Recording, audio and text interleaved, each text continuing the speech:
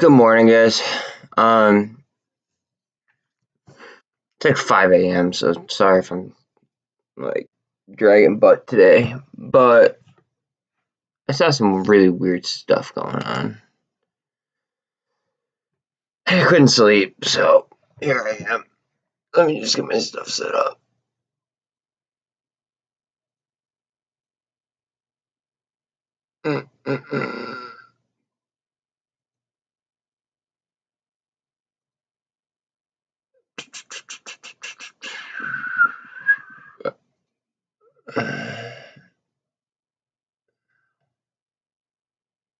Alright.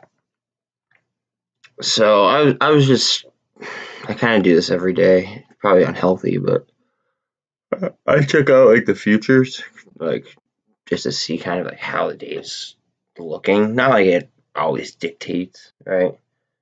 They looked good 1 minute, then the next they didn't.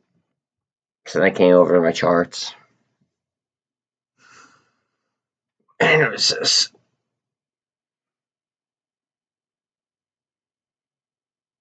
I look at the times at the bottom of the screen, like down here, like right in the time area. Okay.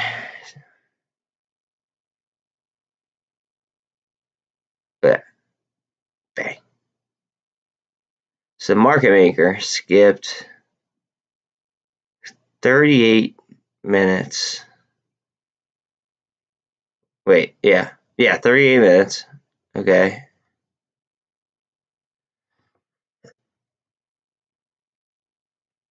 And I realize I understand the volume. I get that. But you don't just skip time.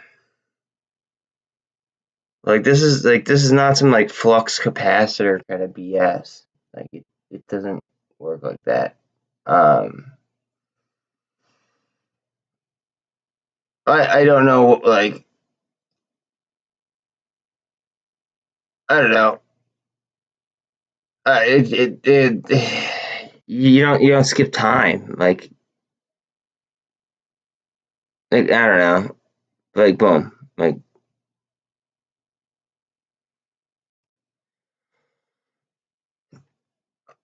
now it's an hour and 19 till the chart's open on webull at least.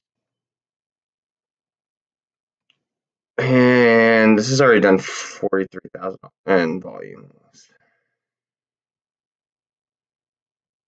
Very odd. Very, very odd.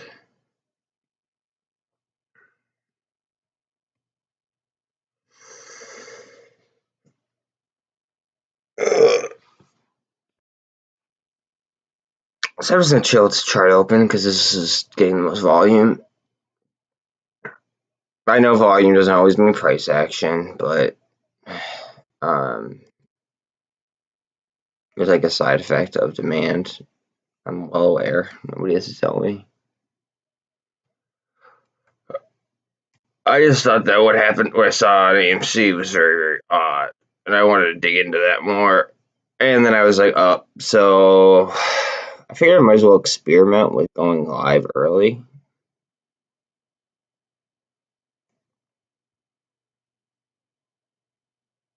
Look at this though. The volume, like like no time disappears here. That's screwed up in my opinion, guys. That's really, really, really, really screwed up.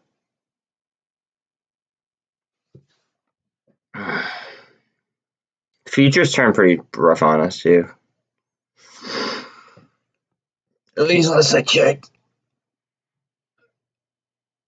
Oil's down 1.5. I mean, CEI is probably gonna get hit today because it was way up yesterday. Dow is kind of flat. S&P is kind of flat. NASDAQ 100 is down 0.3. Oil down 0.17 or 1.57 or 1.59%, 1.6%. Oil looks like it's going to get hit. CEI might feel that a little bit. Excuse me.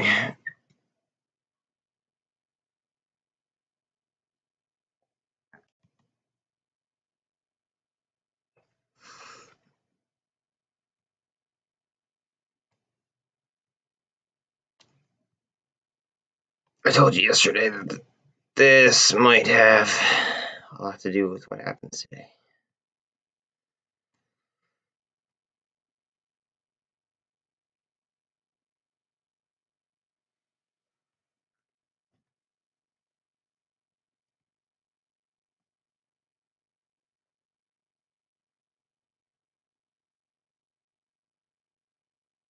If MULN gets hit hard again today, I'm probably just going to keep averaging down. Well, realistically, I'm averaging up. I'm probably going to DCA into it on a discount.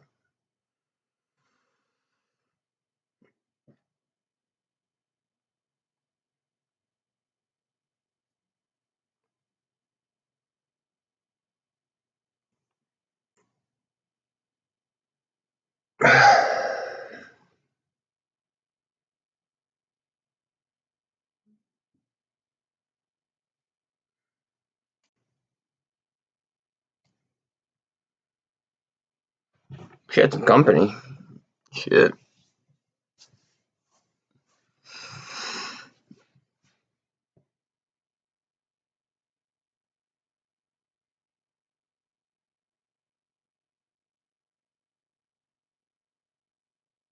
Any news dropping or anything?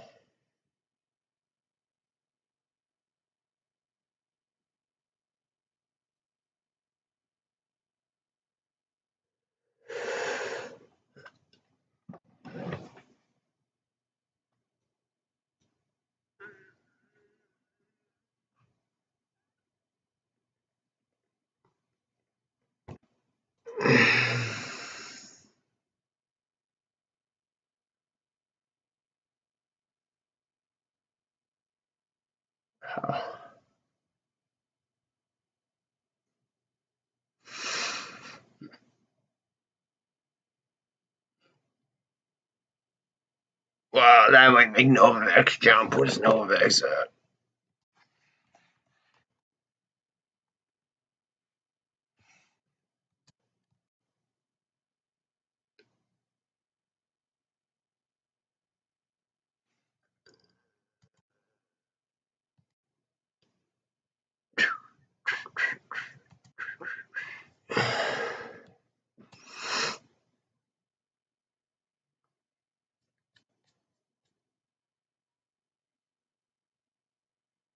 CEI is down 5%. Kind of expected after a huge run yesterday. It needs a little bit of a breather.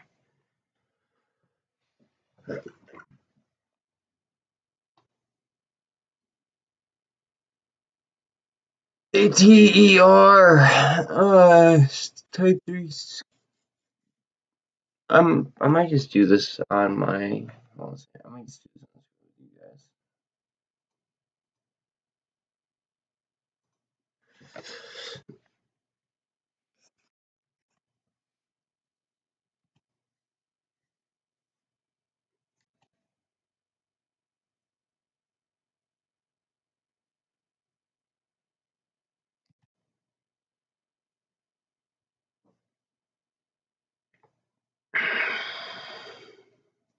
There's a calendar actually.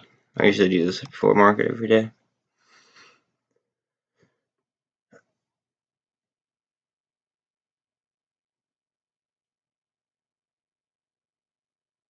No major ones today.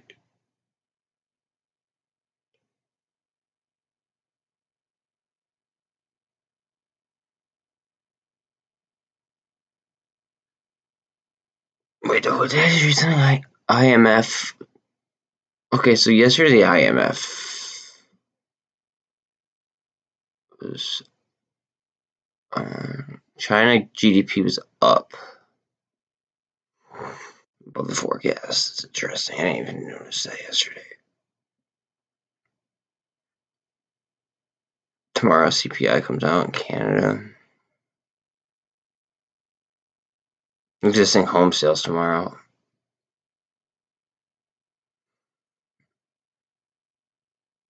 Oh, Powell speaks on Thursday. Oh boy.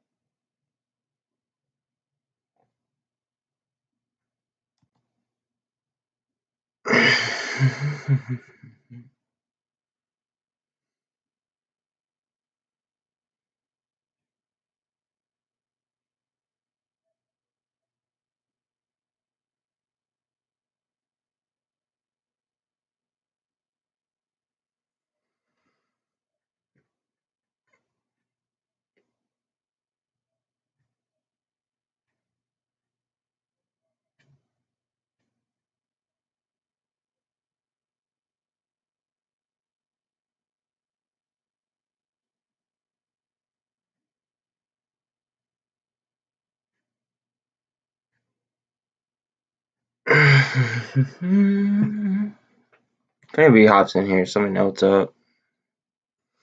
I know what you're in. Let me know if you want me to check on something. I'm just kind of, I don't know. I'm never on. I'm never on this early. So I figured, screw it, I'd try.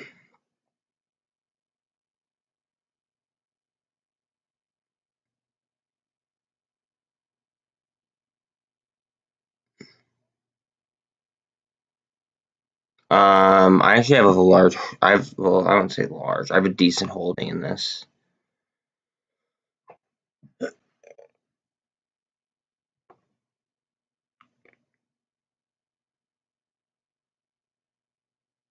Hopefully that goes.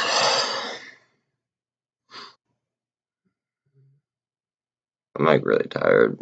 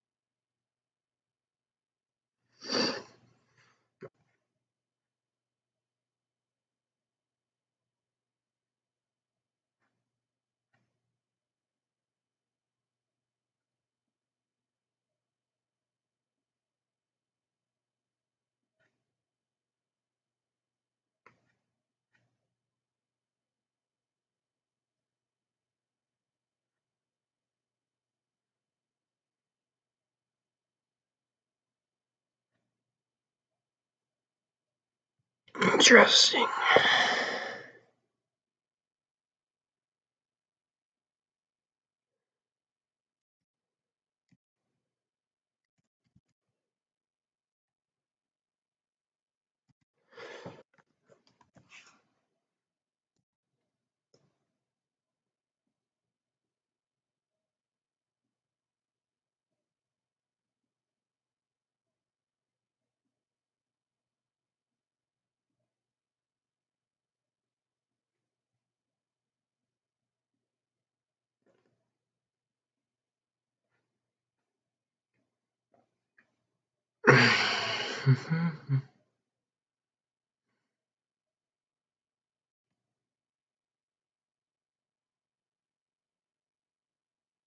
This isn't updated yet. Keep that in mind.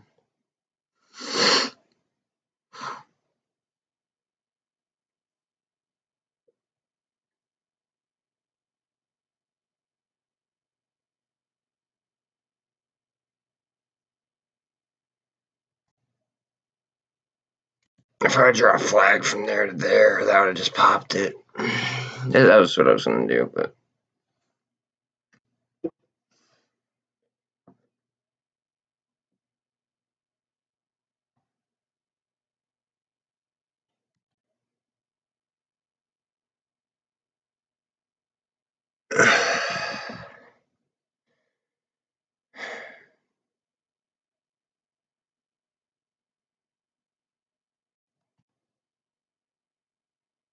No volume.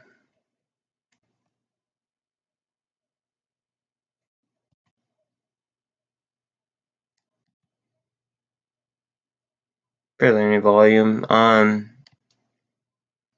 This BBIG, AMC, MULN, CEI, they're kind of like barcoding over on top of themselves last night before I got off, and I was streaming into after hours.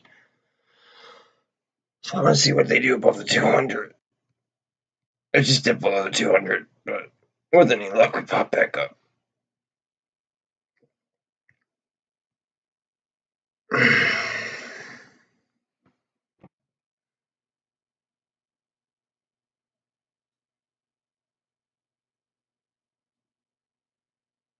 Okay, it looks like we didn't skip any time here.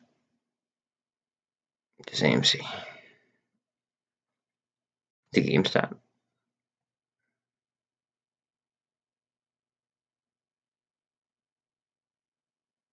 Just chunks. Just little chunks. It's so screwed up. That's wrong.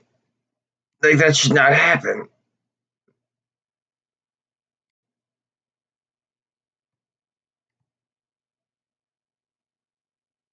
That shouldn't happen.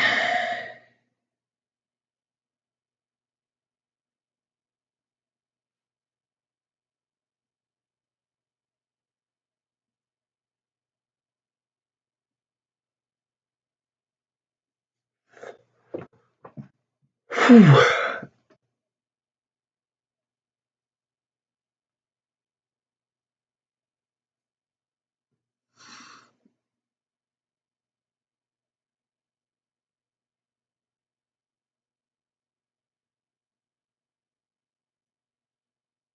Where's SST? Let's see. What's going on with SST? That's down, but the warrants aren't down as bad. And that sucks for my options, but my main position is my warrants. It's not that bad. They were really bad last night, but they got beaten up apparently. I should have bought more. Why are they done like that?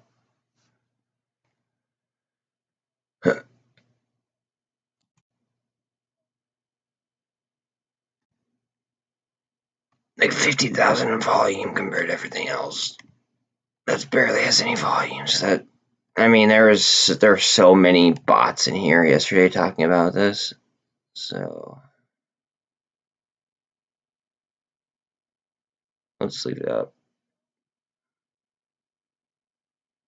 Because I'm kind of curious as to what the bots wanted.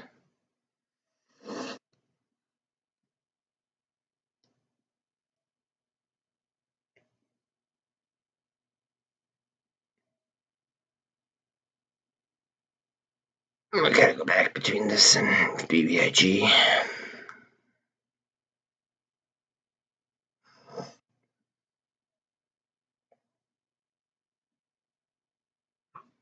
Oh, man.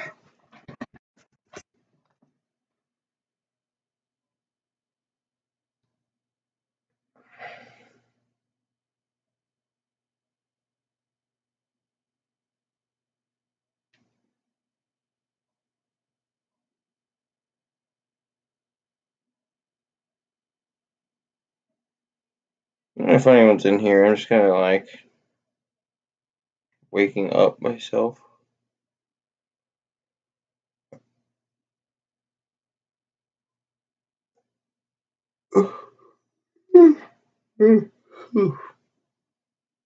Heck, these starting to twist up on MULN. We're already above 50,000 in volume. That's interesting. It's early.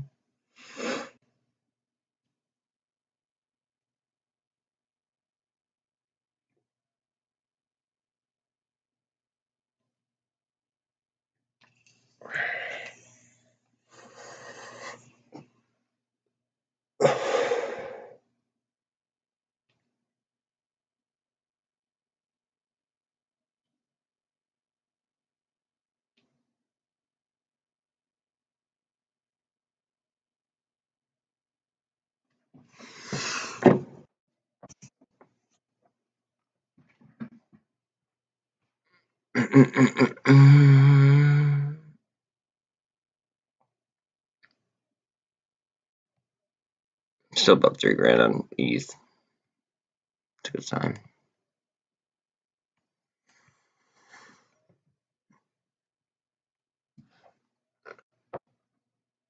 Looks like a cup and handle to me.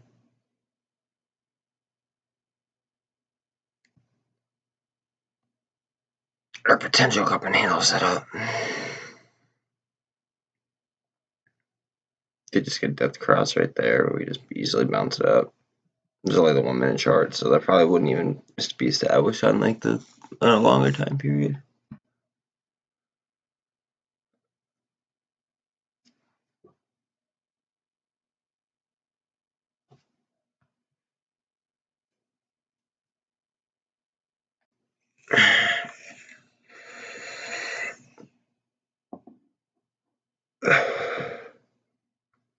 No, that was up like 6% or after hours yesterday. Now it's down 6%.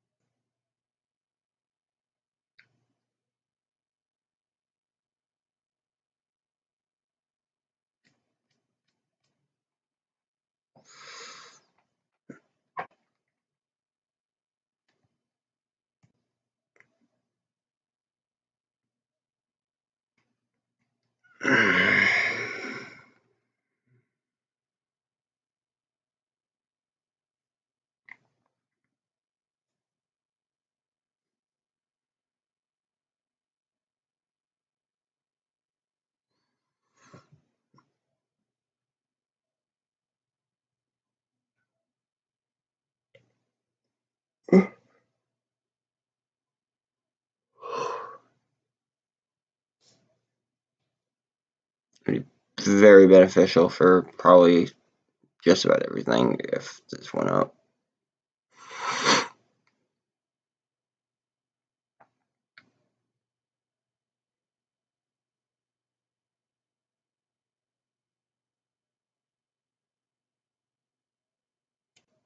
Japanese yen was getting hammered too. I don't know if anybody plays Forex, but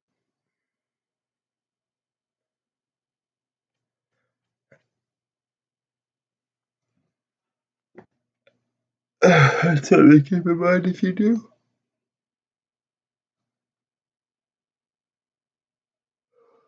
Oh, sorry.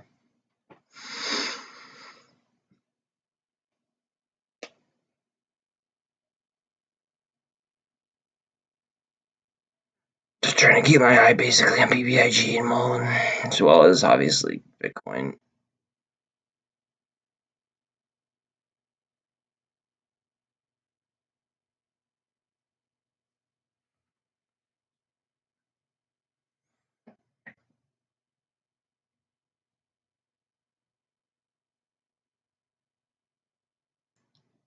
Pre-market has the Ross, the SPY, and the Qs all down.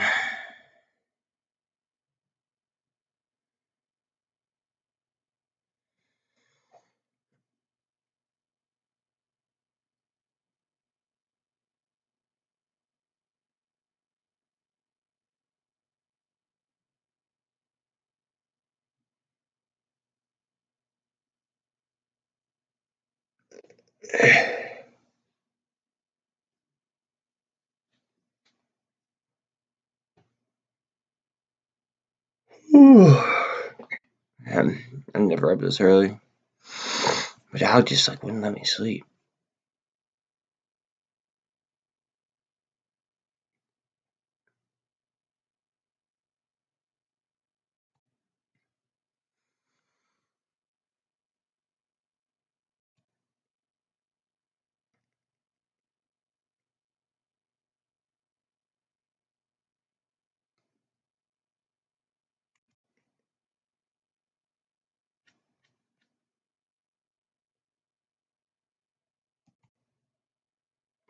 Oh, 177, really? 25 RSI? 57,000 in volume already. 57,000 and a half. That's crazy.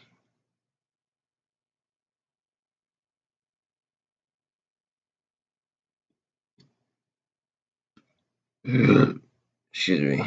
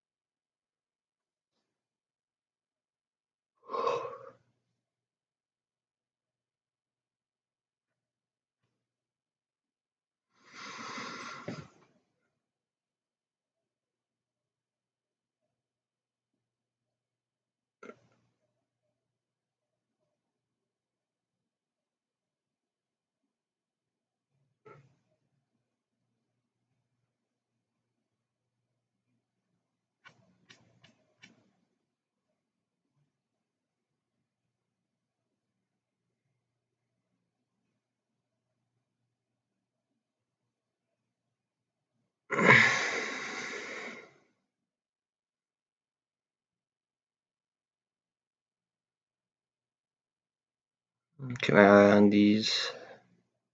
Well, I watch this chart, I guess.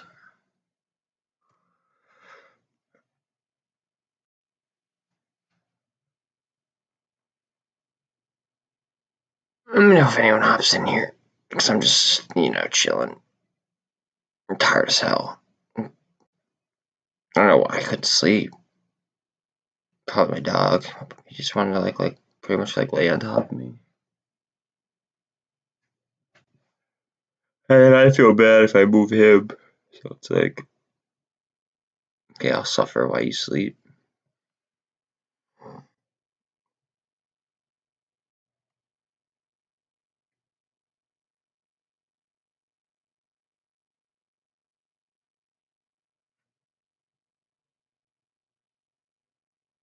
I really don't like how they made just time disappear on AMC's chart. That's not cool.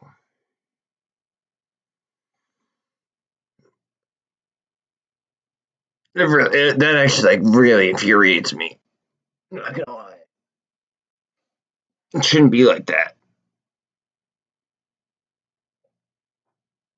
It shouldn't be like that at all.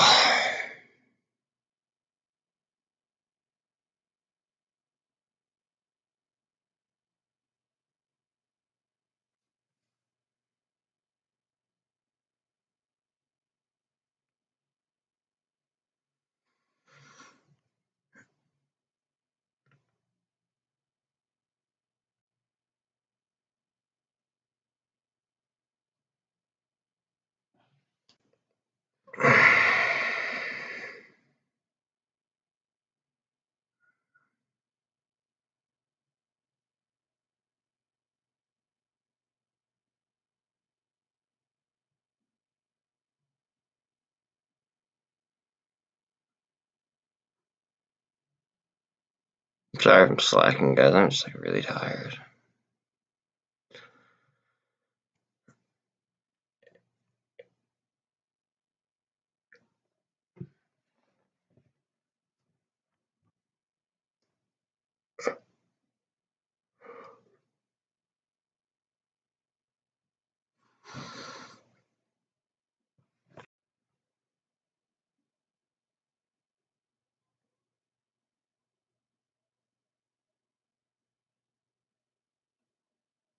So the IMF is blaming global growth on Russia-Ukraine stuff. That's what I just overheard from in the living room. Can't say I didn't see that coming.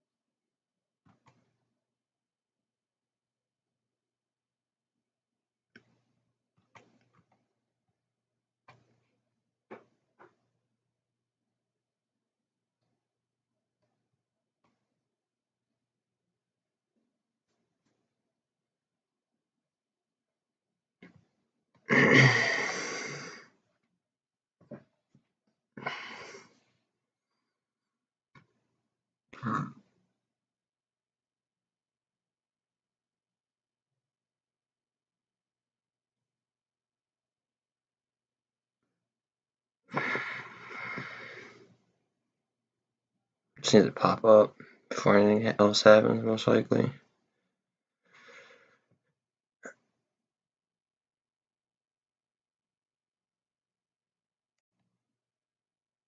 If it sinks, I think we have a bloodbath on our hands.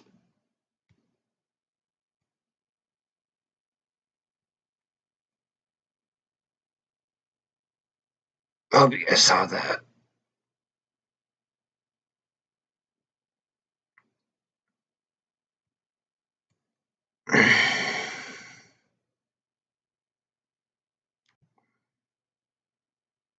You guys are watching this, right? Like, I'm not hallucinating because I'm tired.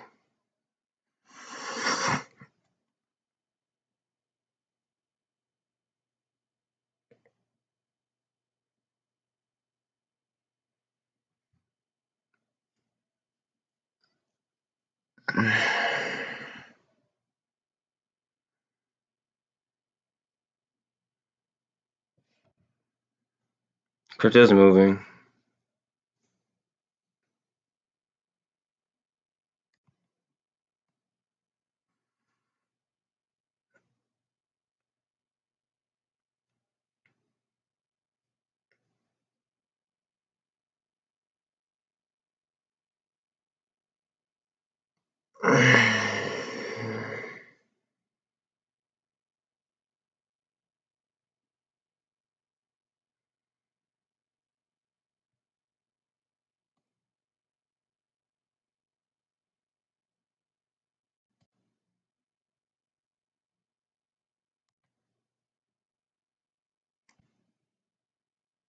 See, IMF has been meeting all week, and basically every country except for ours accepts XRP. The UAE yesterday, I believe it was, determined that it wasn't a security. And as the UAE and not the United States, but if we're the only ones that aren't accepting it, that means that we should probably fall in line, huh?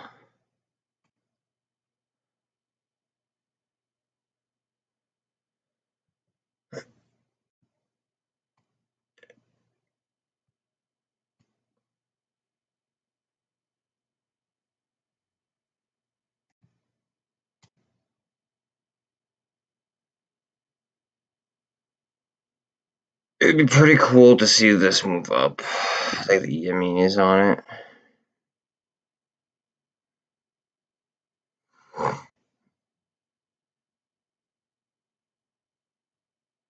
feel like it's been like a little while since the 200 has been below for an extended period of time. Maybe I was wrong.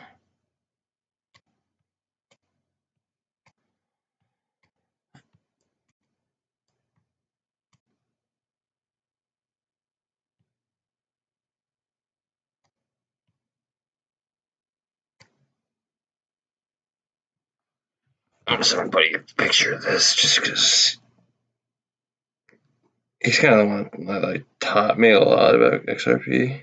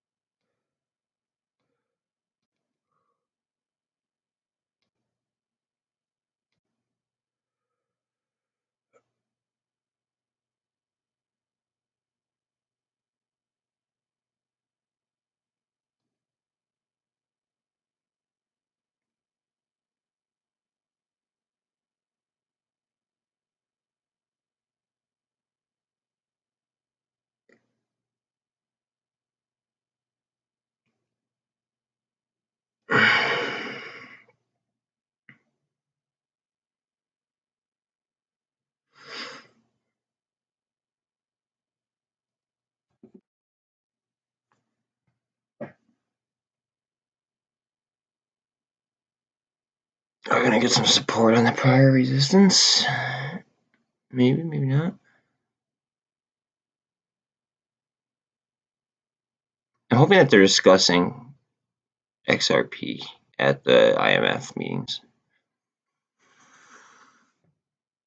This should be towards the top of their agenda, realistically, is establishing a worldwide, like, digital currency.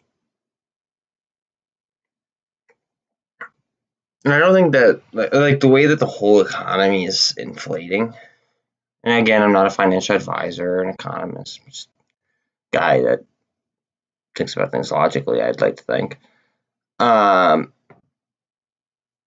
Like the way that all the economies are working, like I told you that the yen was getting destroyed earlier. I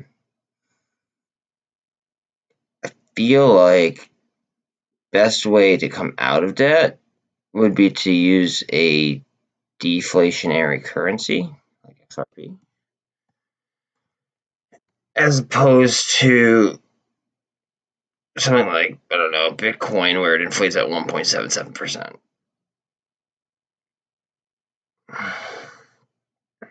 Plus, one could argue that XRP is on the ledger. You put like debt on the ledger. I mean, you could just use other ISO compliant like cryptos in order to make purchases on the ledger.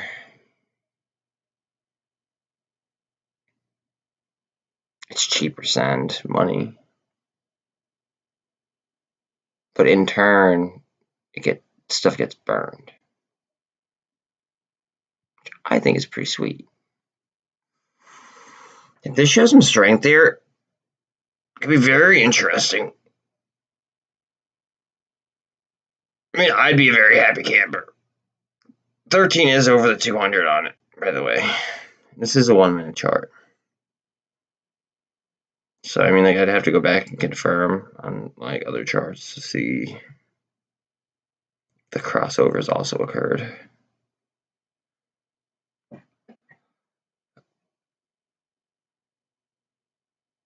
Maybe I'll do that in a bit.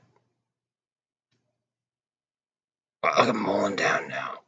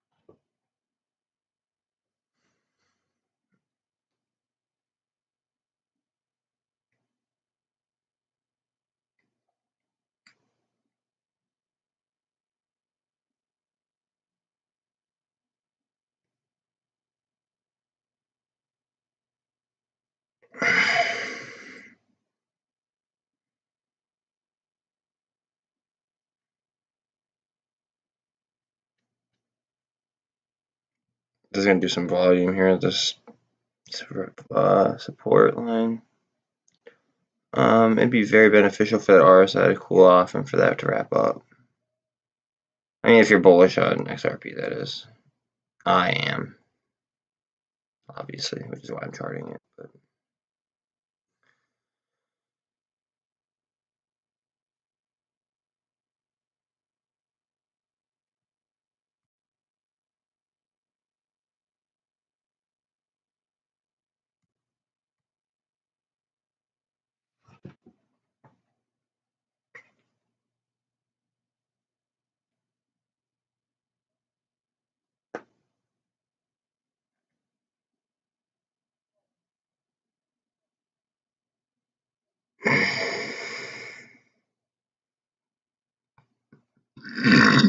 Excuse me.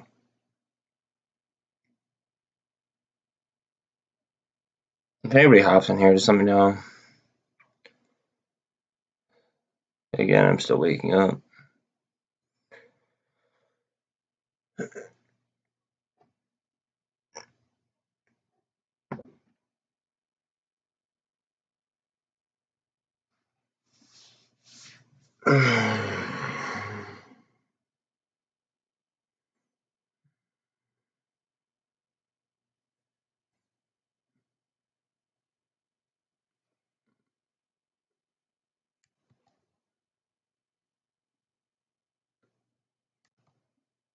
Gosh, I'm tired.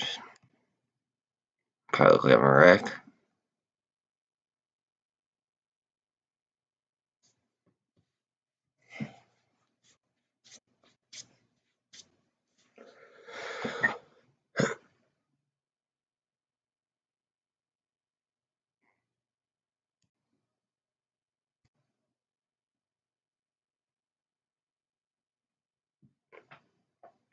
$24 is coming up on 200.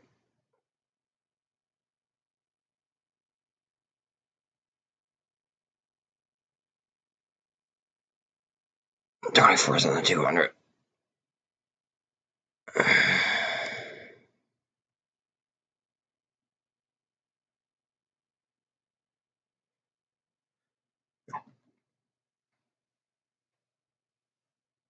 Oh, baby, yeah. Keep giving me candles like that.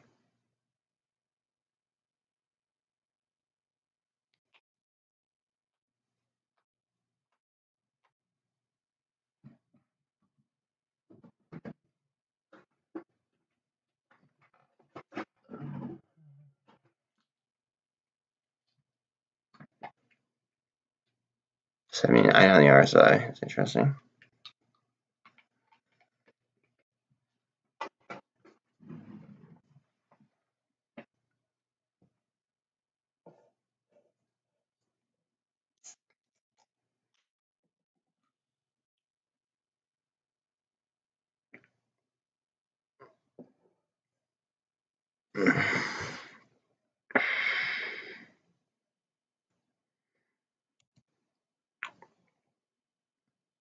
$440 in volume.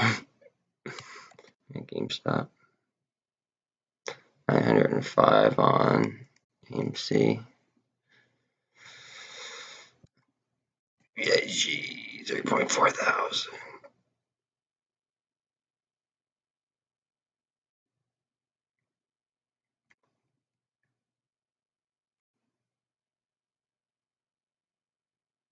Look how it ended. Look how it's beginning. Interesting.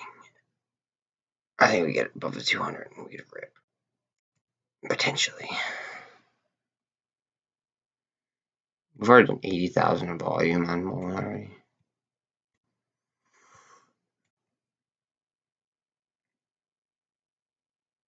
Well, that barcoding in after hours yesterday.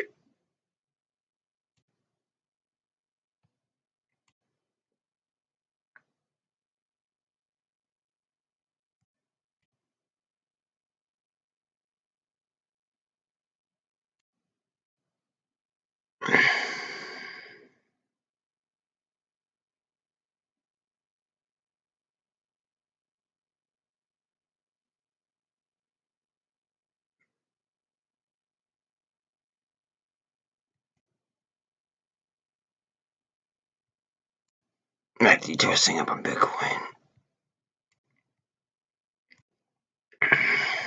Look how broke my. That's funny. I drew this like when these were down here, and then bang, came down here and broke back into the downside, caught support off the standard pivot points, and broke my bull flag again. Now we're stuck at the 48. I wonder if we can break it.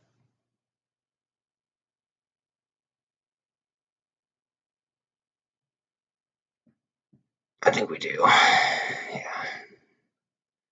200 might be a little bit rough, but I think we can do that too. I might be an eternal optimist though.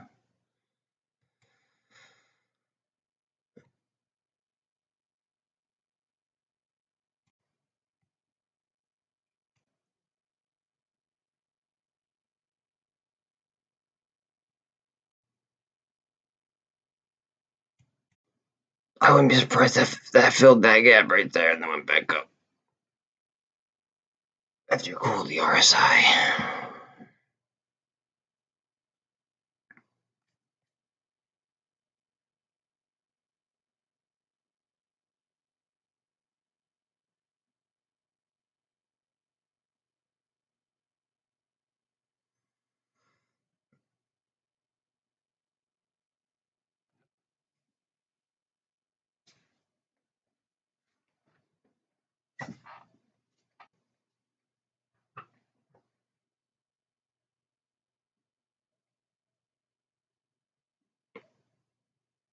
Alright, we filled that gap.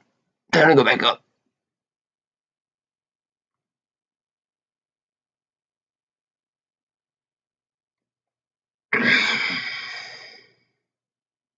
I'll wick all the way back up to that. Now again, that's standard resistance line. That's not something I like. This would be something I drew. See, like R3, R2, R1. That's something I drew. That's like the standard.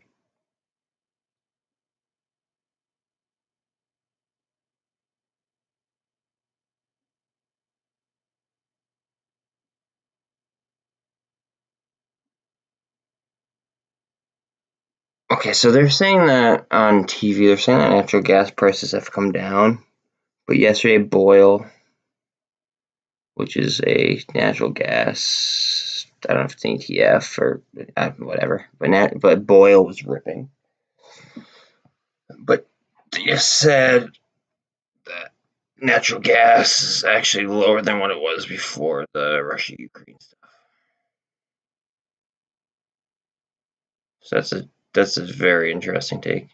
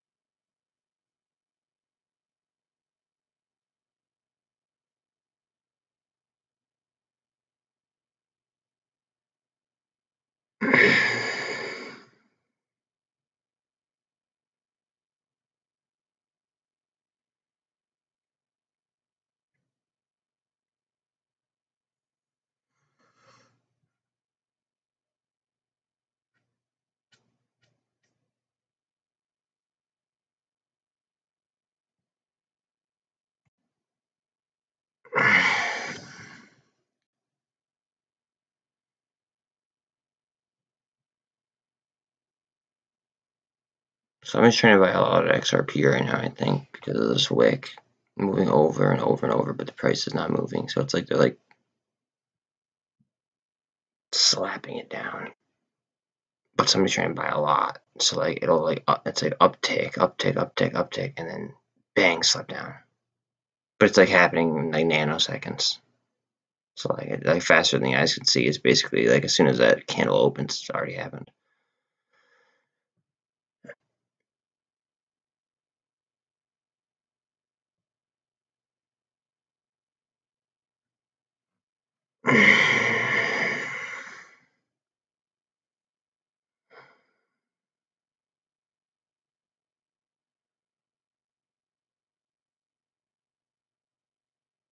Not gonna lie, if MULN's down really bad today, yeah, I'm gonna like I'll probably end up sniping more, but I'd rather just rip at this point.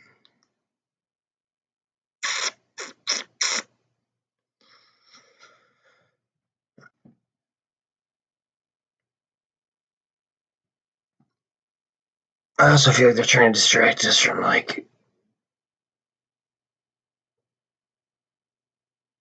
other things. Everything that they do is very tactical. Just remember that. If it makes money, it makes sense.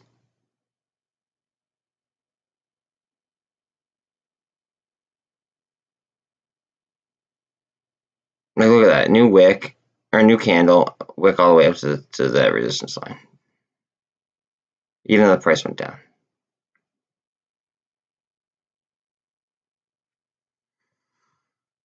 Two very powerful forces going at it right now.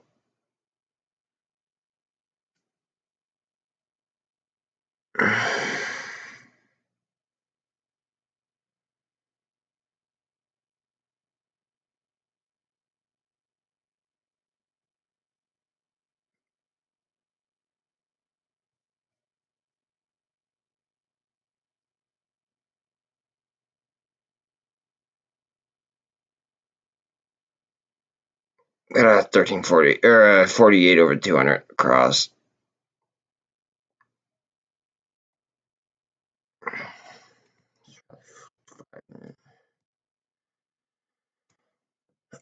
Uh, 5 minutes and 13 is about to cross the 48. And they're all over the 200 right now on 5. And they're crossing the MACD. On the 313, it's coming up on the 200 as we speak. So this could be a very critical level right here. We should, if we see some strength here, we could see a move up.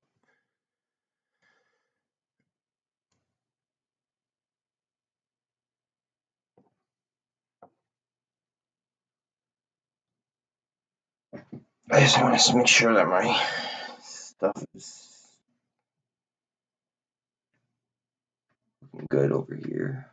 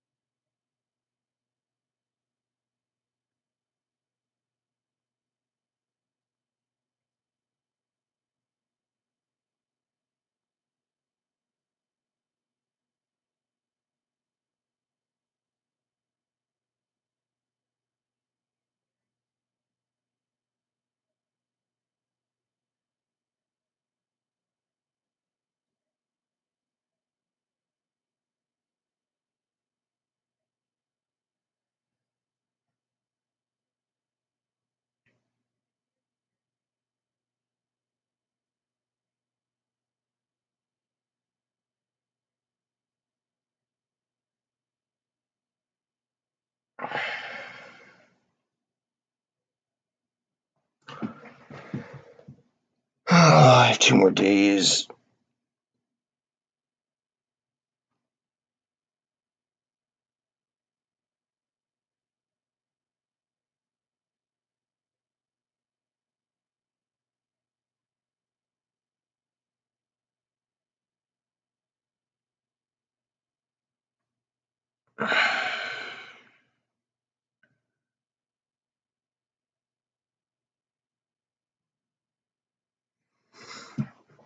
Let's keep seeing a twist up in that MACD. Please. Purdy, please.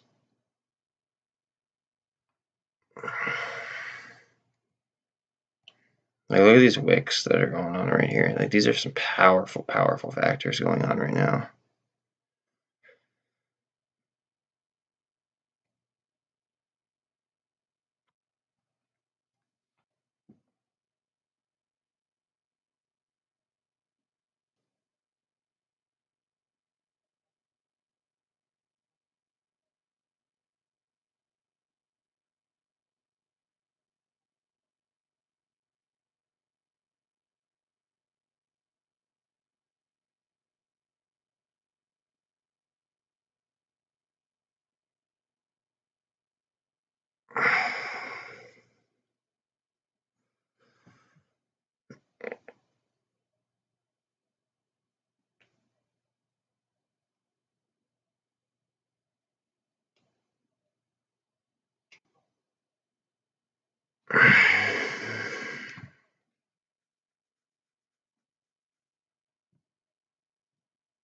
A gap fill in front of us too, right here.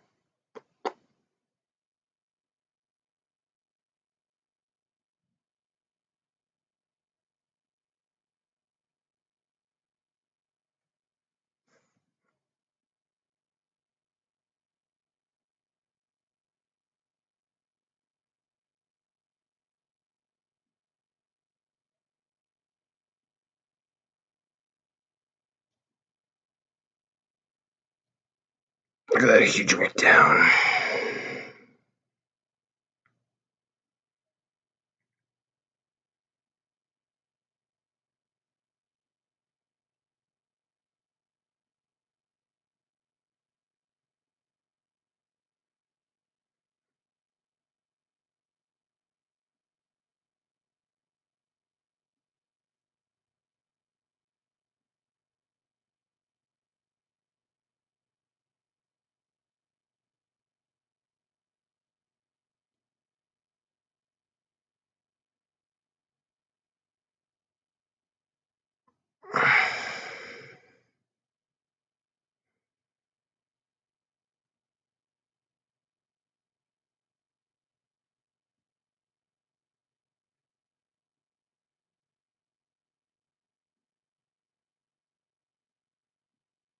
So I'm just like looking at rates on my staking.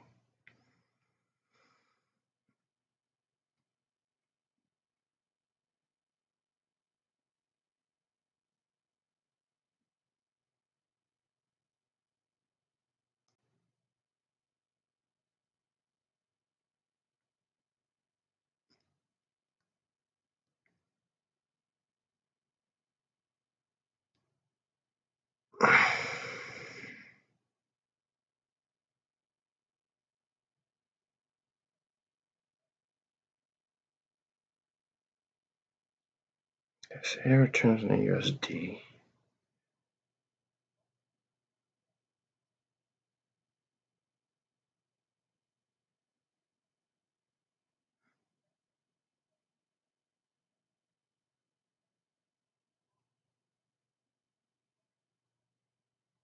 Turn XLM into anything.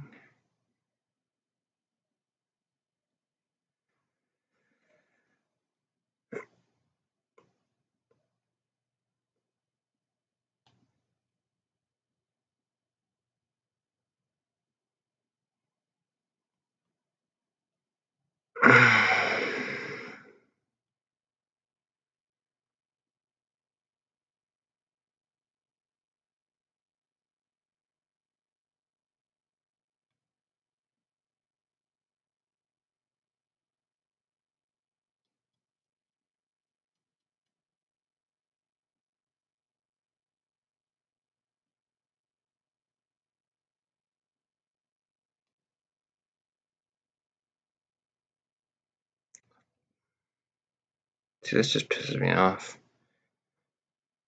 So we shot back down to the resistance line, but again, we have gaps on the way up.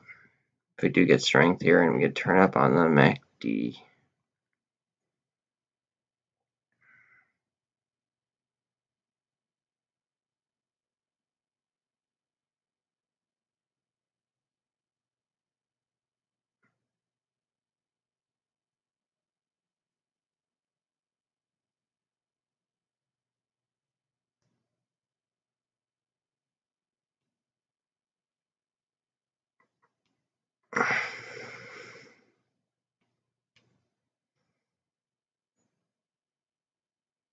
But you can't.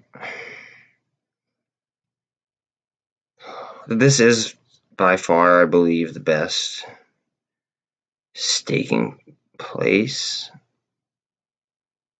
But it really aggravates me that you can't easily convert to their native coin to hold. That aggravates the ever-living crap out of me.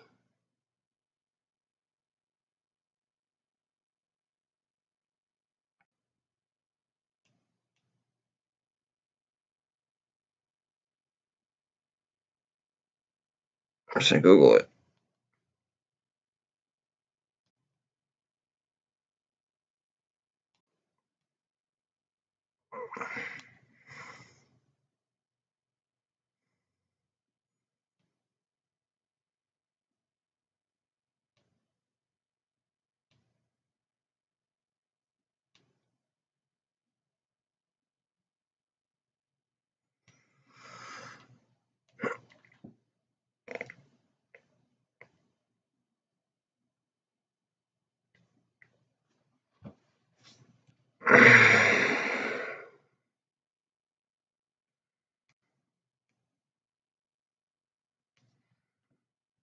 I mean, if anyone like rolls in.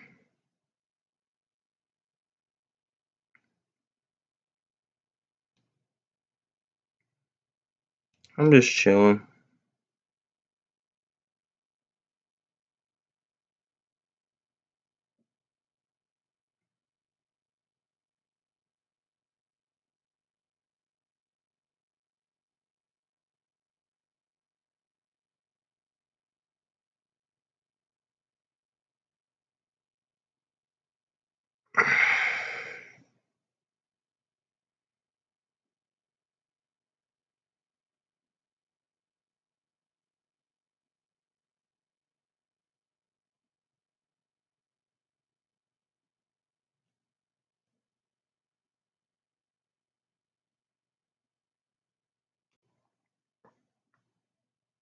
Look at these wicks, though. It's insane.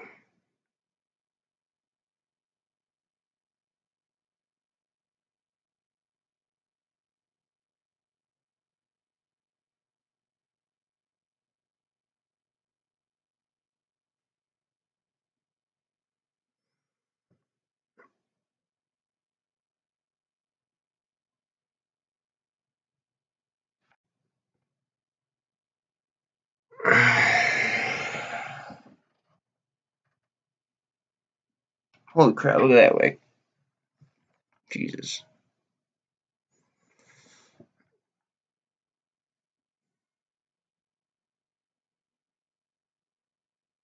About 40,700 on Bitcoin. Staying above 3 on ETH, which is important. Very psychological level there.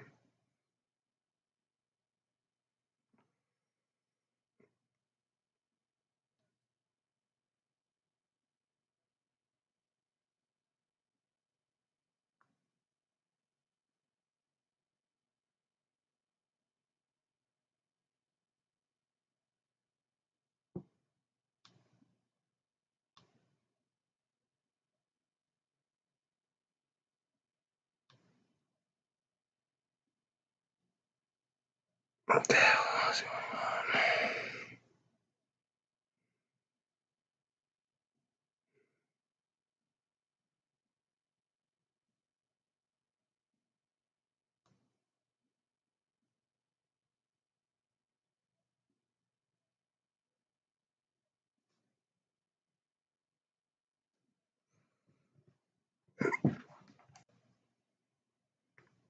Look at that wick.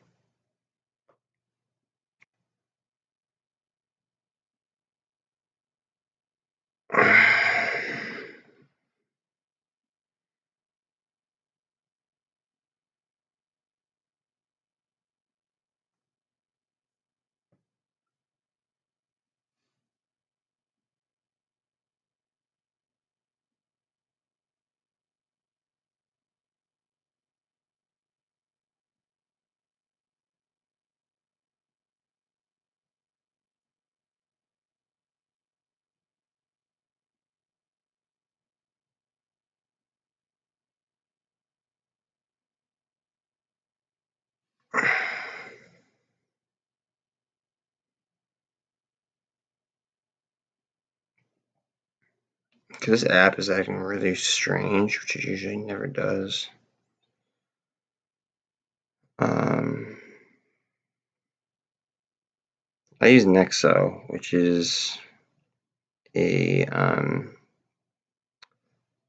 they work with Backed Holdings, which is a publicly traded company. So you usually never have any problem with them. And they kind of always have to back their stuff up just because they're like they're regulated.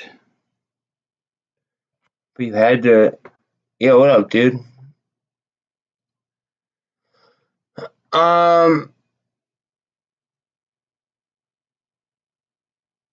You know, I don't either. Usually, this morning's different. So I couldn't sleep last night.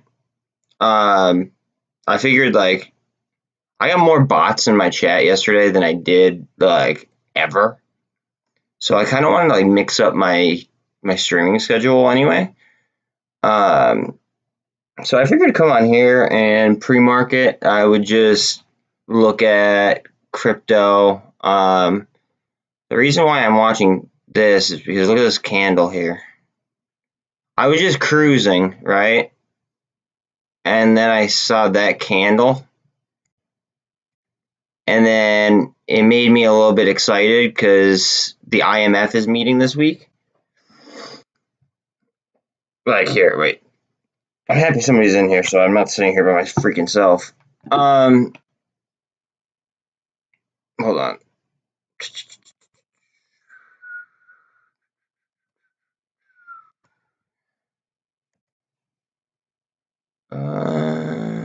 Look. Day 4 of IMF meetings. That's on Thursday. Friday, we get all these PMIs. IMF meeting. IMF meeting Saturday. Like it. Oh, and China beat its GDP, by the way. Like its projected was 4.2. It was at 4.8. It's not good for us. But that's why I'm watching XRP. Is because of this huge candle, and it shot up above the MACD. I think we're getting crosses on. Yeah, we're getting crosses here on the 5-minute. Probably crosses on the 3 as well. 13 over the 48 on the 3.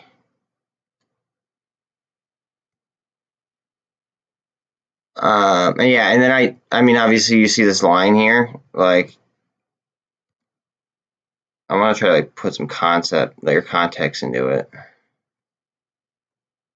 I drew this like a while ago, and this was using like the max.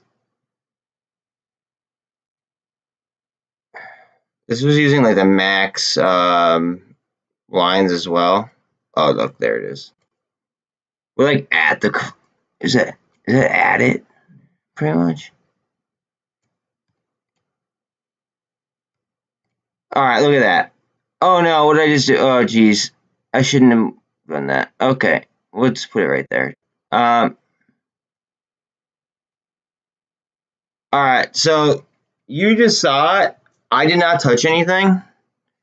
I had this previously marked out. Look at that top trend.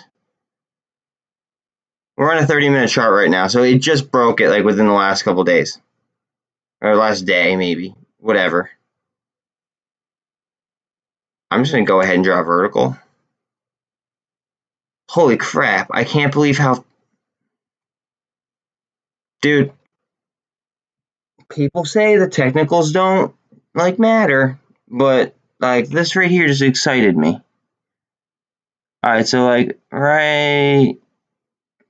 in that area.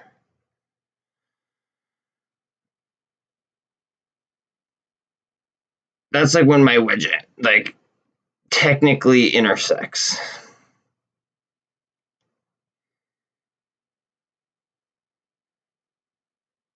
It's broken out up here, came down, retested. I've retested a previously drawn line that I had. I think that's the one that I accidentally just moved, so it might have been down here. Not sure. Nonetheless, hop back on the trend line.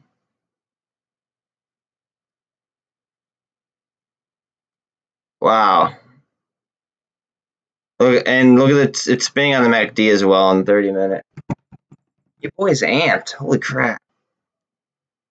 All right, so I'm going to send this to my friend who told me that I could not accurately chart this.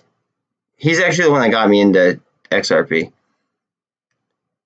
But he actually told me that I couldn't, like, there's no way that I could actually, like, that I could, like, chart this accurately. And I just kind of want to say, like, hey, you need to see this.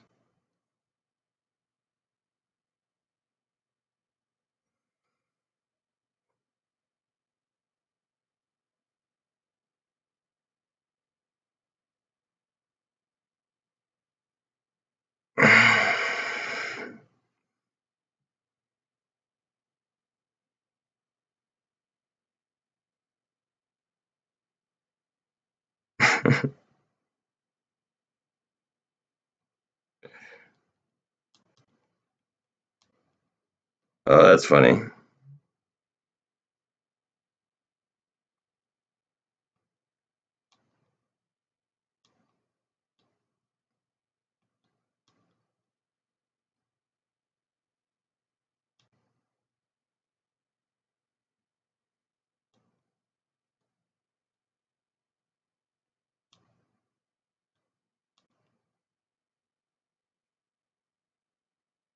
I'm so tired, dude. I'm so freaking tired.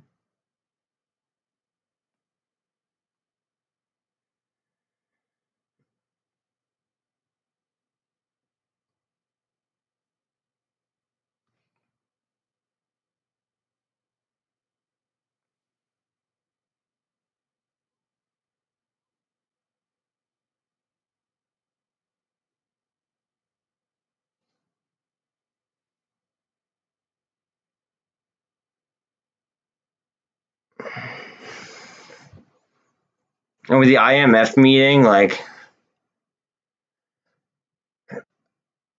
every other nation that I'm aware, like the UAE yesterday said that it wasn't security. The UAE. So I think that leaves us as like the only standing like large nation that does not just doesn't like I guess count it for what it is. I think it's because we weren't ready to tax it realistically. But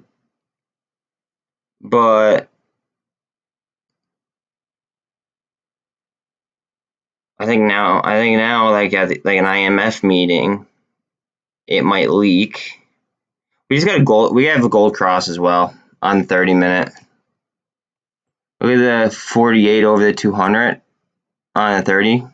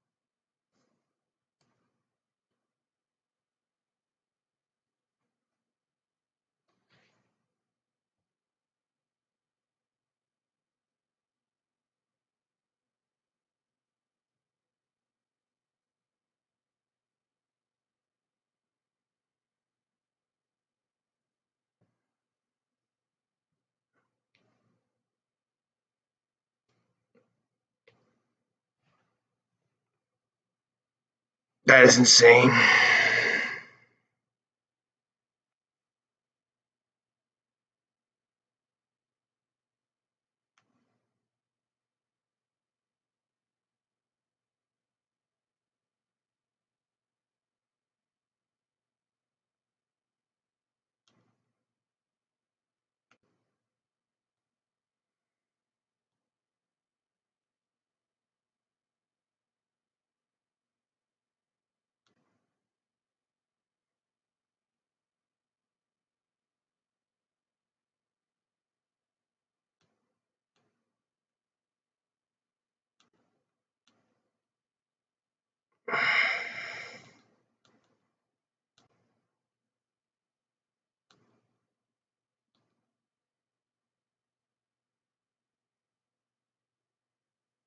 Dude, I'm jacked right now that these are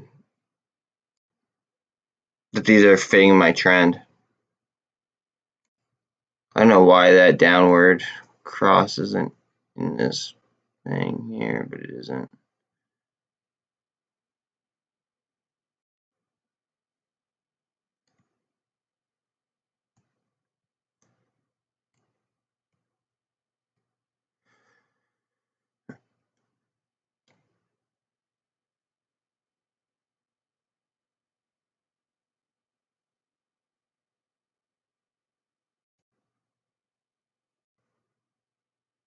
Here's an hourly chart. Again, MACD cross to the upside, golden cross.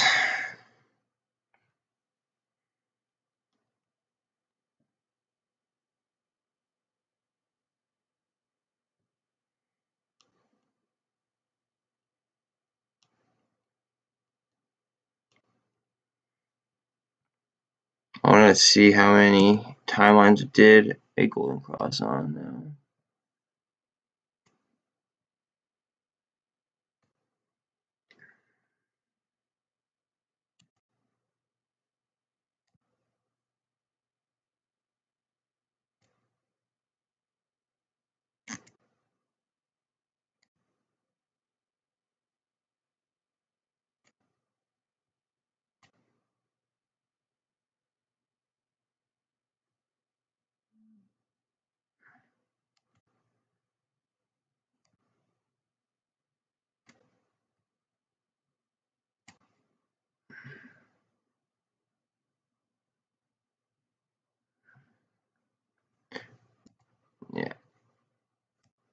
But yeah, I don't know if you stake your XRP for anything, but like Nexo was off or is offering for like current clients 12% staking rate, which is just absurd.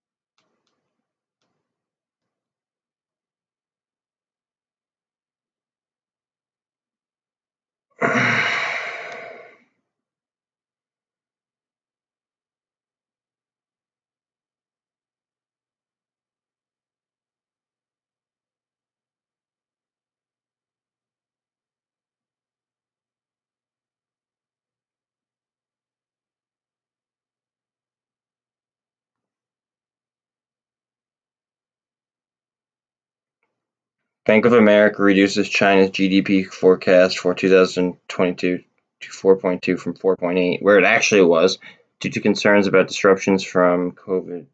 I'm not supposed to say that on here. From their controls. That's funny because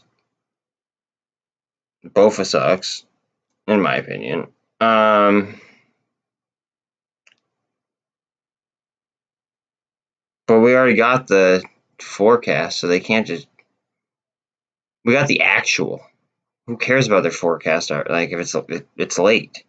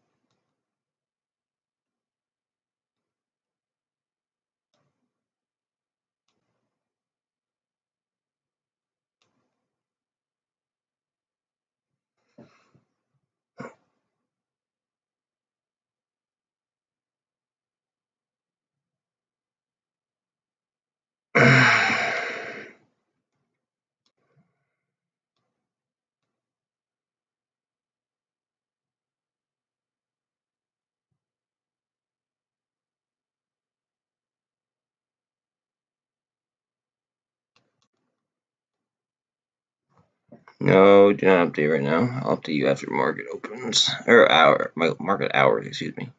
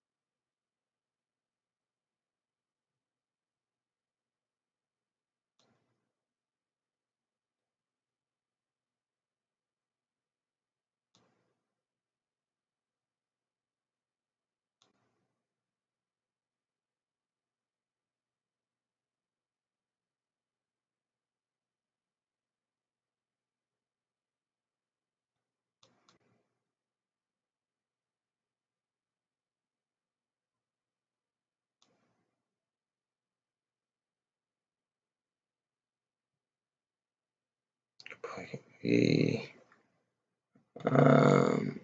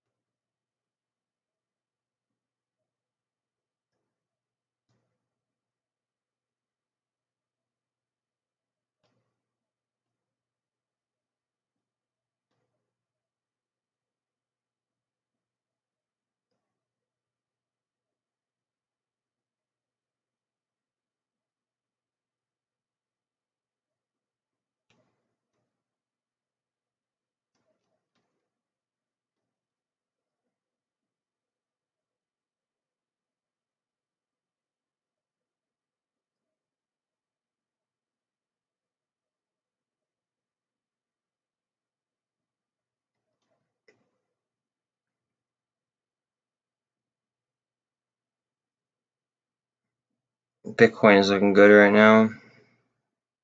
Very important for the day. It's almost 7 a.m., which means that a lot of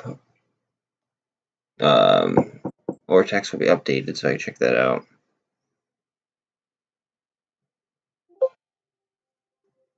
Sorry about that, homies. Let me go ahead and plug her in. Okay.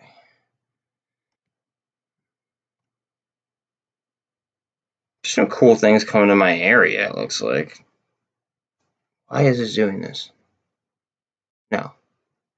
Apparently there's a Margaritaville coming here, and there's a Dave & Buster's coming here. It's pretty sweet.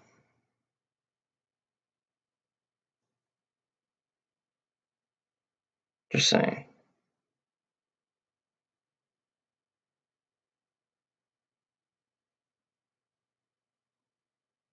My alarms are gonna be coming up soon. Hopefully I don't get like DMCA'd for like 2 seconds of those.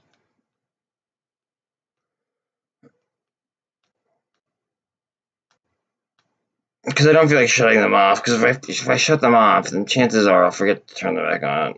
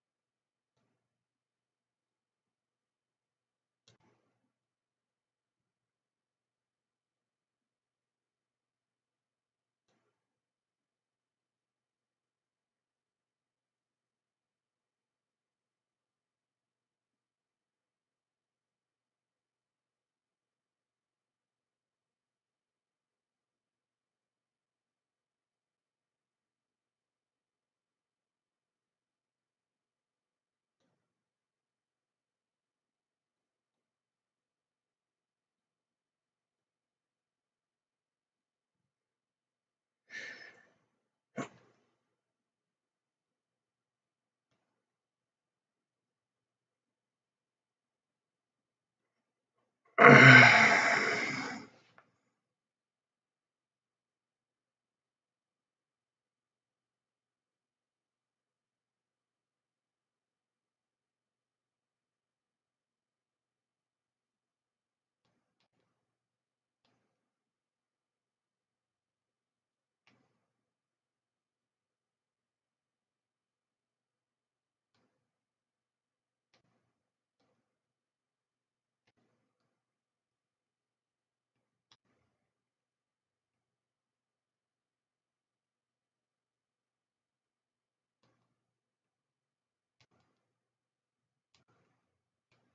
on my Facebook are just so like they don't understand economics, and then they post about it, and it really aggravates me.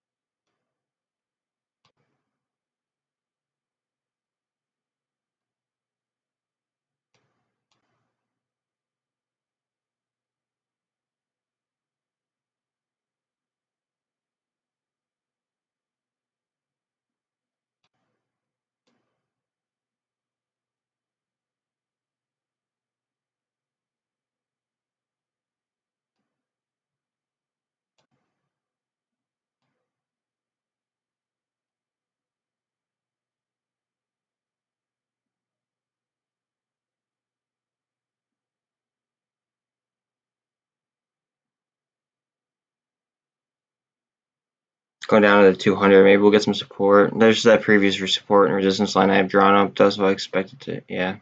I expected to bounce up before then. Let's see if we get a curl on the MACD as well.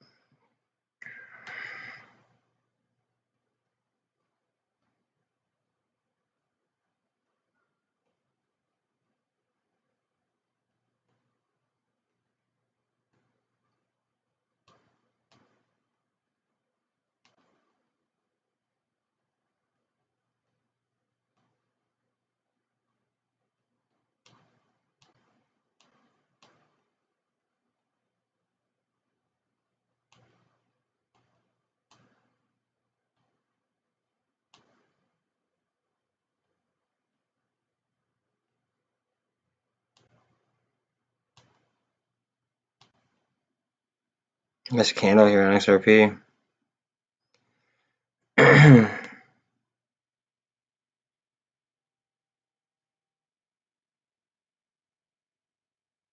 Oh no, what was I doing? Oh yeah.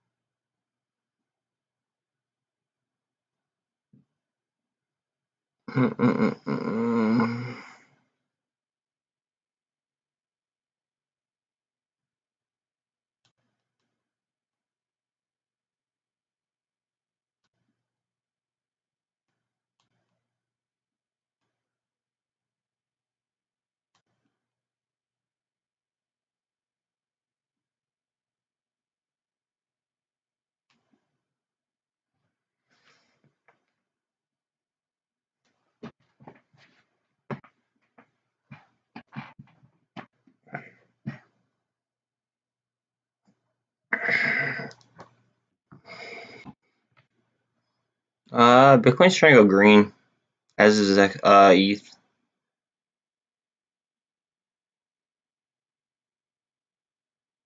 And XRP is looking very, very strong.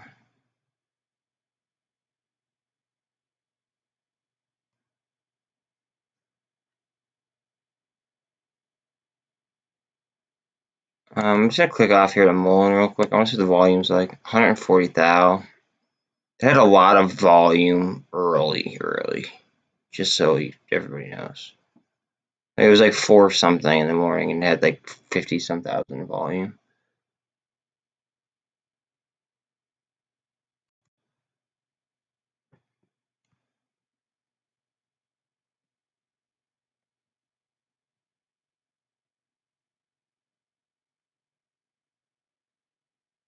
Okay, so if I was to draw a bull flag like that, it would have just broke out. I'll do it just because, but I'm not claiming that, like, to do this, like, before the fact. But I just want to show you guys from a technical point of view.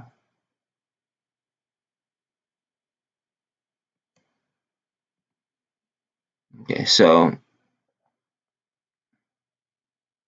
red line to red line. There's a red line right there, but I had to like keep into consideration that red line. Anyways, this isn't me saying to buy anything. I want to be very, very clear. I'm not a financial advisor, but after it broke the red, like as it broke my bull flag here, it had 3 green bars here. Technically, that's like a 3 green soldiers look, and that's a technical buy-in indicator. And again, that's not me. That's like if you were to open like a trading book and look at like typical structures and typical indicators and stuff. Like, that's what that would tell you.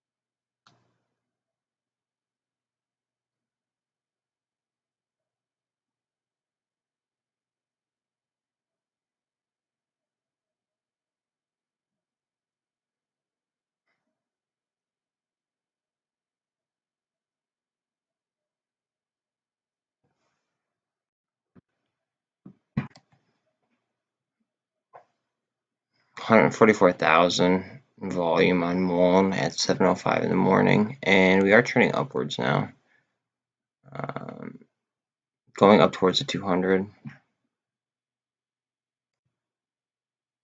I am going to check on XRP throughout the day.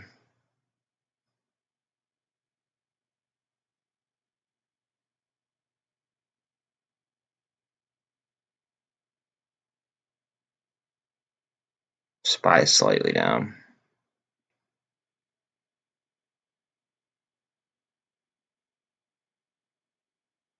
We want to see 41 on Bitcoin. 41 plus.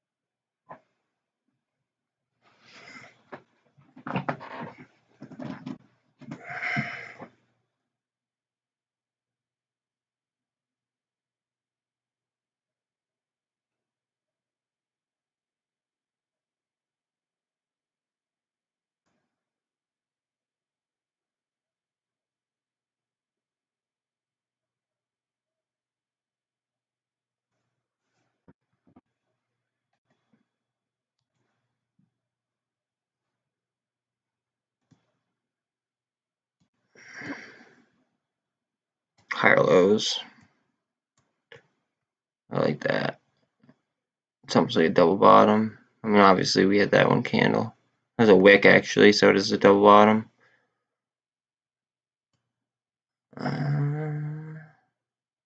It's higher lows, higher lows. I like that. I like it a lot. Let's see if we keep going.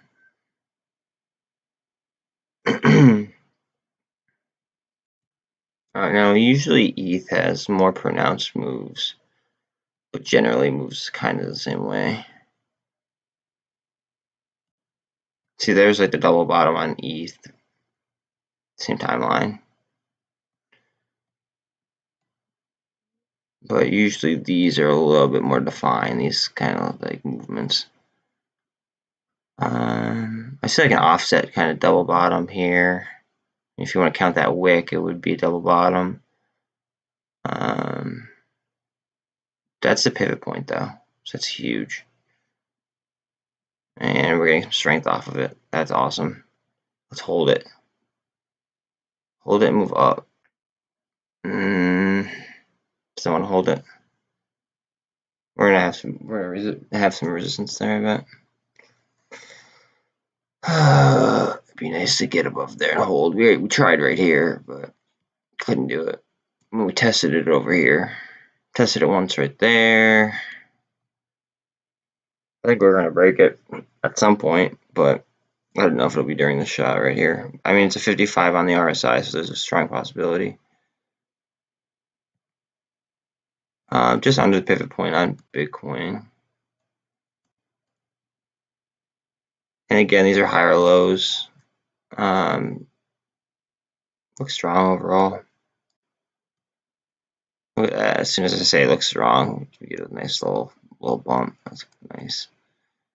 I'm gonna draw a speculation line. This by no means is indicating anything beyond just my pure speculation. And it's not even really speculation, it's more of just like at what trajectory the trend is going, I guess you could say. Because I could easily do like a parallel, like a thing up, like a ray up, let's say, and then like an ascending channel usually, and not always, but usually indicates that there's going to be like a bearish move. So, I mean, I'm sure you guys don't want me to do that.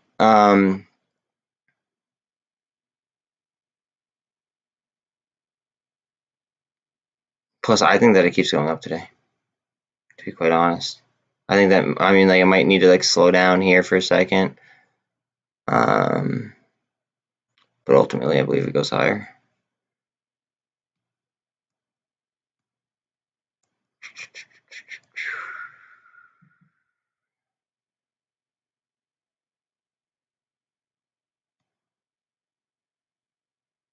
Look at all this like volume that happened right under the pivot point.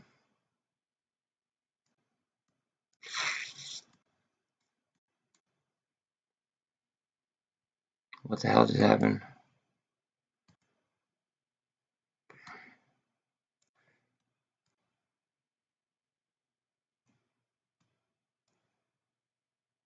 Yeah, maybe we'll get some support on the 48. Maybe not. Might come down here. But I think we come back either way. Not worried about it. Let's look at some Ortex stuff. Maybe we get some updates.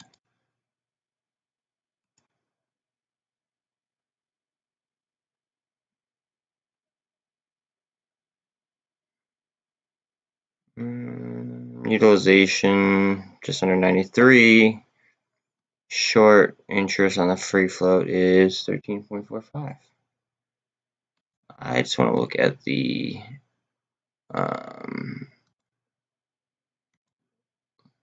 lending volume yesterday. What is that? How many did they lend yesterday? Okay, so keep this in mind. Yesterday, which would remember T+2, okay, we had a rough day.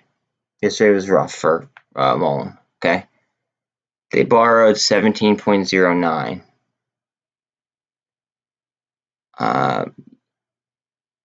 It's yet. Oh no, I'm sorry. That would be 2 days ago, I believe. So 16.38 million. Okay. Then yesterday they borrowed an additional 14.11. G's against us. Just worth mentioning.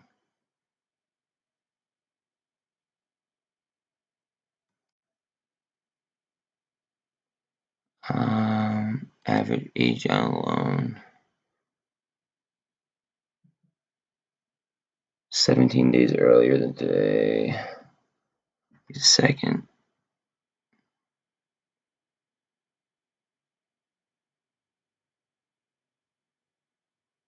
This is the first. So under $3, they'd be underwater. Okay, under $3, they'd be underwater, theoretically.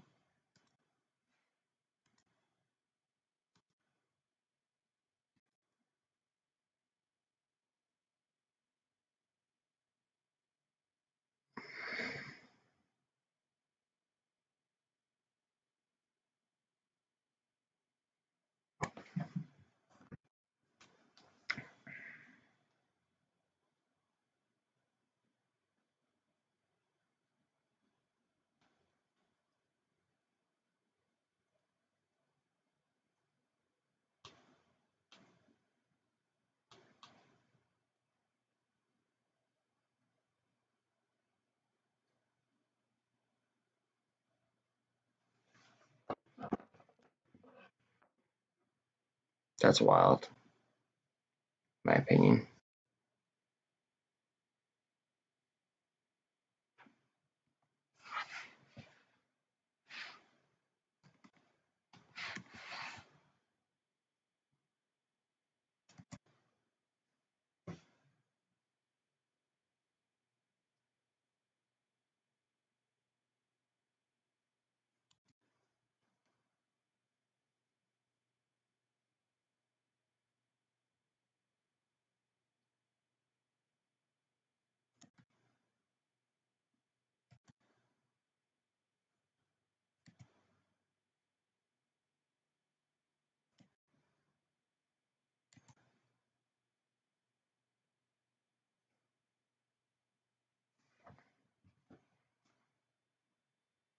What is 44 days earlier than today?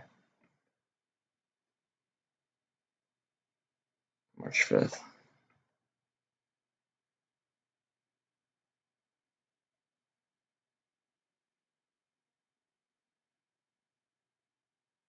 Okay, so March. We'll do the higher price one.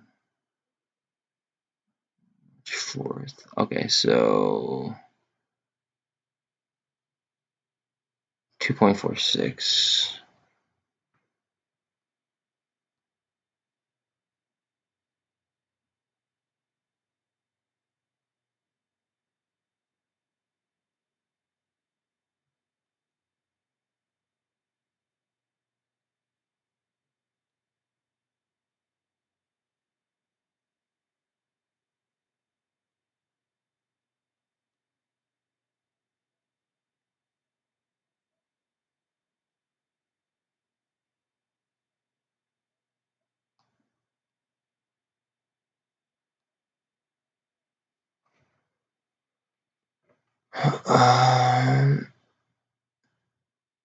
To AMC.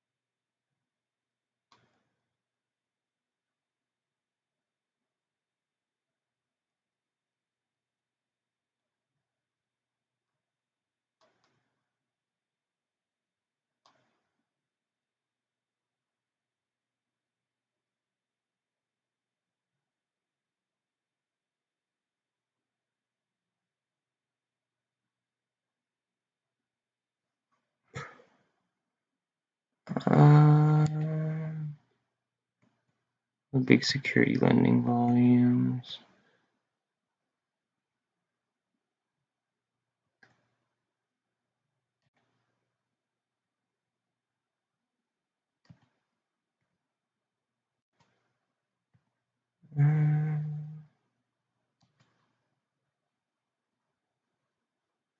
AMC is 94. Well,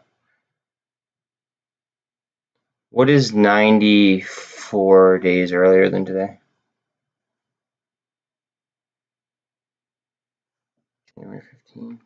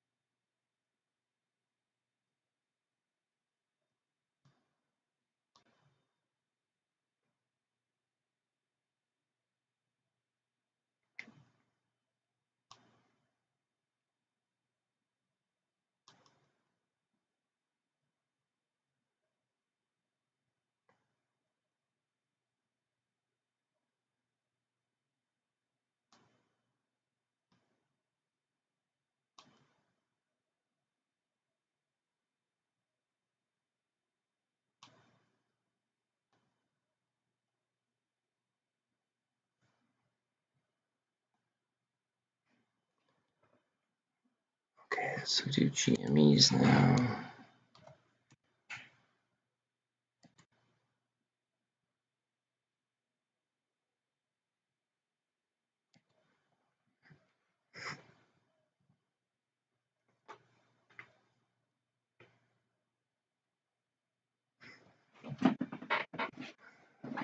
We're above 20% short interest in the free float on GME.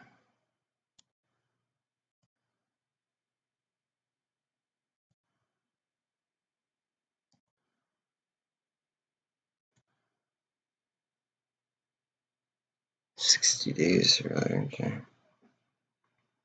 What is 60 days earlier than today?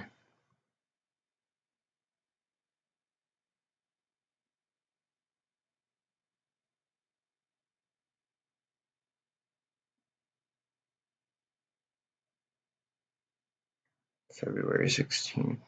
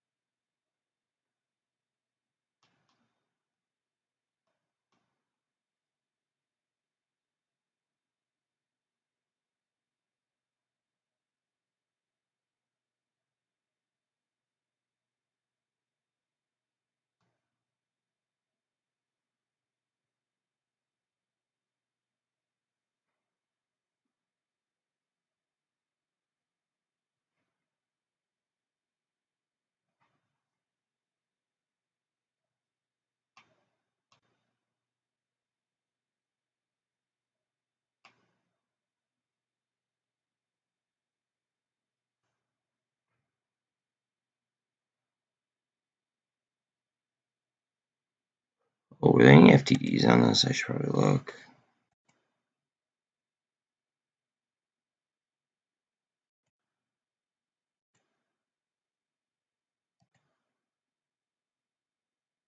Decent amounts here. Nothing crazy, but decent amounts.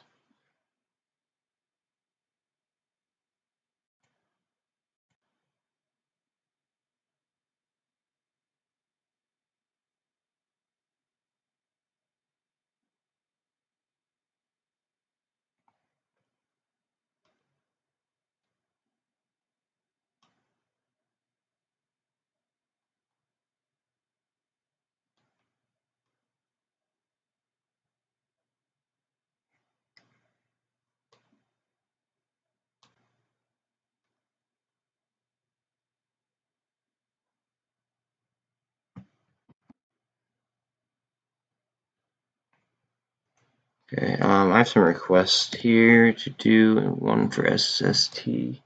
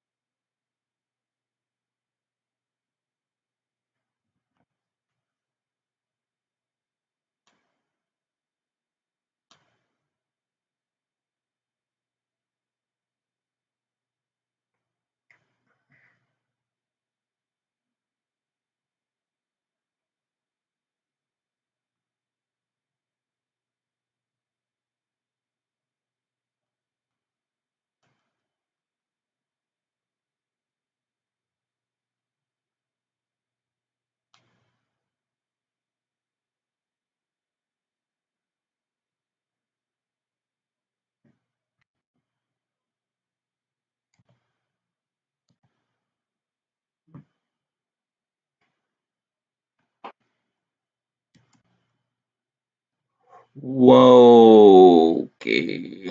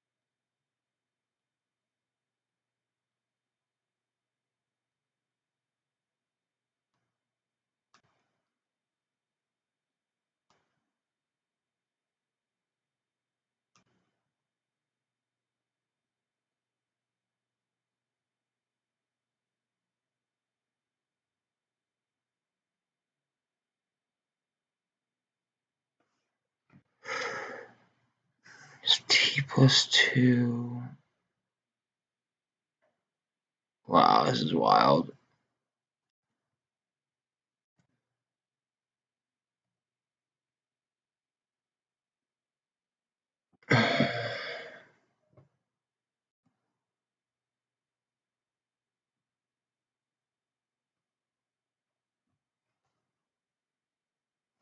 What is 16 days earlier than? Oh, I can do that. Let's do the 4th or the 3rd. Excuse me.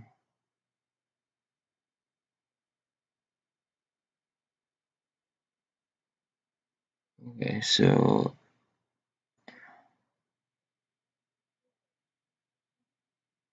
6/5. So that would be.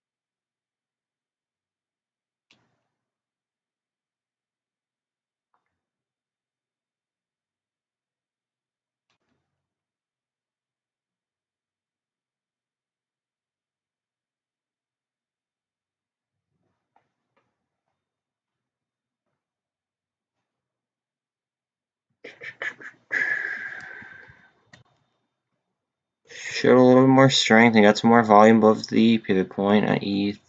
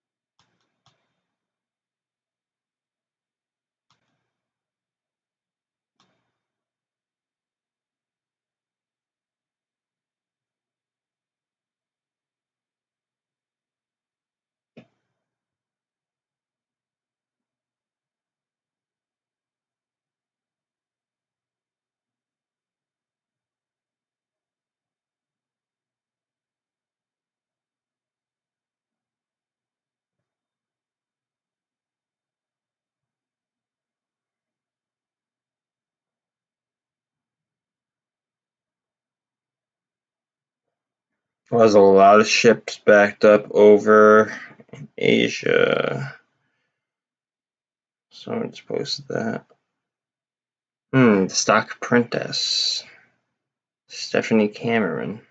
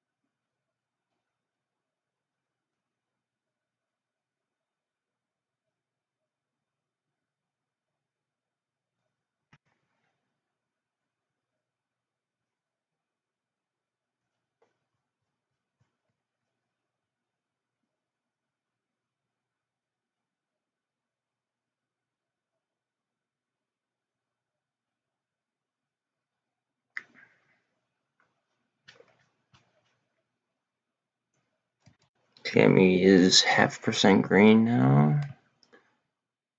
Interesting. We are above the 200 on it. Hopefully it keeps it. CEI is flat. MULN's negative. I'm telling you, I will do something stupid and buy more MULN, I think. Not financial advice. But if they want to keep killing the price tag, I will keep buying it at what I believe to be a discount. It's not saying that you should do anything. Like, you do your own DD, but I like it judging by my DD. He's risen. What up, dog? God bless you too. I personally believe in other things, but to each their own. I respect it as long as you respect me. So yeah. BBIG, I think, will be moonbound.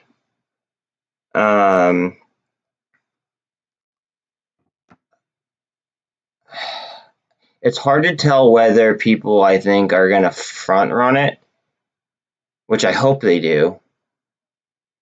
It's hard to tell whether people are going to front run it and try to load up, or if they're going to wait till a date is announced in order to do it. So I'm just going to hold mine, and then I'll just buy calls. Like yesterday, there was extremely low volume, so the IV dropped.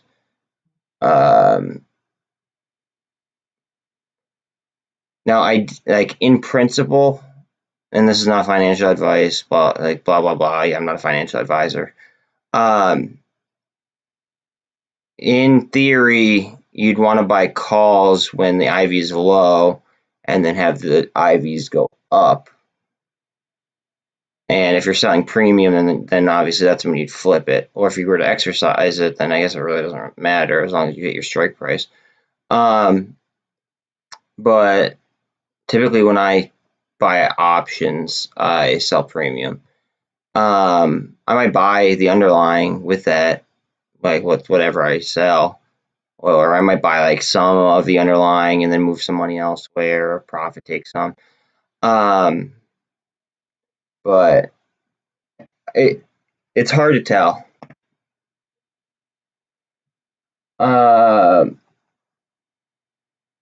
think that that a gamma ramp could be like built so quickly on it that once it goes, and this again, I have to keep saying it. I'm sorry. I'm sorry that it sounds repetitive. It's not financial advice. It's my opinion that once it goes, the gamma is going to be so strong that they're not going to be able to stop it. So the theory of going to 4 and then going up, I don't know how I feel about that. I feel like once we launch past 350-ish, I feel like it's going to get really, really, really hard for them.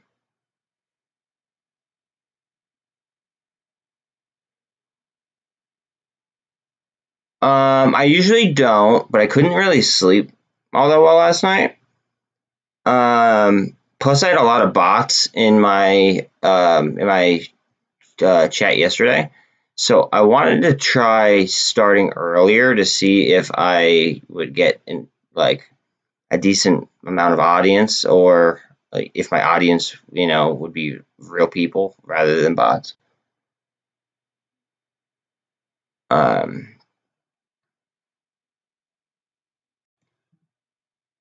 but look at this. I don't know if you guys saw this. AMC today. All right, look at this skip over. Okay, look. 412. We're on a minute chart. 412.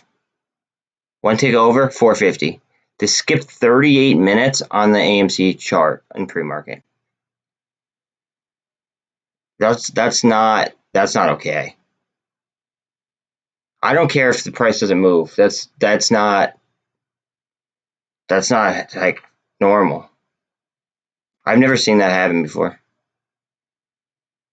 And then I think they did the same thing on GME. I'm not sure. Let me check. I think they did it in chunks though. Yeah, they did. They did it in chunks. So look, I'm on a 1 minute chart.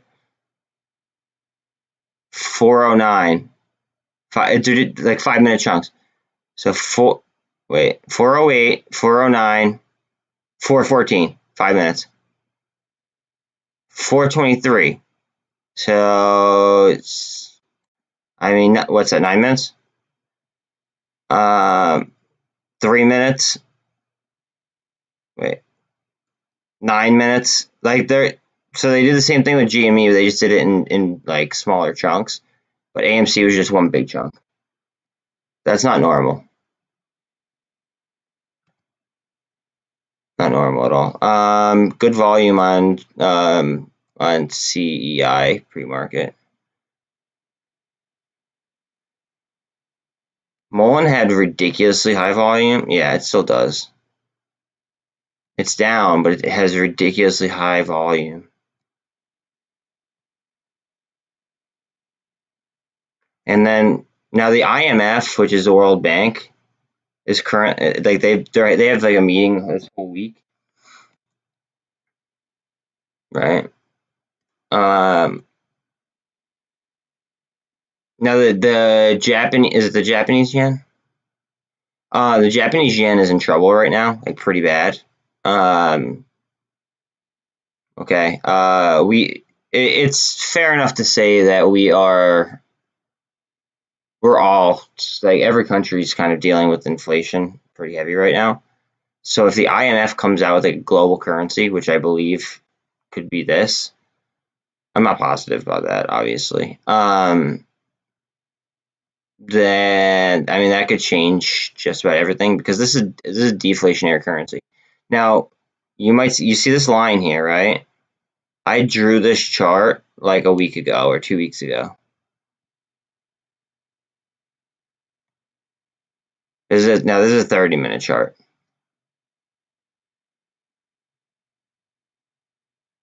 Realistically, I should move this over one, but look how accurate that was. Like, I'll be honest, I kind of impressed myself with that one.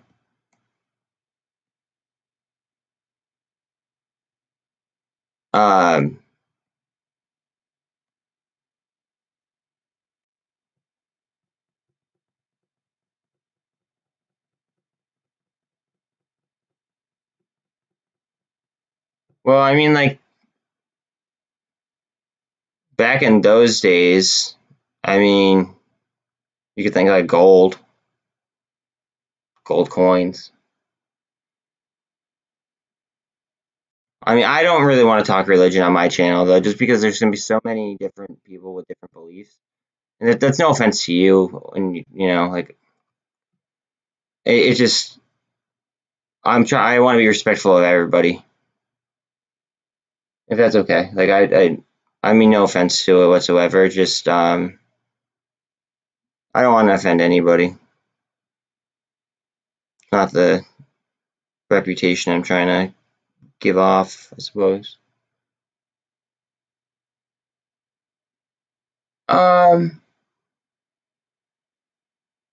I have a different idea of how the world might end, but that I don't think that I'll make it till that point in time. I don't want to say. I think it's a three-letter. What do they call those acronyms? I think it's a three-letter acronym, and I think it starts with a C. That's what I think.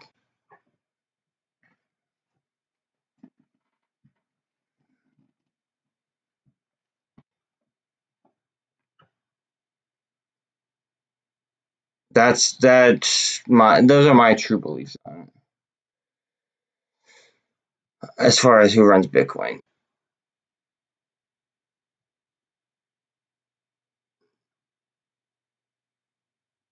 It has no value other than like it's just a store of value. It's like the elites of the world could literally say, okay, I just don't want to trade Bitcoin that high anymore and pick up a different currency that's max supply or deflationary and just run that up instead. And then because of price discovery and the way that price discovery works, Bitcoin could literally go to like next to nothing.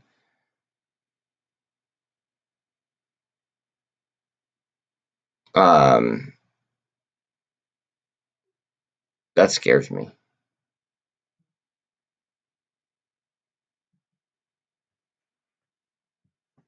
I don't want this. No. I'll restart that thing later. Jeez. Hold on 1 second, guys. I'm getting messages here.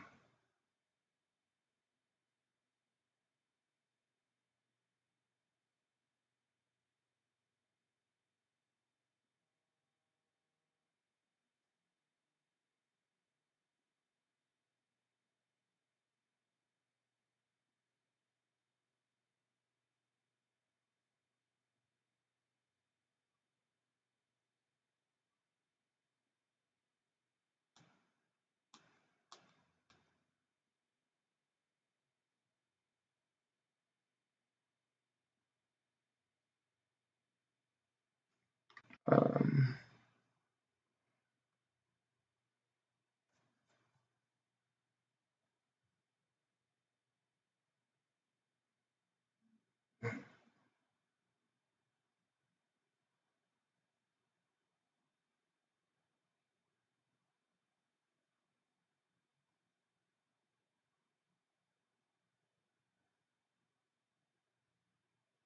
well, okay, I'll be covering BBIG and MULN, absolutely. I have very strong feelings for both of those, so I will definitely be covering those.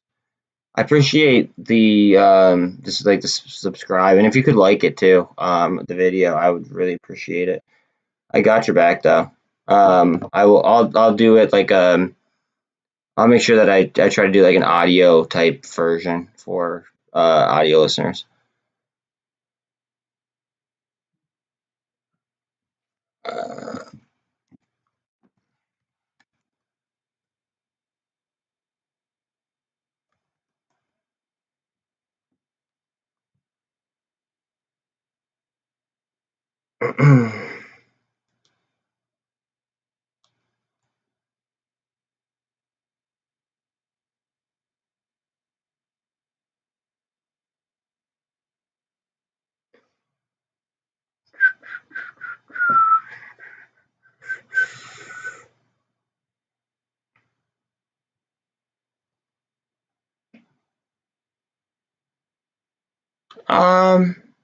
I mean, I'd have to watch some of his videos or like some past live streams. I don't do too many like videos. And I like the reason why I made my channel. Like, I'm not opposed to it whatsoever. The reason why I made my own channel is because I'm a little bit more speculative than other people are, and I pair speculation with statistics and like I guess research. And a lot of people don't do that. A lot of people also don't know their, like, when they're trading options, or say they're trading warrants, like basically any kind of derivatives. A lot of people don't know the full understanding of that or the full effect, and that kind of like frustrates me a little bit, to be honest with you. So I mean, like, as long as he's like good with that kind of stuff, then I'm sure that I could figure that out. Like I'm sure that we could, link up. I mean, I just kind of do this because I sit here and do it anyway. I might as well call plays out that look like they're moving in the right direction, or have news that drop, and then have other people tell me about plays. Like, I don't know, it's just beneficial. Because I'm sitting here anyway, I might as well have conversations and not, be like a loner. Because I mean, like, that's kind of how I felt. I felt like I was just like sitting there, like, just like, I don't know, doing, go. Well, then, yeah. I mean, maybe we'll get in touch then and do that. Maybe, I don't know, send them like tell him to comment on my comment on one stream or something, and me and him could like link up. Tell him to like send me his Twitter or something. And him and I could, figure something out.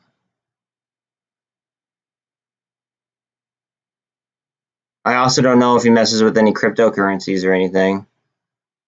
But I mess heavy with cryptocurrencies.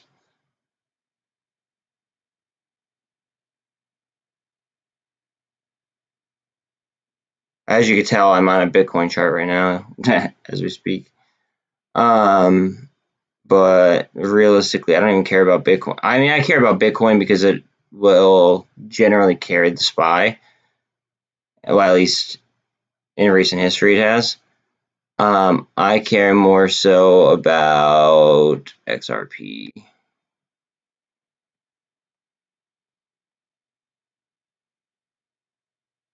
Did I ever have Cheetos with eggs, Eric? I haven't had Cheetos in quite a while, since the last time I was like at a friend's house, and I think we were like pretty toasted.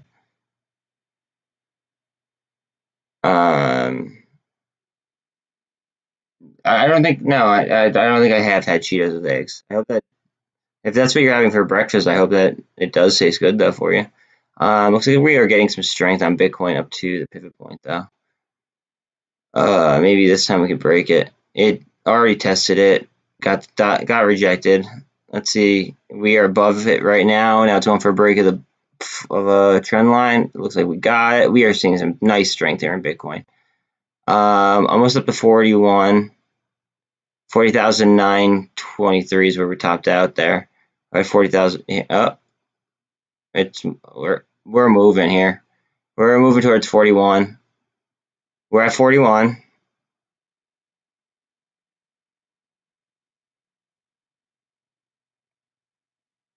Okay, now we're retreating a little bit. 40,950. This being above 41 means so much. I just want to say that. Obviously, the higher the better, but this being at 41 means so much. Wow, that was a pretty solid move. Holy smokes. I want to take a look here. So we got to move on ETH. Not as large of a candle or as large of a percentage change, but it did propel us over the pivot point, and hopefully we could swing over the top of the MACD as well. All right, let's see if we could hold this line though on Bitcoin, because we are coming back down towards that. I drew a projection line earlier, and it's coming back down to. It just went through the projection line, and it just caught resistance at the pivot or support through the pivot. Crap. We need to come back up. Come on. Back up, back up, back up, back up. Eat that. Yep, it's eating it. Okay, we are above my trend line.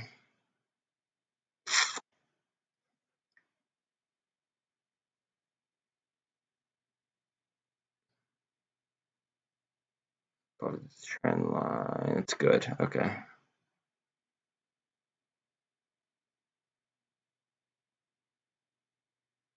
We really, really, really, really want Bitcoin to stay above pivot.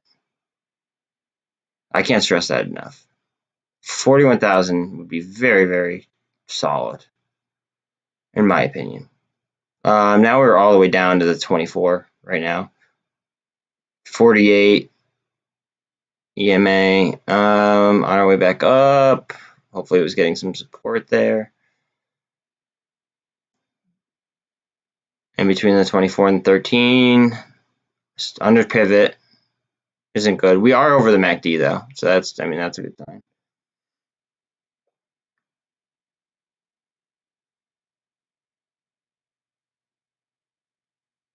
BBIG's flat in pre-market as well. MULN's down pre-market. GME's up pre-market. AMC's slightly down pre-market. CEI's down pre-market. We're on the 48 right now, and we are below the pivot point. Wow, okay. We might go down to the 200 and get some support. Down in this neighborhood, we're talking double bottom.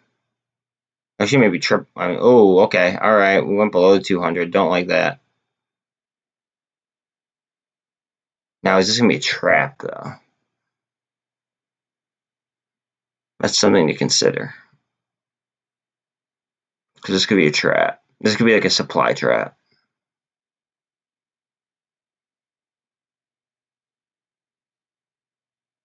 I might run a straddle on, like, Riot or something like that. If this is going to move like that.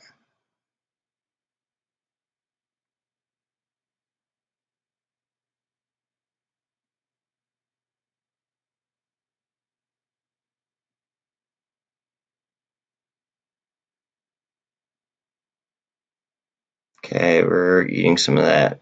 Some of those. Oh, baby. Jeez.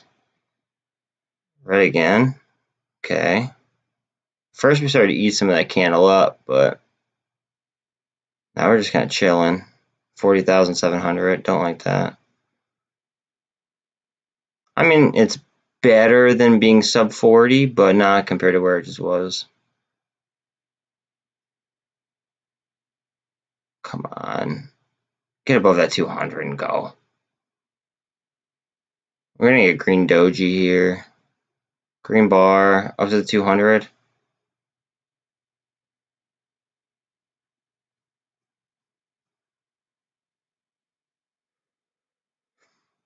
BBIG is still flat. MULN's still down.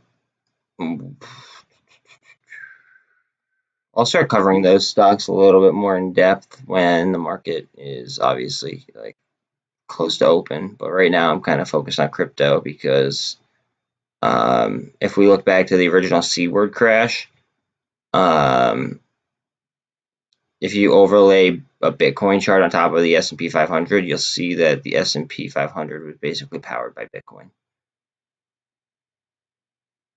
They used it to hedge against inflation the entire time. And then they didn't tell us that they were using it as a inflation hedge until like a year into it, which kind of aggravating. Okay, we also got, at the same time that happened, we got some activity on XRP as well. We got a huge buy followed by a huge sell, and now we're on a decent buy. We're range bound in between the 200 and the 48. Interesting. Let's see. Looks like we're trying to get some strength off the 200 on Bitcoin.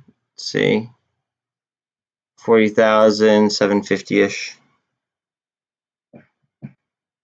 Yeah, we're now on the 200 again, kind of flat.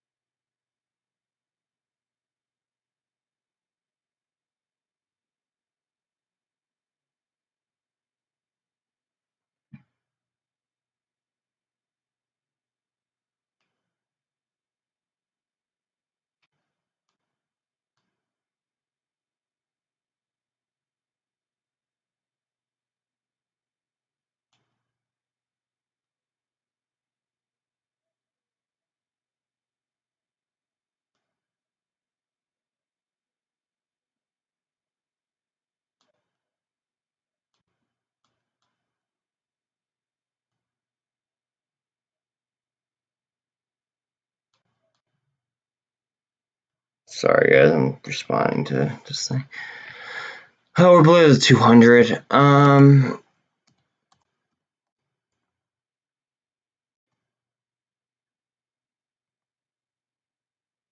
want to look at this real quick. I just want to chart this out, just because they got pre-approved. They got approval in, I believe, Japan to treat the C word.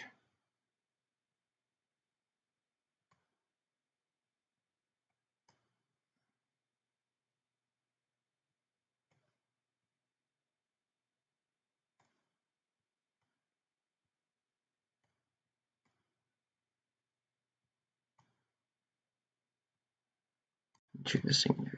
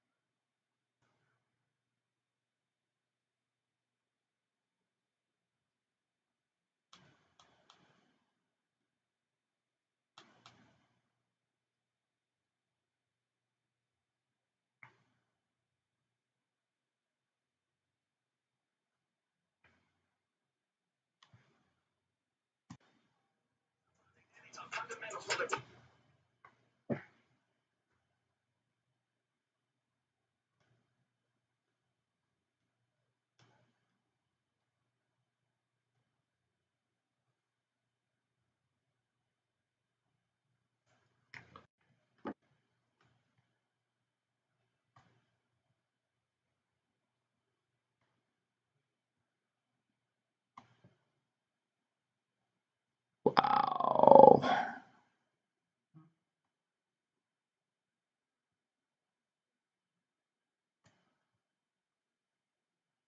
Interesting.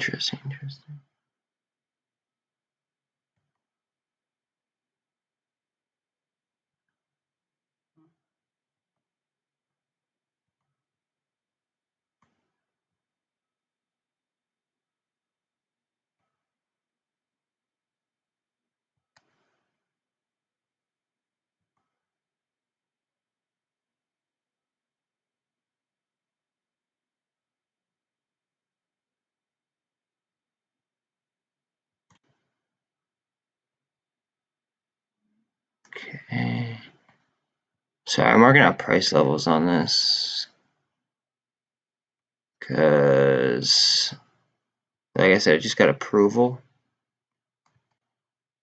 and it's way off its all-time high. Like way off.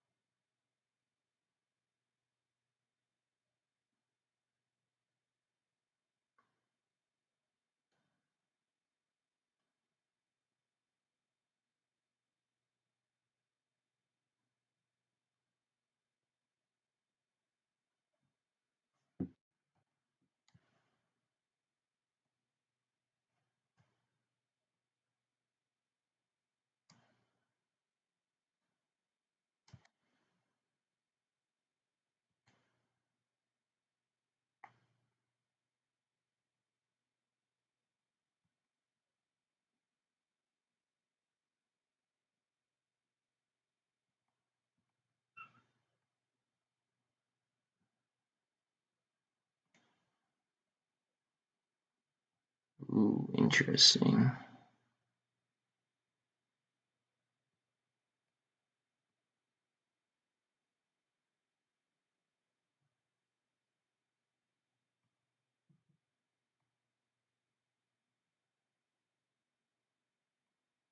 I guess I should do some bottom levels too, just in case.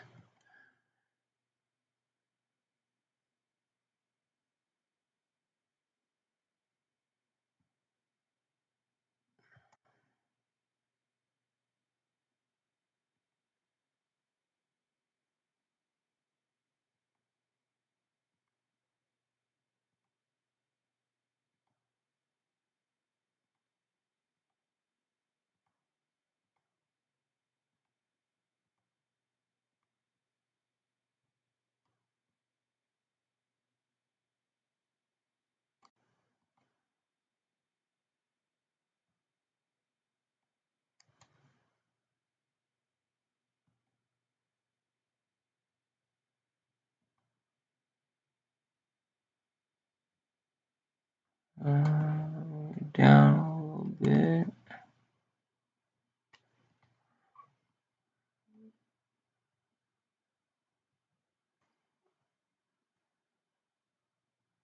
Okay.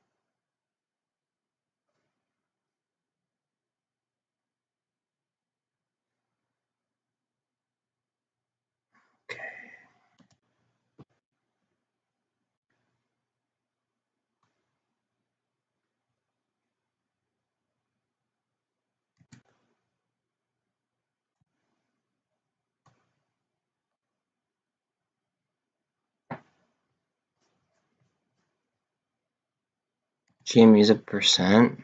It's only done 2,000 volume, 2,400, but we are above the 200 EMA. And it's at 143 in pre-market. AMC has done 25,000 in volume, just crossed the MACD. We are at a very crucial level here, just below 1750, 1743. It just started barcoding, which is why I marked this as a very critical level, just because you typically don't see a lot of barcoding in AMC, like you would in or like we have in BBIG or MULN, and most recently CEI. I'm gonna pull up BBIG. BBIG is done just under 70,000 in volume, is up a penny, and the 48 EMA is on the 200. It's also on the pivot point as well, so we might be getting some support there, and then we might be able to cross up. At least that's my thought. MULN has done an absolute F ton in volume so far. 654,000 at 8:12 in the morning. I do have a wedge drawn, and it's kind of it's staying within my wedge. It needs to go over the MACD. The RSI is 43. It needs to go over the MACD, and then we have to cross over every EMA and the VWAP. The 200's in the way, as well as the pivot point. So that needs some strength if it's going to do something.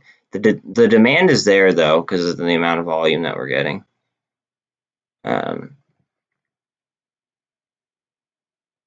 It's just gotta, I don't know. I can't tell people how to trade, but people just gotta keep that same I need it type of mentality. I guess that's what demand is like an I need it type of mentality. No matter what kind of price level we're at, I guess. Because it seems like at these price levels, personally, I'm a buyer at these price levels. Myself. And then once it gets to higher levels, and the chances are I'll play the game, I'll play the the option game on it, make the market maker hedge, and kind of use some leverage. But I DCA'd yesterday into it, and I averaged up. It's just something I believe in. CEI, let's see, it just had a nice little jump. Already over 1 million in volume. A lot of barcoding in after hours. Some weird action here in pre-market. Above the 200, below the 200, above it again, below it again. It's kind of just chilling now. Yeah, I will let you know if anything changes on that. Gamestop is still 1% up, 142.90. It's at the 200 right now.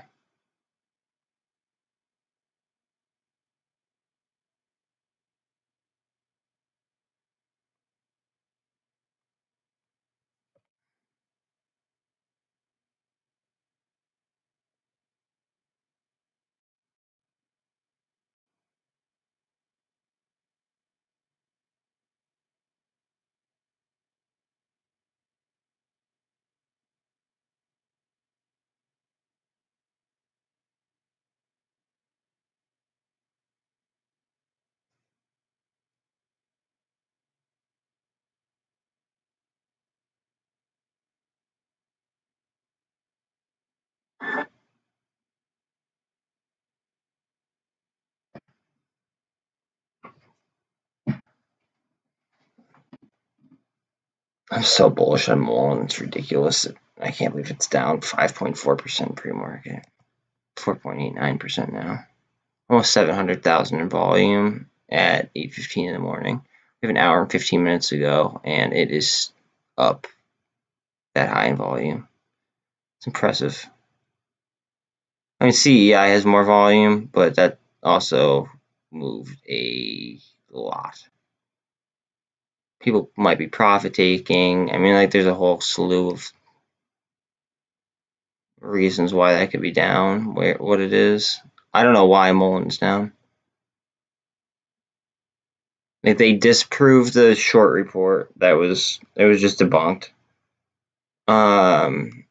We knew about the dilution that everybody's like freaking out about. Like, that was already established. The warrants aren't exercisable until like I think it's like $8.83 if I'm not mistaken.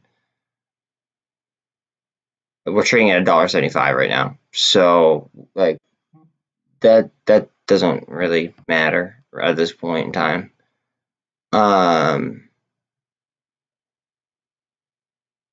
There's just so much FUD going on about MULN right now. It's ridiculous. They got good news yesterday that they're going to move battery production in-house, and they went down. Like at one point, they were down like 18%.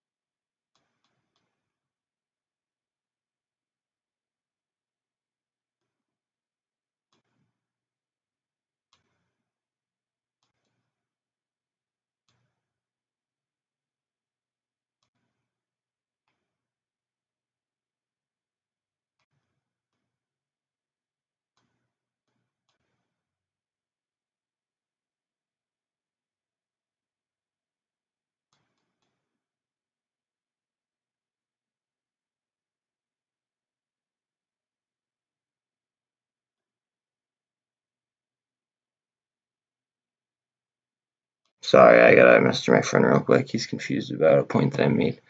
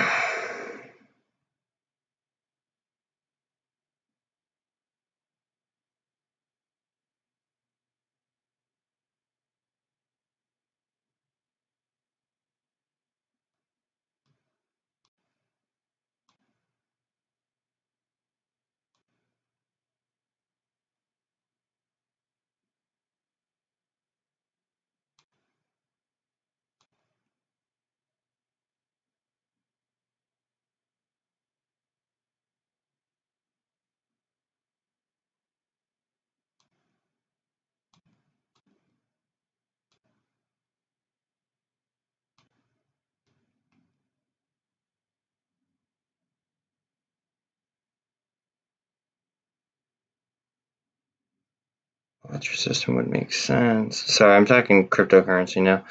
My impression makes sense, and it's deflationary, so each economy could rebuild without inflating at a crazy high level. Okay.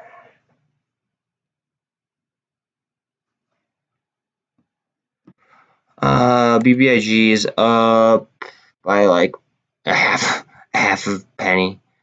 0.2%. Gamestop's up 1%. MULN's down 4.89. IWM is pre-market green. It's good. SPY is now pre-market green. Good. TLT is down. Good. Pre-market on NASDAQ is now up. It was not earlier, so that's definitely good. And pull up Bitcoin again. We are at the pivot point in a cup and handle formation on the 1 minute chart. Let's see if we could get some follow through, because that'd be lit. We need some follow through on this heavy.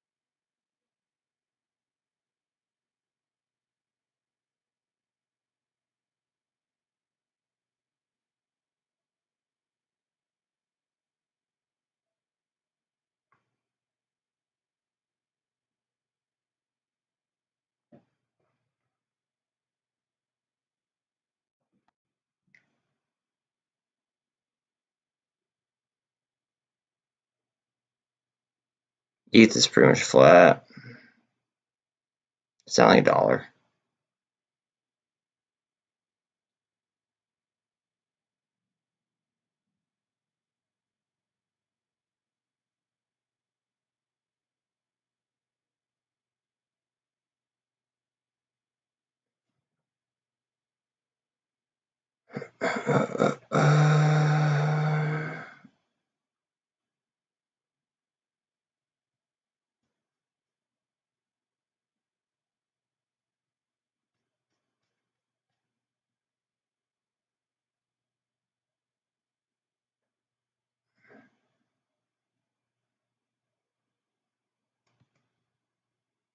MULN is now at 813,000 volume at 8:22 in the morning, and it's still filling out my wedge.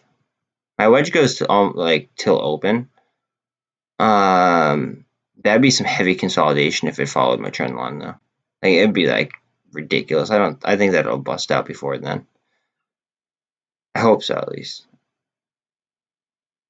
I mean consolidation's okay though too. It's not really the end of the world. SPY's flat. Pre-market now. Q's chilling. ETH is going down a little bit. No, I do not.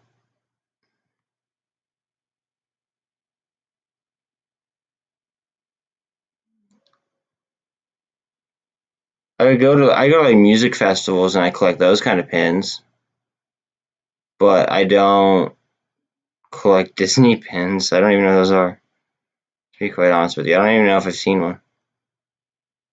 You could tweet me one if you want, like a picture. My thing is at Moon Shoes on deck.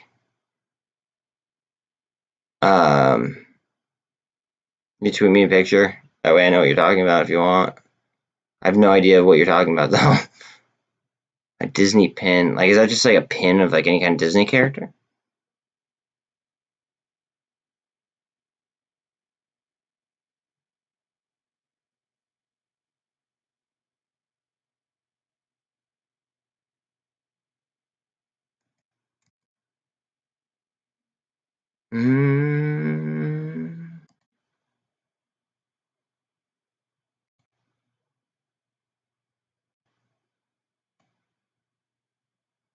Oh, this XRP chart just looks so bullish.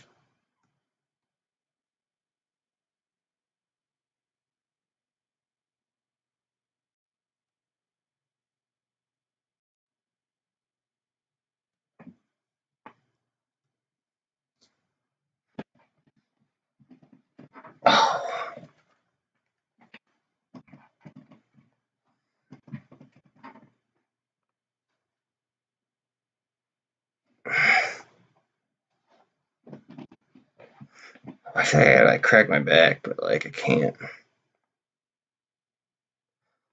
Oh, that sucks.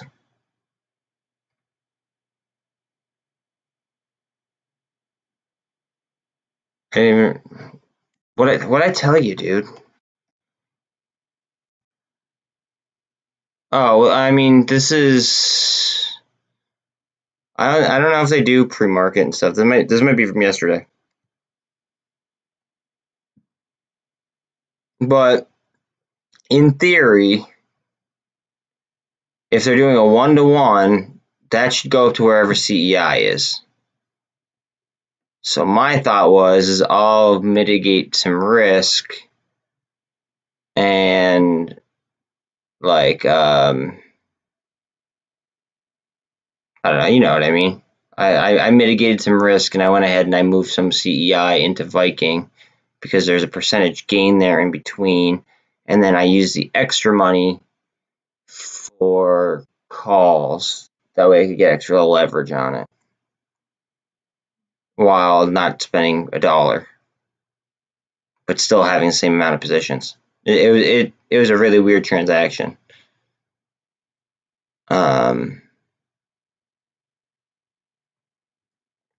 But I think it made sense. And with CEI down now, I mean, depending on what happens with Viking when it opens, I mean, right now it feels like I did the right thing. It's only down like, what is it? Like probably like 2 cents. It's down 4 cents right now, and it's barcoding. So I mean, it could shoot at open for all we know. Let's see, 30,000 in volume now on Amy. We did cross the MACD, and we are turning upwards. We're slightly through the line where it was just barcoding around yesterday. So we'll see if we get some follow through or not. Realistically, we need to get above that pivot point. And then we might be range bound between the pivot point and that. But hopefully the craziness at open that we always have, hopefully that kind of softens things up for us.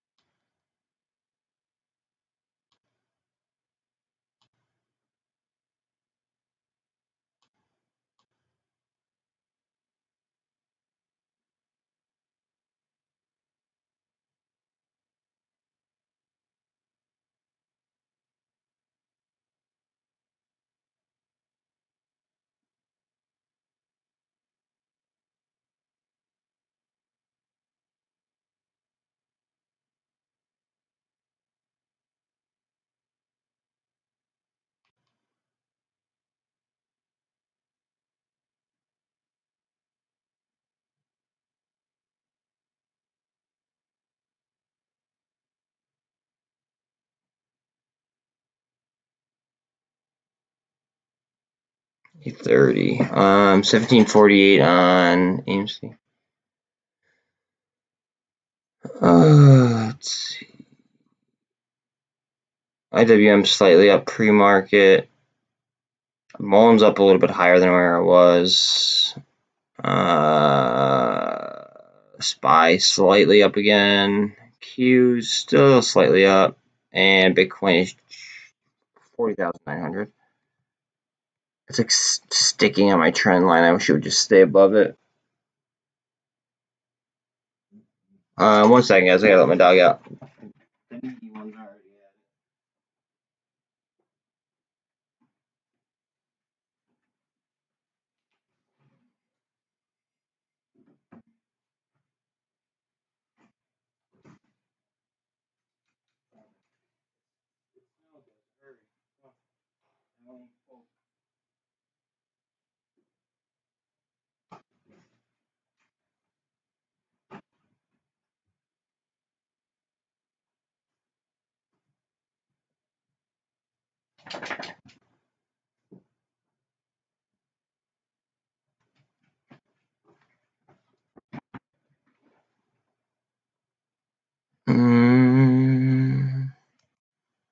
This isn't worth the horizontal, but it's worth the trend line.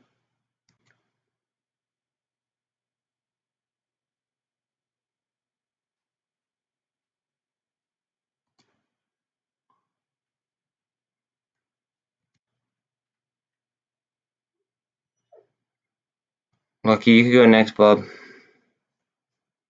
And the assembly line starts. Hi, buddy. Good morning.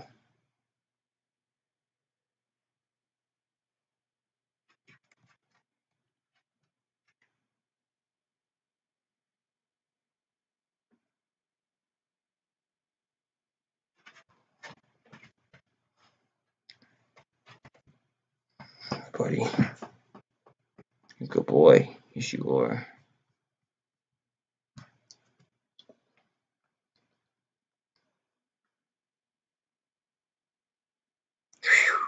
Watch, you're getting smoked on me. Alright, Bitcoin breaking out right here would be awesome. 40,950 we're at right this second. It looks like it's in a cup and handle formation. We are above the MACD. RSI is at 60, almost 60 flat, 60.5. Hi, bud, what's up?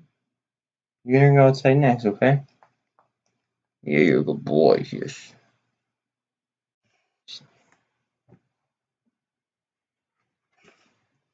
Chilling. Your sister's outside right now, man. I gotta wait till she comes back in.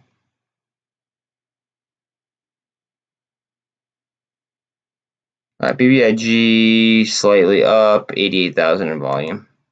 We are at 860,000 in volume on MULN. We just crossed the MACD upwards. 62 on the RSI, just under the 200 EMA.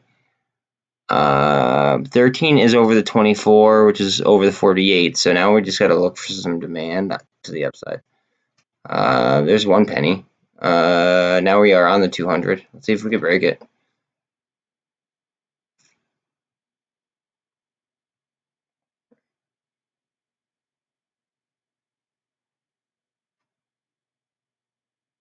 There were so many bots in here talking crap about MULN yesterday that, like, it just made me more bullish. I don't know if that was their goal or not. I think their goal was to try to scare me, but in all reality, like, it just made me hungry.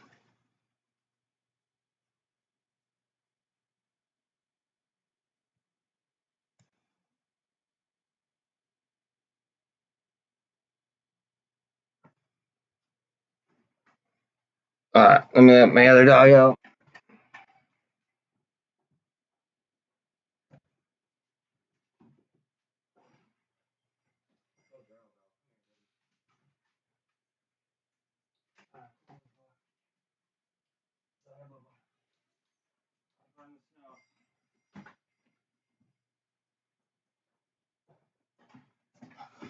Alright. What's up, buddy? How you doing?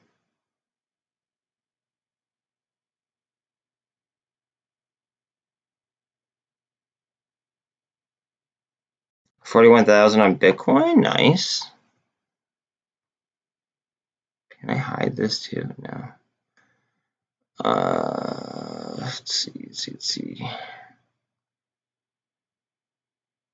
I would really love a huge push.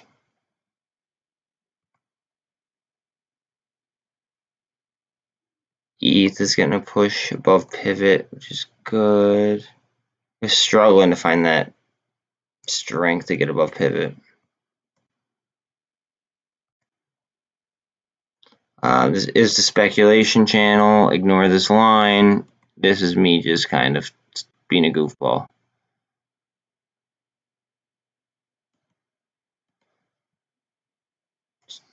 Me just being a goofball.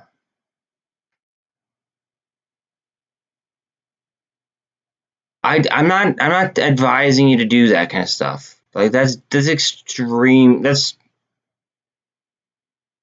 you know, I'm not even gonna get worked up about it. You trade however you want to trade. I never recommended doing that.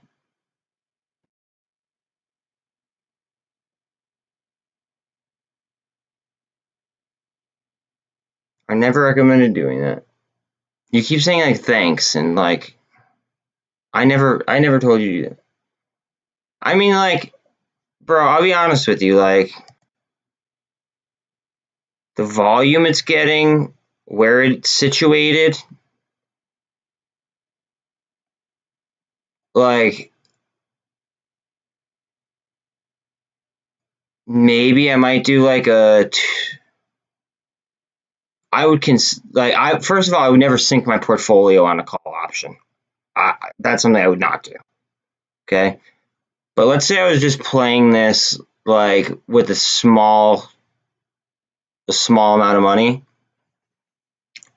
I might consider doing a $2 call and then selling it like well, if price action goes through the roof today, I'd probably sell it at close because you never know what's going to happen in post market.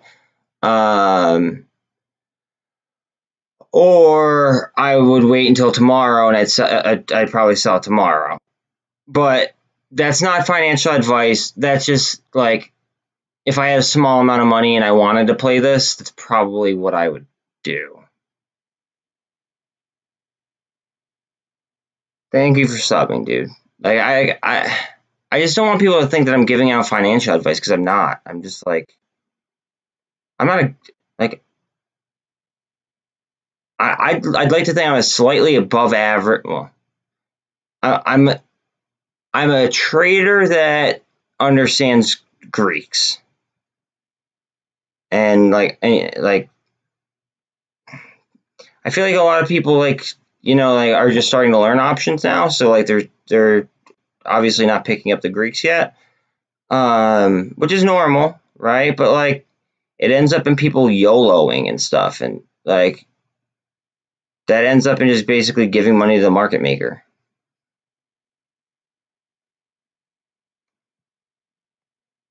But at like $2, like that's an at the money strike. It's volatile as AF. Okay, it's volatile as AF because it would expire on Friday. So like your theta would eat you alive if you like the longer that you hold it. So if you're not getting price action, then you're beat. But with that kind of volume, it just depends on price discovery. I mean, it could go either way for you. It's a very very volatile play. And if you're talking about sinking an entire portfolio on it, that's scary. You're basically like going to a casino and saying like, "Hey, throw it all on black, throw it all on red." Like, I mean, you would still lose to the house. You know what I'm saying? One second, let me my other dog in. It snowed last night, so it's a little bit cold.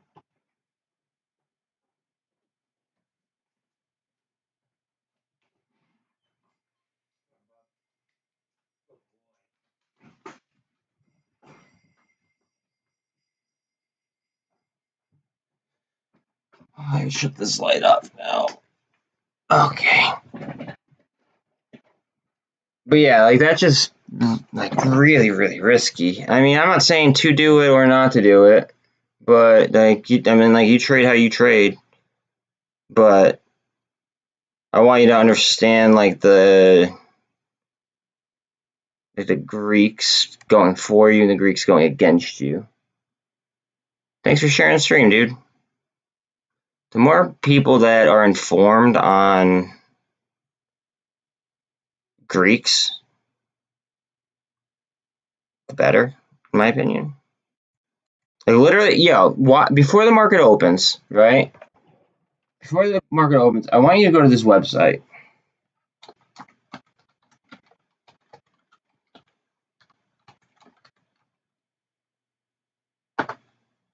Go to that website, insert, and like just open a new tab. That way you could still hear me, right? So you're not missing anything. Just go to that website and search option Greeks. Okay, and try to like understand that. Because like I don't want to give you false information or like the wrong definition on something ever. That's just not who I am. Like I want you to have accurate 100% accurate information, and that's how I learned. I self-taught myself. So like using that source, to be honest. So that and then trial and error. Now here I am. But that was key in me learning what the hell I was doing. And then the rest was kind of just like trends and,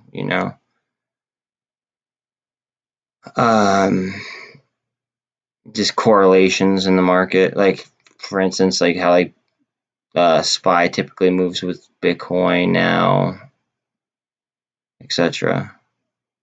I mean, not all the time. Just like I've noticed that more often than not it does. No, you don't need. No. It's math. It's math. I think you know that. And you're just screwing with me, but it's just math. I don't speak Greek either.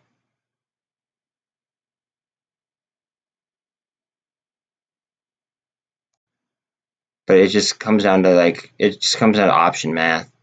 So like when you go to open like your options tab, what did let's see. I was looking at options here. Wait. All right.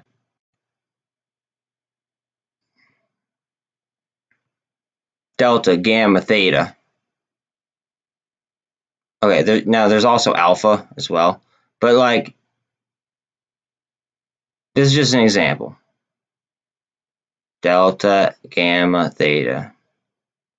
So the deeper you are in the money, the higher your delta is. But the less gamma you put on. Right? Theta, see that's negative? Right? The short, like, that means you'll lose it's almost like a percentage of the value of the contract. It's very complicated. I don't want to, you know what? I might have butchered that last definition. I don't want to say that I said it perfectly. Please go to that website and just search option Greeks and it'll give you well, thanks, dude. I don't even know if I'm eligible for that, so like I should post my Cash App or something somewhere.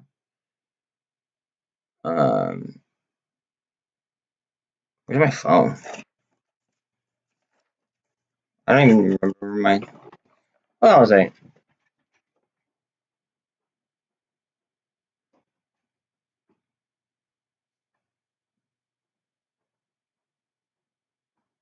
Probably add that kind of stuff to my deck because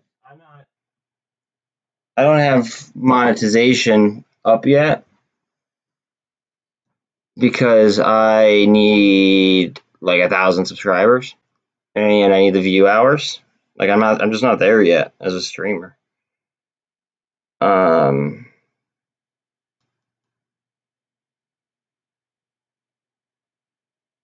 But if I could do this, trying to figure out the best form of doing it.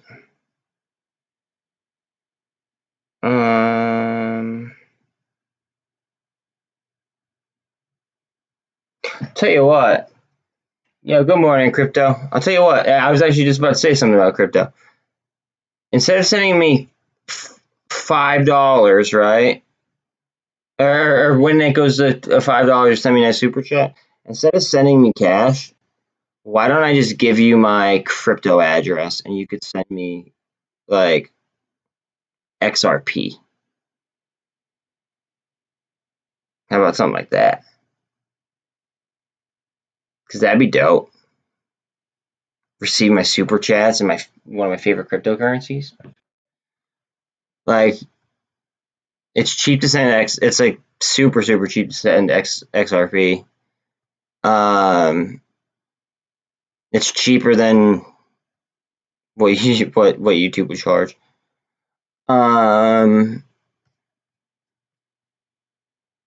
Let's see. MULN.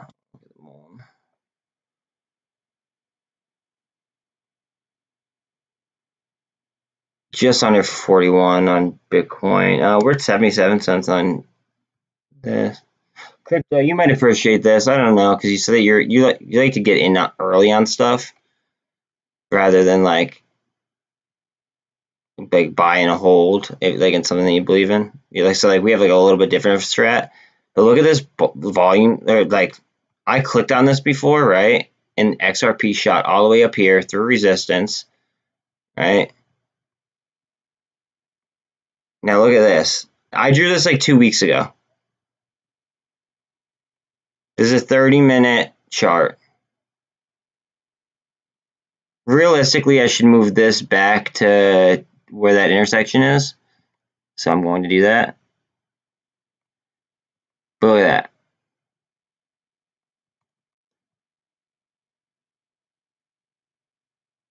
So like it broke above trend line here, dipped down, hit support, came up, broke it, and then drove up.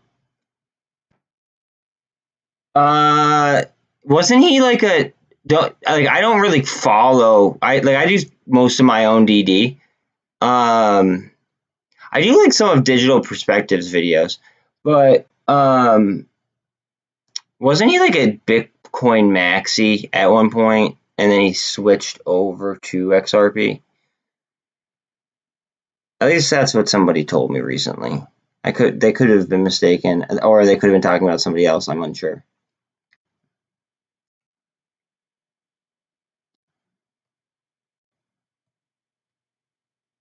Because like the IMF, so the World Bank right now is having a week-long meeting. Okay. Word. Okay. So the IMF is having a meeting right now. Okay. It's going to be like a week long. Now, we are the only country, to my knowledge, that hasn't really like accepted XRP. Yet, as of yesterday, the UAE, so like Dubai, they went ahead and said that they do not see XRP as a security. Okay. Canada already accepts XRP. Like basically, like every nation accepts XRP except for us. Now, if the world and XRP is deflationary as well. If they come out and say that like we need like a world digital currency, I could very well see it being XRP. Just because like it would make sense to be able to put on a ledger. It would make sense to accept other like ISO compliant cryptos.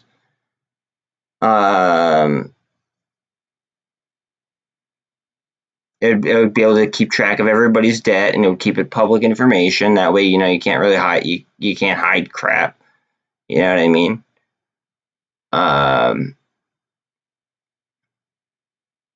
But I mean, I could really see the World Bank coming out and saying something about digital currency because like each nation is already thinking about it. They should at least be on the same page, in my eyes. 113 in volume right now on BBIG. We are already over 1 million in volume on MULN, and it's down.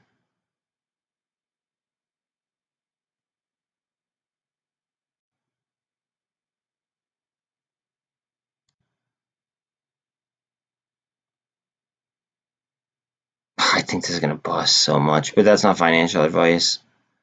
Guess who keeps making it sound like it's financial advice? I appreciate the kind words about, giving me a nice soup or something, but I can't give financial advice. I just like what I like. That's kind of how it goes.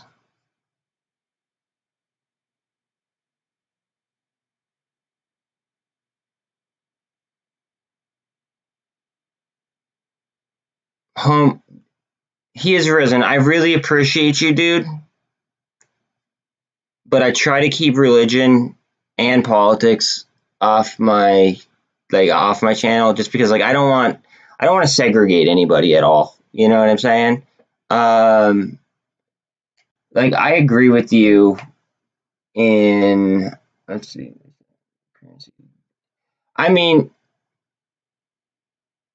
yeah, I agree with you in some aspects.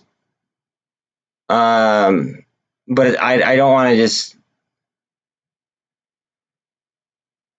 crypto.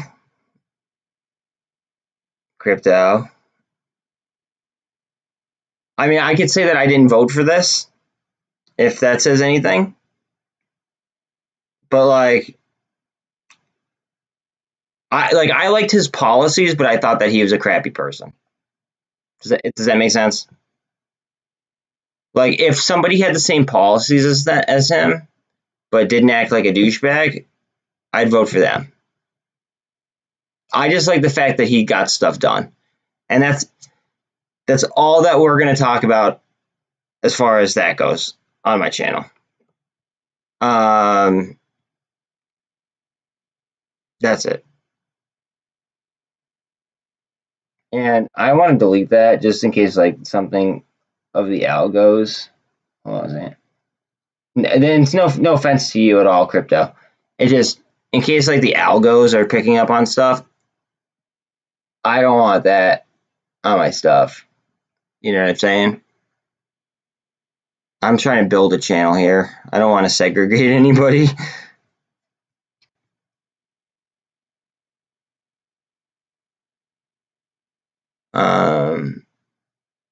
Guess who? Oh, guys, I can't. Yeah, guys, we're not gonna do that. No, we're not gonna get political. We're not gonna get religious. Everybody has their own beliefs. That respect it or get. That's how I feel.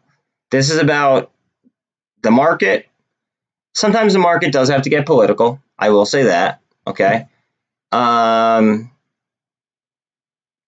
Actually, very often the market has to get political, but we're gonna try to make it as not not like a judgmental type of atmosphere. I don't want to foster that at all. I don't think that would be right of me.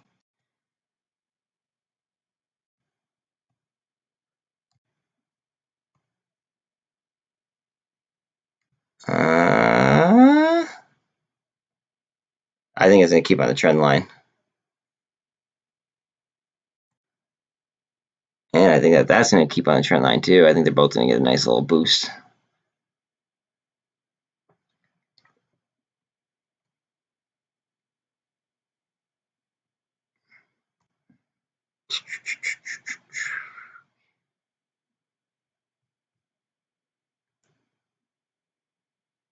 Novavax got a authorization to work. I believe it was in Asia. So I forget where in Asia, but they got an authorization to use something against their C word in Asia.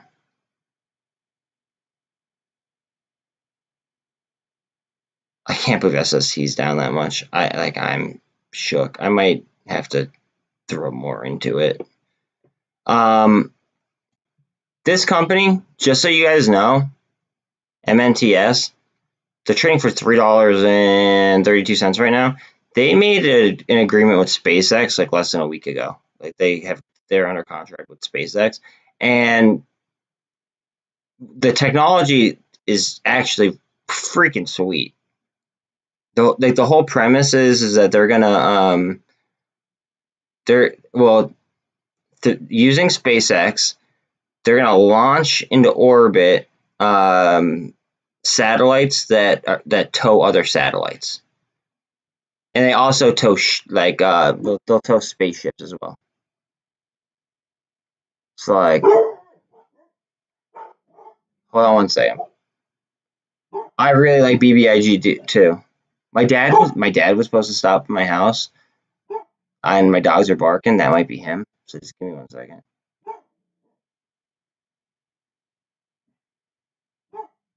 I can't tell.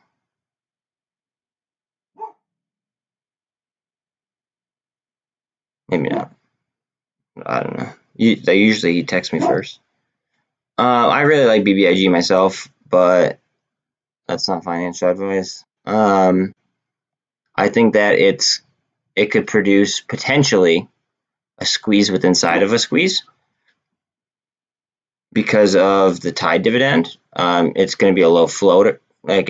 So BBIG could potentially squeeze before the tide dividend, but then people will still hold a lot of BBIG, in my opinion, because they're going to want the tide, right?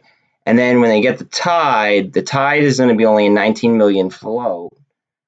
And I mean, that's a small float. That could then easily get squeezed as well if that ends up getting shorted. I mean, or it could end up being like a fire stock to hold. I don't know. You know what I mean? Nobody knows the future. But yeah. 1.04 mil on MULN already. And we're getting barcode. You got ready in pre-market. I have the 200 on it. I'm going to pay a lot of attention to MULN today and BBIG. And if I see Gamestop or AMC run out, of course I'm going to hop on one of those. But there's going to be a lot of gamma fighting that goes on, I think, in my opinion.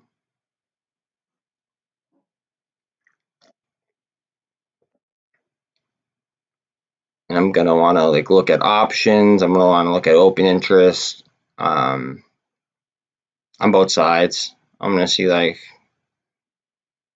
if that's how they're fighting us, because that's how they did it the one time. They I forget if it was MULN or BBIG. I think it was MULN.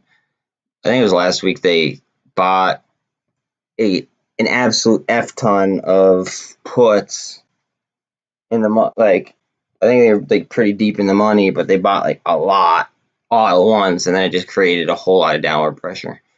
And it took the average person a long time to realize what they were doing, which is very unfortunate.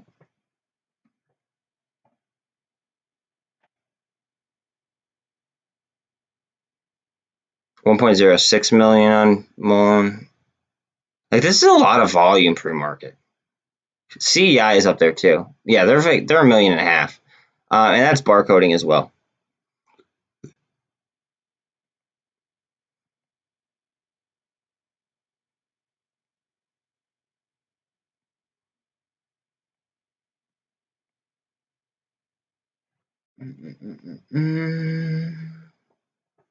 What other plays are you guys in? Anything that isn't meme-ish?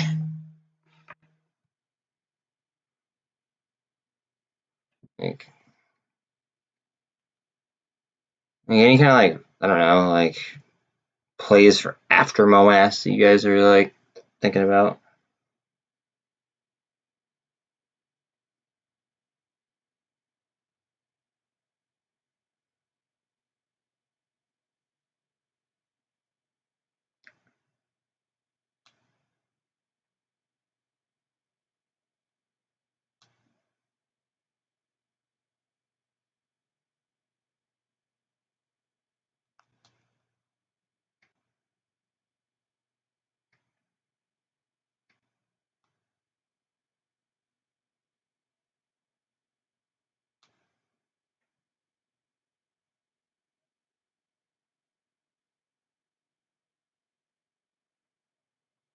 Okay, we're at the 200 on MULN, 1.07. All meme plays? Okay. I feel you. I mean, I'm in just about every single meme play, so, like, I can't say anything. But I'm also thinking about life after memes. I mean, a lot of it's probably going to go to crypto, my opinion. But there's, like, also, like, for instance, I have, because I believe in, like, XRP, right? There's something called GXLM. I think it's grayscale, actually. So it's a grayscale trust for XLM. I have exposure to that through my regular account. And that's just because I didn't have XLM at the time. Now I have a little bit of XLM, but I'm still going to hold on to the grayscale XLM because I believe that I got it early. And if they go with an ISO compliant kind of scheme, then that should soar, in theory, because XLM is ISO compliant. Unless something changed, like, since I have been on my stuff, but I doubt that. 13's on the 48 right now of MULN, and we are headed to the upside. MACD looks like it's spinning up on it. That looks good. That's very good with the volume that we're receiving. It just shows a lot of demand. Are you straight stock, or are you playing call options as well?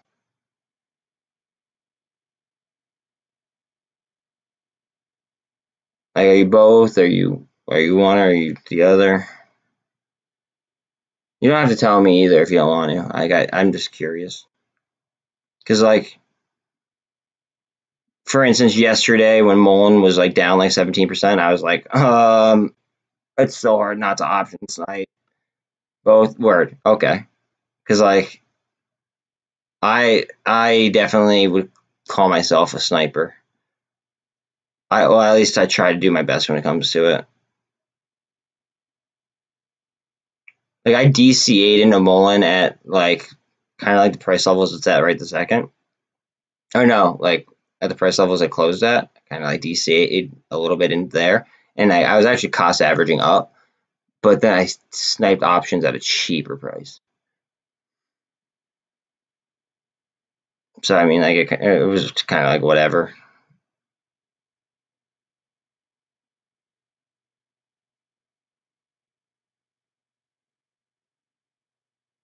I want to watch the options activity, though, at open. Like, within, like, the first, like, 10 minutes, I want to look at options or open interest on both BBIG and MULN.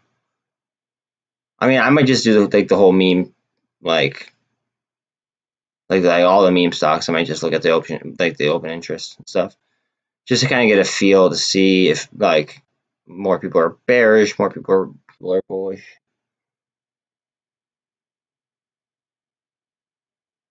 Yeah, Lonnie, we were just talking about that. We just don't. Nobody knows when. They just know it's going to be like. I think they said like Q3 or Q2 or Q3. Like, they didn't give a definitive date.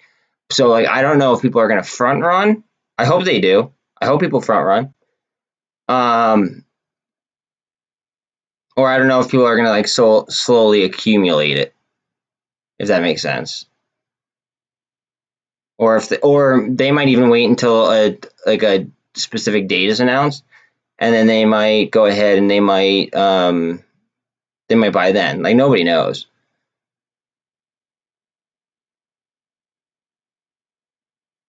But I really like it because of the tied dividend as well. It's like an incentive in order to what's it called? It's like an incentive in order to hold. I'm sure a lot of the large institutions are buying and selling calls, though, which is, like, kind of crappy, but I wouldn't doubt it if they were. Okay, 905, 1.17 million on MULN. 1.58 barcoding on CEI.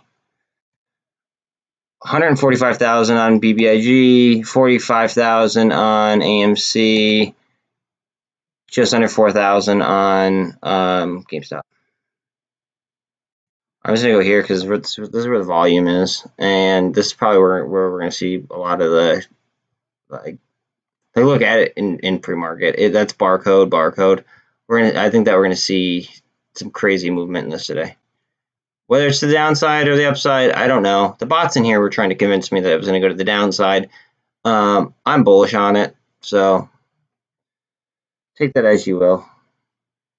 But no, like somebody had to spend a lot of like smear money, in order to like send a bot attack after me. Like I have like 50 some subscribers. Like I'm like I don't have a huge following. So to like hit me with like 40 bots, it was just yeah. Dude, Lonnie, my bad, dog. Dude, there's like 40 of them.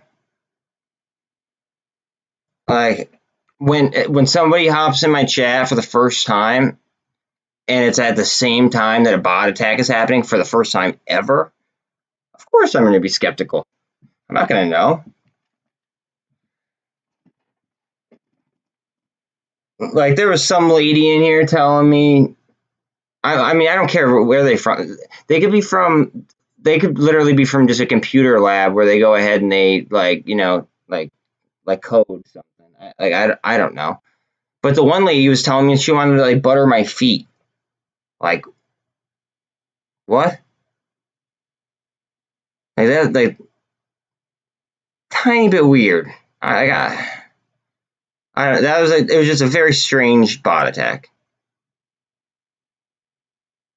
Okay, MULN's looking nice right here. We are getting a 24 over the 200.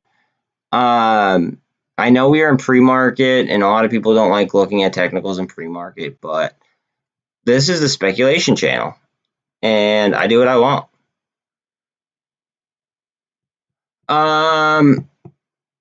I urge you, Lonnie, later on, after we're, after the day's done, and you got some time to go.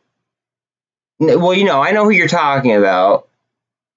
I know you're talking about ankles, and I know who you're talking about, and I actually enjoy him because he knows what he's talking about with like option Greeks and stuff. But I don't think he talks about butter at all. Yeah, yeah, I like STV. Yeah, but I don't think he talks about butter at all. Like that. Like I urge you to go look at that, like at that chat, like towards. I think it's like more towards the end of the day, and just kind of like scroll through it. It gets really weird. Really, really weird.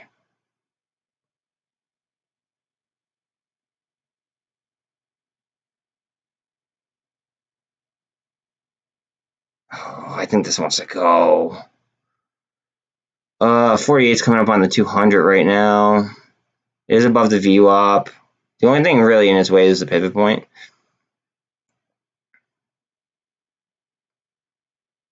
48's almost on the 200 still. It's like a little bit of space there. You can see it. Not much. Not much.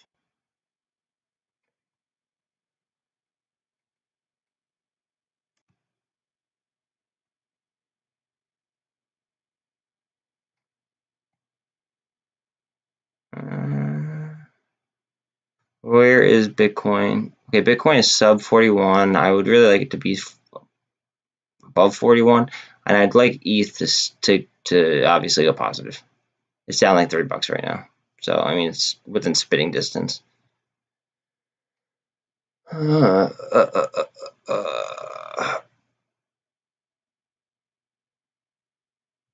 Is ATR up or down pre-market?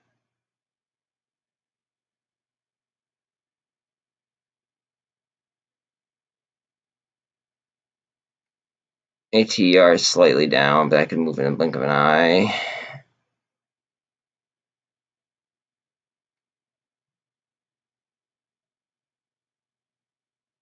But yeah, this is what I was talking about, GXLM.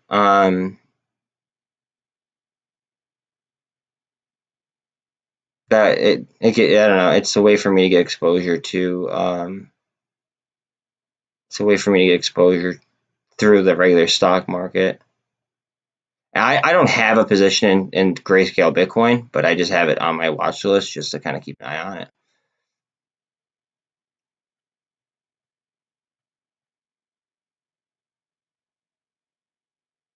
Well, CEI is down 6. Did you see that? It was down 6% at one point there. That was barcoding though, like crazy. So I mean, realistically, that could just get sucked into a gamma vacuum, just because of the insane moves it made like the last 2 days. Like if like these go, I feel like CEI is gonna get sucked into a vacuum too. I feel like the reason why it's down is because oil was down. Last I looked. Here, let me look now. See what crude is trading at. Okay, oil is down 3.14%. Dow is down 0.06. S&P is down 0.12%. NASDAQ 100 down 0.3%. So oil is not looking pretty right this second. Oil's not looking pretty, guys. That's crude oil futures on Ortex that I was reading off. And then obviously I read off the other indices too, but we could do this too real quick before market opens.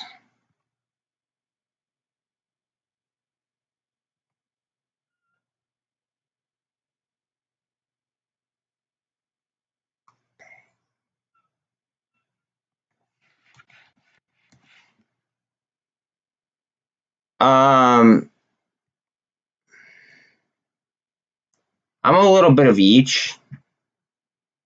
Well, give me 1 second. Hold on. It just logged me out. Hold on. I gotta log back in here.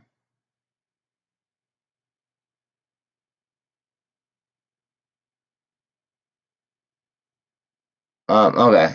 So I'm kind of in it for both, I guess. Like, I see the point of I see the point in carbon capture long term, in all honesty, right? But at the same time, I understand that, like, in a squeeze situation, it would go up and then just create a higher floor. Oh, look at MULN. Okay, they're borrowing more on MULN. Let's see, BBIG. Let me get back to you on that answer in 2 seconds. Let me just go through this super quick because it's 9:14. Net borrow, BBIG, cost to borrow average 40, almost 44. 16.75. AMC, let's see. Okay, shorts. Okay, so they returned 10,000 shares. Float 19.48%. GME.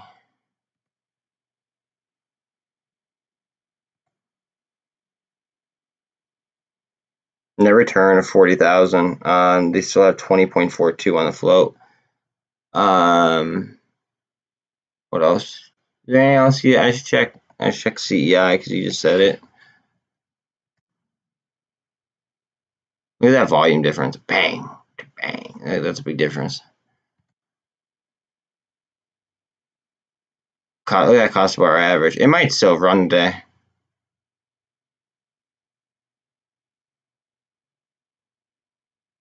I don't know. Just because I'll do Prague.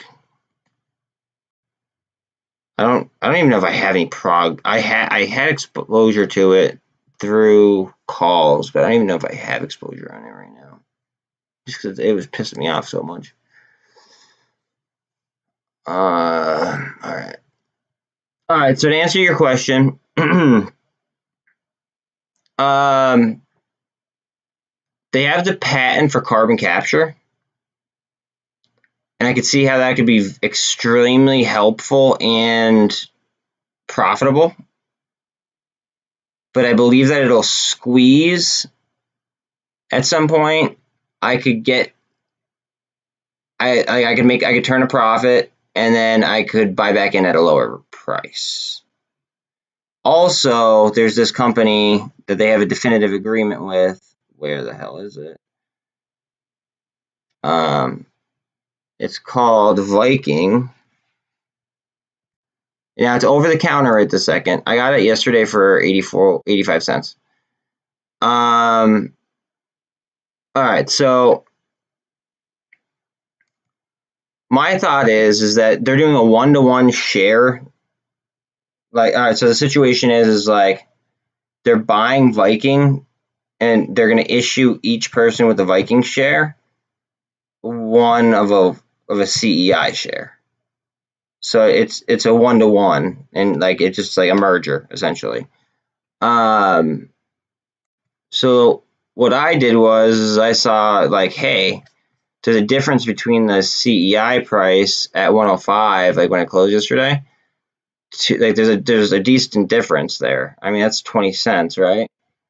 Well, no, everybody has OTC, I think, unless you're on like Robinhood or webull. Actually, like I don't even know if I could buy it on webull. Like as long as you have a professional broker, like say like an E-Trade or Fidelity or something like that, you could trade OTC. You just have to pay $5 a share, or not $5 a share, excuse me, $5 for a each time that you transact on there. But I mean, like it was a nice chunk that I bought, so like in my opinion, it was worth the $5.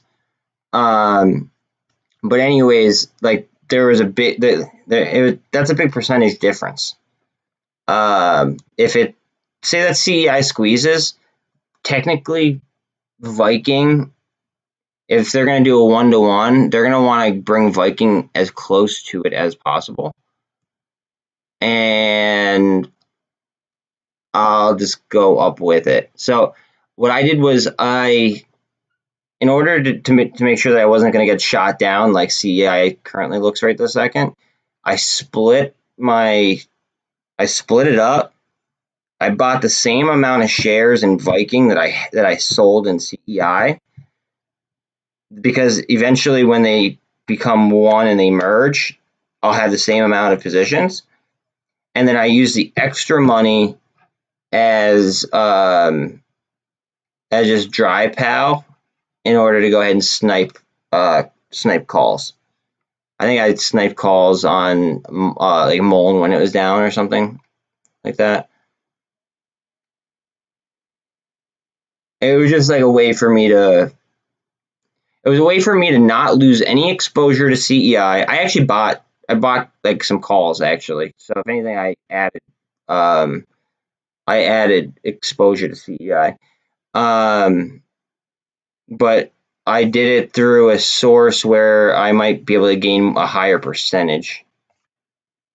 Because if CEI runs and Viking tries to catch up, they're going to make more of a percentage just because they're cheaper price right now.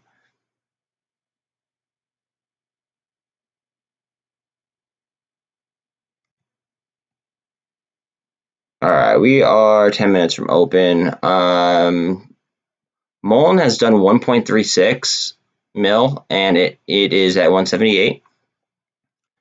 Gamestop has done under 5,000 shares, and it is at 142.50. AMC has done just under 64,000. It's at 1744.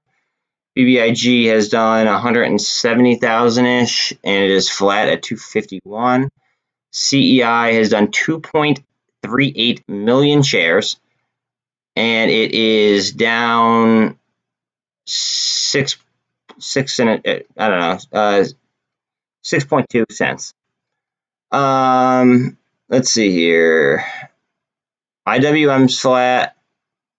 VIX is under 23. Yesterday it was around 23. Well, actually, you know what? That didn't even open yet. Technically, that comes on open, so we don't even know. Bitcoin is headed towards 41. Hopefully, it makes it there.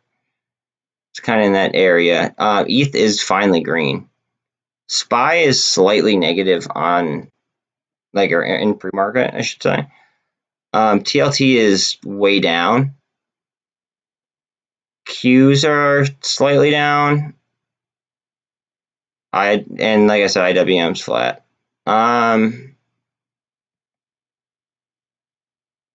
interested to see what happens here, just because of the amount of volume that's going on right now with MULN and CEI pre-market.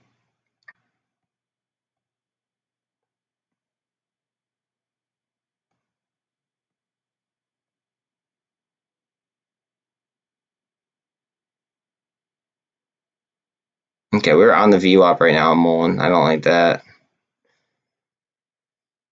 I don't like that at all.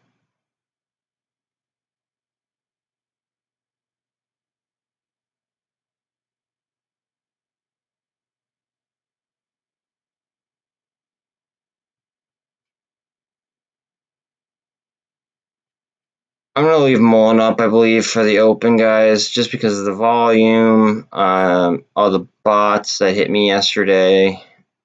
I'm going to keep my eye heavily on, like, obviously, these plays down here. BBIG and AMC are pretty much flat, and so is GameStop. So, like, I'm going to keep my eyes out. How are we doing? We're doing good. Like, SPY and the Qs are slightly down. Oil is way down, like the oil futures. But IWM, so the ETF that tracks the Russell, that's flat, or that's up slightly. So it's literally up 0.02%. Basically, we're flat, and I think that the Bitcoin might kind of tell us how the day is going to go. And Bitcoin is headed towards 41. It looks like we're going to hit 41, actually. This looks very bullish to me.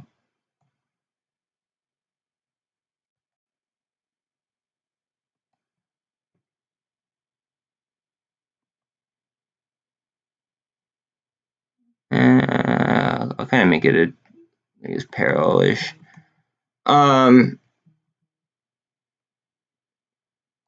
But I could technically do something like this if I want to be like real hardcore about it. Like right there, it would tell me that there was a breakout if I was charting it at the time. But I mean, I could just tell that looks like a breakout. You know what I mean? So it looks like we're headed for 41 easy on Bitcoin, which is very, very good. Very, very, very, very good. 9:24. We got 6 minutes left. All right, yeah, you guys amped up? I'm amped up.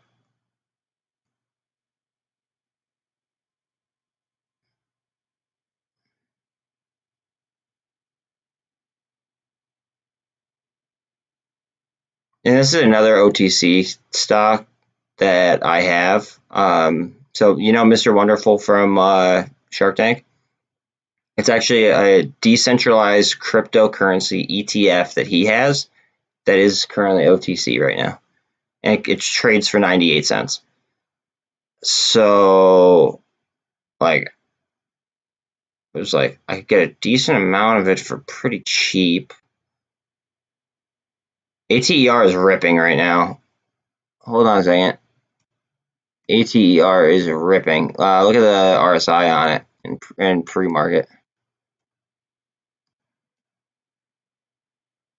68. Wait, what the hell am I at? 8. It got up to 80 RSI in pre-market. 82, 88. That's wild. Okay. So we're gonna keep an eye on this too, but this isn't my primary concern, to be honest. I have a very, very small position in that.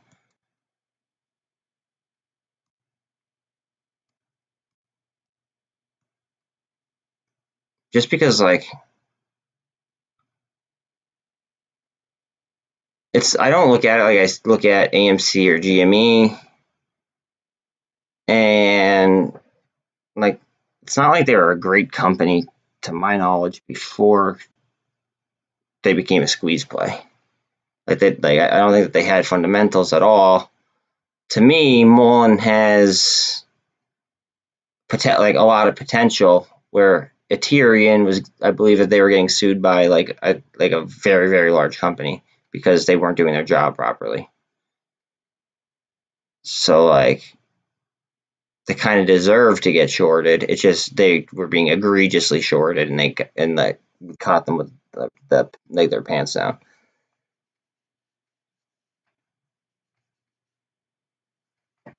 AMC just went positive slightly.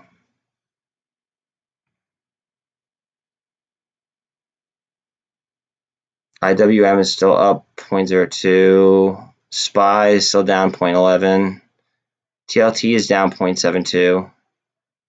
Bitcoin is still at 40,960. ETH is at 3,060. The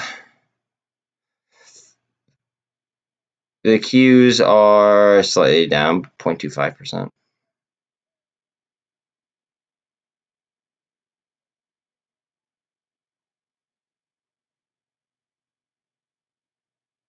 Let's see, are we going to turn up here? We are on the VWAP, which I do not like.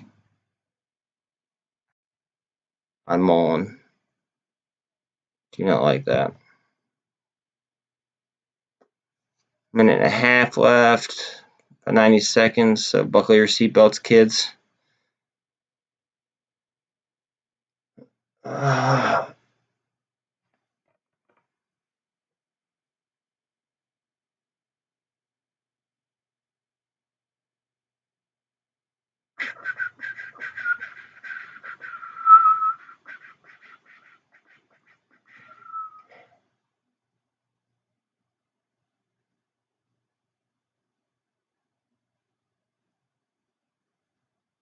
Okay, let's see. Here we go.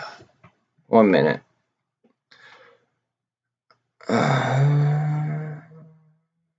Gamestop's up 1%. CEI's taking a hit. BBIG slightly down. AMC slightly down now. GME is up 1%.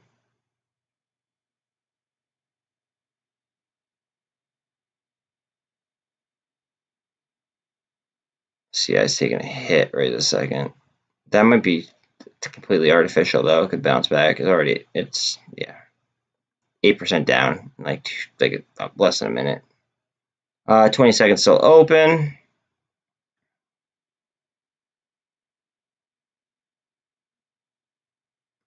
Keep your hands inside the car at all times.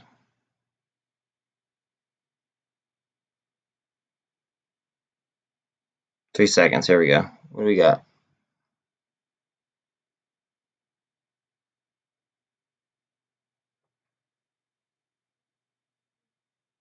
What do we got here? What do we got? What do we got? CEI went down. Okay, we're getting slapped on MULN real quick.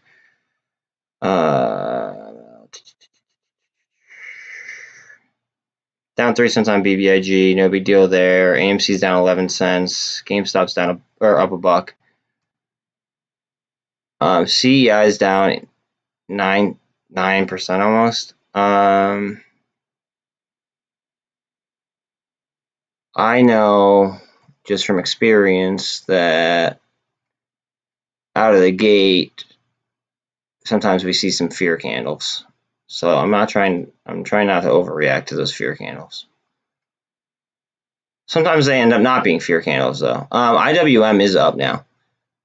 VIX is under 23. SPY is up as well, so that's good. We are above 41,000 on Bitcoin, and the Qs are the Qs are red now. They were green for a second. They're basically fighting to go green. I think we're getting an out of the gate slap. Let's see if we could rebound here. Look at CEI is eating it though. I don't like that.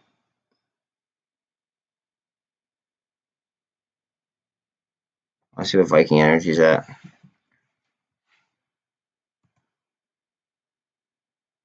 Okay, I don't know what the hell they're doing.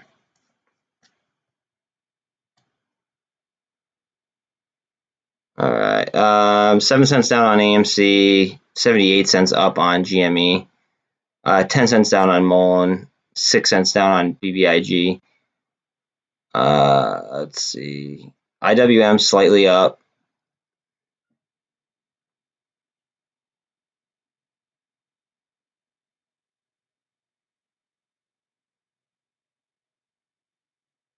So we are 2 minutes into the day, and MULN already did almost 5 million. BBIG did 702,000. AMC did 615,000. I want to expand on AMC real quick. I want to see what the hell's up here. I want to see if it's gonna swing up.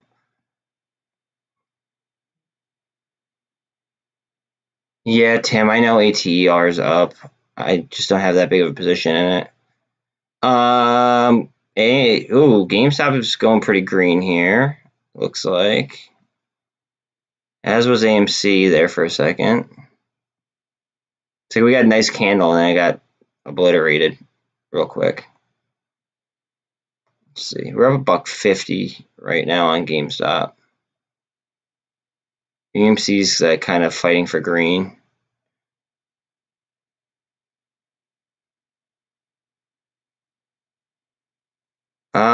CEI is trying to fight back. Looks like.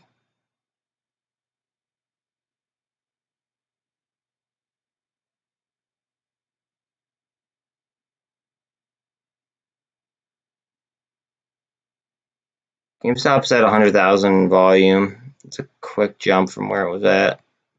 In pre-market. In pre-market, it was at what, like 5,000, if that.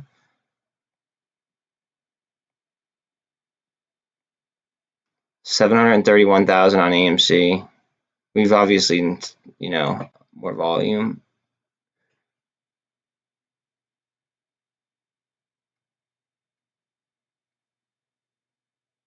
CEI does look like it's fighting back. Yeah, I know, Tim. I know. I just don't have that big of a position in it, and I'm much more intrigued in seeing if AMC can reverse and go green here. I see ATER. Here, I'll pull it up just because now I'm curious because my call is up so much.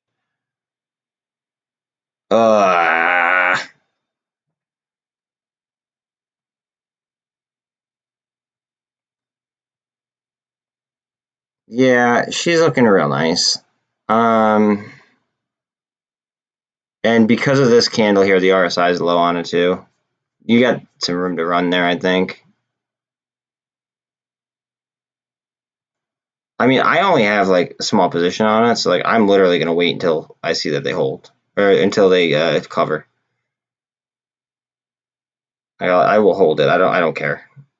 I bought it for dirt cheap. Let's see. I regret selling what I did, but I did it so I could buy more MOLN. So I mean, I really can't be too disappointed because it's just a stock that I believe in. In the short term, I kind of regret it, but long term, I really can't. 23 RSI on MULN right this second, and we are 6.8 million in volume, down 7%. Oh gosh. All right, we gotta look at the options here. Options. All right, calls. Okay, let's see puts. Look at the puts in the money.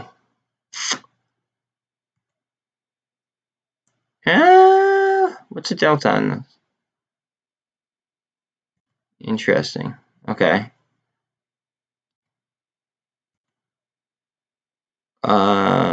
Calls. Inputs. Okay, so the Greeks look like they're on our side on MULN. Good morning there. How are you, my friend?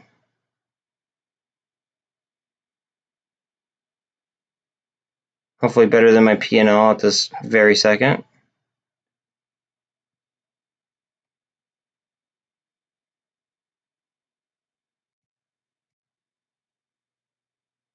All we need is a slick reversal. The demand is there. I mean, look at that volume. CEI is coming back too. That was down 9 or 11%, excuse me. Now it's down 6. I can't do that with options. I just like if I had straight stock, I could. That's the goal, actually, in my opinion. I just can't do that with straight options. There's something in me that just won't allow me to. What is SST yet? Is SST moving at all? Okay, the warrants aren't as down as bad as a regular stock.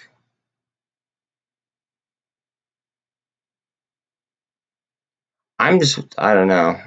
I gotta dig in more to that dilution story. I was so fed up with it after hours. SPY's starting to go up again. We might get a turnaround here. MULN looks like it wants to turn around. That's two strong looking candles. And looks like we're trying to twist up on the MACD as well. 31 on the RSI. That twists up and we go for a ride just because, I mean, there's obviously demand there. 9 million volume.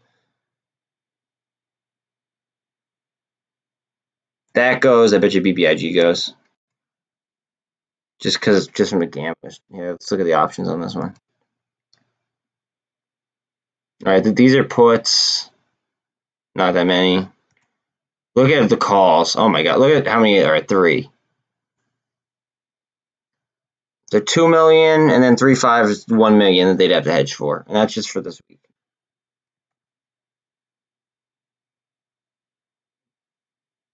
I mean, it's just a gamma launch pad in my opinion. So I feel like if one goes, I feel like it could just catapult others that trade very similar. And we've noticed that, like, out of all these, to me at least, it seems like BBIG and MULN kind of trade the same. AMC and Gamestop usually kind of trade similar. CEI and Prague, they seem to have like their own days where they go off. I sold ISPOW way too early. I don't even want to hear it. I sold those warrants way too early. I missed out on a couple grand just because I sold way too early.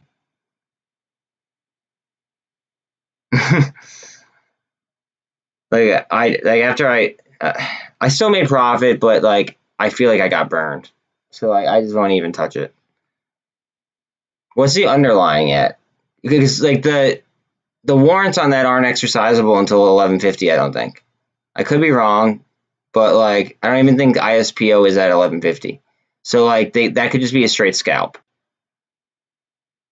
That's when you're playing the warrants, you got to know the exercisable price. Usually it's 11.50 in most cases. Sometimes it's less though. Like I think SSTs were less. I think MULN is less, but like in most cases, like DWAC W is exercisable at 11.50. Most of them are 11.50.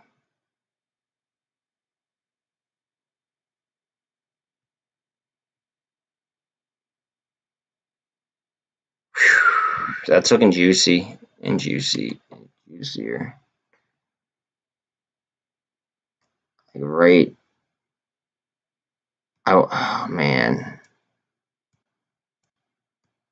If the bottom falls out of this, I might try to hit a reversion play on that. I'm not positive though. Okay, AMC is starting to spin around here. It looks like it found its bottom. It's going for its 5th green candle in a row. It's getting a little bit of a shove.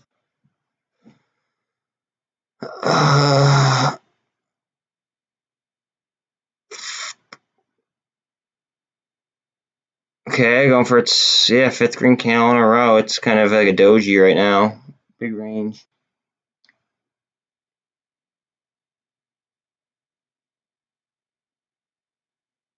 MULN's at 170. CEI is at 97 cents. BBIG is at 243. They probably already hedged for 250, so just please don't be too excited thinking about that. Now, I don't think that they hedged for like high numbers on AMC. Could be wrong, but I don't think they are. I don't know the max pain. I did not look that up. If somebody wants to Google it, throw it in chat. That'd be dope. Not know max pain for AMC or GameStop. Usually I do know, but I do not this week. 141.81 on GameStop, slightly green, 35 cents up. 14 cents down on AMC, but it looks like it wants to make a move. It just got rejected off the 48.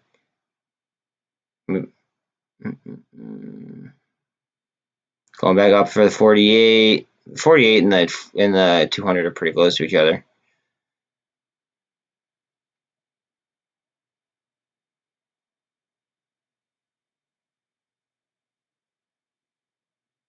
Up, hitting the 200. Let's see.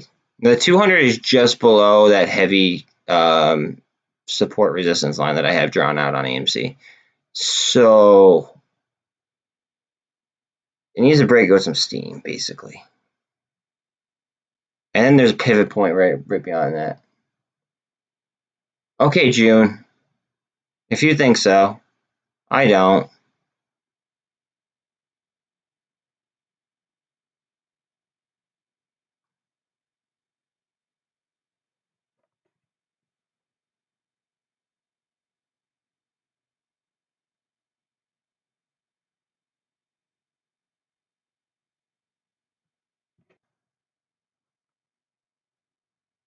I don't need that kind of negativity, June.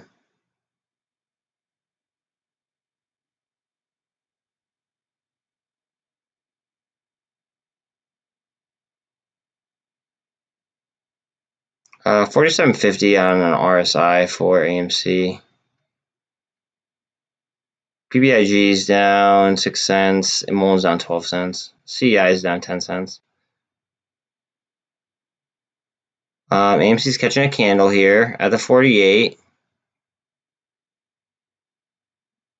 Testing the 48.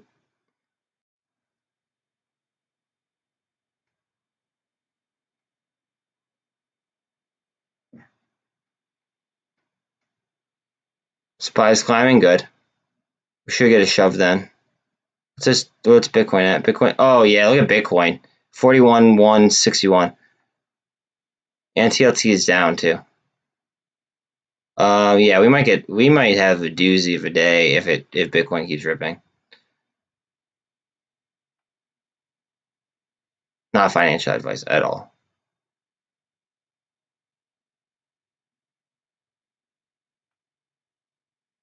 IWM's up by 0.5%. We're looking for like a handle almost on AMC. I'm pull up BBIG or GME real quick.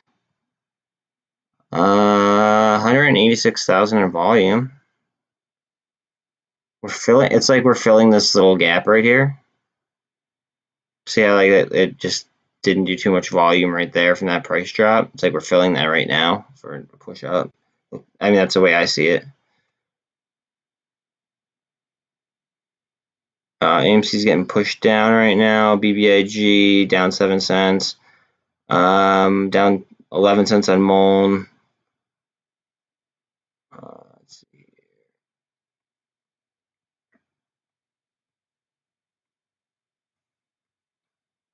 IWM 198.5. VIX is 22.5. SPY is going. It is at 439. After it hits 440, if it hits 440 and we are going to rip, right? Like say that we're gonna have a ripping, watch out for a potential climb all the way up to like 444. If Bitcoin cooperates, it has to keep moving like it's moving, and then I could see us potentially hitting 444.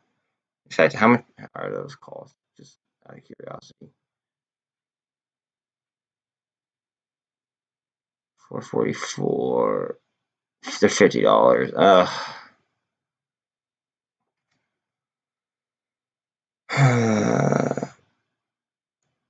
CEI is down 10% again. MULN is down 11 cents or 6%. BBIG is down 5 cents, 2%. AMC is down 22 cents or 1%. AMC looks like it wants to fight though. Like we're getting some nice candles on it. RSI is cooled enough to make a move. That MACD just has to spin up.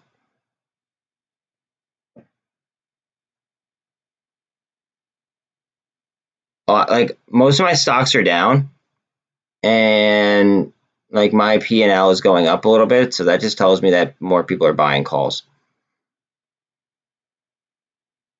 Because I have a good amount of options, and I don't like. I mean, unless like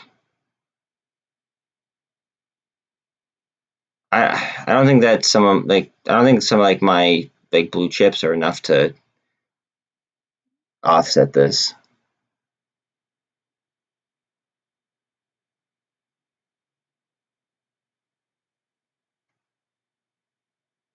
GameStop's still chilling at 141.73. I want to look at SPY real quick. 439.60. It's above that level that I had marked out. Like 438 is a rough level.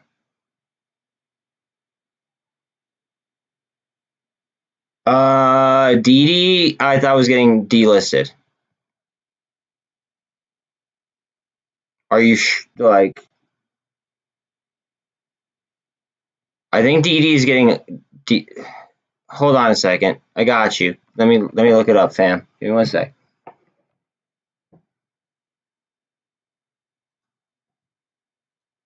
I could have swore that they were getting delisted with a bunch of other Chinese stocks.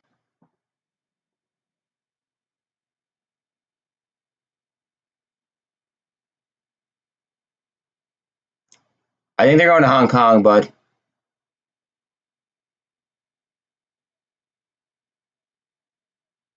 Delisting plans, revenue drop. Like this, these are all news articles from today. They have low utilization and low short interest. I wouldn't touch it with a stick, but you do you.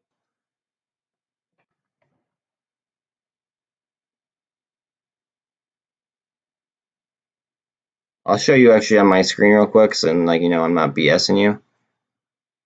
Sorry guys, sorry, I just gotta show him.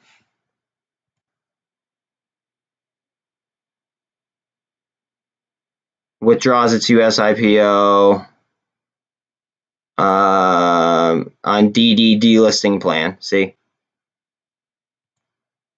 Getting a nice grown up candle here on AMC. Off of a double bottom, it looks like. I like this. I like it a lot. It's going through that zone where I have it has done a lot of trading. Right under 1750.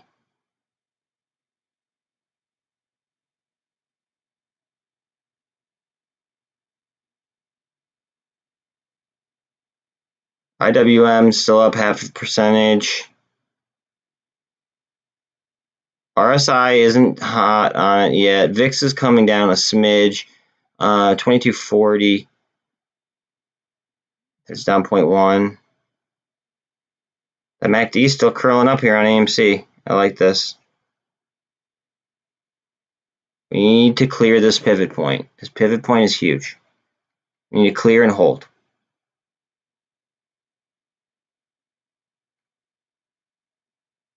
Clear and hold. Clear and hold. Clear and hold.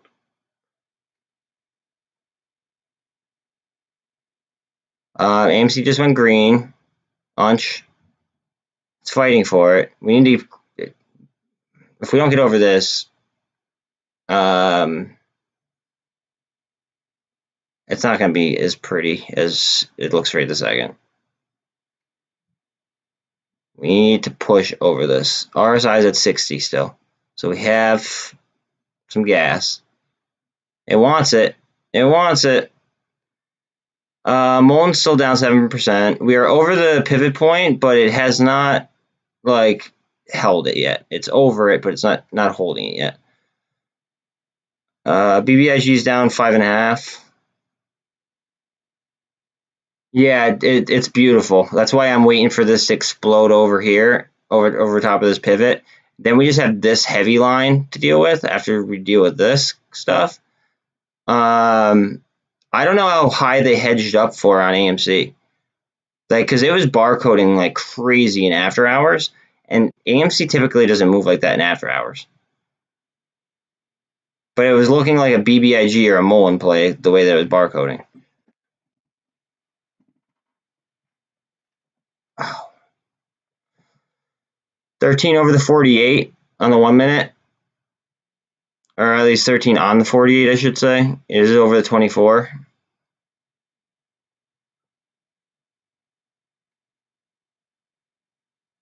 Uh, 143.20 on Gamestop. So that's up $1.70. 74. Down 6% on MULN. Down 5 cents on BBIG.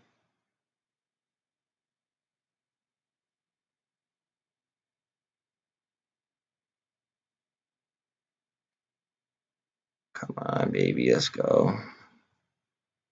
Just scroll up here real quick, see what's good. Yo, low key, SoFi might be a play. Just because it usually moves when like the when the meme stocks play, and typically people like they don't have as much as IV on them. ATER is up pretty good. It's up $7.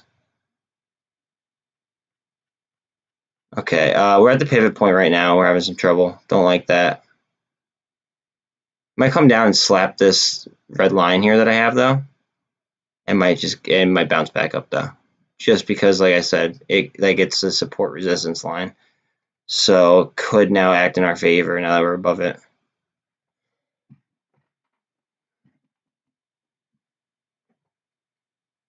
$142.10 on GameStop. Down 4 cents on BBIG. Down 5 cents.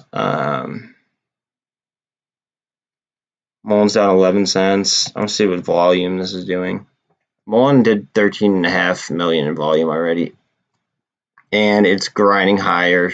This is consolidation. This is consolidation. I like that actually a lot. What is this doing? Is this consolidating too? Because if so, I'll buy calls on it.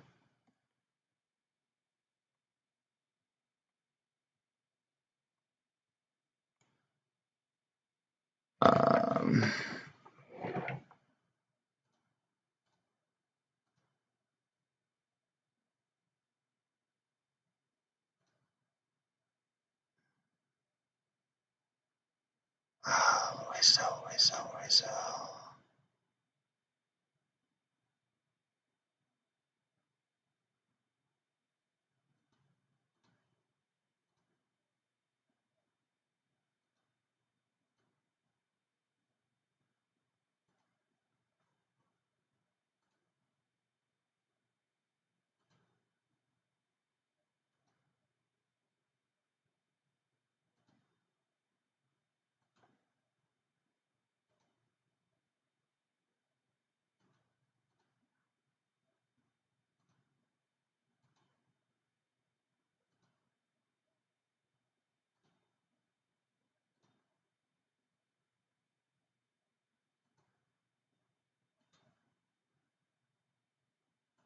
Okay.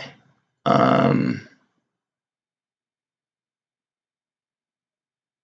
sorry. Alright, I was whatever, sir. What did you whatever sir me for? I had to do something.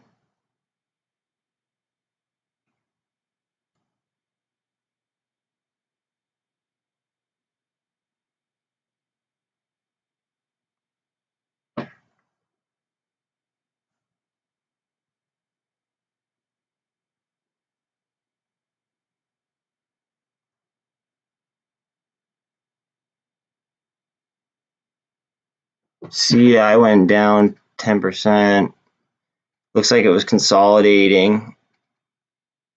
So I bought some $1 options. Are they really? Wait, Randy, you were in here yesterday talking about BBIG issues though. Weren't you like bot attacking me basically about about MULN? So I don't know if I could really trust that right this second. And you're giving a price target. That's sketch, bud. I'll look at it. What's the volume today? 19. It's in a lot of volume today.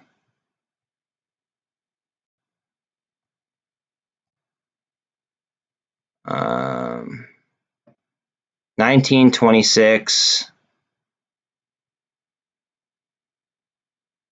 I see 19 and 26 that got a good amount of volume today.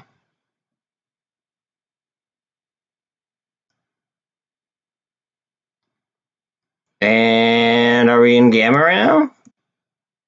We are over the pivot. Let's see if we could cruise right through. If we cruise right through this, if we cruise right through this line right here, then we're talking gamma, I think. But we should have a little fight ahead of us here on this one. GME is moving too.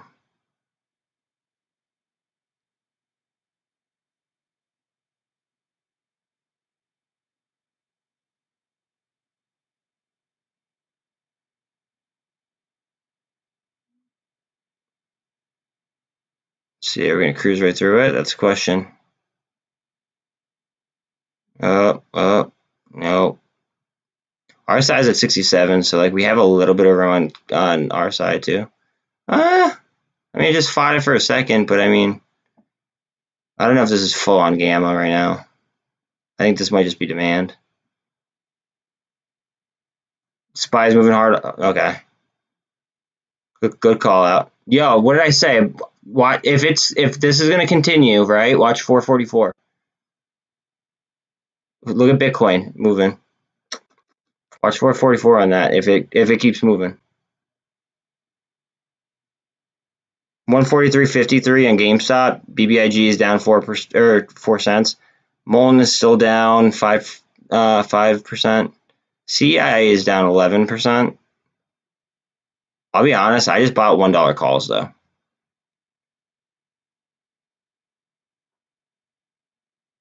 Just because it was down that much, and yeah.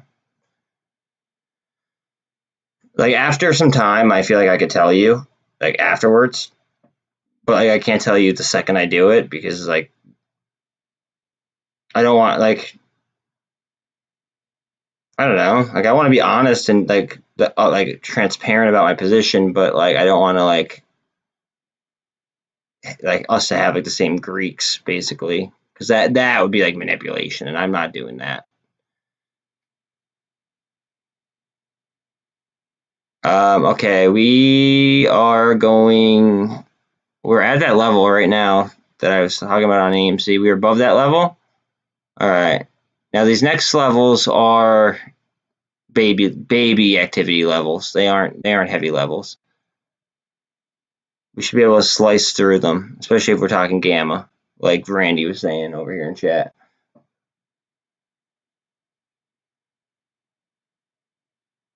$143.65 on GME. IWM is just under 200. If it gets over 200, we could be looking really, really pretty. Not financial advice. I hate having to say that nonstop.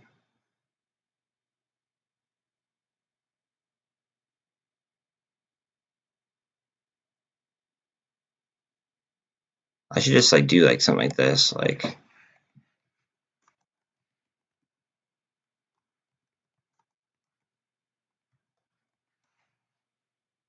and like click off. Oh no, I thought it would stay there. That would have been pretty sweet. That would have been slick if I could have done that. AMC's following a trend line. Do we want a projection line? I like my speculation lines.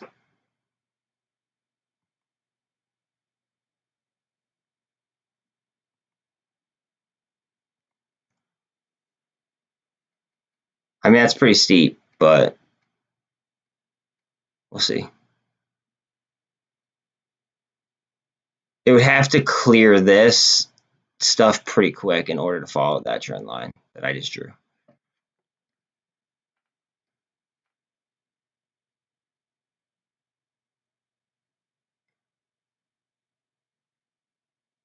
$441.5 on SPY, moving upwards. Bitcoin is at 41,530-ish. RSI is 64 on AMC.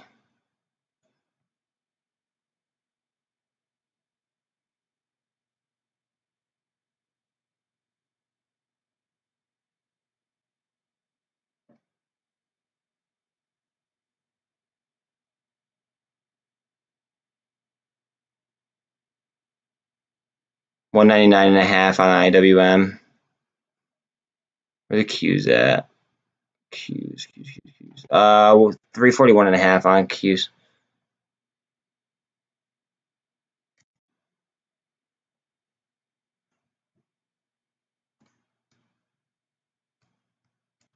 $343,000 in volume on Gamestop. It's at 143.27.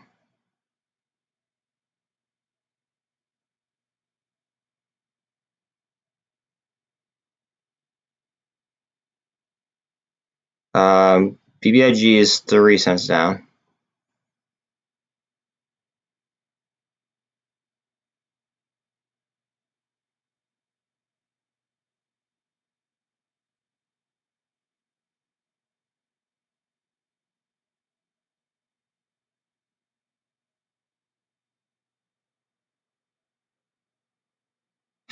Wow, SST is taking such a beating right now. Oh my gosh.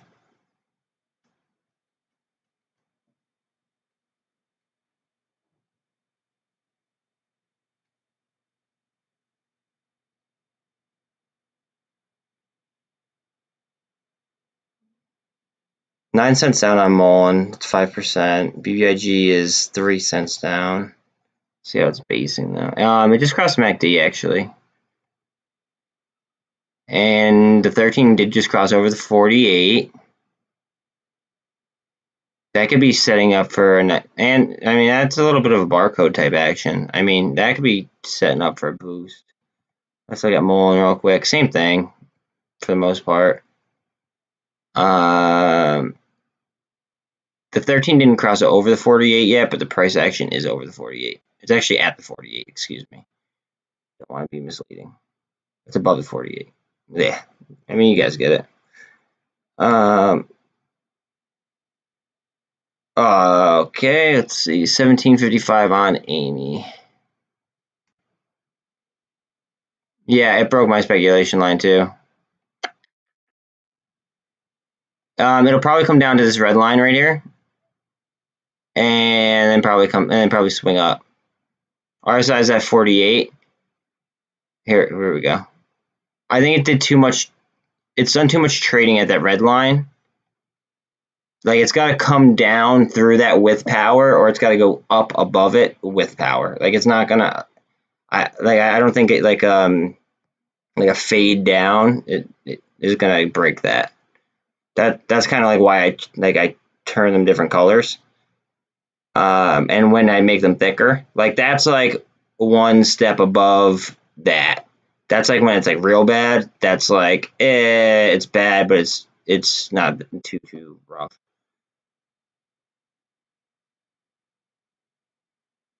Okay. We are getting a grown-up candle on Amy. Let's see, is the MACD going to spin up for us? RSI is at 55.7. Grown-up candle, 55.23 on the RSI. You keep it. Come on, keep going.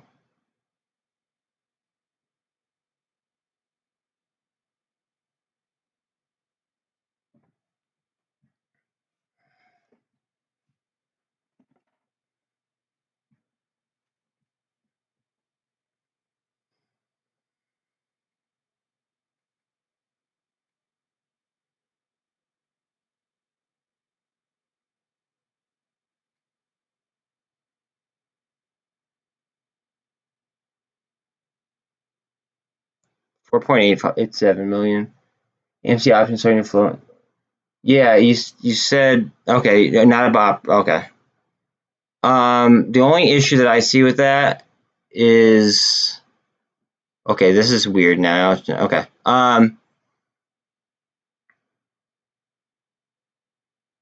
So volume. This is today's volume. 2,000, 1,000. Now we are getting a little bit more of a flow, but I wouldn't say up to 34 yet. I would say up to, we're getting a little bit of a flow up to 26.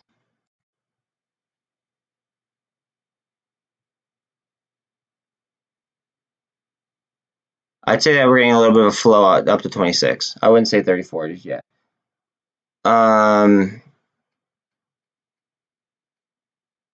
I mean, I'm chilling with my current calls on it.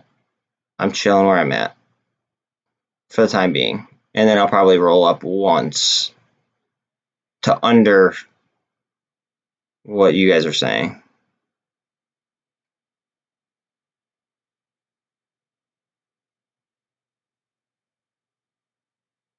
Look at SoFi. I told you guys. I'm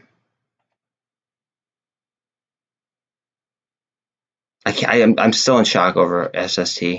I don't know how they're doing it with that kind of short interest on the float.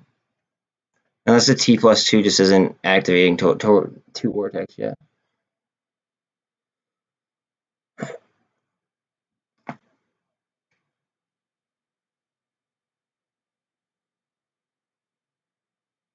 MULN is down 8 cents or 4.6%. BBIG is down 4 cents or 1.92. CEI is down 8%.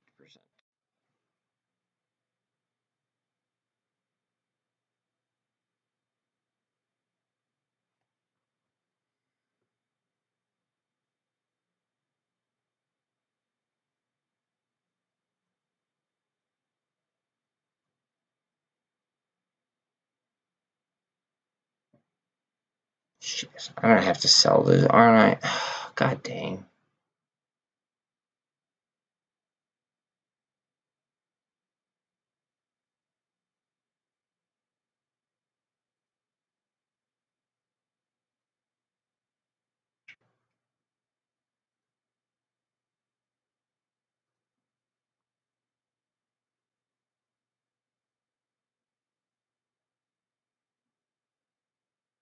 I'm like over here selling things that I just bought not too long ago, which kind of sucks.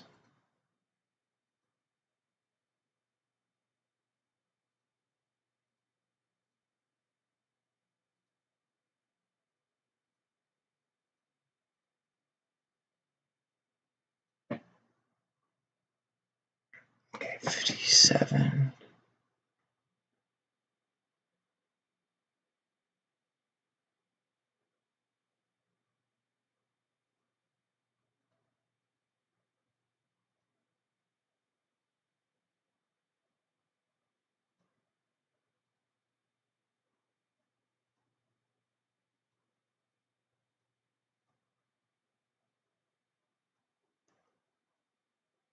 What are we at here? $2. Okay, we're gonna do $2.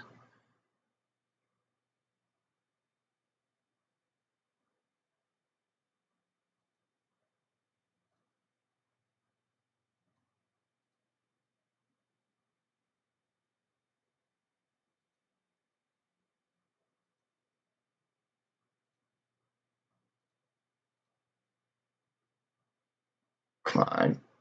Send it. Oh my gosh. Not sending through.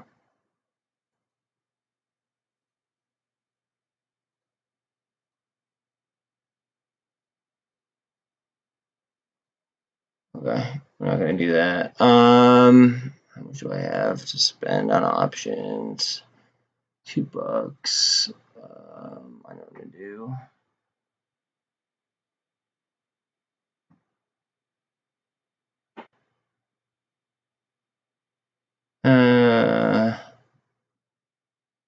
Maybe I'll just buy straight stock instead.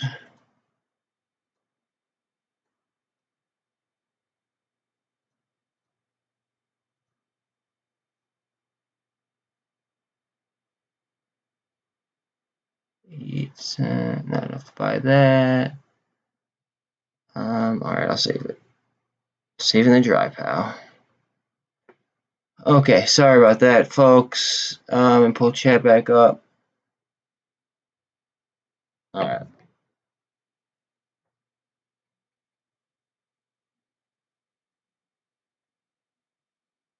Yeah, I was liking how AMC was barcoding in after hours yesterday. I felt very, very gamma-y about it. Like, I don't know what the word for that would, like, we are at 200, we're just over 200 on IWM. MULN is down 8.5 cents, under 5% down. BBIG is down 4 cents, down 3.5 cents. AMC is on the move again, it looks like.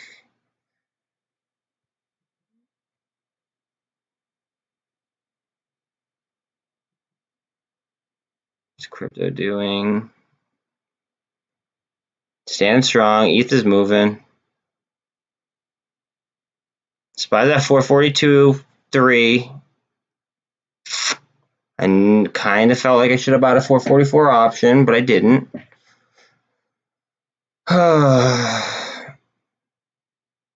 Okay.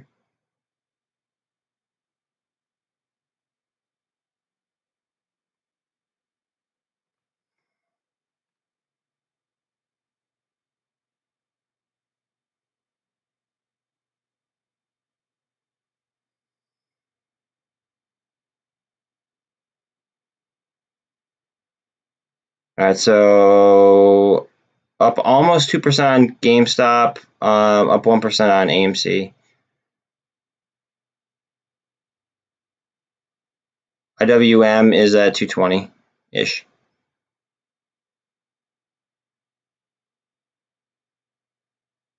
VIX is sinking, which is good.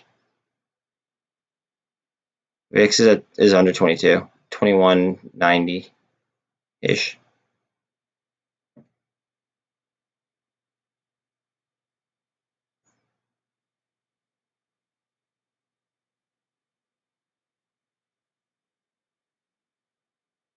Come on. We need to get over. You know what? It might cup and handle. I might get up to that level, give it a little bit more of resistance, just looking at this. And then it might burst through. That's what kind of setup I'm seeing, at least.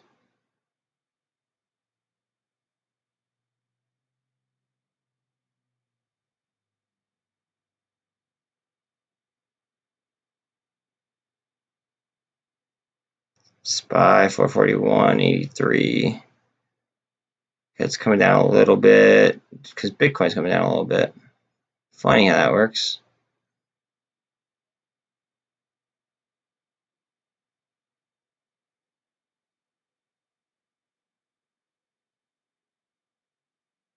IWM coming down a little smidge. Oh, come on, don't do this.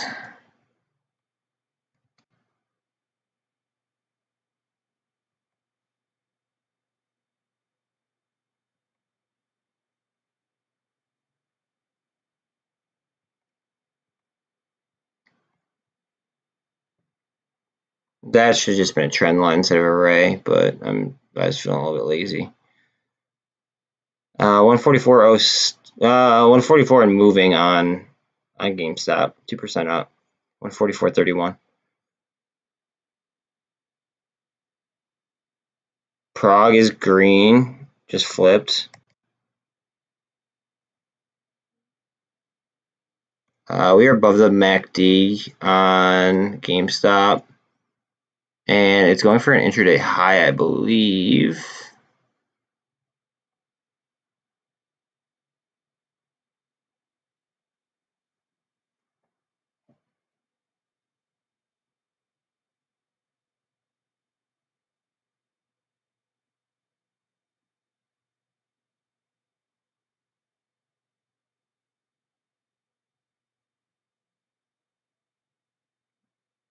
It's gonna move. 14. We're 144.49.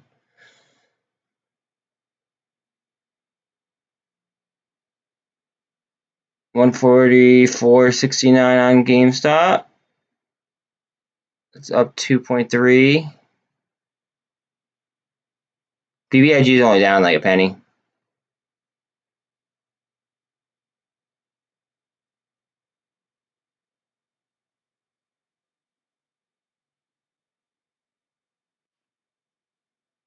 It's down 0.5 cent right now, BBIG.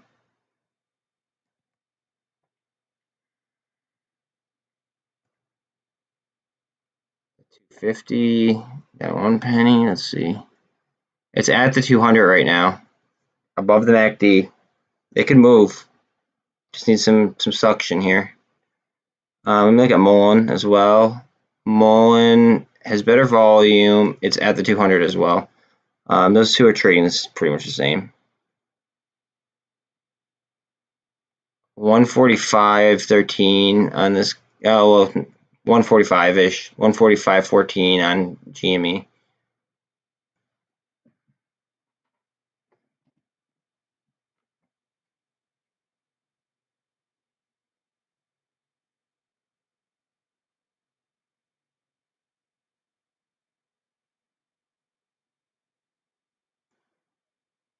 Down 0.9 of a penny on BBIG right this second. Down 1 penny. That could be waiting on MULN if they're going to trade the same.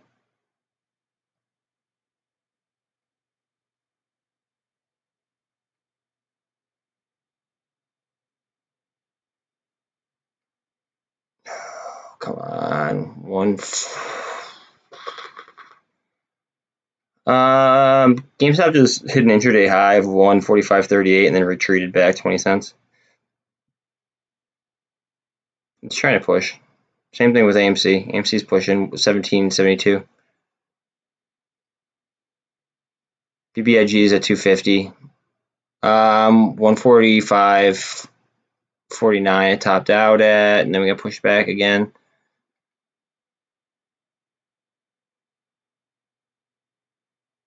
$145.76 pushed back.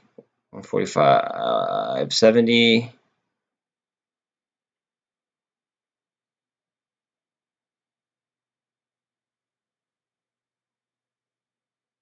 That's on 0.4 of a penny. BBIG. Literally 0.16. It's a $2.50 stock. It's down. It's unch on the day. Okay. Now, right after that, watch MULN potentially go green if it follows the same kind of pattern. If they are trading similar, it should go green. In theory.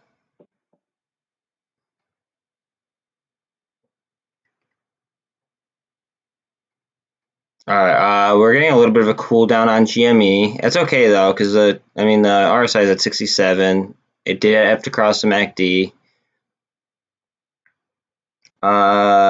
Slightly green on BBIG. Nothing to get excited about. Let's take a look at AMC. I have so many lines on this chart. Okay, we're looking stronger over here. 1781, 1780, 1782, 84. RSI is a little bit hot.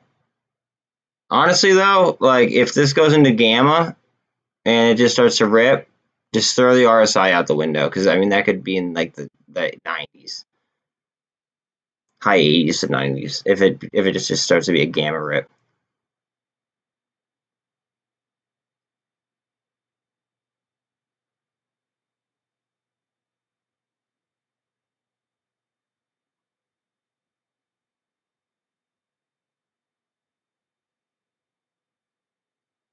$442 on SPY. Qs are at almost 343. Bitcoin is at 41.5.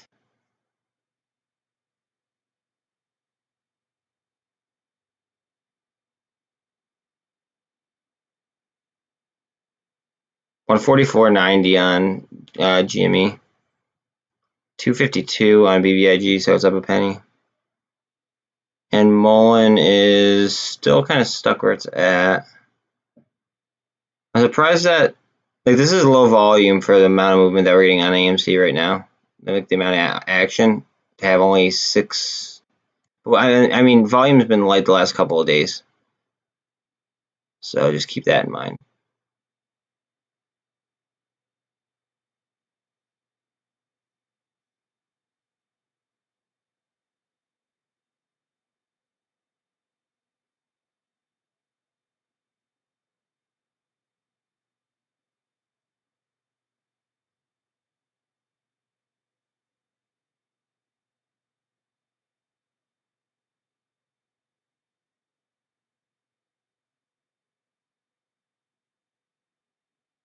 Nine cents on MULN. There's just something in me that tells me that that's not going to last long though. Not financial advice. Disclaimer, I'm long. Let's see. 2 cents up on BBIG. Alright, we're getting another push here on AMC, it looks like. Come on, let's go. Just keep going. You want to ignore that RSI. The options are starting to roll in, the FOMO.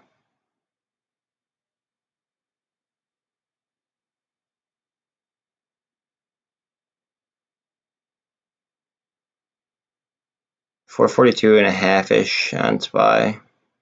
343 on Qs.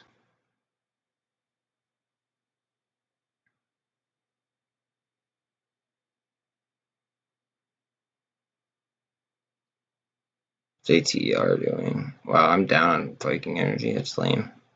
Oh, CEI is down. That's why. Oh, look at BlackRock ripping.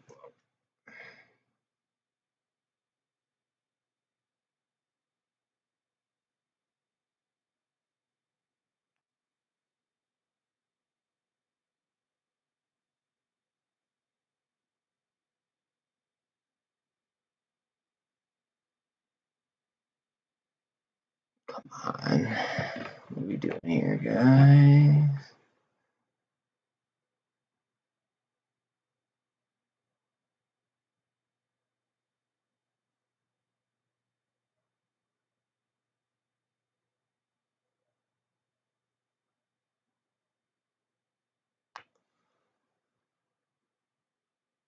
BBIG is pretty much flat.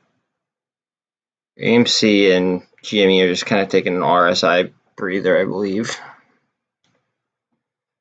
A little bit hot. They're hot tamales.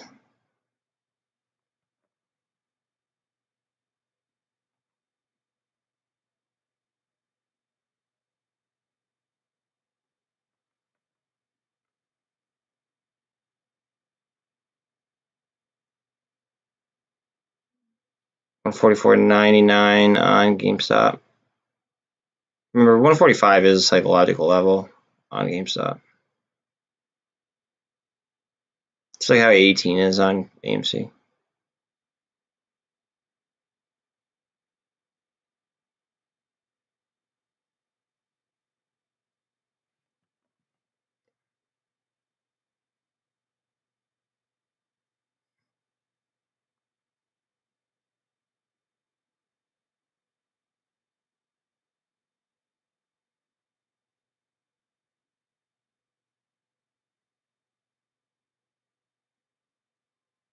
shit. Took off on me.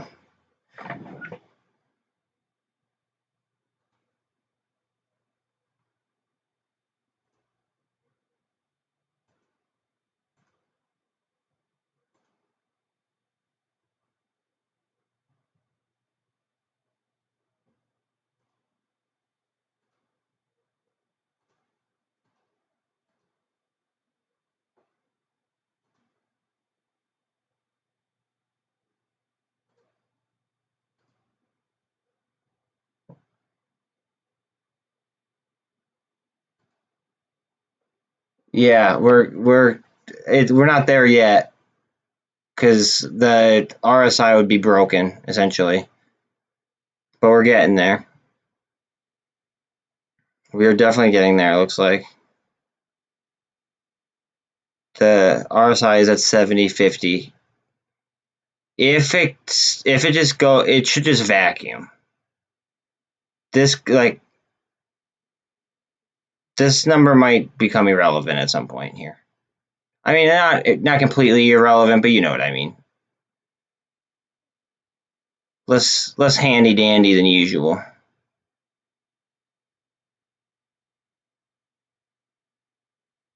Here we go. Let's see. Are we gonna get some? Because then they're gonna keep delta hedging higher and higher and higher and higher, and as FOMO rolls in,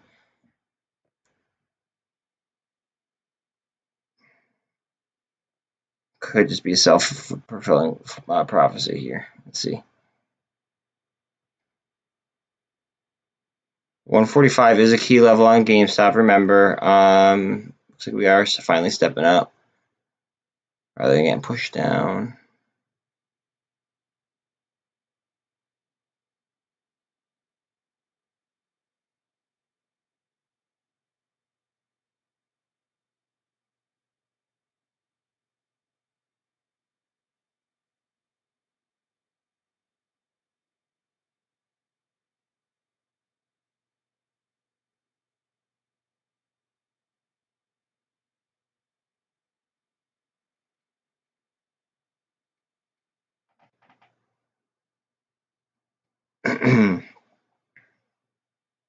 Come on. Yeah, like it's not there yet, or else the RSI would be going like that. That wouldn't even. Let's see where the puts at. They deep in the money of the puts? No. Okay. Some puts. How are we on calls?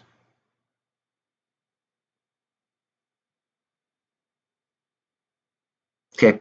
People are finally learning how to use calls. That's not financial advice, but like people are getting close to the money on calls, and like that's how to actually like. Never mind. I don't want to like go over my bounds, but people are. It just seems like people are starting to understand Greeks, and you could tell. 145.02 on GameStop. Is there like a mini cup that's forming?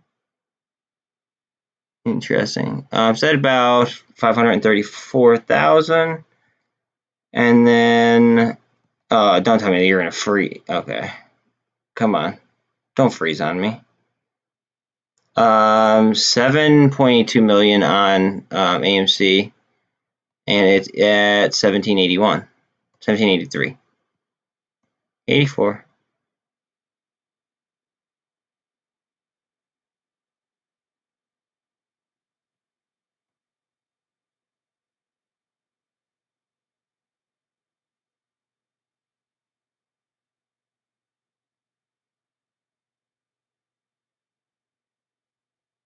$145 flat on GME.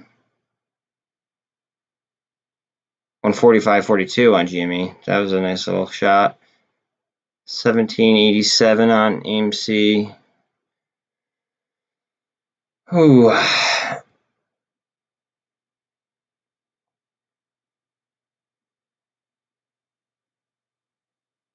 BBIG is down a half of a penny. Half of a penny. 442.80 on SPY.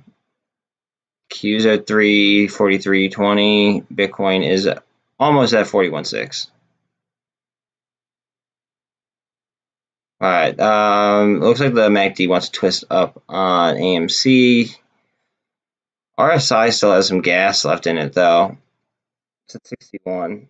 If it was a full-fledged gamma squeeze, we are catching gamma, it looks like. But if it was a full-fledged gamma squeeze, like it just wouldn't stop.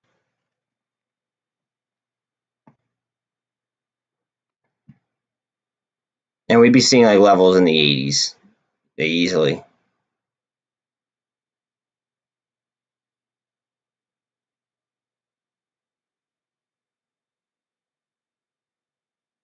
I mean, that happens like sometimes, not even when it's a gamma squeeze, like just like sometimes if there's like just a heavy amount of buying. Like if somebody buys like the entire order book,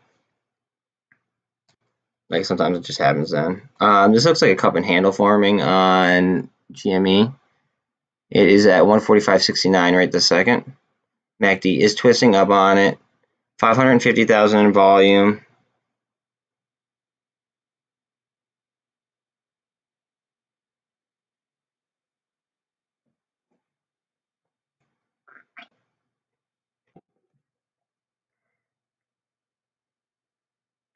BBIG is slightly green as well. I really want MULN to follow it.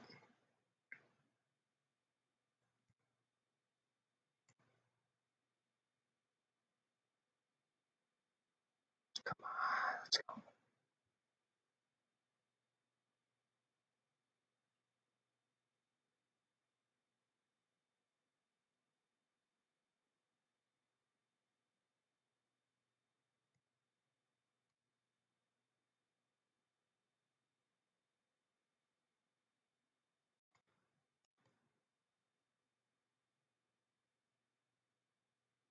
I hate it. Oh, don't freeze on me. This version of webull sucks. I updated it like the other day, and it just keeps freezing ever since. No! Don't do this. Alright, here we go. 1782 on AMC. 7.51 mil in volume. 145.74 on Gamestop. Unch on BBIG. MULN just sitting there flat. CEI is just going to chill at 95 cents, it looks like.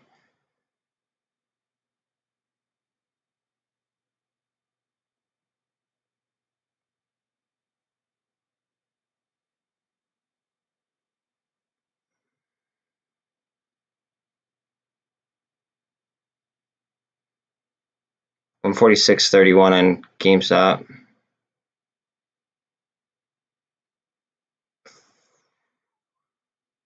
She's looking jumpy, boys and ladies.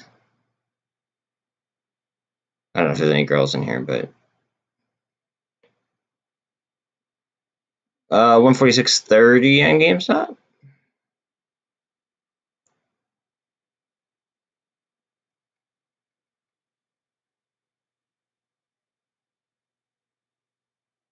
MULN's down 12.5 cents.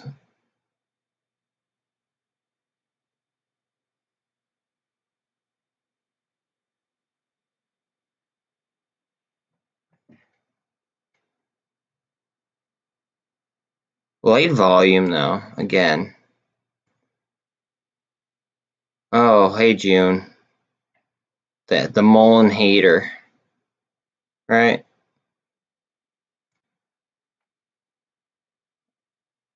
As long as you don't talk smack about MULN, you're good to chill.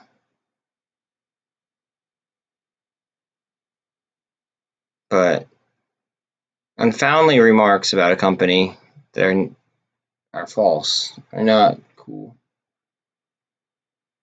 Word.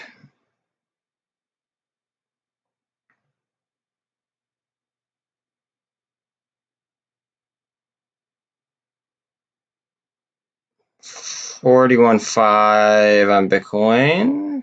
Qs are at 343. Looks like we're getting a run here on AMC. Maybe? No. RSI is only 53. I disagree with you wholeheartedly. We could just agree to disagree and then just not talk about it anymore. Just because, like, you're not going to change my mind and I'm not going to change your mind. I don't care to change your mind, actually. Like, I want, like, everyone should have their own views. And, like, the way I would like it is, like, if you see a play worth looking into, shout it out, and then, like, we could all do DD on it, okay? And that's cool. That's cool, Jelly Bean. That's cool. Just, like, ideally, I'd like to, like, have people shout out plays that are, like, actually moving. And if I'm not looking at them, I'll pull them up, and then other people could do DD on them. I could do DD on it. Things like that. But, like, we could agree to disagree on plays that, like, we're in and not in. Like I don't want you to take every trade I take because I take very speculative trades sometimes. And I don't want anybody following my trades because I think that that would be market manipulation, and I'm not going to be a part of that. I'm not a financial advisor. I'm not a perfect trader. I'm not an economist. Just a guy that likes to trade with stats. That's all. But I think it'd be lit if we could, even though like we don't agree on one play here or there, if we could shout out plays and then use each other as like sources. Make sure we gather our sources, to share. But that way we could actually just do more DD in general. Because I mean, like the people we're up against right now are using like freaking supercomputers and algorithms, and we're trading against robots most of the time. Okay, so like in my eyes, I think it's fair that we can collectively brainstorm. I mean, we don't have to talk about like we don't collude at all. We just talk about facts and research. That's it. There's nothing illegal about that. 146.65 on GME, coming up to 18 on AMC.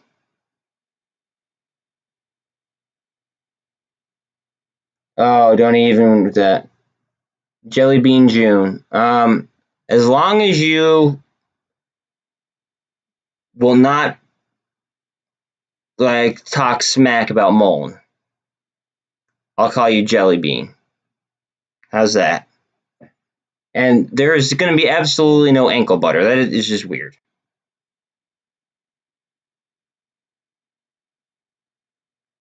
We are coming up on 201 on IWM. It's at 278. SPY is at about 443. I kind of wish that I took that 444 call, like I said. Ugh. I keep doing that on SPY. I should. There was a point where I was trading SPY contracts up and down. I did pretty good on that. And like over like the last couple of days, like I nailed these price points.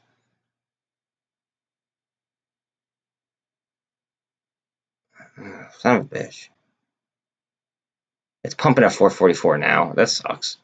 Oh, well, I can't say that sucks. 344 on the Qs. I can't say that sucks when AMC and Gamestop are ripping. So it is what it is. Like it's just another play I could have been in.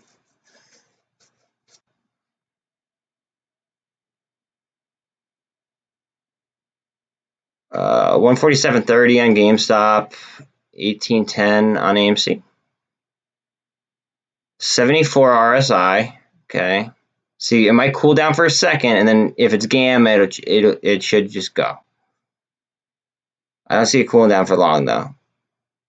See, 76 RSI. We might be getting into gamma.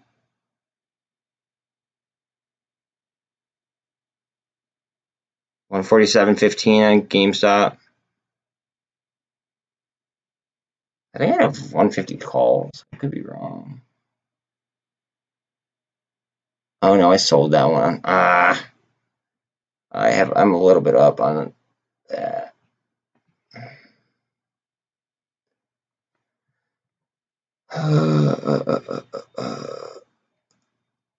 Let's see, 18.15 on AMC, 147.30 on GameStop.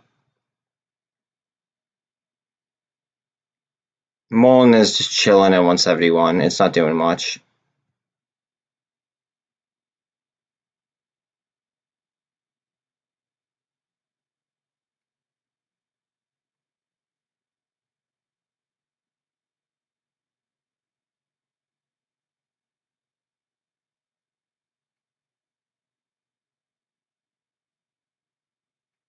Oh my gosh, SST. Oh my gosh, that hurts.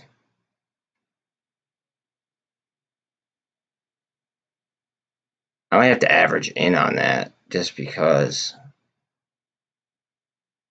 Momentous is up. I have a decent position there. IPR is up. Very good. Very clean looking day overall. Oh, look at Microsoft, Apple, Facebook.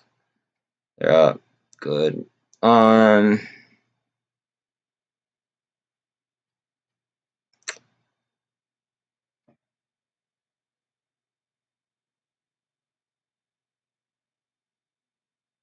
We're a little bit overbought right here. Let's see if it just keeps going though. It's a 75 RSI.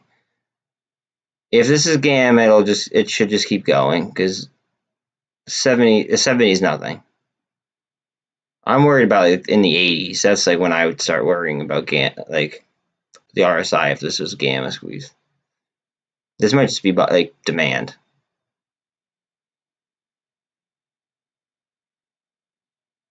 This just looks kind of like demand to me, I think. Not sure. 147.25 on GameStop.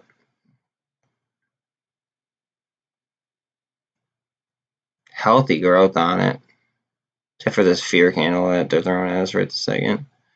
Might get some support off this though. Off that 13. 60 RSI on it. This definitely didn't hit gamma yet, I don't think. That didn't hit gamma in my opinion. That's just like a demand type deal. Are we really gonna freeze again?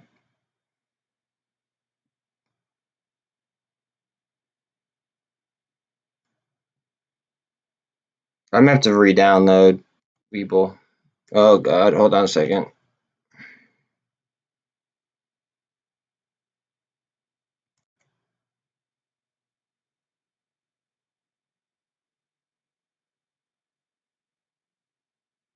Okay, look at MULN turning up though. That's interesting. Didn't really look like MULN was doing much. But looks like a double bottom. That's very interesting. BBIG is at 255.5.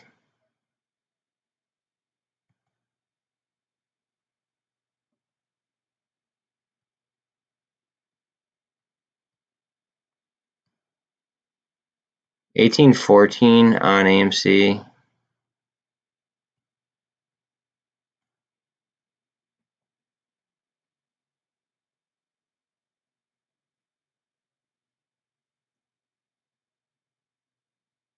RSI is at 71. It is pumping. So keep going. Break that. Break it. Is that its intraday high right now? It's gotta just get past that.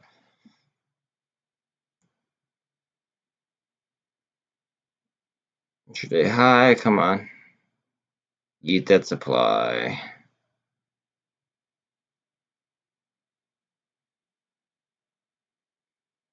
$73.9 on the RSI. That's not bad, especially if we're talking gamma.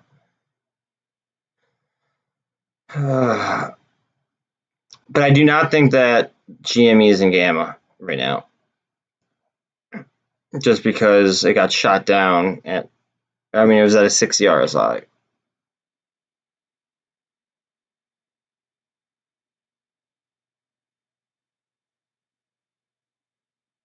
But that's only my opinion. I'm not like the all-knowing Wizard of Oz or some BS.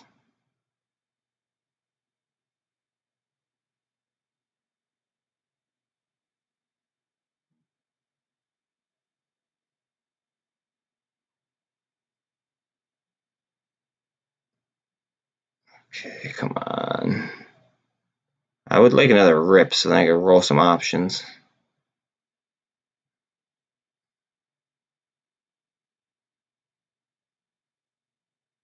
I like MULN to join the party as well. That'd be pretty sweet.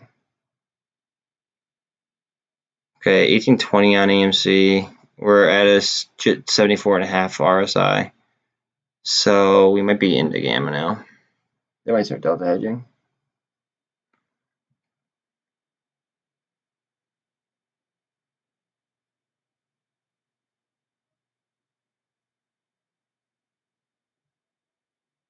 Come on, start delta. We're below 70 on it. Let's see. We're either gonna get a nice spike here, or it's gonna keep doing this slow stuff. I don't think it just sinks though. I mean, personally, demand. I mean, but it is low volume, so necessarily it could.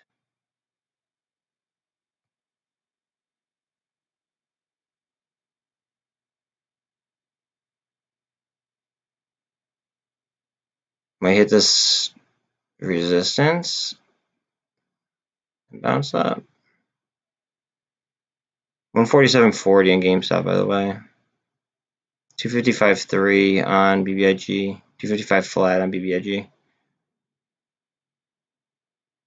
Let's see what. Oh wait, we're getting bounced right back on AMC, so that's good.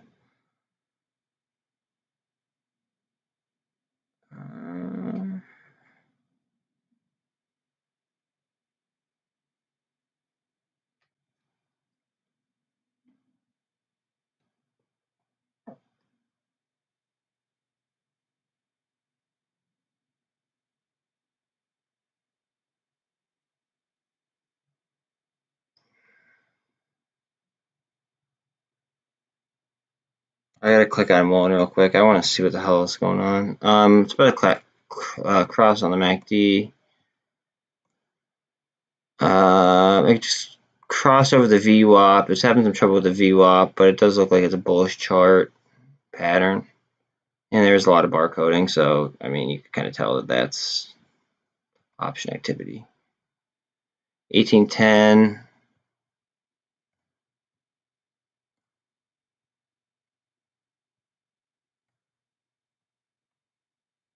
Please don't be double top.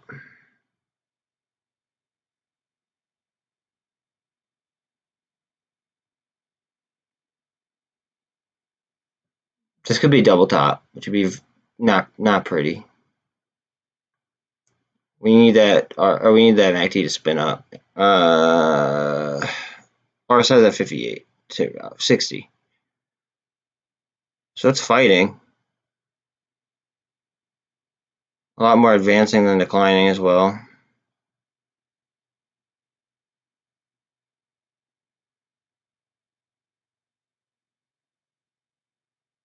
I think it will.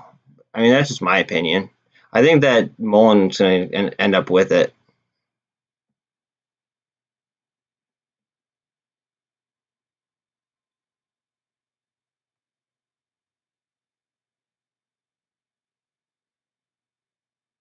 Okay, this is starting to look less and less like a double top.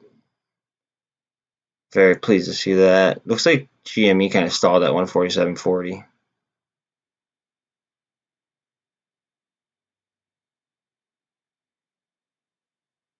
$147.33.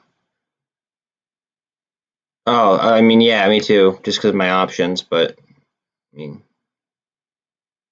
sooner rather than later.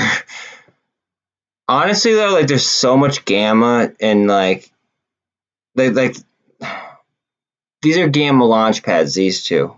They just the Greeks fill up on them so quick and like you just roll them down the chain for pretty cheap. So especially if these two go, then these two like really might go. It's hard to tell. Really hard to tell. I'm gonna draw a speculation line again.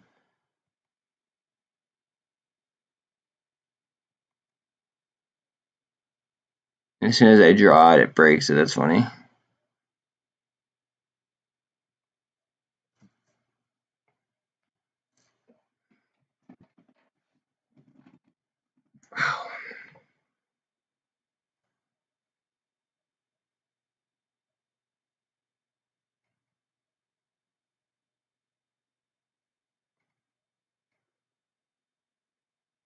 MULN's down 10 cents. BBIG is up 4 cents. CEI is down 11 cents.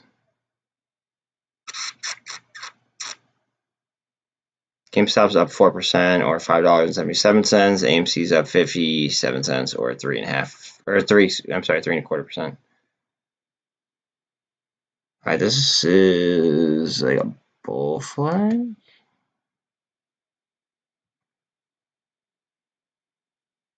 I don't even know if I could draw this by the time that this pops.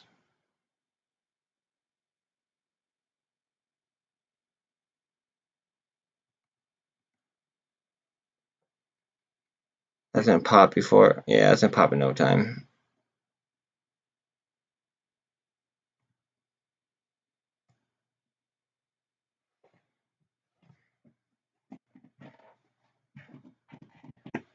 $147.83 on GameStop.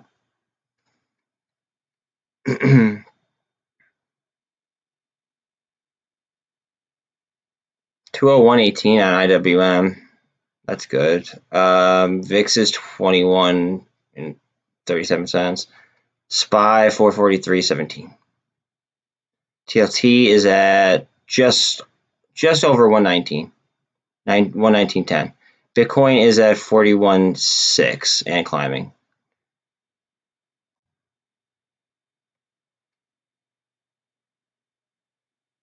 All right. It's giving this MACD time to develop here on AMC, and it looks like we're ready for a spin up. RSI is a 56. 55. We're range bound in between the 13 and the 24. Let's see if we get some support off that. From this morning, you want it?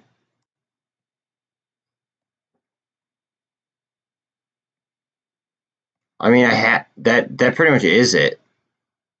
This one right here, that pretty much it. Like that was the original speculation line.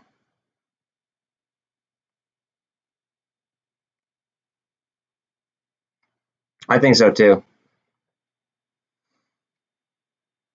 I think it's consolidating right here, letting that RSI cool off.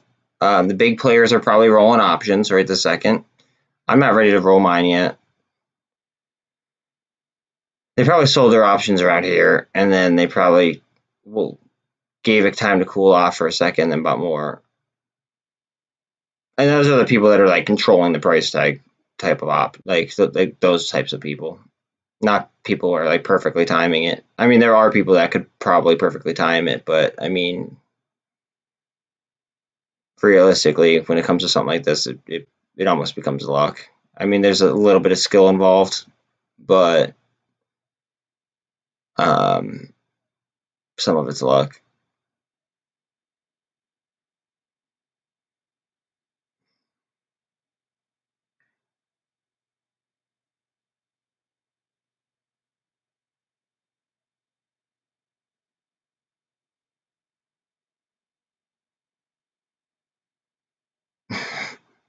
Dude, we've been killing it lately. Yesterday was your first day in my stream, I think. That's funny. Oh, nice little candle right there. That's a grown-up candle. Let's go. 148.50-ish on GameStop. BBIG is just kind of chilling flat. 1824 on AMC. Let's see. I appreciate the shout out about like liking and sharing though. You just made it sound like you were like here every day though. 255.5 on BBIG.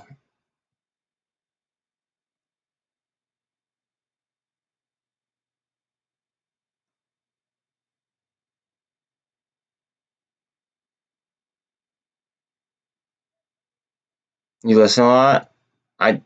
How long have you been like listening to me, dude? Like I'll be honest, like I haven't had I feel like I need to get my numbers up. Like big time. You know, I need to get my watch time up. And I need to get my subscriber count up. I feel like my subscriber a couple times last week were that I need to get my subscriber count up is what I need to do. But in order to do that, I need to like I feel like I'm gonna need to do videos, and I hate making like videos. I'd rather just like hop on here and just be myself and go live. I hate like sitting down and making a video. I feel like it's awkward for some reason. Like I'm like awkwardly showing this and I'm awkwardly showing that. Like I'd rather just like hop on here and just be me. But I also come from a sales background where I just sell myself. So maybe like the whole, off the hip thing is just my style, as opposed to like a scripted, thought out video.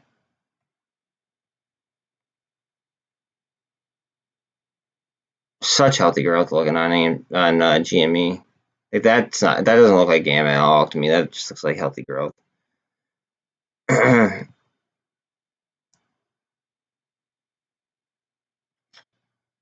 Just take see, yeah, but then I would have to go into like I'd have to click this, and then I'd have to click on start recording,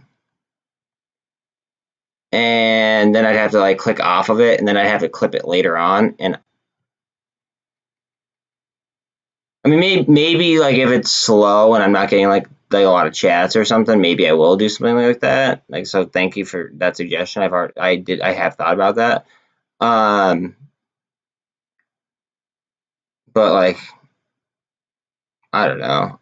I seem like I feel like I'm like too busy during the day. Like I'm narrating basically, and I'm trading, and like I don't know. There's a lot going on. I mean, if there's like a flat day and I notice something, maybe I'll do that. But like on a day like this where stuff is ripping, and by stuff I mean things that I have a good chunk on, I'm not gonna be able to do that, obviously. But I feel like I do have to make like some videos. Maybe I'll make like a crypto video or something as well. But I definitely need to be found in the algorithms better. And I'm not paying for ads like some people do. Like a lot of people pay for ads in order to get in front of more people. I'm not doing that. That's just not my style. I'd rather suck somebody in with like straight facts and just like me finding a trend, rather than pay to be sponsored, like a sponsored ad. That's just not my vibe.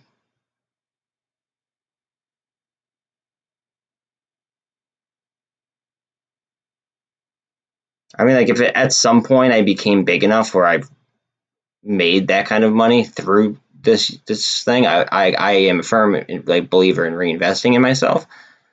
So like if I made money through YouTube, then I might invest it in YouTube so then I could keep growing that audience. But until that point comes, then they're like, there's no way in hell that I'm going to spend money advertising on YouTube.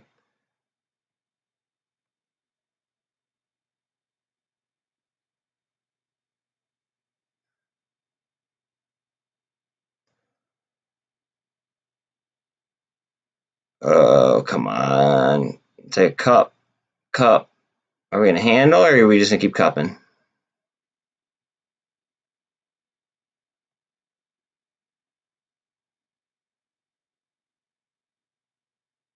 Okay, so I just overheard that.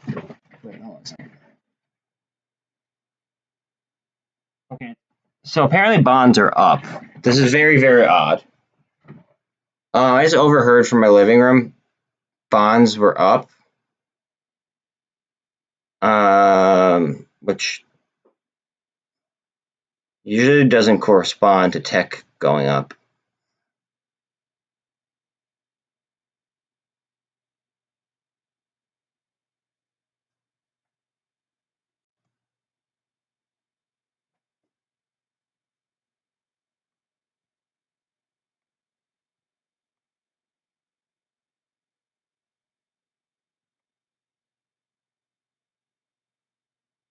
Just be careful with your stuff. Like, I don't know if this is just like, I don't know if they're going to try to dump it on us or not. But, I mean, they're moving strong and healthy, but I just overheard that bonds are working pretty much in tandem with the NASDAQ, like the top technology stocks, which just, it's usually not accurate. I mean, I'm still going to keep playing it hard. Don't get me wrong, but I'm just saying, just be careful.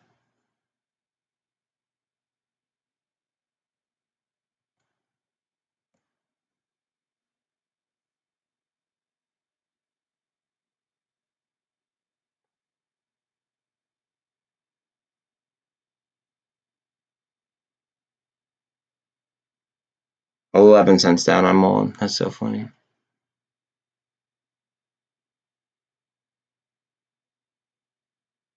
RSI's at 60 on AMC, 148.45 on GME.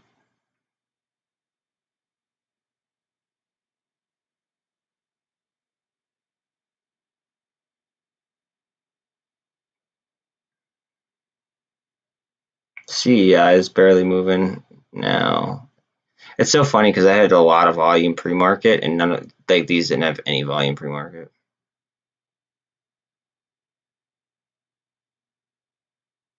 What's a Viking at? I hope Viking's up. If Viking's up, then I made such a good trade yesterday. It's probably not. Okay. Well, it's down less than CEI, so that's better.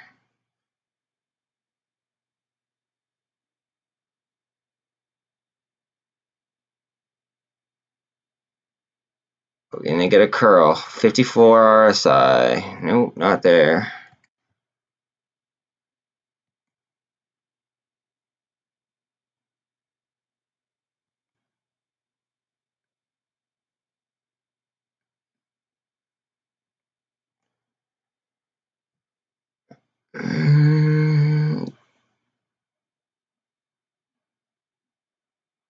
I don't think we come down to the 48. I think we hit that line max.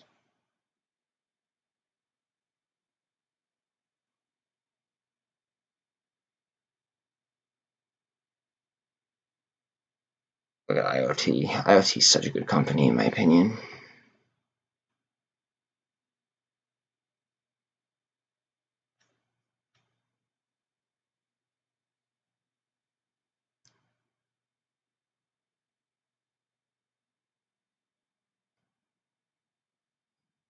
Come on, baby. Spin up. Spin up.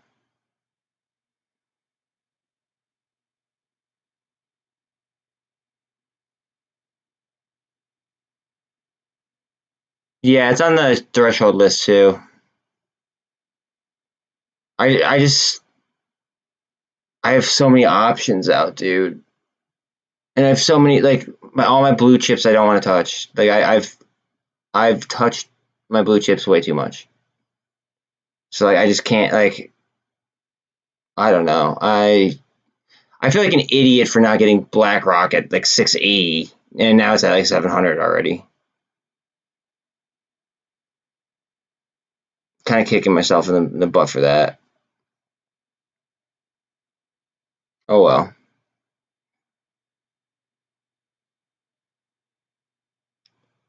I think we might get a jump right here.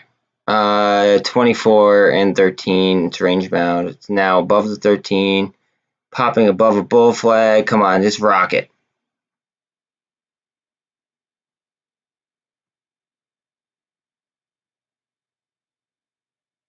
But yeah, yo, that's on the threshold list, just so you know. I think you actually are the one that posted the threshold list, if I'm not mistaken. So sorry about that.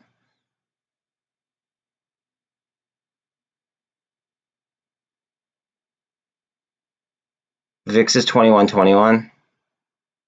443.5 on SPY. I hate myself for not taking that call. Bitcoin 41.6.5. XRP 77 cents. Nice. I really enjoy a nice climb there.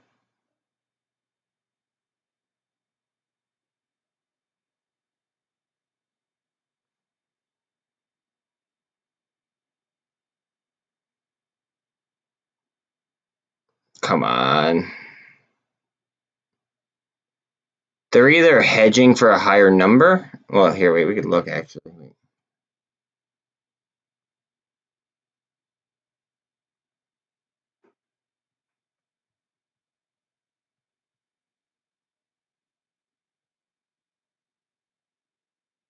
Yeah, look at that volume that they're selling here. Open interest. Interesting. They're selling a lot of calls.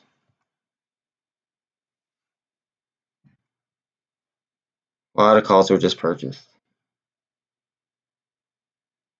I didn't look at the puts though. Oh. Good amount of puts, but not as many.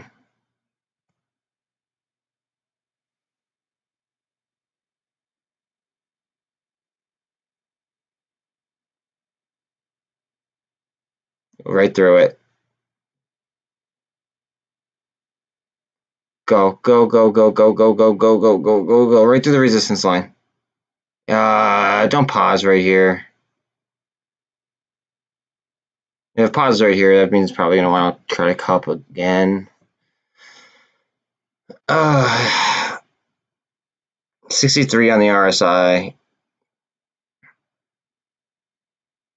Almost 64. MACD looks like it's trying to twist up. Come on, just go up. We don't want to deal with any more handles. Just go, just right from there. There we go. Come on. Now you're listening. Alright, now we're coming up on one of my drawn resistance lines rather than like a stock resistance line. I mean, well, I should say like one that's pre-drawn because of the indicators.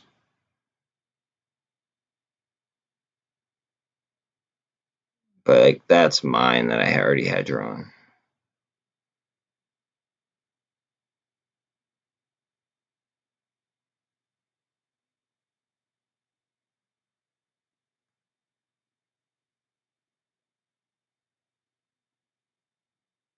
Come on, let's go. Just run.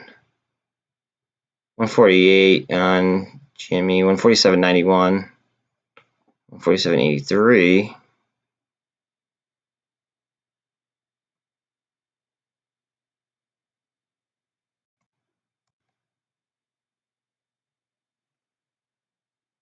Okay.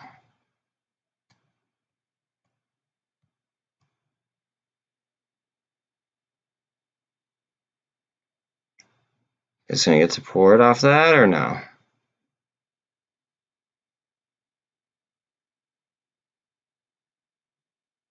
It's had a resistance support line, but looks like it wants to touch that 48. I just don't want it to go through that 48 at all. IWM just backed off 201. Now it's at 299 cents. I agree with you for what you just said in the messenger, Tim. Just because of T+2. 41.7 on Bitcoin. Qs are at 344. I also said 344 on that.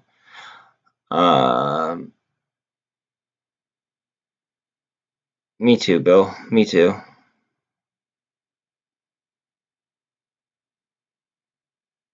Okay, 148, and then we kind of got shot down there for a second.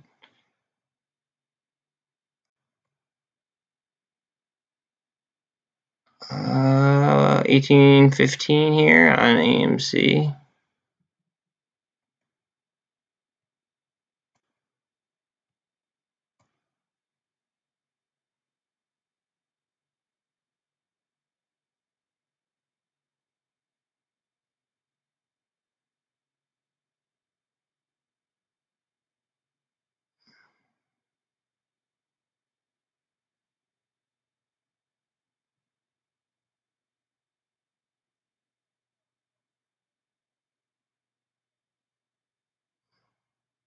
I kind of want to see one of these go off so then I could sell a call, and I might buy even more MULN.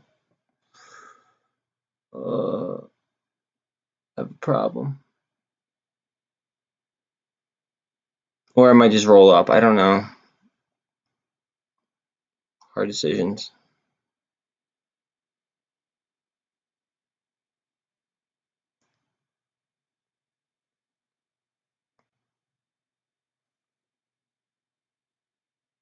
I don't think we will, Tim.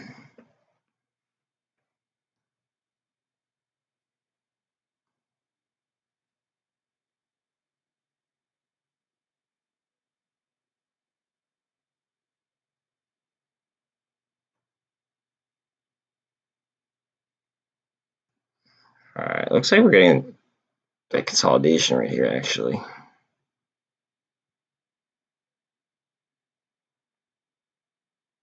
We need some strength, though. I do not want to sink below that MACD.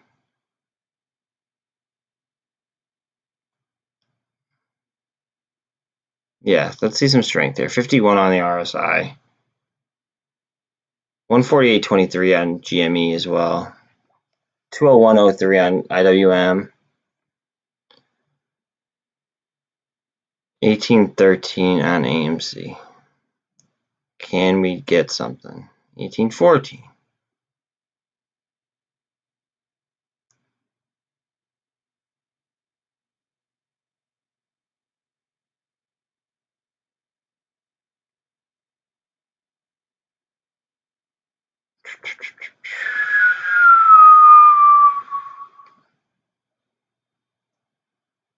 Here we go. Here comes a boom, I think.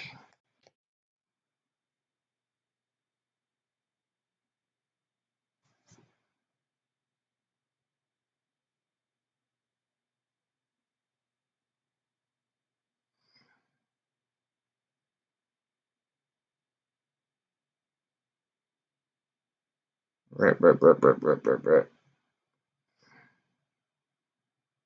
Come on, just get some strength, baby. Get some strength behind you. 1816 on AMC. 1817. RSI is at 54.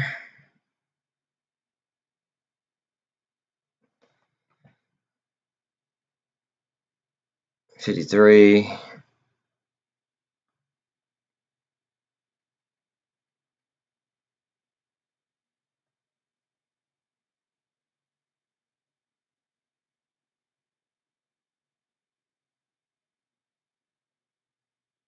$257 on BBIG.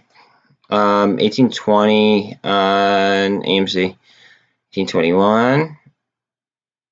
Just gets sucked up like a vacuum. Come on.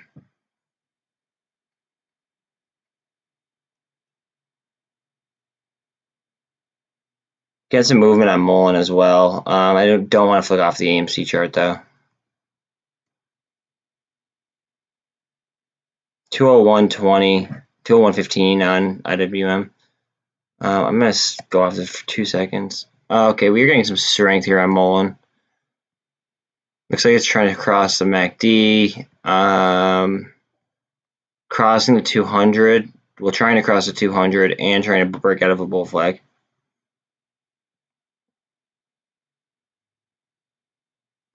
Definitely worth noting.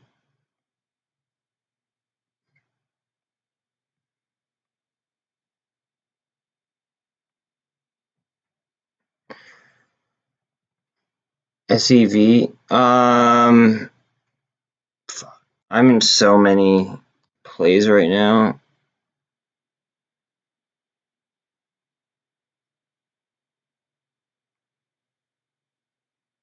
Which one? NV or Sevcon? They're both NASDAQ. One of them is probably delisted. I guess I'll just click on it. Screw it. Probably this one. Okay. Yeah. Now I play. Late to the party there. I mean, I might not be late to the party, but I don't know.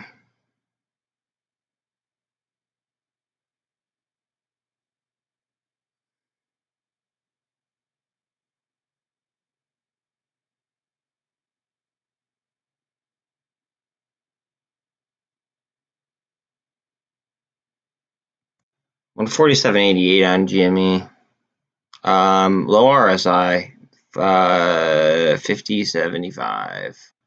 This is interesting. It is just consolidating in between this little tiny range. I wouldn't really say it's bar coding, but there are some wicks there.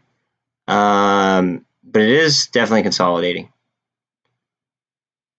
That could be for a move upwards. Whether it's gamma related or not, two totally different things, don't know. But it could be.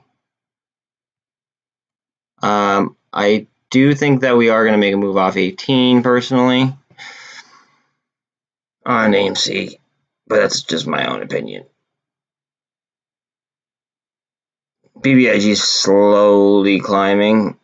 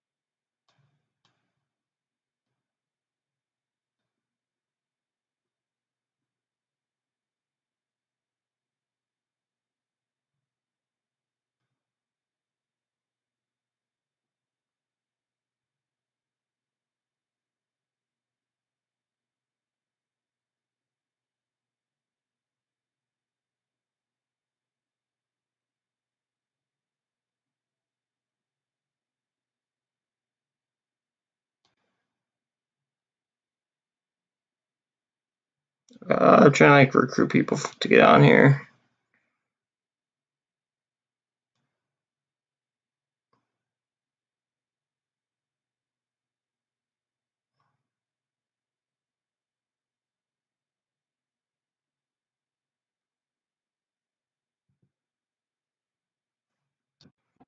What are we going to do here? This is a really long way to drag out the MACD.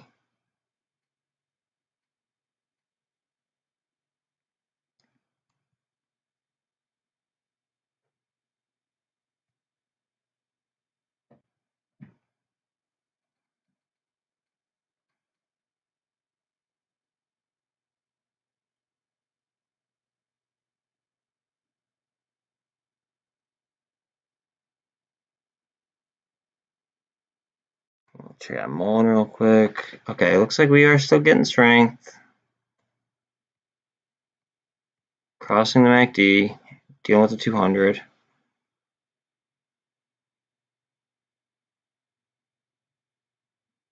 Watch this.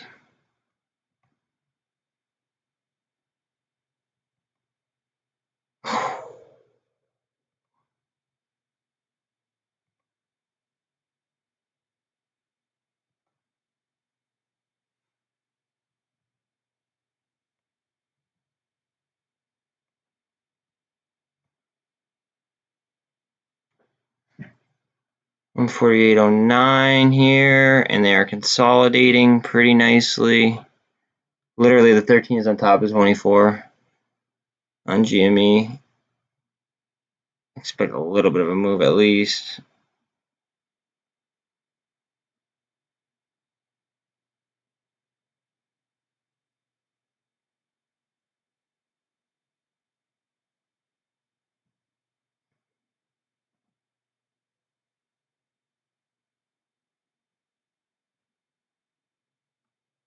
Okay. A little bit of a curl.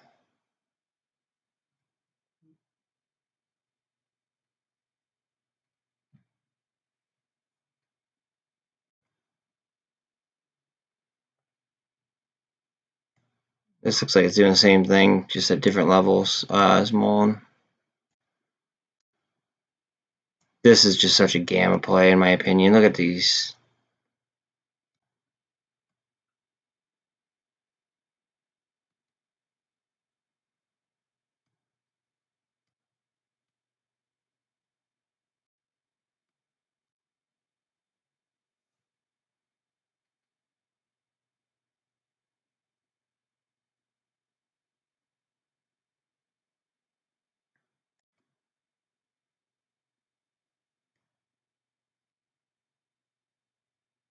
Eighteen 17, 1818.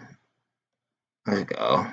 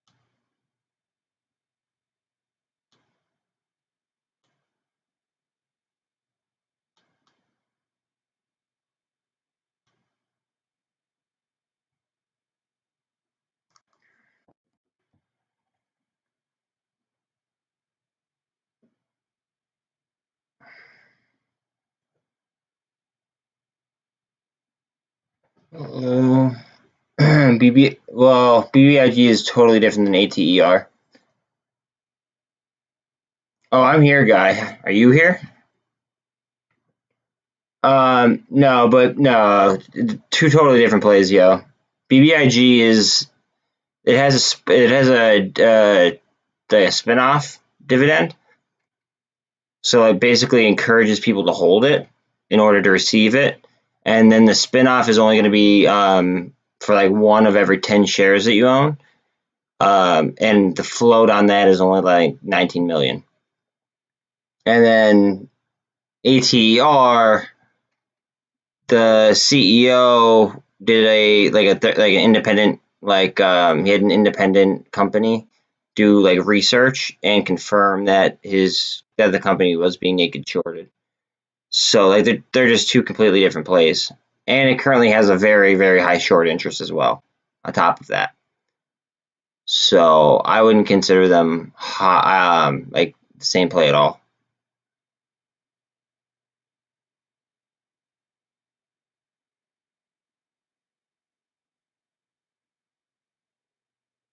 Look at NVIDIA going. BBIG is getting a candle.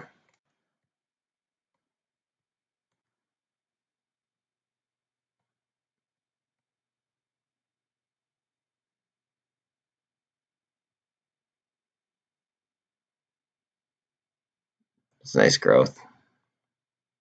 This could get vacuum like very very quickly.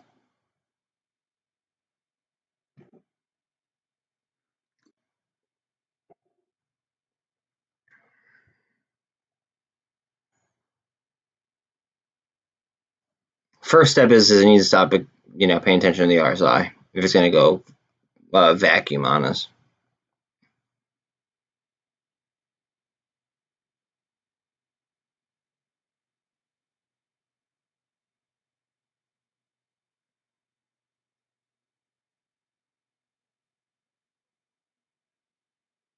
I feel like this is just consolidating and consolidating, going down that wedge that I have drawn on that chart.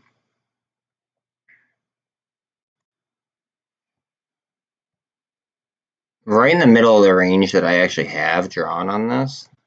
So that's a little bit sketchy.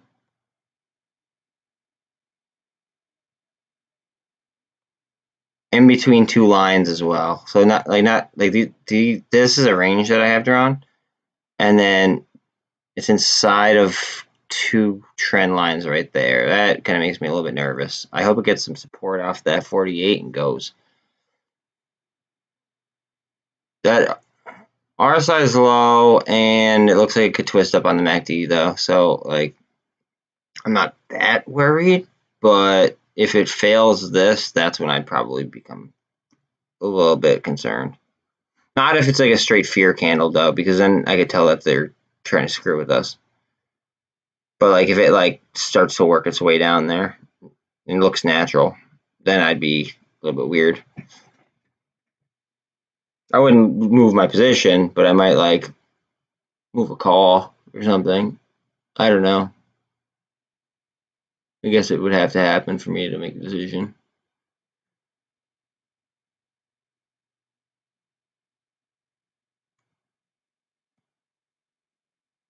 Come on, up. Okay, the 13 is on top of the 24, and they are both approaching the 48. Right on that region of resistance that I have. Well, support resistance line, whatever the hell you want to call it.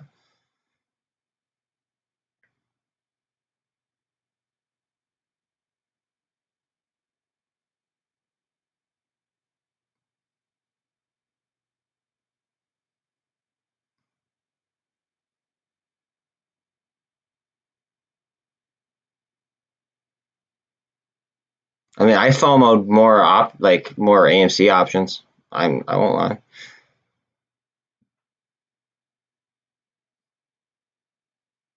I bought I don't know. I have a bunch of 20s. I think I bought what did I buy? I bought a 24 because I saw a lot of option activity at 26. So I wanted to make sure I was under that number.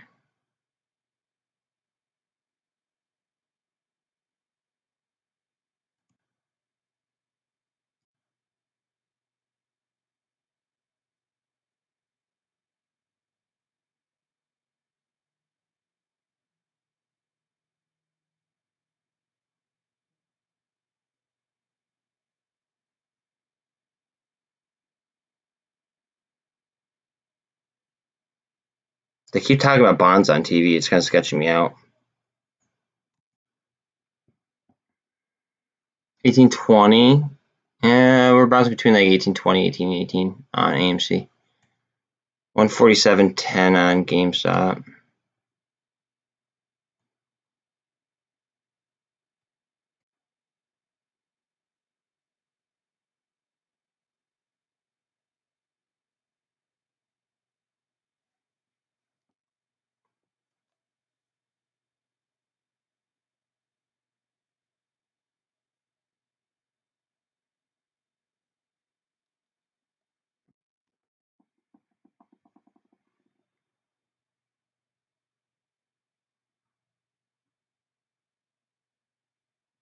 We need to get some upwards movement here on GameStop for sure, though.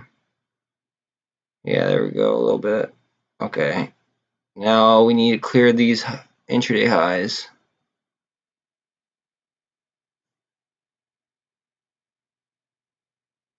I'm waiting for them, dude. I'm waiting for these buyers to step in.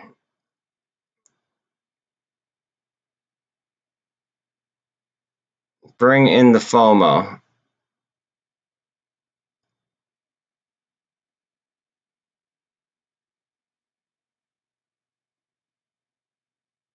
260 on BBIG. It's a nice site. Haven't seen that in a minute.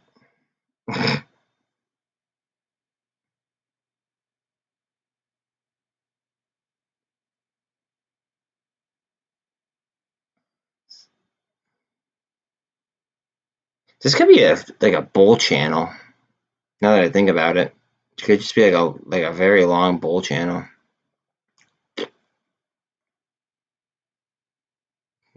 Take a nice step up to the next level.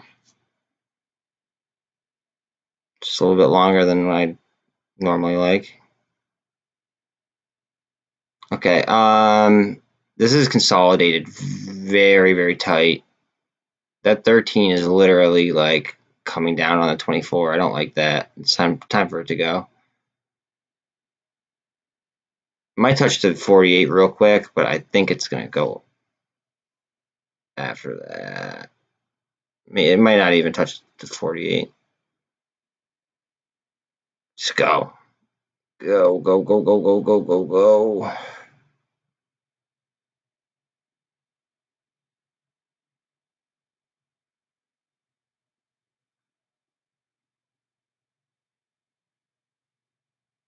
When you're looking at MULN, also remember that Neo, an EV competitor, shut down production yesterday.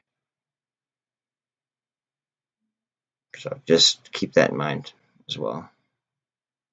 Not trying to sway your opinion at all. I'm just trying to give you more research, more information about it.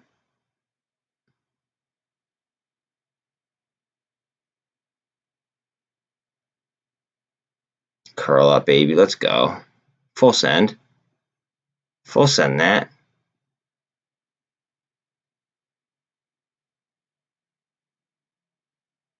$201.51 on IWM. VIX is under 21.15. SPY's at 443.33. Qs are almost at 345. 344.80 and change. Slightly under 41.5 on Bitcoin. Heads up.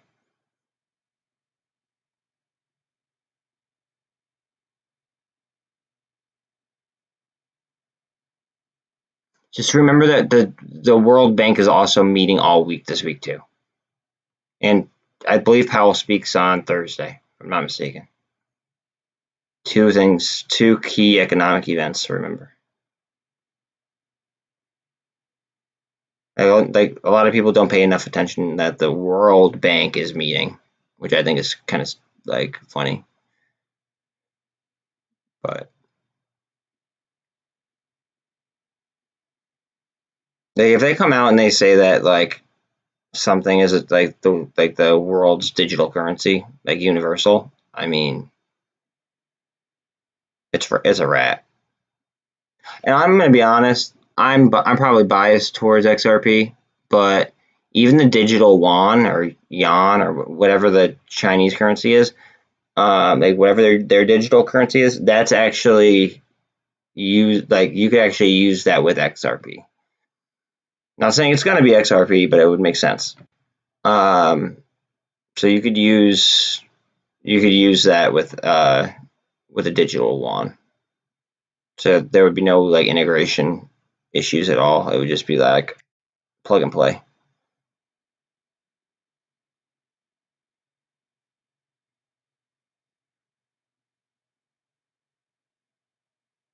Okay, we just got some support off this 48. I do see this slipping down here, but let's see what happens. Because these are going to pretty much trade the same, most likely.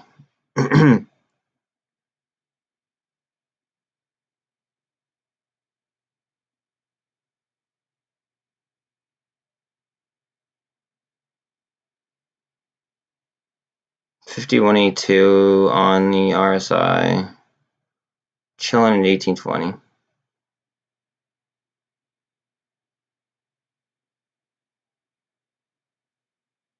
$267.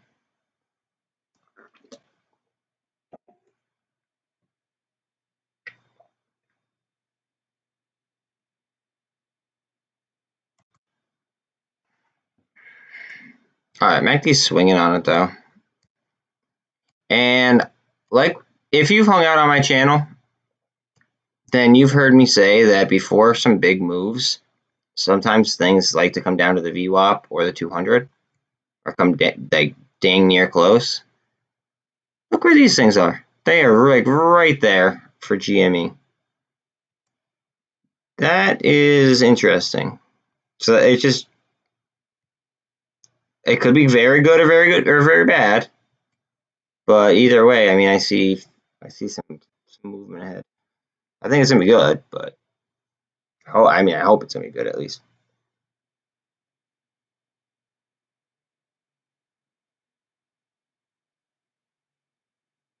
Getting some movement on MULN again.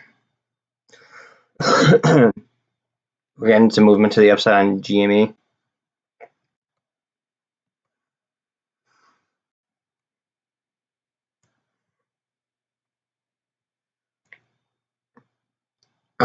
Yeah, looks like the EMAs got on top of each other, and now it's looking to move up. Yeah, that's good. I like that. I really like the look of that. Can you get that 13 over the 48 for sure? Should be good. 1824 on AMC.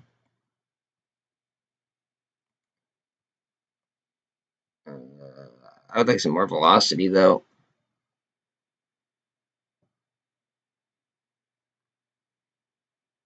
It'd be easier to roll options if I had some velocity going on here.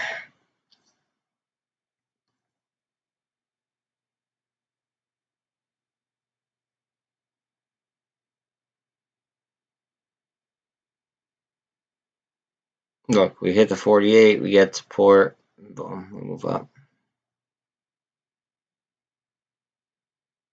Now like right at like 1815.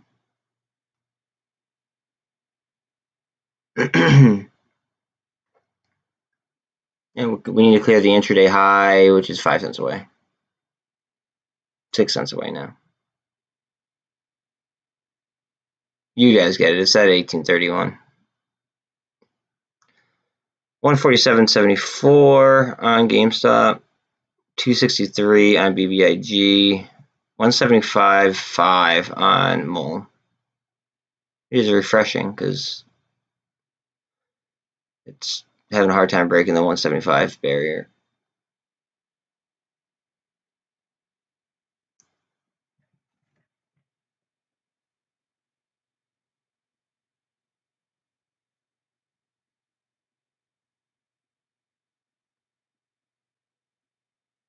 This is just like a slow grind right now.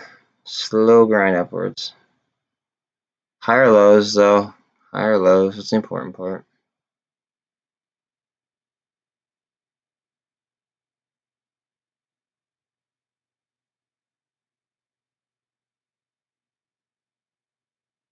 Oh, God.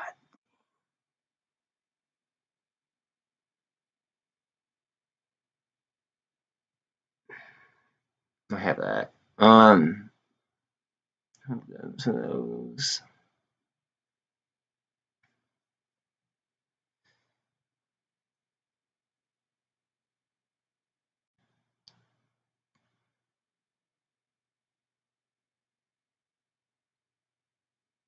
Hopefully we get some support off the 13 and we can drive past that stuff. A little cup and handle action. Or like a quad bottom. I don't know what the hell you'd want to call that.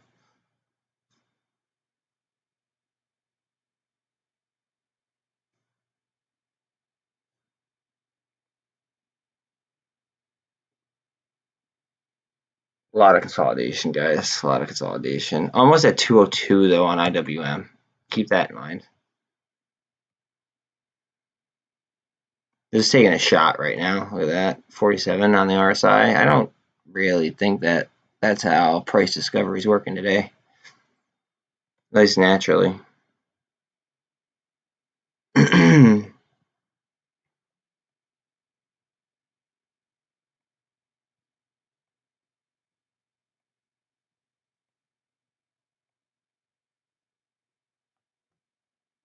Alright, so we're range bound in between the 13 and the 24 again. The last 2 times that it has done that on AMC, we have gotten a nice little push upward.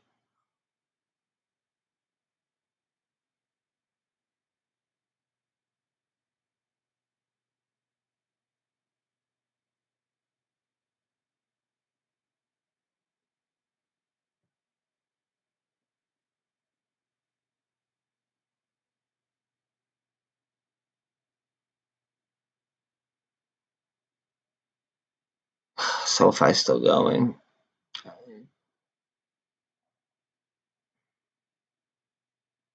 Had that feeling.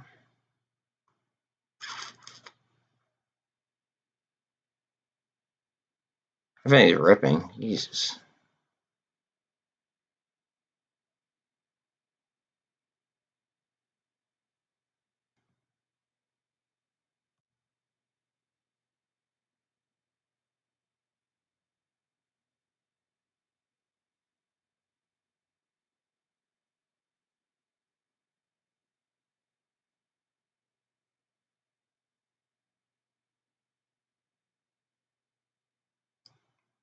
Are we gonna get some more push off the 48?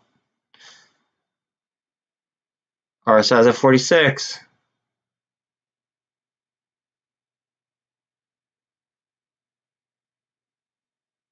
$262 on BBIG.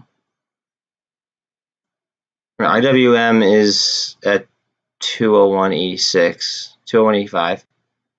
Still higher than it's been. So that's good for AMC. BBIG is in the NASDAQ though.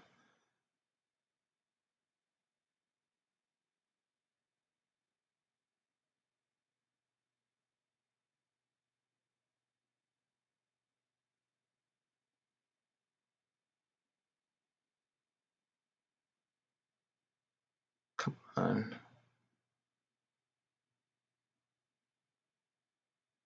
Run, run, run, run, run, run, run, run, run. This is like the 5th like triad, I feel like. 1, 2, 3, 4, like the 6th. If you want to count both candles on each side.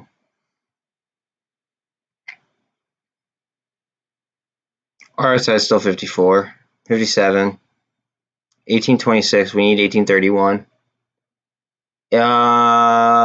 I have a small position in ATR, so I haven't really been checking it.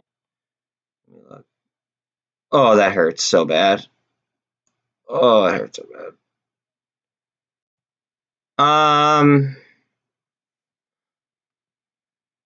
I personally don't think so. Just because of the amount of the short interest, like I just don't think that they could have covered. And I will use the same. Like they're down what? Like what was it? Like three something percent, like 3.8. I mean, MULN has nothing but positive catalysts in my opinion, and it's down 5%. Some people don't like it, but I mean, in my opinion, I think both are good plays. All right, now if day traders are looking to get in, okay, this is not me telling you to buy anything. I want to be very, very clear. But see these 3 green candles here? That is a technical buy-in signal called 3 green soldiers. Or 3 little soldiers, whatever the hell. 3 little soldiers. Well, not if it turns red. But if you were a day trader, you'd see the 13 is above the 48, which is above the 200, which is above the VWAP.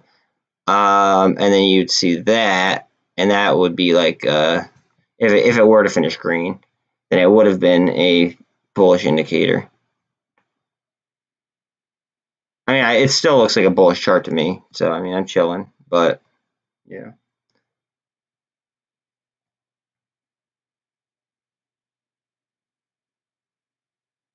Make me want to check on MULN a little bit.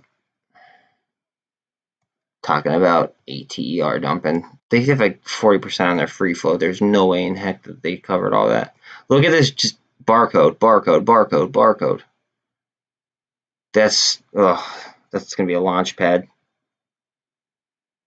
I think that's not financial advice. Like, look at the barcoding in this. This is just barcoding upwards.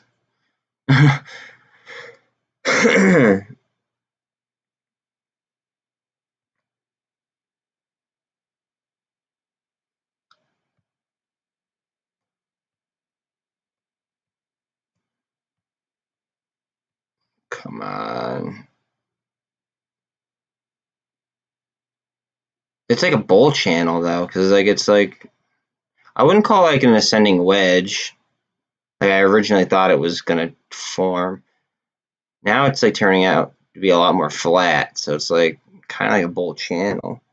So we should see a step up to like another level here, theoretically, if it were to, you know, act like a normal structure.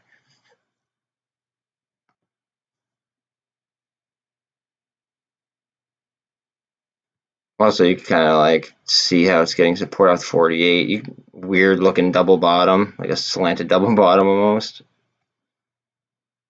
Or like a failed cup and handle to a cup and handle. But it was just range bound again in between the 13 and the 24. And every single time it's done that, it's moved up. At least today.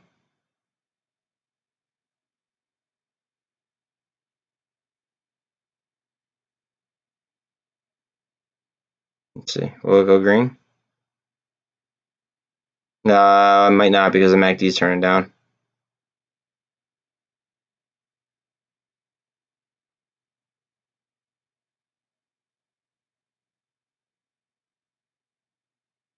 Might want to come touch the 48, flatten out, and go up. Don't be surprised if it does that.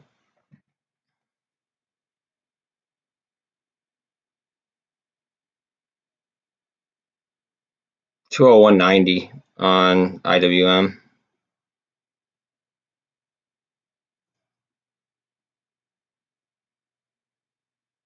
$261 on BBIG. I like that. Back on 260. It heard that I liked it, so it stopped. All right, we just touched the 48. Let's see, what are we gonna do?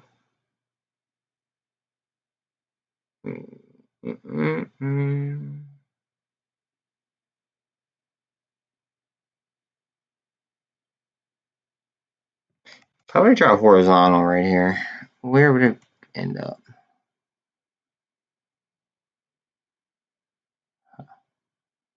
That's funny. Okay, it's getting horizontal. All right, so you see how that just touched right there at the 48? Look at, it went right there where those just ended, right under these ones, right above these ones, right above those ones, right under these ones, and pretty much like where this topped out at. It just looks like a bull channel to me at this point. This is going, this one right here. That just looks like a bull channel. I think that has to curl up on that MACD.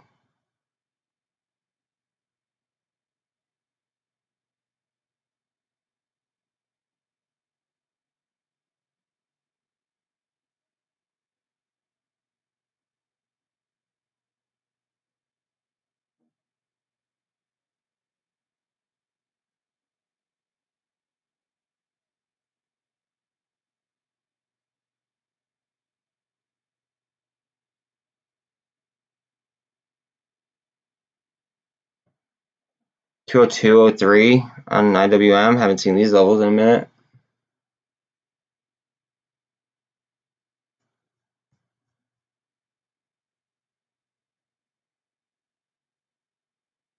Oh, I know Vex came back. God dang, I missed my chance to snipe a call.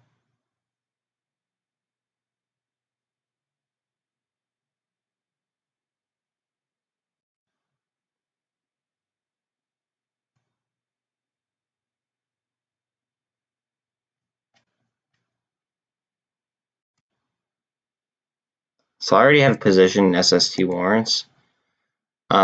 because they dump so hard and the free float is so much or so shorted, I might average down into them even more. Not sure though.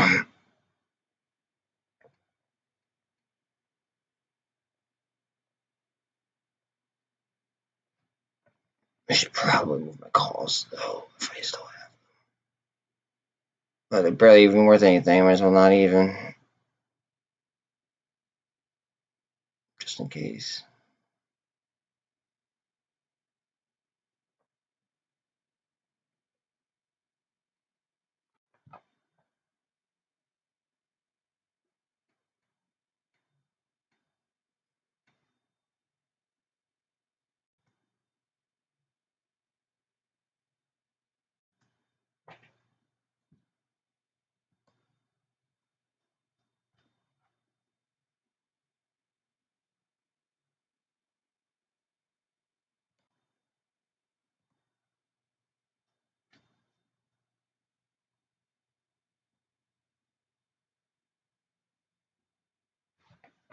Sorry guys. I'm just doing something real quick.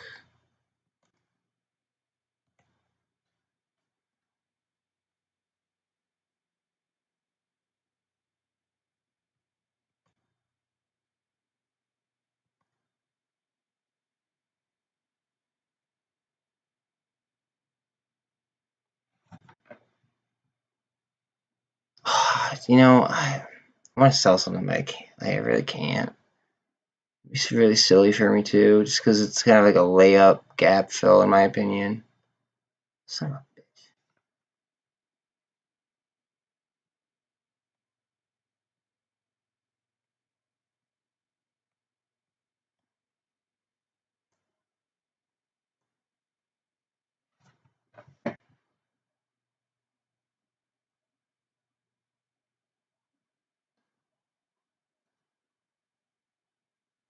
How much do I have here? Oh, okay, I have 141 there. I can move.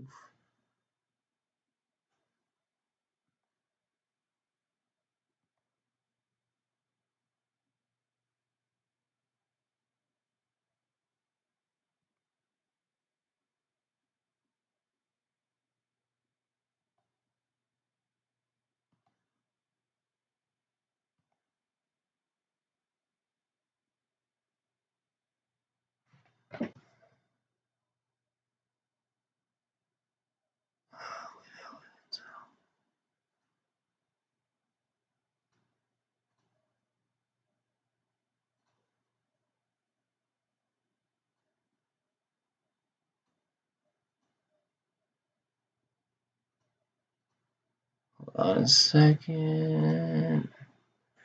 Be right back.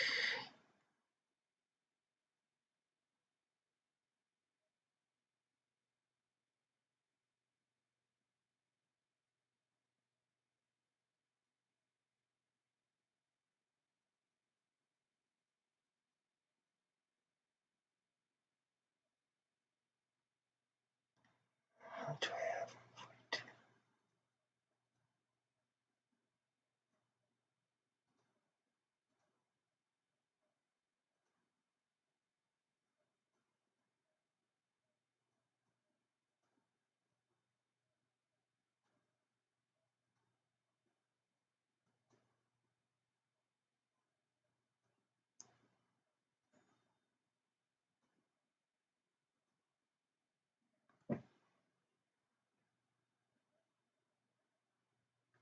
Okay, I'm not doing that. Oh wait. Let's see.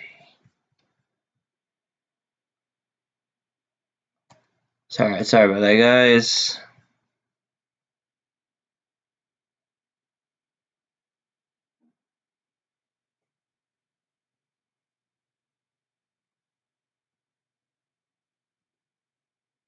Now what I'm gonna do is I'm a little bit ballsy.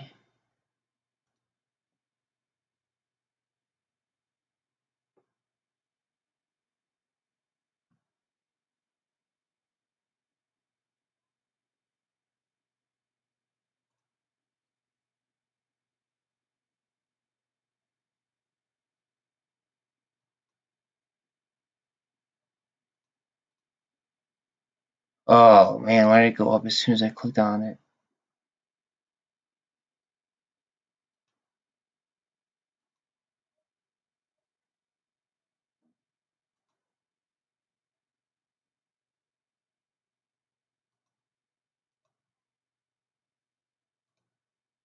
Okay.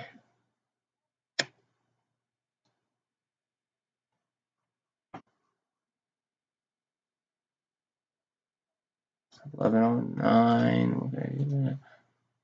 BBIG.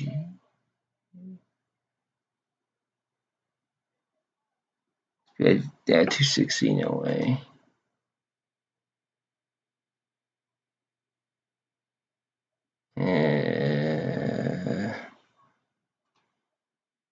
MULN.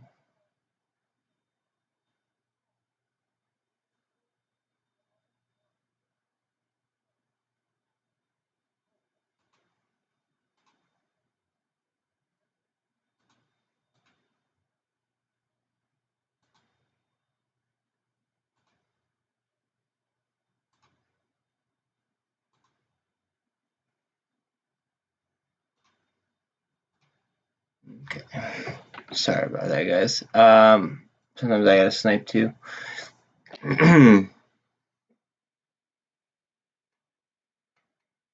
Alright. Let's get some support now. See, alright, so I'm not even worried right now. Unless we dump below 18. Because look at where this kind of got support earlier. It just looks like a bull channel to me.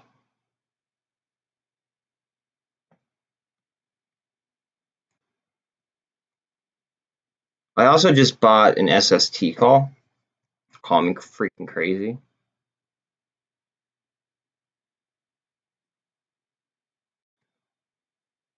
But yeah, I bought an SST call. Another one. Because I already had some.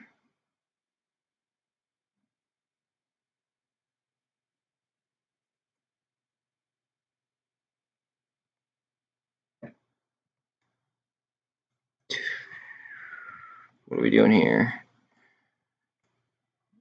MULN's looking to break out.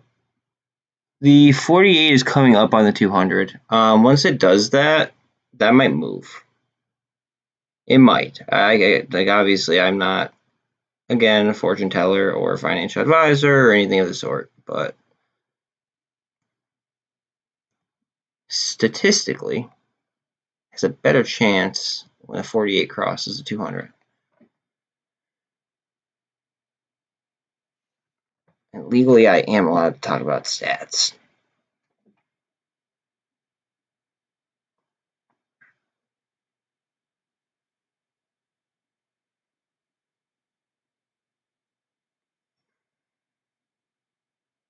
$202 on IWM again. Let's see if we get a push in AMC.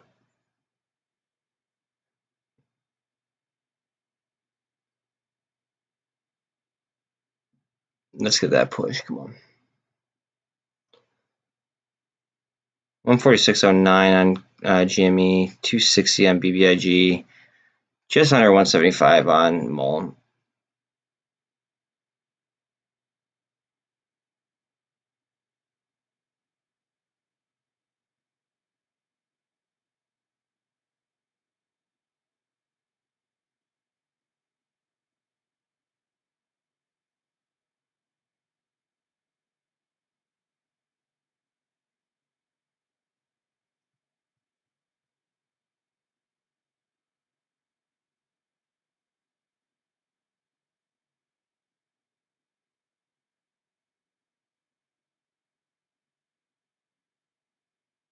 Momentus is up, only 4%, but hell, she's up.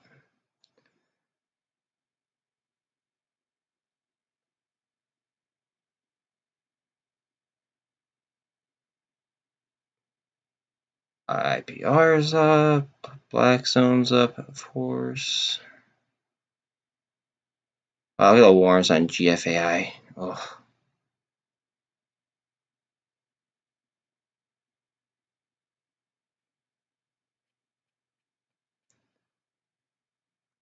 Are we getting like an inverse head and shoulders here, or what kind of structure is this?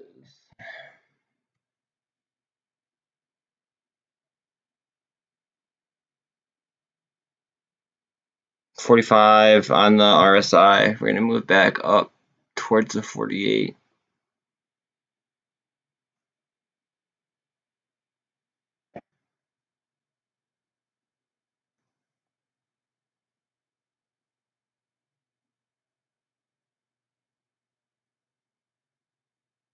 SPY's at 443 and a half ish. Bitcoin is at, it's climbing to about 41 and a half. Getting in that comfort range, which I like.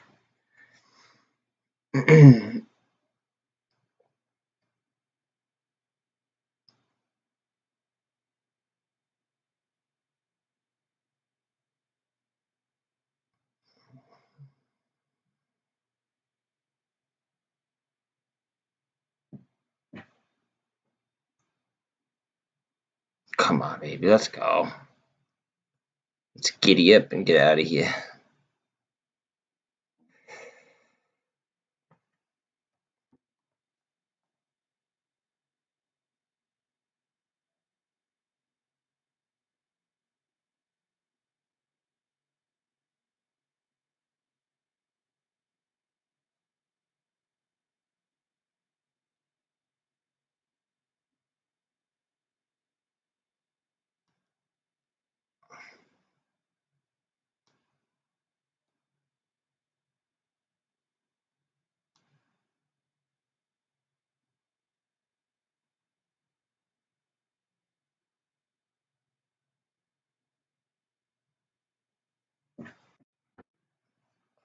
Let's see. 146.28 on Gamestop. 1805 on AMC still.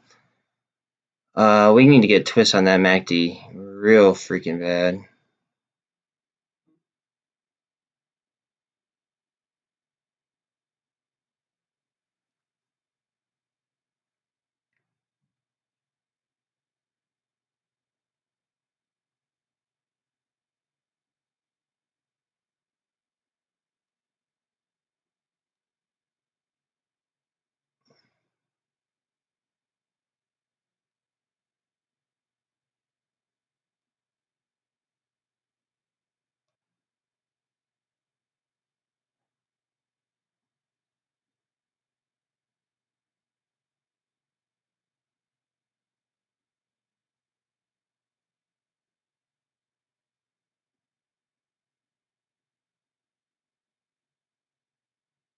Alright, nice candle here on Amy. Let's go. Come on.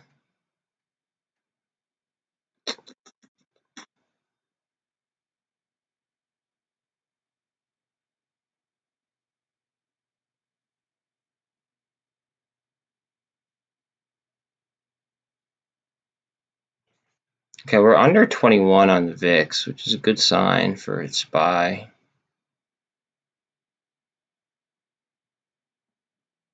Qs are up to 345-ish.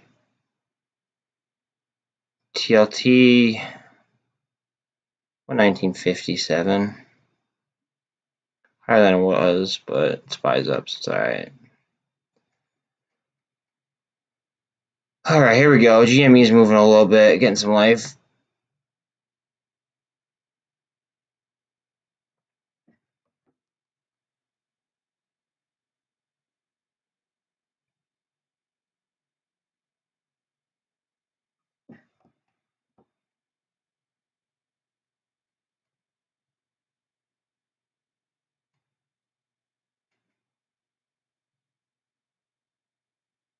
$147.27.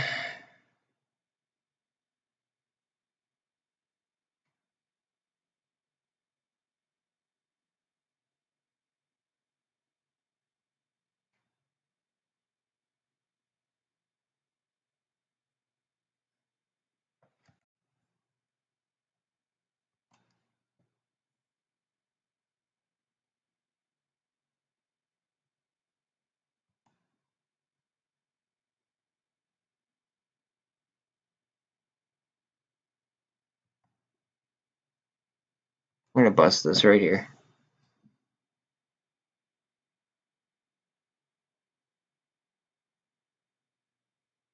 I think we bust it right here.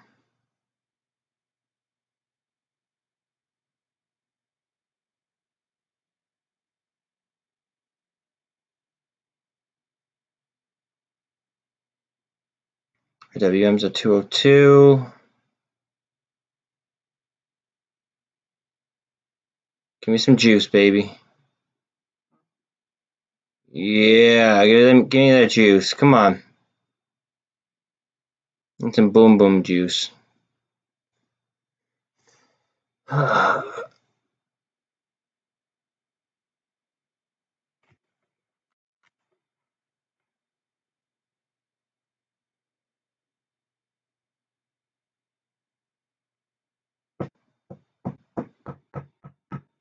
Give me the boom boom juice. Come on.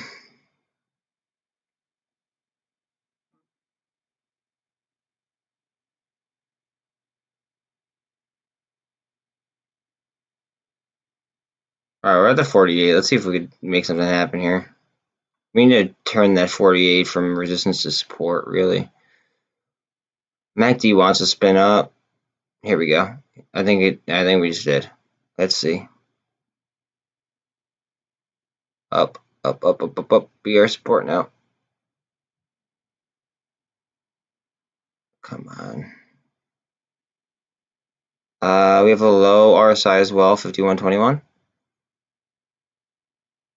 We are in a tight little range here that I already had previously drawn out. Let's see. It's coming down to 13. We get support there, and it's on that trend line that I just drew too. Up to the 48. Okay. Up, up, up. I feel like I'm like talking to like an animal.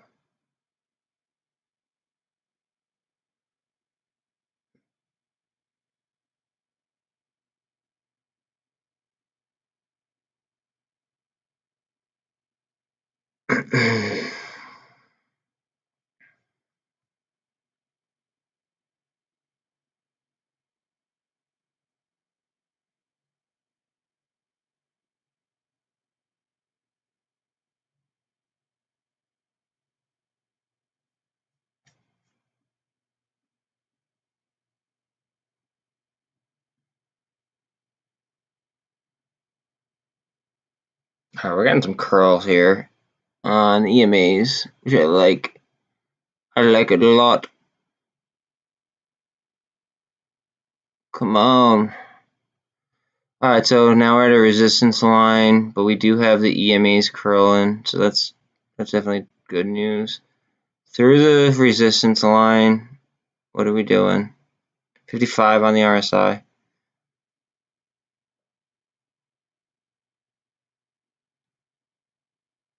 202.03 on IWM. 202.0, yeah, just bouncing back and forth. 146.77 on GME. BBIG is 258. MULN is just under 173.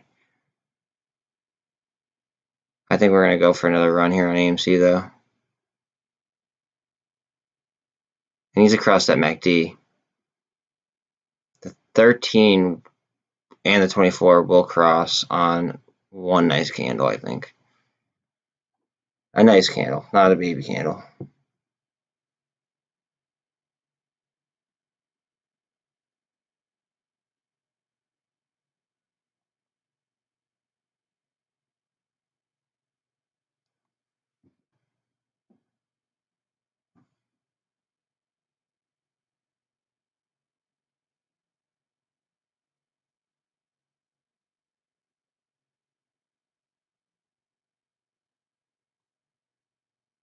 Alright, so all of our EMAs are on top of each other, and we're above a support resistance line. Can we cross on the MACD?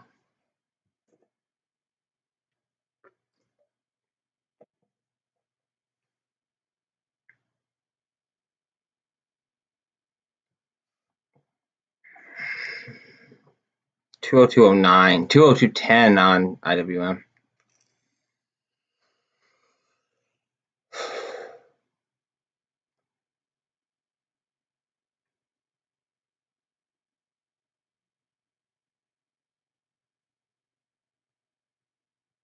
BBIG, okay, cool.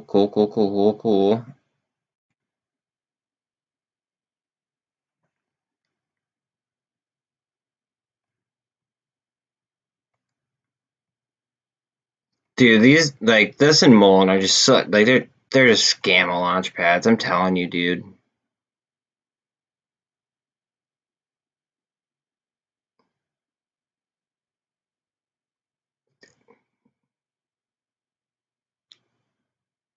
I mean, I have a lot of options on them, so I'm chilling. I just added options to SST because it's down so much. Plus, I want to like kind of like average out because like I'm gonna lose money on that unless it goes absolutely ballistic. Chances are I'm gonna lose a little bit of money on that. So, but if I hit on it, then I might go like neutral. So I just bought an SST call for literally like next to nothing. And then I mean I have AMC and GME calls, and I have a bunch of MULN calls as well. So honestly, my main concerns are these two. I feel like these are just gamma ramps that are just going to go ballistic whenever they decide to. But I feel like these are a little bit more manipulated, I guess would be the proper term. So I kind of have to like keep an eye on these the most.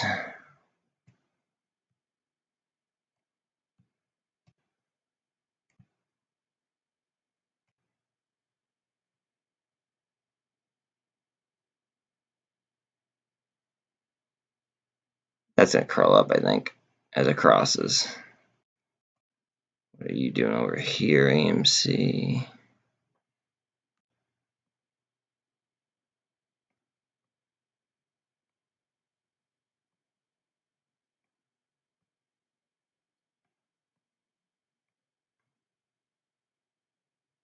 I'm 13 over the 48 and over the 24 and 24 over the 48 as well on AMC 1 minute. RSI is at 56. I'm thinking to get some support right there, right on those EMAs. What are we thinking?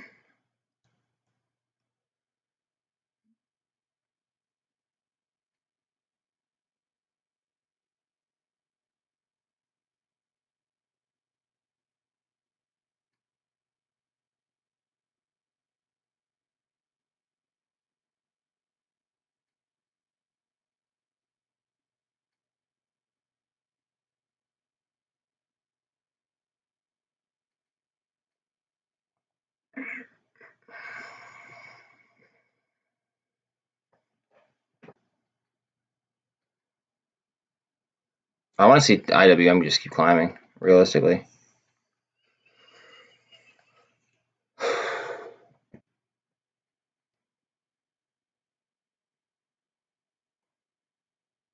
Maybe a cup and a handle. It should have support right here, though, because of all those EMAs are right on top of each other.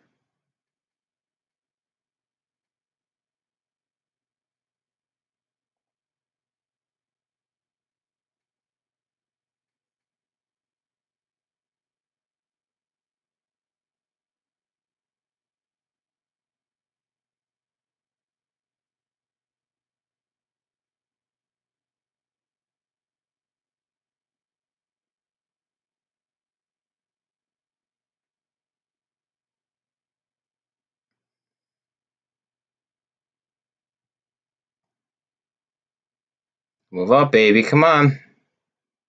It really needs to break 31. Like that's the intraday high. It's struggled at it like 6 times so far.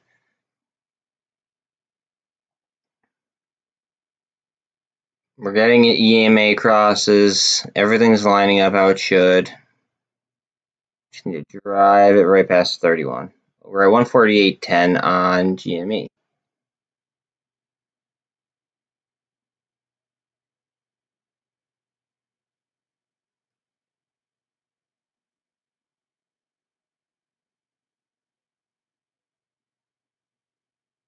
Come on, son of a gun.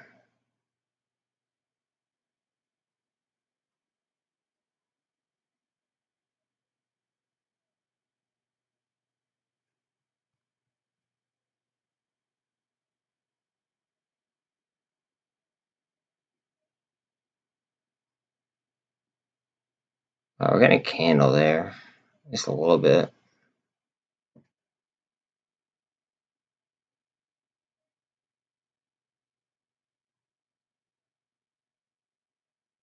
Uh-oh, maybe I shouldn't have bought that since Benzinga reported it. Look at AMC. Let's go.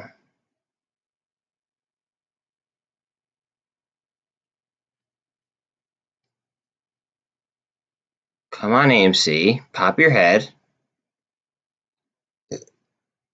9 more cents. Actually, 10 more cents. That way we know we're over the 31 threshold. 148.28 on GME. 258 on BBIG.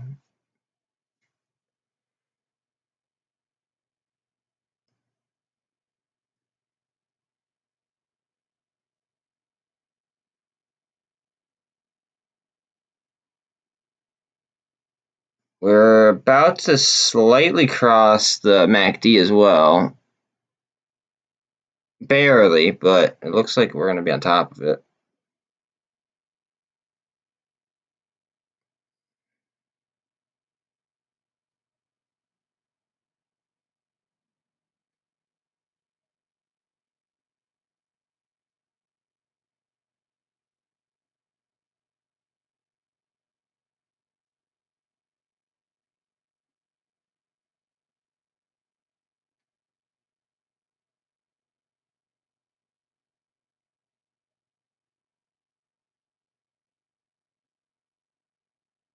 Dude, if you're still on Nile, I'm sorry.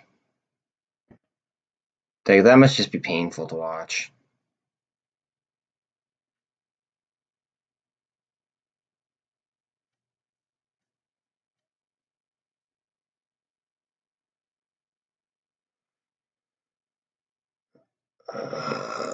Let's see, what are we doing?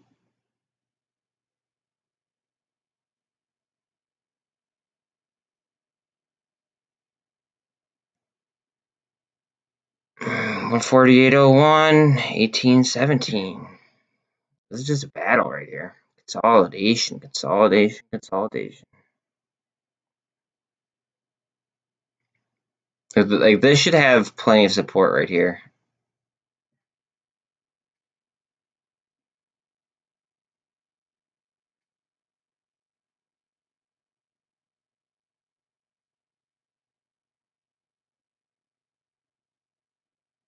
RSI is 54.5 right now.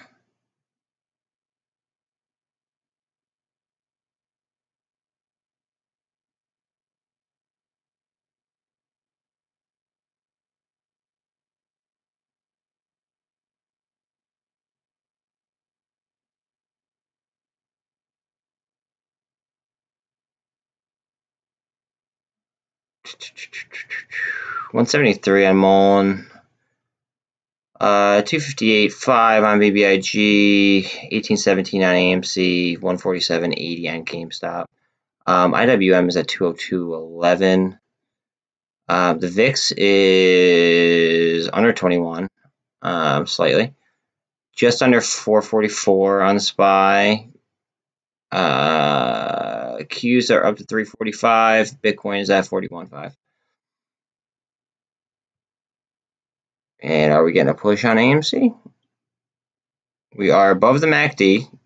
We have a 54 RSI, and we are getting a little candle here on AMC. I'm thinking we might have somewhere around now that we're over the MACD.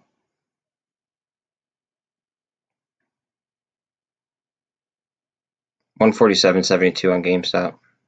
150 or 259 on BBIG.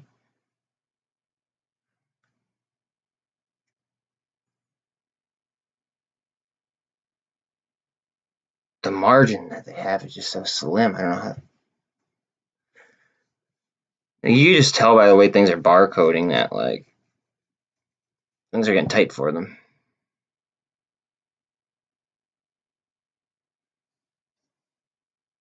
They gotta be. Alright, so it looks like it wants to curl down on the MACD, but we really don't have too much room to give up. So let's just hope we get a nice slice of demand right here on AMC.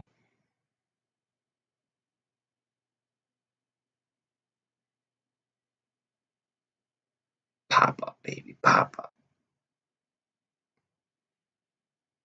Uh-oh.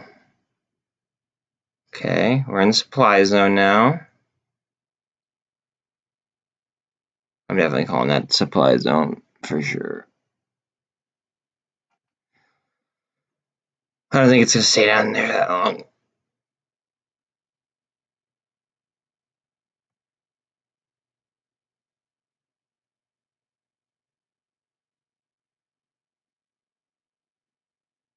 Okay, so somebody from Russia or from Germany said that the sanctions on Russia are going to make a very, very clear impact. So they're basically saying the opposite of what Putin said today.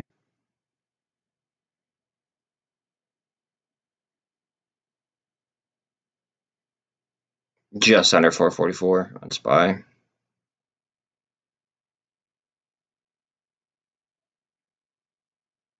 That might be a boost for CEI, actually, that I noticed.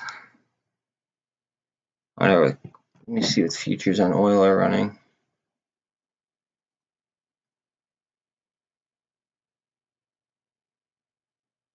Everything's up, except for oil's down 5 points. Holy crap, 5%, 5.15%. That's insane.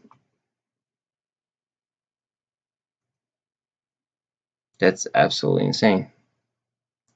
While I have this up, I will go ahead and I'm going to run all the MOASS stocks real quick. Okay, so they have a net borrow of 2.5 on BBIG today. 2.5%. Float is approximately 16.85%. AMC net return of 0.19%. 19.45% of the free float is approximately shorted.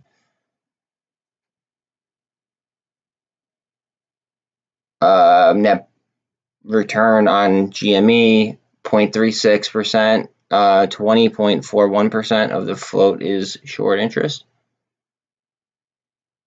MULN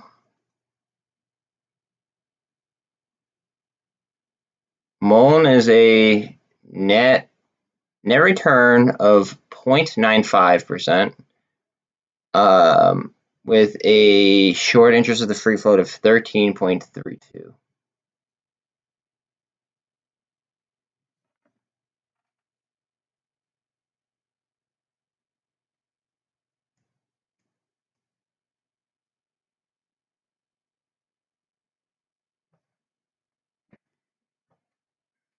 So not only is Japan like not only is there like their currency like really taking a hit right this second, but they also import oil. So that's going to be really rough on their economy right now. I bet you they're rooting for a digital currency that would be global and deflationary.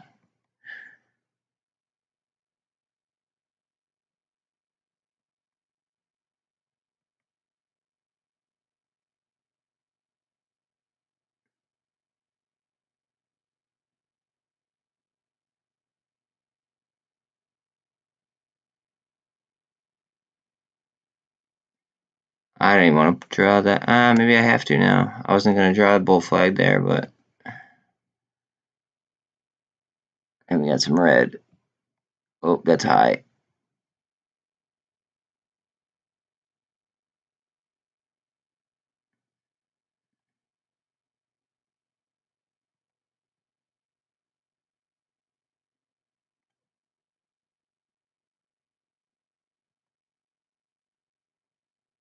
good enough. Screw it. They don't have to be perfect. I mean, I like them to be perfect, but that one just aggravated me.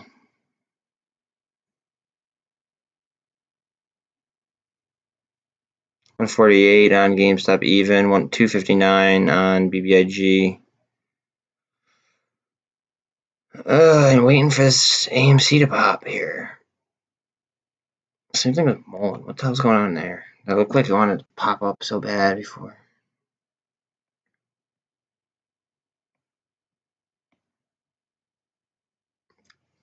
Going for another Tesla 200 maybe? It's just consolidating heavy. Over and over and over and over again. BBIG is at 260 briefly. As soon as I click on it, it goes down.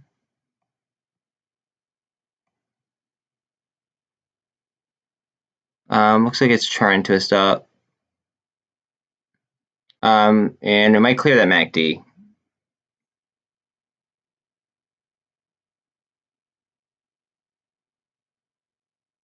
If it clears that, I'm just wondering if it's gonna get sucked into a gamma. Let's see. Calls this week. Okay. I mean, right there, that's 3 million shares that they'd have to hedge for between 3 and 3.5. What puts? And there's really not that many puts to go against compared.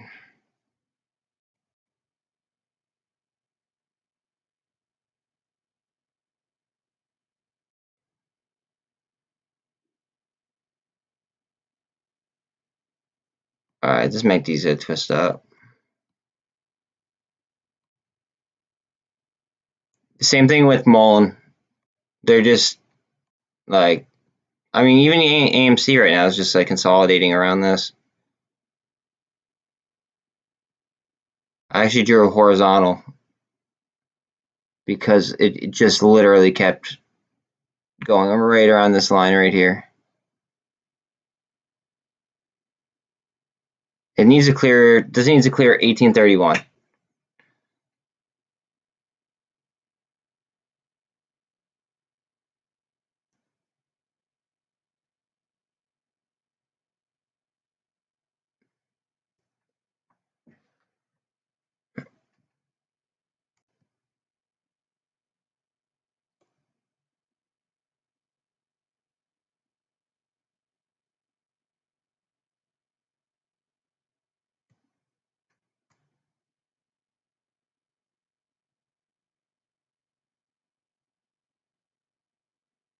Come on, baby.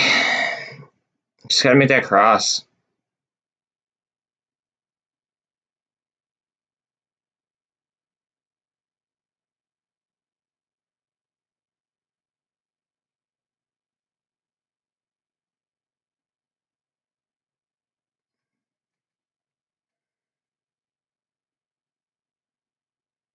Still 41.5 here on Bitcoin.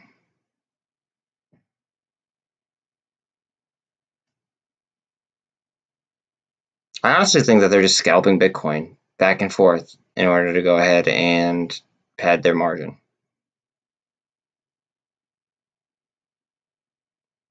And kind of keep themselves alive. Like that's how I feel.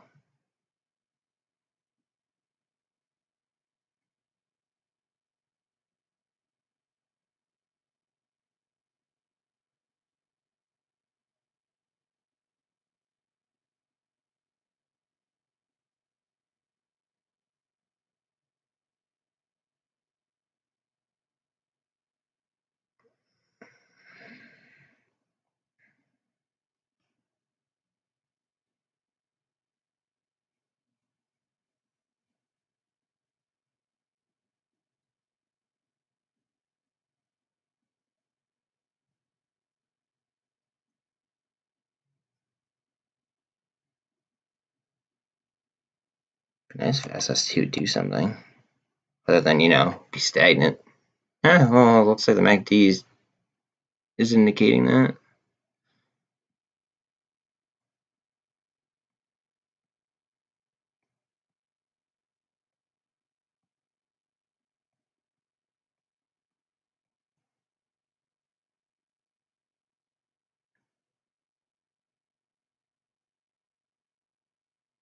Nice to see that curl up.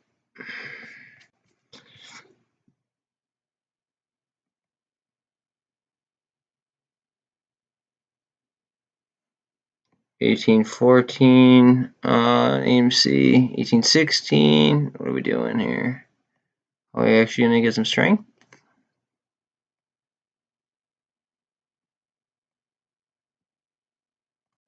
Looks like it wants to curl up on the MACD.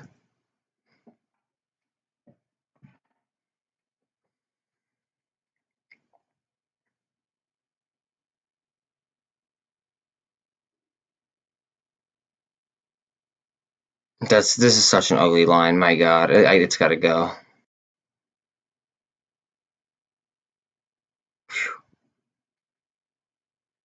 Uh, 173.9 on MULN. BBIG's at 258.5. AMC's at 18.16. GME's at 147.80.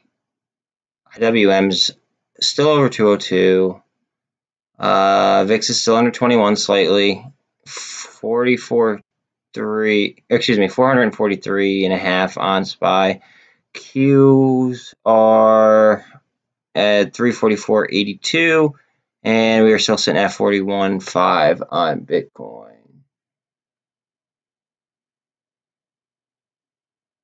I don't know who that is, but cool. Hell yeah. Who the hell is Joey Gumball? What games does he play?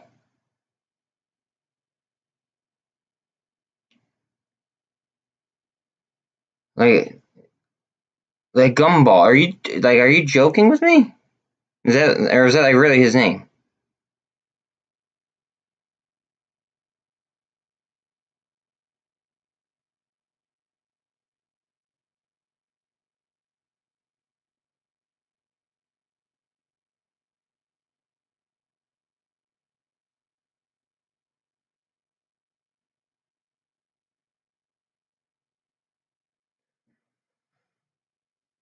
I want to know who this Joey Gumball guy is.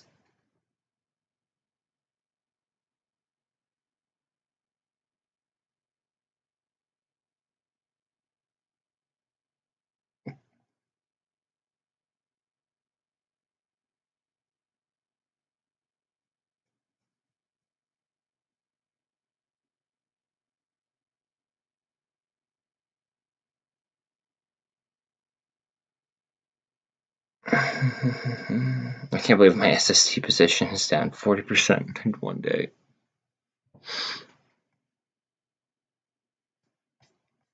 I feel like I have to average into it.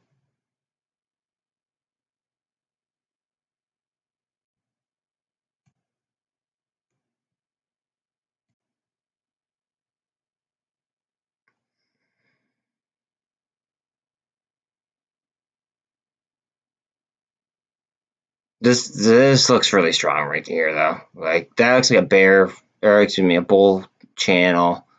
This kind of looks like a double bottom. A little bit tilted. I'm not changing my name to Joey Gumball. That's just weird. Like, that's why I don't want to say that's weird, but like, my name's not Joe, first of all.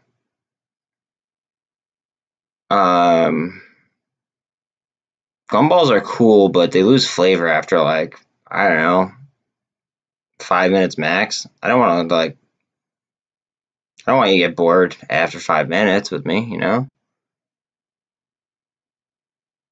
It will stick. That's a good pun. I like that.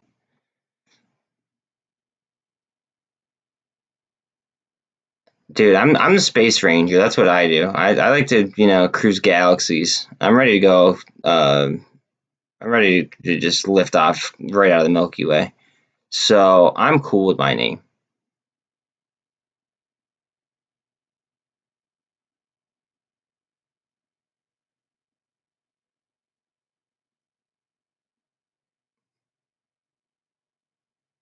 We're getting shoved down on AMC real quick, right there.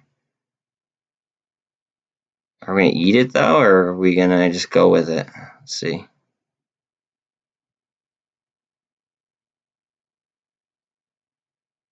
You see the Guardians Volume 3 trailer? Are you asking if I've seen that? Because I haven't.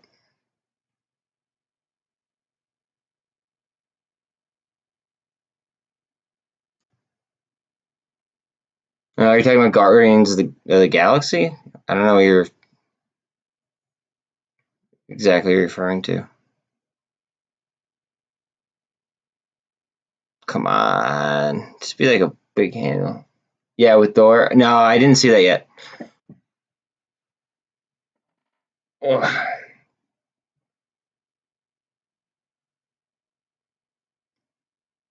I will have to check it out though. Yeah, I really wasn't into like. I guess I should be careful how I word this. I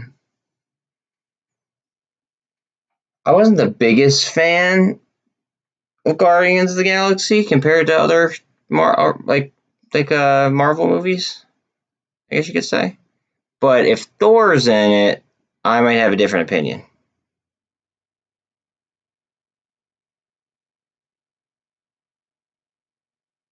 All right, we're getting a little bit of a shove down in Bitcoin, which is pushing Qs down and SPY down a smidge. Let's see if we get a bid back up.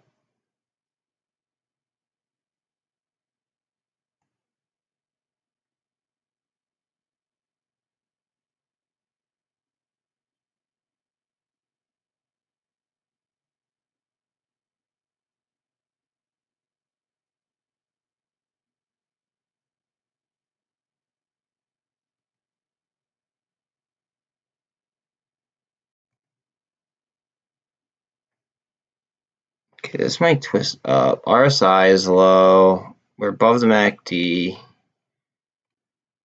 We are at a support line. We're on the 40. We're actually like just below the 48. We need some support on that pretty soon.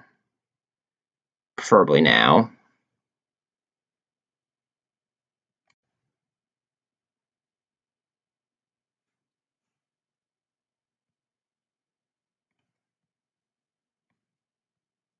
$18.10. I would really like some big demand here. That's not heavy volume, just so we're all aware.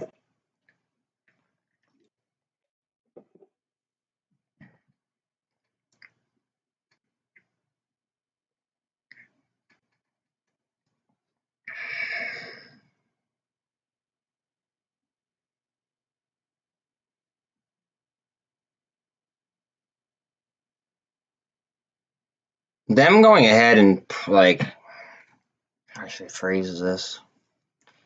Low volume makes me think that they're gonna want to do like a slow cover on it.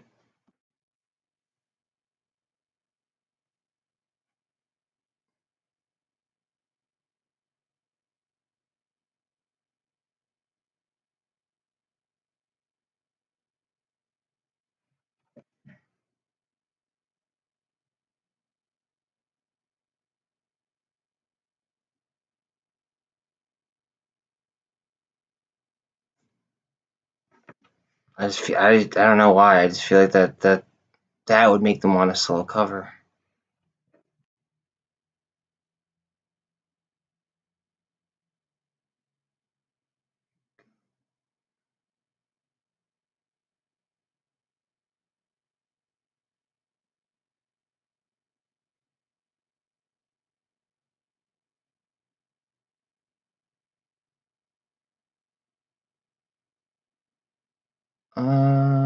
What can I sell in order to buy that without losing any exposure?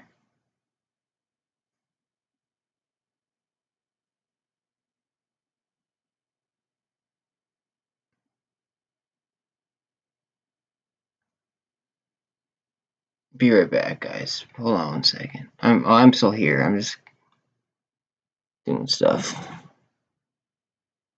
Wait a minute.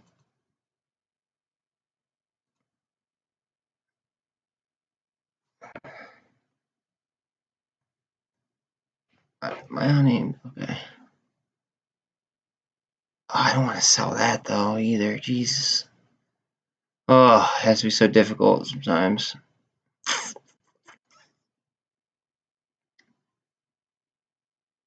Timing is a son of a gun.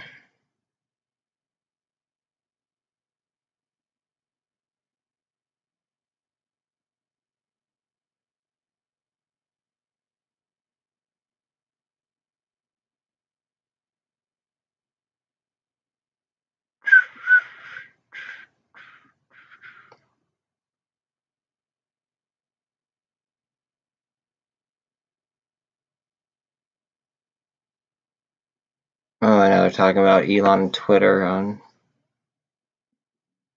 Bloomberg.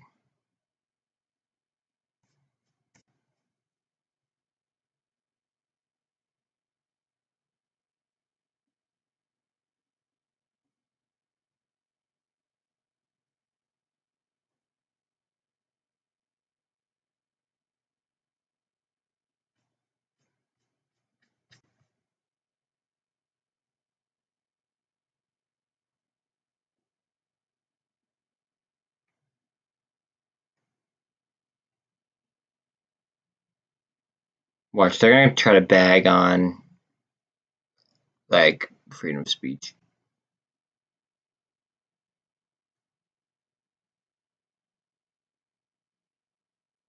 Seems to be like their favorite thing to do.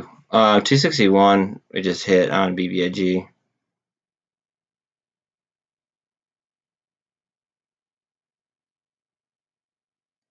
Here we go, right to the hate speech stuff. And misinformation. It's not misinformation if it's an opinion. That's what people fail to realize. Like, you could have a difference of opinion with somebody, like, and both of you guys could still be wrong. That's what kind of what aggravates me about that whole situation of freedom of speech on social media. Like when they censor your stuff or whatever. It's like, how do you censor like an opinion because it doesn't match your own? Like, get out of here. This looks like it's ready to pop.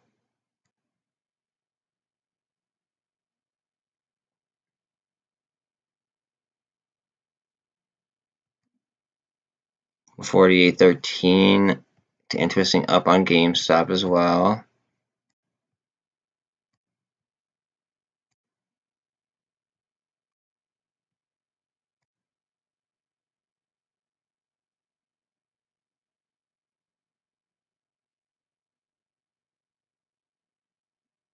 We're gonna go.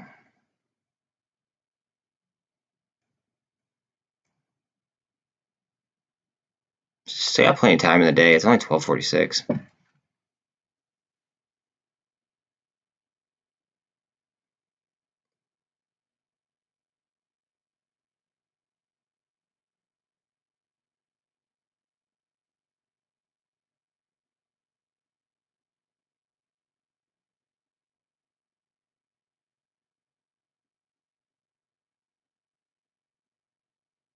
See the strength in it. Decent volume candle there.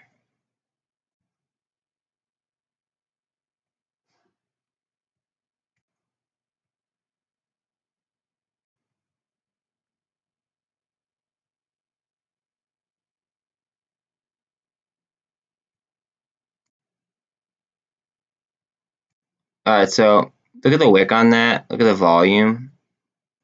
And like, so it got good volume, that candle. But the price came down. So it's like, are they shorting it or are people just like doing market buys and sells? Because if you're doing, I can't tell you what to do. But I can say that if you're doing a market sell on straight stock, you're kind of hurting everybody's cause here.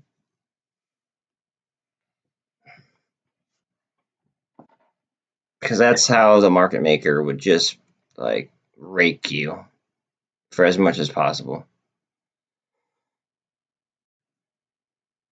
Not financial advice, just facts.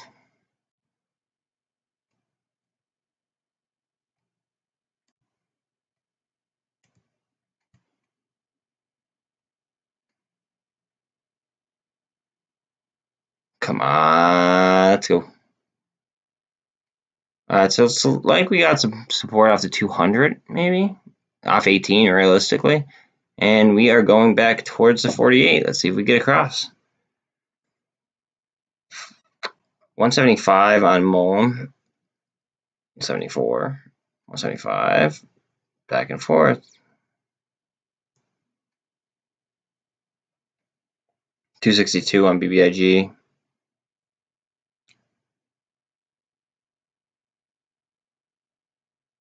48 on Gamestop.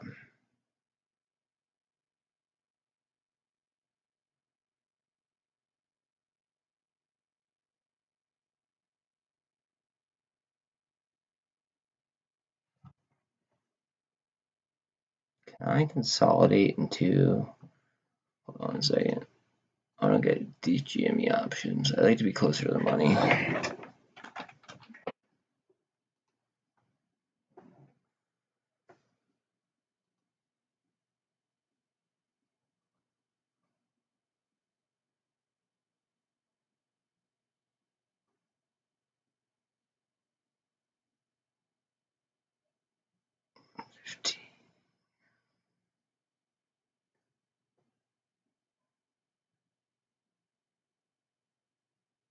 $115, $127.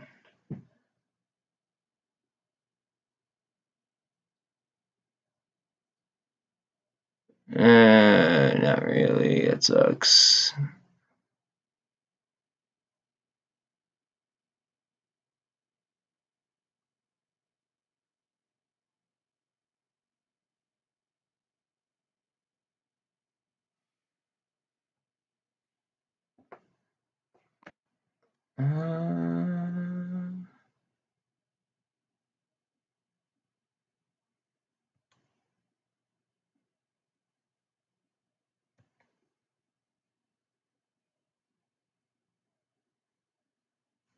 So they're saying that it's less concerning that Jeff Bezos owns the Washington Post than Elon Musk owns Twitter.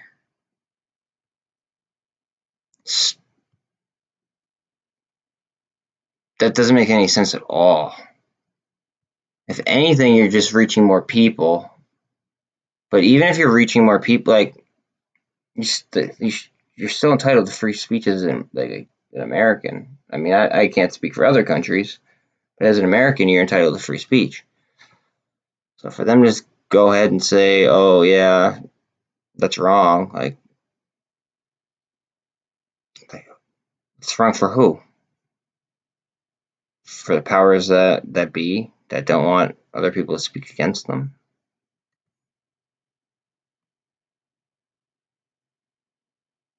Because I'll tell you what, if we had free speech on social media, I guarantee you somebody big would call out what the hell is going on Wall Street. Think about that.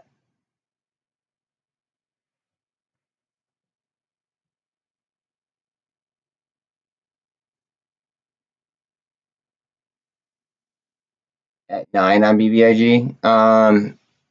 Okay. I'm more worried about getting to 350. How many warrants does he have?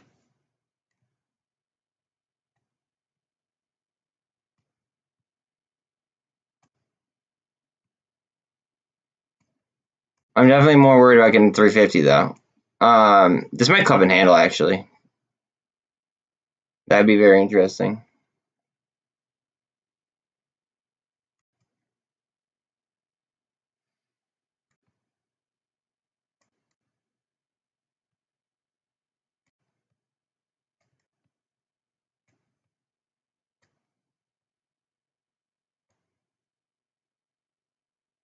A little bit of a gap up. We might come back down, gap fill, and then move back up again.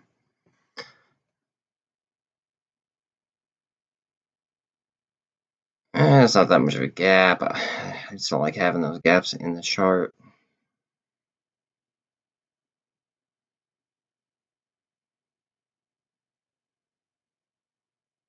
$175. How close are we on this? All right, so we're over the MACD finally.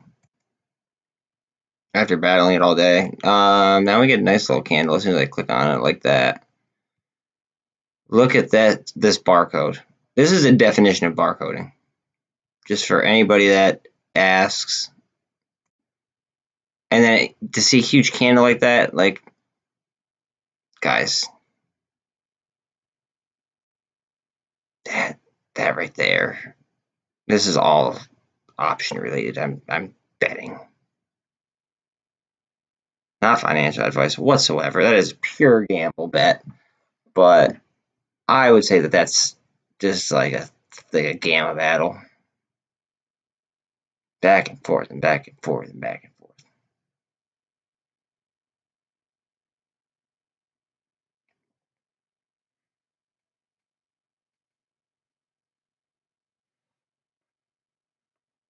I want to move my GME options closer to the money, but I don't want to freaking sell anything else.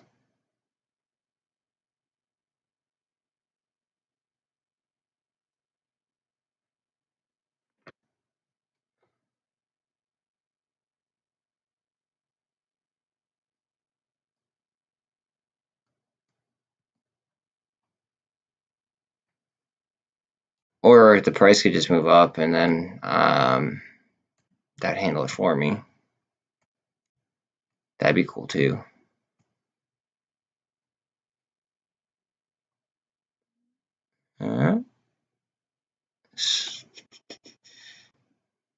What is your name? You call me John.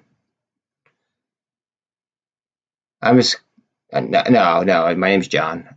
I just like my friends call me Space Ranger sometimes when I like to have a lot of fun. So I just go with that's just what my YouTube name was.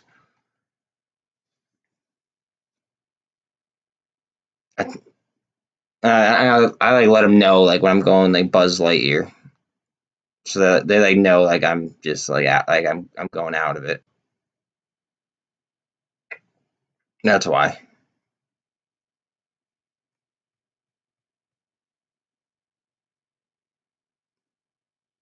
You're actually the first person to ask me that. Now you know.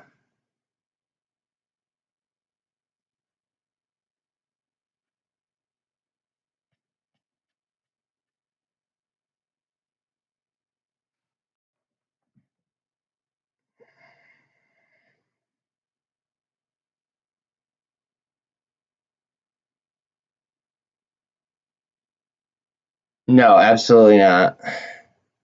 Absolutely not.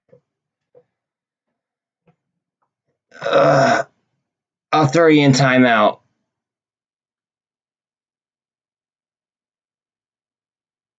Well,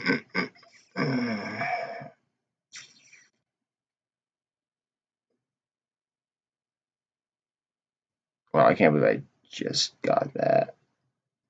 And I already lost so much of the value. Holy shit. Talking mushrooms. Oh, no, never mind. Okay. Well, you should just sub because you like to make money and you like to get good call outs on some plays. And, yeah. By the way, it SPY's at 443.5. I called out 444 this morning. Just saying. And we are sub 41.5 on Bitcoin. So let's see if it makes its way back. We should get a push up again.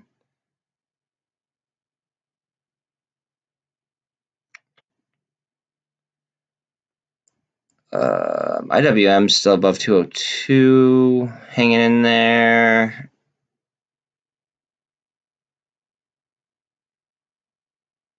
MULN's this is gonna rock it. It's gotta. Not financial advice.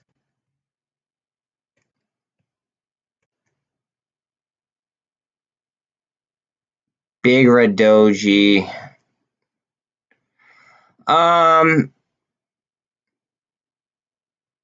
I think that's going to go ballistic very, very soon. But again, that's not financial advice. That's just my speculation.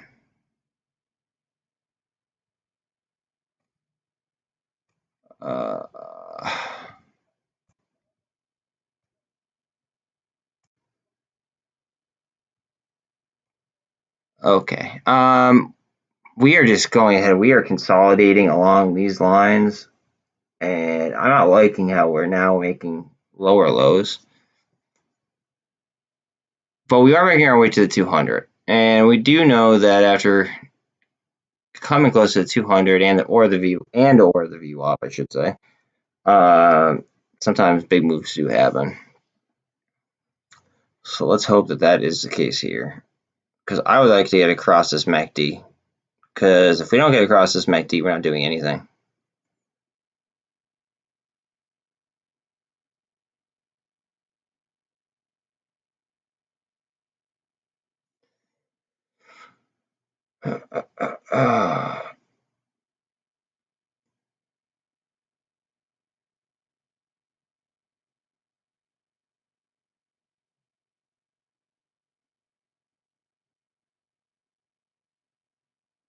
Qs are at 344.85, so just slightly under 345. Bitcoin is at 41,360-ish.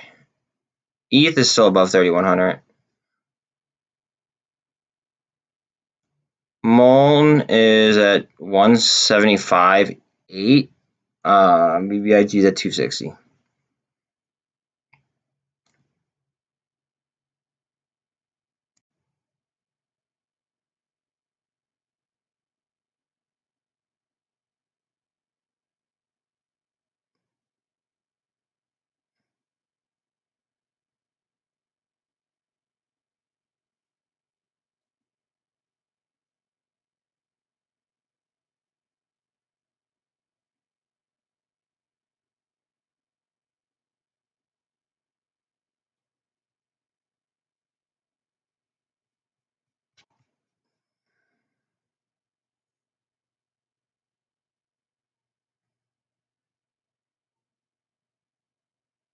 God damn it, I sold a bunch of that earlier.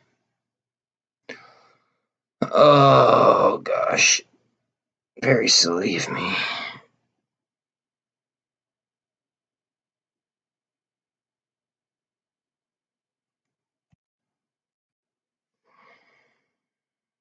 $24 million. What news we got?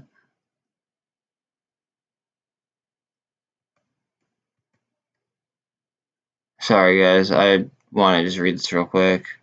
According to CNN, blah, blah, blah, blah, blah, blah.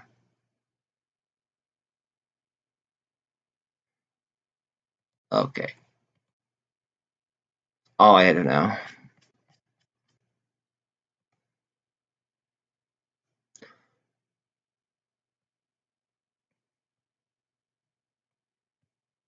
I read an article 3 days ago that said that they were, and this might it might still be true, that they were building that they were gonna have like basically like a warehouse full of supercomputers,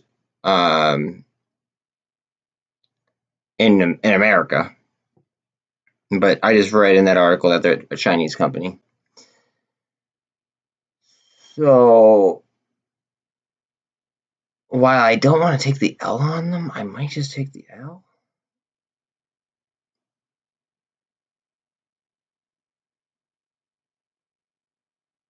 Oh, BBIG with a little pop. Okay, hold on a second.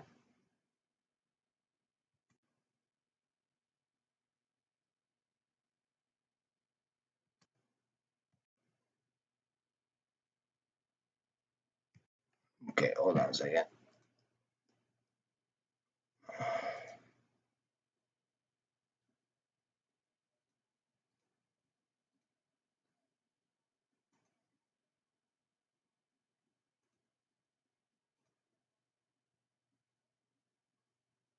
What can I buy for this amount of money? Okay.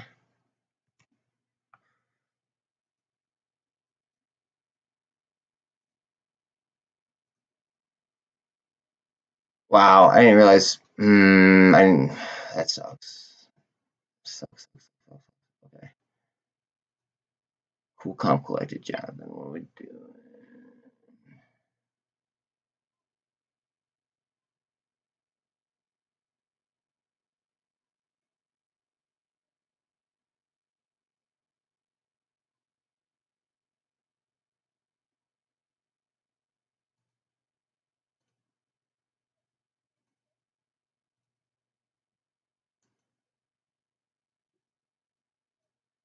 There. Okay.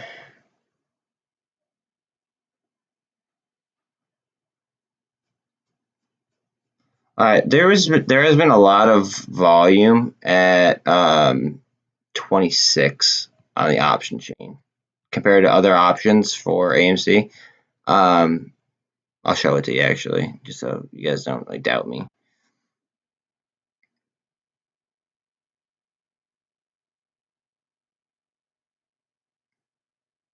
Oh, okay. Well, now it's at 25. But before, I promise, there were. Oh wait, open interest. That's what we care about, or that's what I care about at least. Um, yeah, more people have 26 options than anything. Well, actually, I don't want to say more than anything because I could be incorrect about that. Let me confirm. No, 20 options have 10,000 contracts or 1 million shares.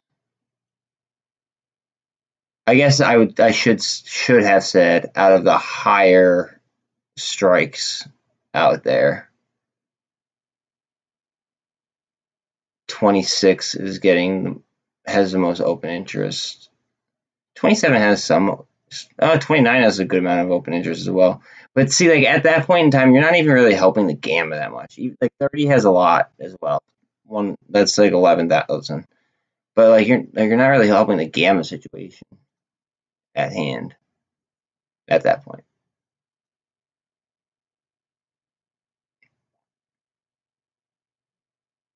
At least in my eyes, you're not.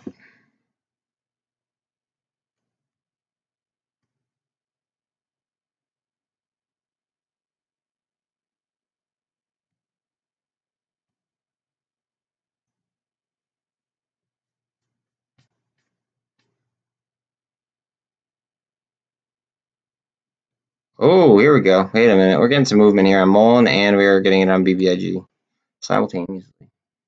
Interesting. BBIG, we're at 264, 263 and a half.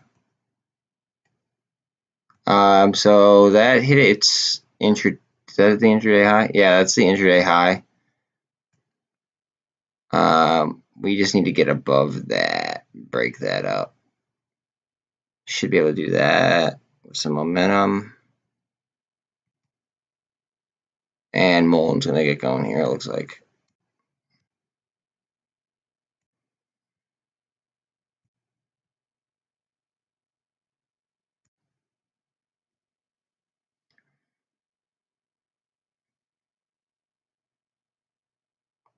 This could just go straight vertical, in my opinion.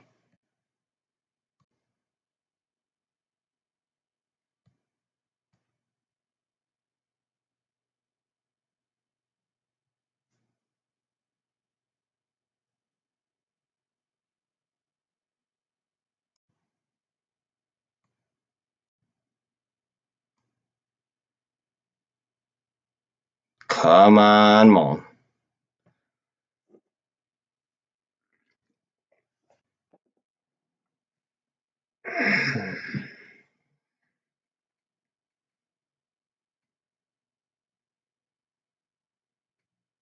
See you guys back to buck.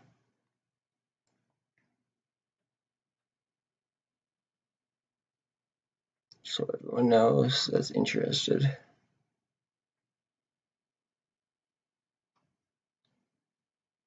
We are at the high right now.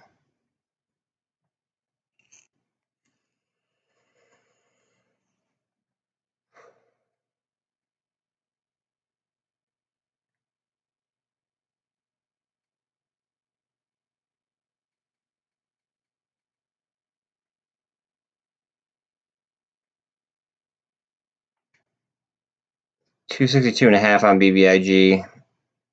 I just have an unreasonable amount of calls, I believe, on MULN right now. I probably have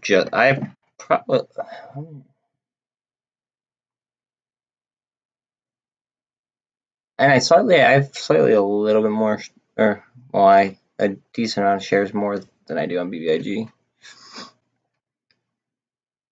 Let's see. Let's go vertical. Come on. Go, go, go, go, go, go, go. This is completely gamma, I believe, if I'm not mistaken. So we could, like, I wouldn't even pay attention to the RSI. This could just go. And FOMO could roll in at any point in time.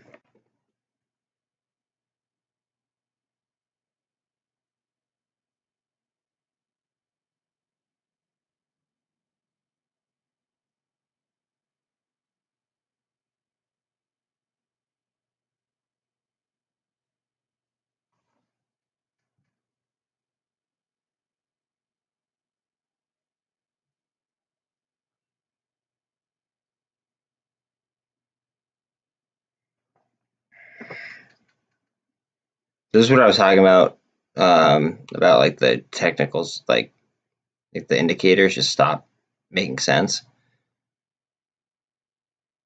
It's not something like this, where it just stands up. It did slow down there, so we're not fully gone yet. Let's see. Calls. Where the puts though? There's a lot of puts at 2.5. A lot of puts at 2.5 that they have.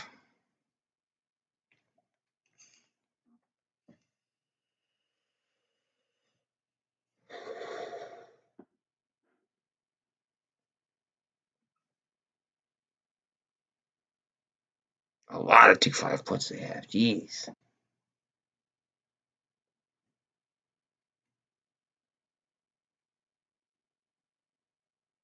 Just start ignoring the RSI. Go.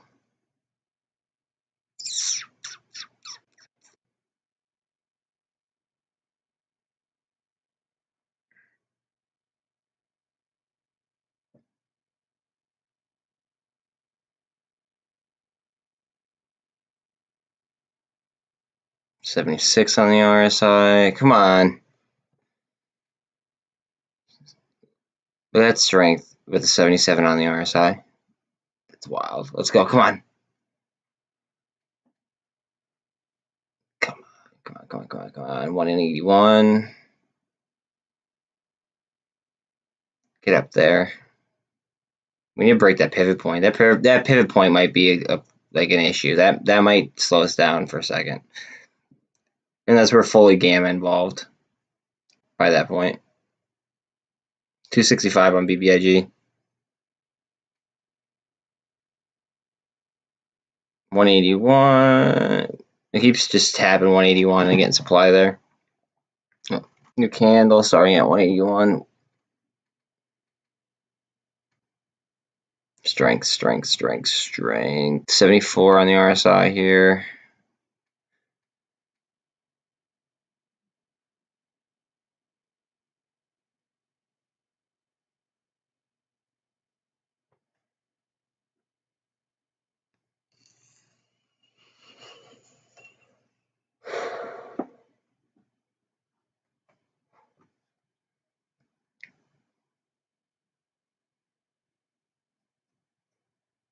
$264.5 on BBIG.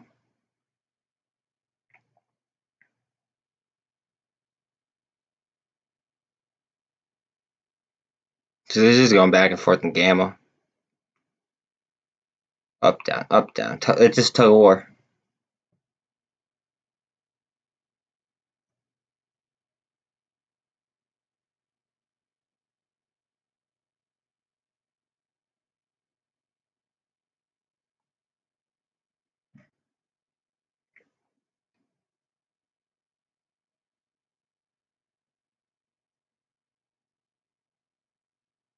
202 on IWM right now. SPY's at 443.30-ish. Qs are at 344.5-ish. Bitcoin is at 270, or excuse me, 41,270.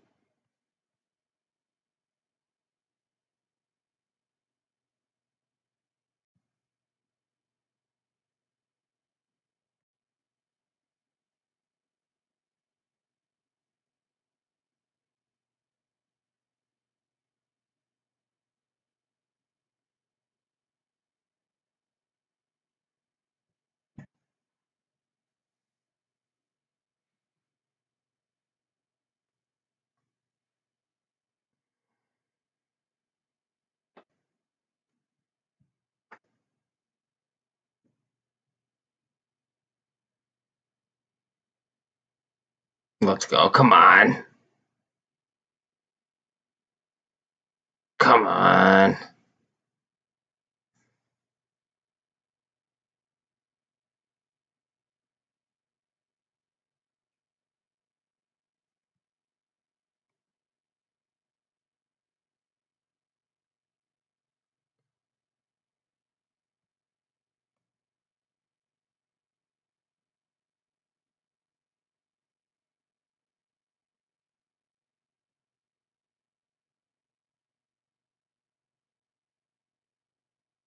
Just gonna take a breather.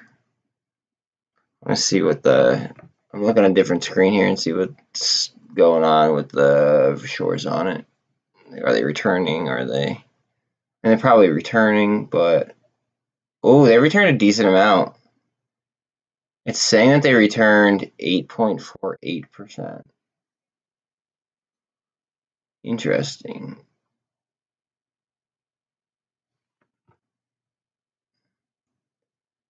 Yeah. Oh man. I mean, I made money on it already through calls that I put on other things, but for straight stock, yeah. I'm still up technically, even though I averaged up. I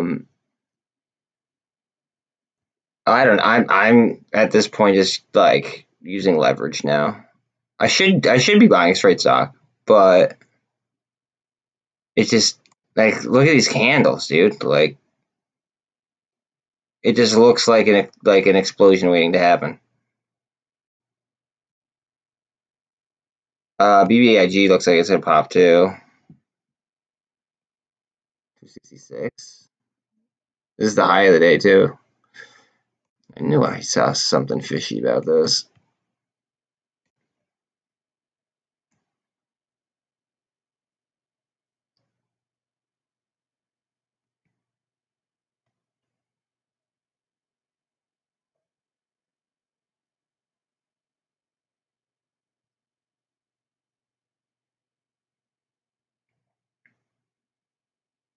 So they're on Bloomberg right now talking about a decentralized version of Twitter. And Charles Hoskinson from Cardano actually reached out to Elon via Twitter talking about a decentralized version using Cardano. Just food for thought.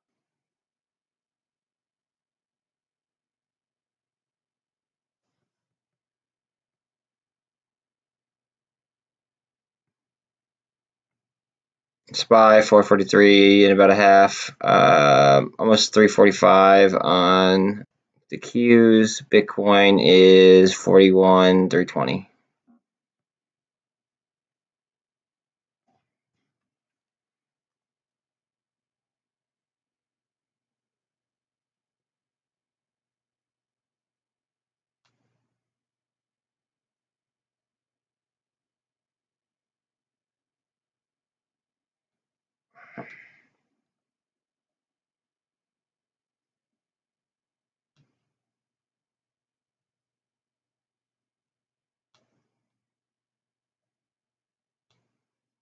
Guys, give me 1 second. I'll be right back.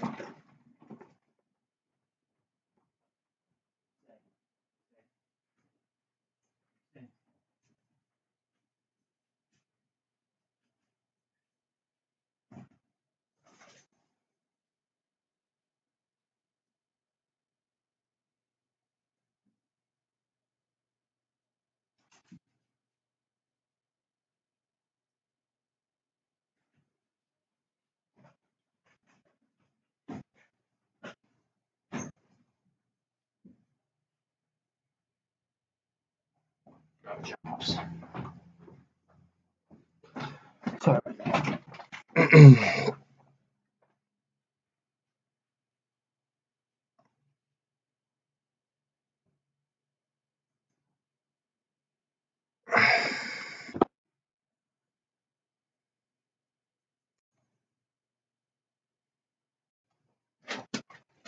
What's up, Lucky? What's up, Bob? I didn't mean to wake you up. I just had to go check the mail real quick.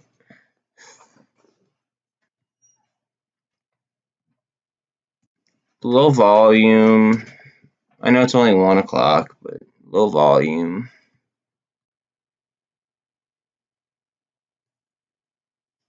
Back up, back up, back up. Down, down. Thank you.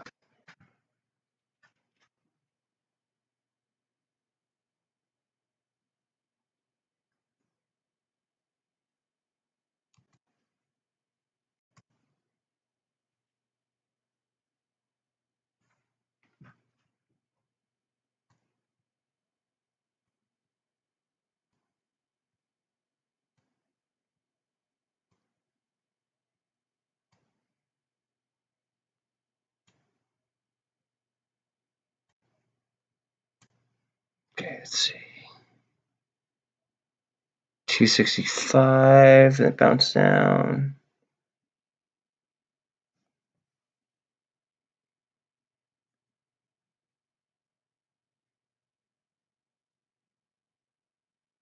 This guy on Bloomberg is talking about a multi-year crypto winter. Yeah, no. I don't think so, Bub.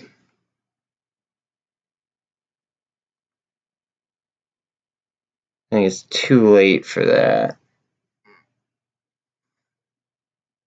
I think they threw away the economy way too much to backpedal now away from it.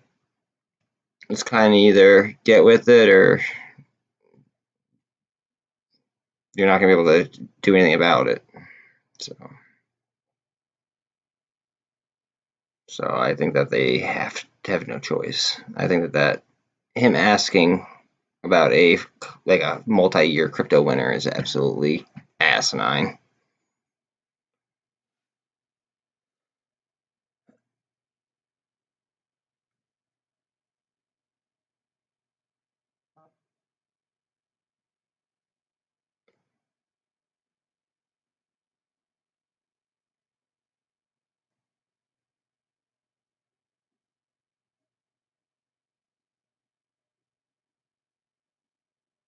Come on. I don't really even want to draw this because chances are it'll pop before I draw it. Oh, maybe not.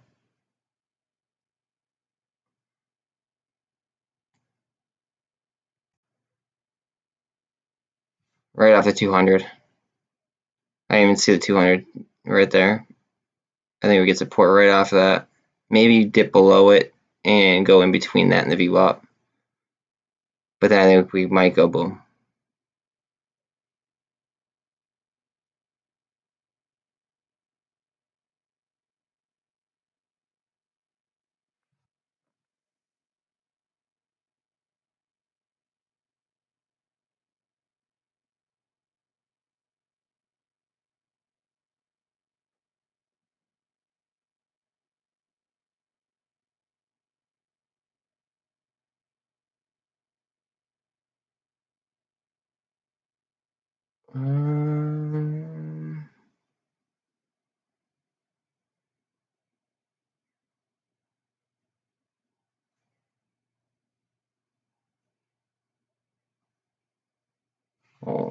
Okay, let's see. What are you doing over here? AMC.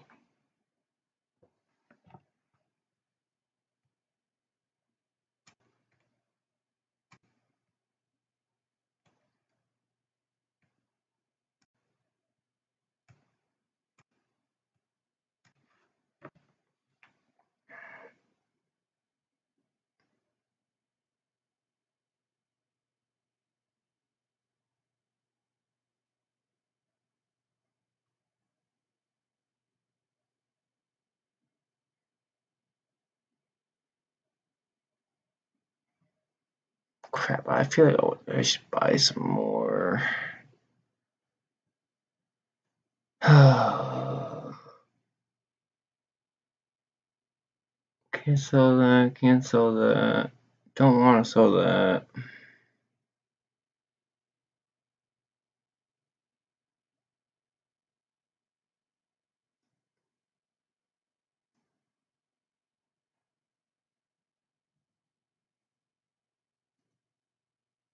I don't really want to do this, but I'm going to anyway.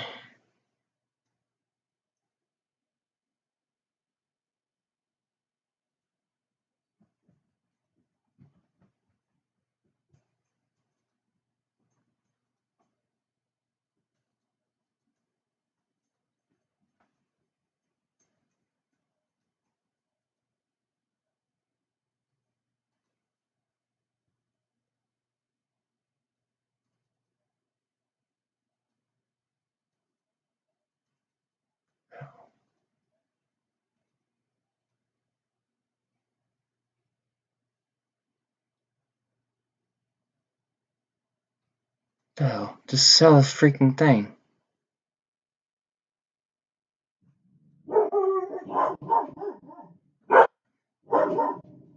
Sorry if my dogs are freaking out.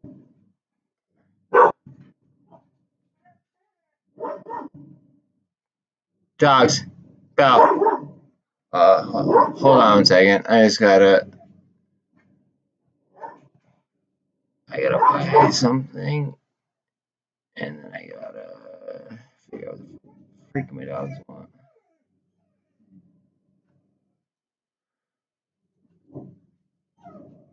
Hey, chill out.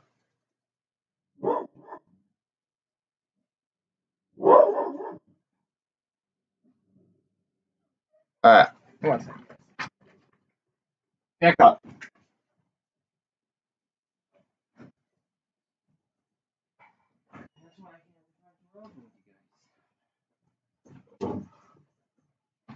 Yeah.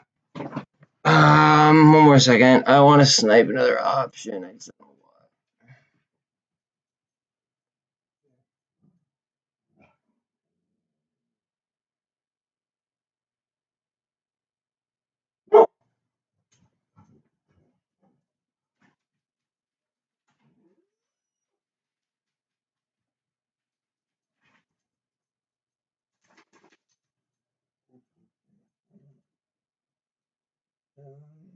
Bella, I don't want to hear you, baby.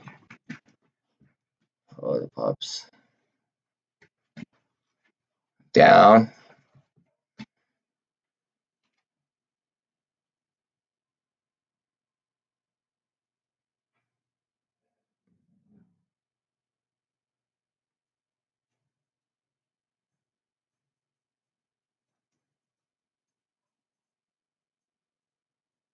Okay. So I just went ham on some contracts. Just because we were at the 200.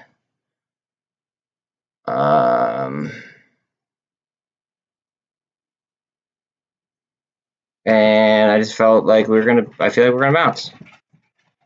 Hopefully I'm right. Alright, let me let one of the dogs out real quick. It looks like I am right.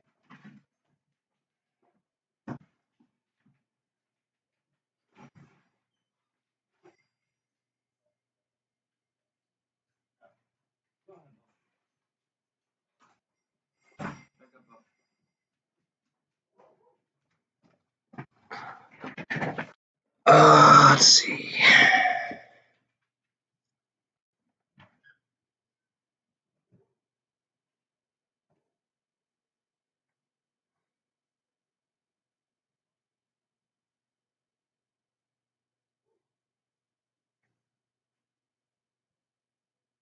Come on, AMC.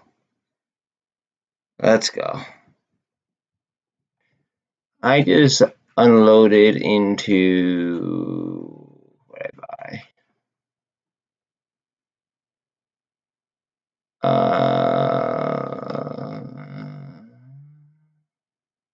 About 20 calls. 20 strikes. More 20 strikes, I should say. And then I also bought a 22. I got 222s because they were only $9.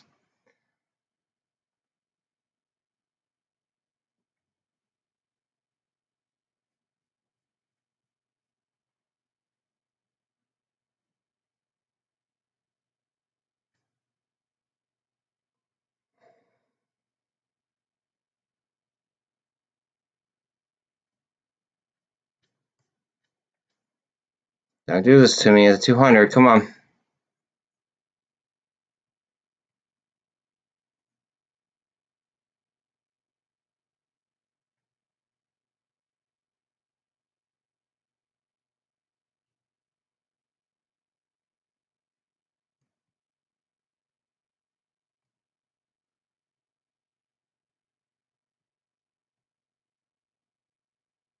Come on. I know you want to.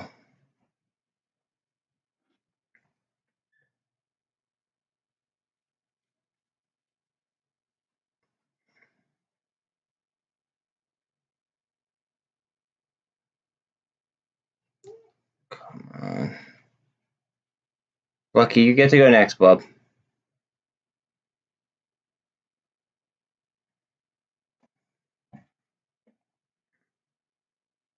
Keep my eye on BBIG and MULN here too. And CEI is actually almost, it might make the red-green move.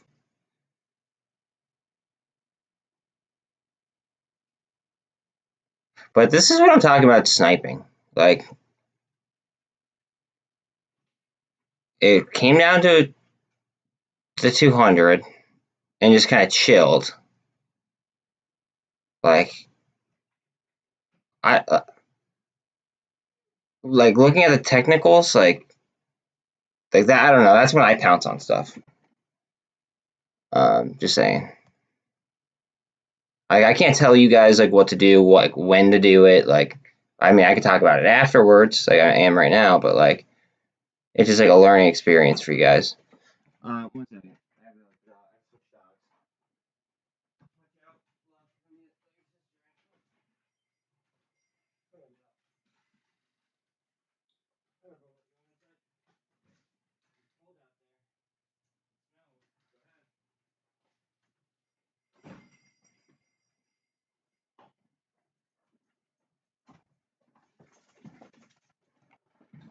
Yeah, like I don't know. I just like I wait till something seems like it's oversold or like it's at the bottom, and like obviously that's not the bottom. It would have been great to buy something down there, right? But I mean, in my eyes, the furthest it would go would be down to the VWAP. I'm not at a crazy being at 20 isn't like at a crazy price tag. If it started to run, I would probably sell it. Maybe buy like 1 or 2 that are higher up. Keep the money till tomorrow, and then save myself the theta. And I could actually get back into it tomorrow if I really wanted to, but while still having some kind of exposure to it. I don't know how exactly I'm gonna play it because I have a lot of calls on it that are gonna expire, and I might roll them out, might not. I'm undecided. I just don't want to eat that much theta. That's a lot of theta to just have decay on you. I need a nice little run here. I'm probably gonna close my positions, or I might roll them a week. I just have less exposure, and I'll roll them a week.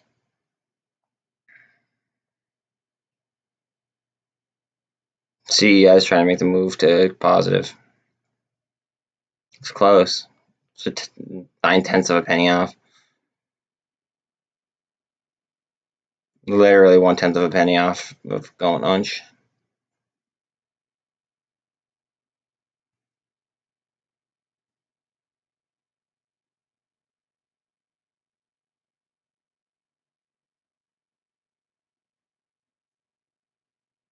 Come on, let's go.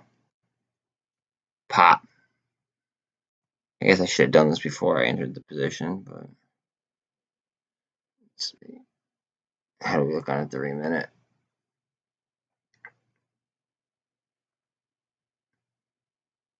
Okay, okay, it looks good on 3.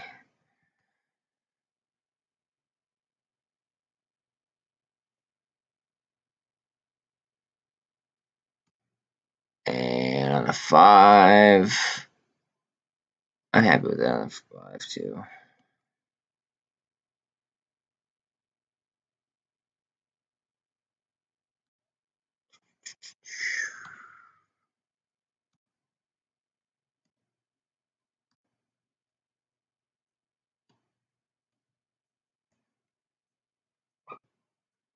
Alright, CEI is really trying to go green after getting beat down all day. So if you got like some like $1 CEI calls like earlier today, then good for you.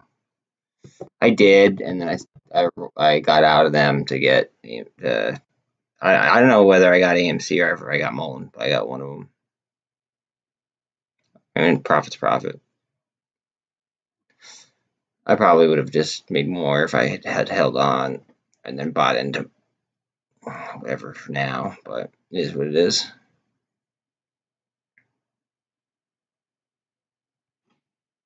Alright, I'm gonna let the other dog in now. One sec.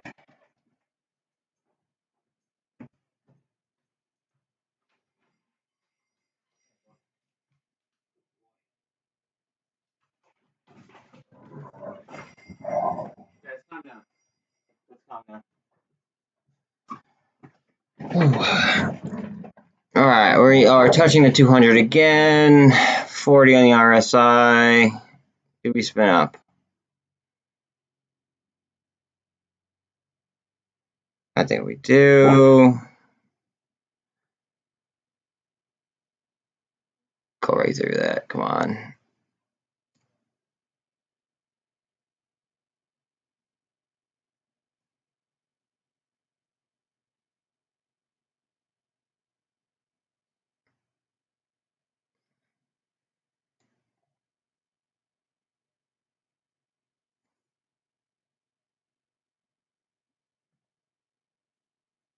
Come on.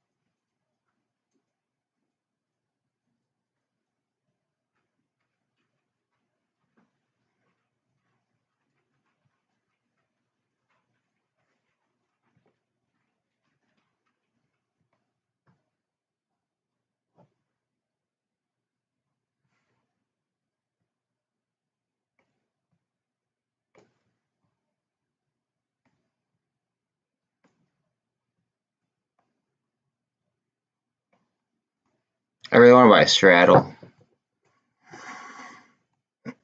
I think.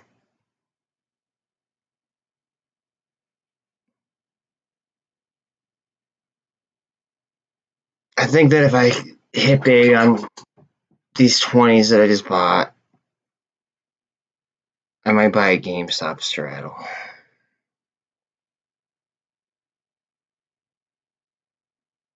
I'll keep my calls that I already have on GameStop. So like I will be gamma or put delta positive, whatever. I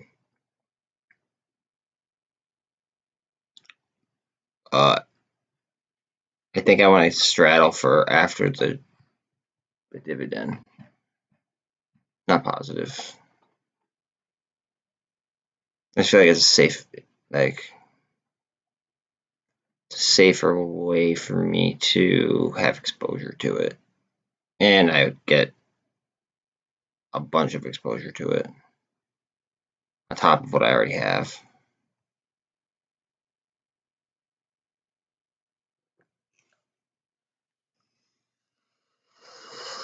And on any given day, I could technically, I could technically cut my loser.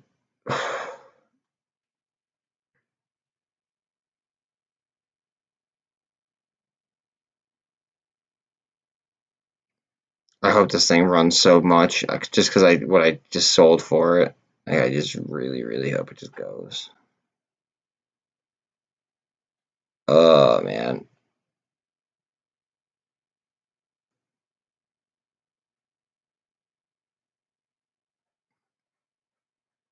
Come on, AMC.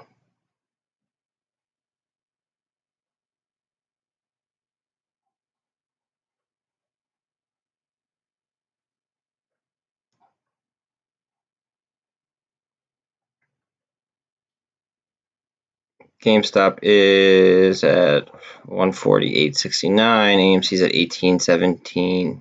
BBIG's at 264. MULN's at 176. CEI's at 102.5.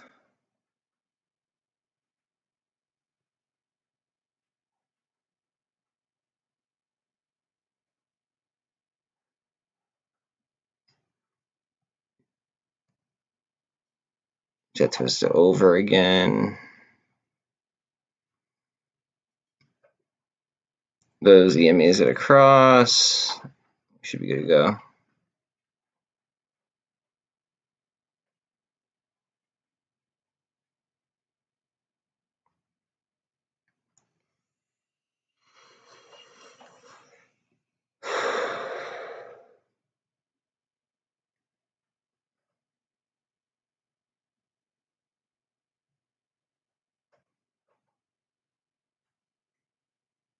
Doji, okay.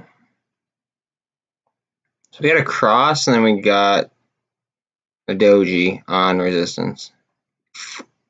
Don't really know how to take that. Okay. There we go. And remember 30, well, we have 23, and then we have 31 that we got to get past here. We're at 20 right now. Oh, 19, sorry. 18, 19.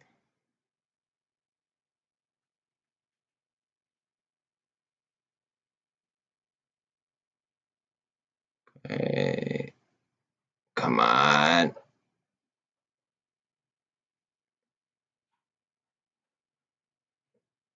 Come on. Come on, come on, come on, come on, come on, come on.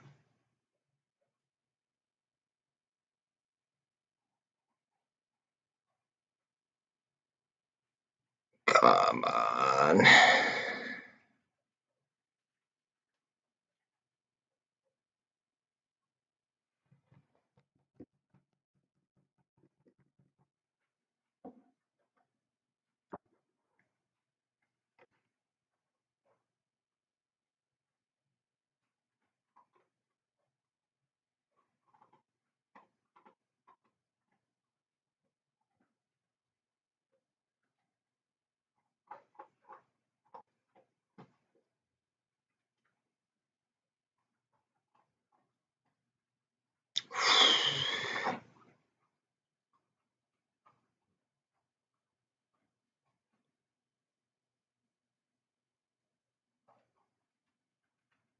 Right on top of the MACD.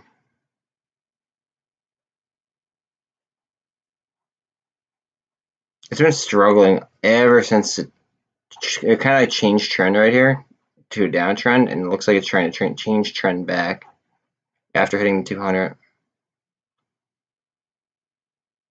think it wants to cross for real this time.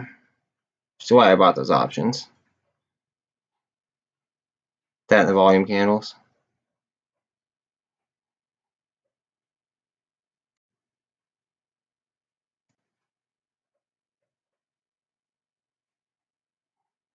Come on.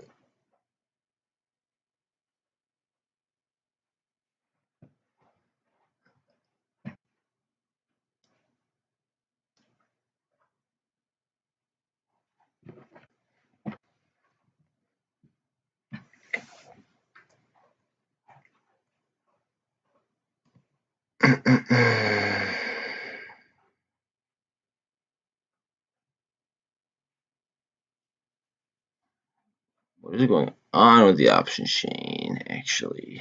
Let's see. Open interest.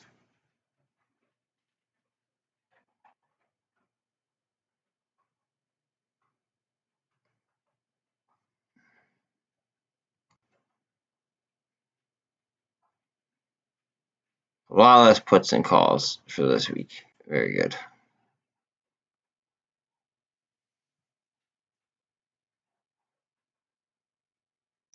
$148.80 on Gamestop.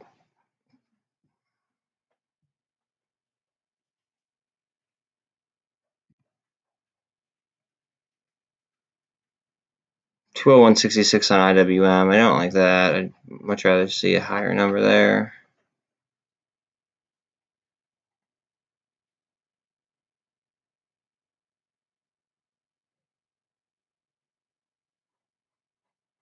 I should have just cut my losses on SST and so throw another $100. Or no, I bought those for cheap. Never mind. I bought that for like $10. Never mind. Instead of buying another option on it, I wanted to lower my average.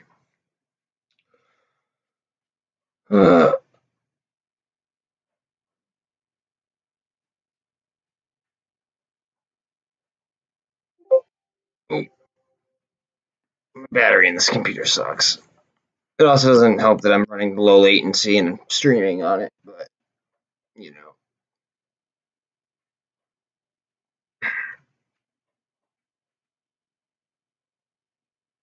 Come on, 1817.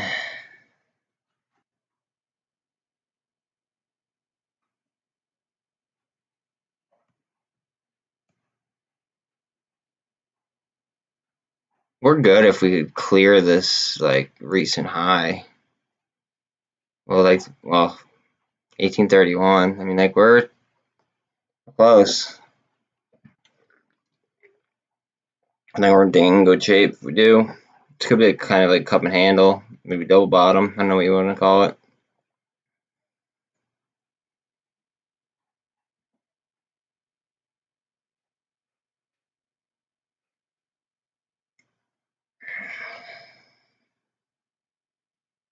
Alright, we're getting close. Come on. Within spitting distance, 22. Come on. 10 more cents.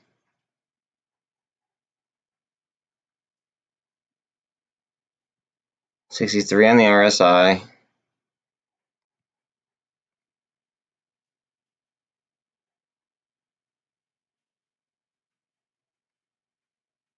SPY 442.9.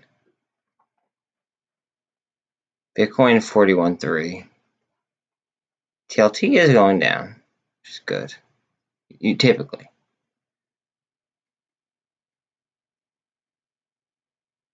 Although we've seen these stocks just defy norms, like typical stock norms. So we don't really, like, it's hard to just assume with these.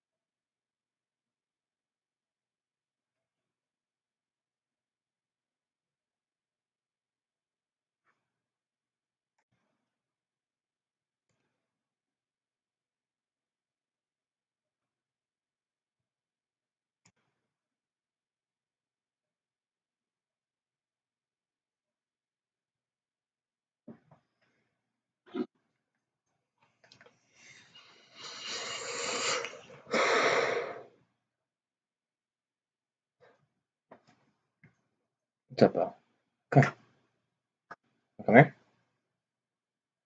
You're just outside. I don't want to hear from you. They're talking about Elon and Twitter again for like the third time today.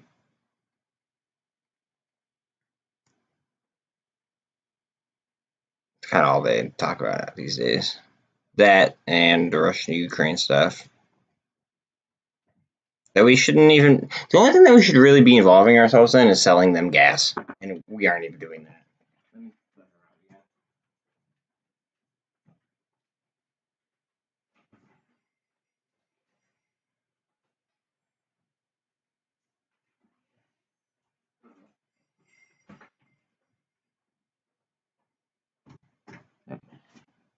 I think we should mind our own business and worry about ourselves during COVID, and help any way we can from far. Beyond that, I mean, we should be capitalizing by selling our gas, and we shouldn't be paying what we're paying at the pumps. That's ridiculous. Okay, 25. What else we got? 65 on the RSI. You have some room. Fire off. Dude, I just dumped like more than I care to admit into options on this.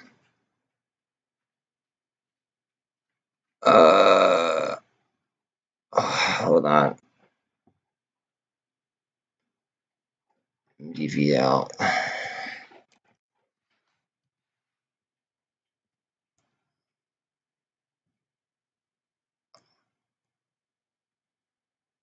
They acquired somebody.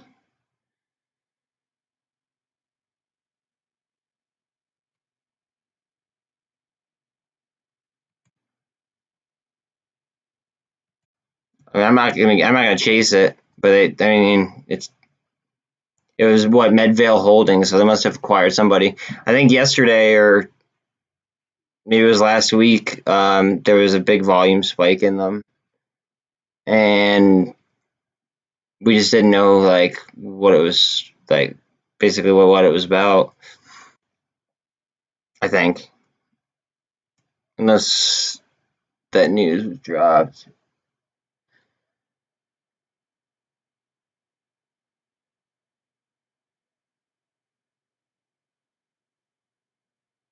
Stock up 62%, and that was 4 days ago. So imagine if you still had. Yeah, I'm definitely not chasing that. Oh baby, come on AMC. GME's at 149 as well. 135. Let's go. Come on. Just gamma. Gamma's the name of the game. 76 on the RSI. Oh, come on, just ignore the RSI. Just go. 149.24 on Gamestop. That's what I'm saying, bro. That's what I am saying. 265 on BBIG.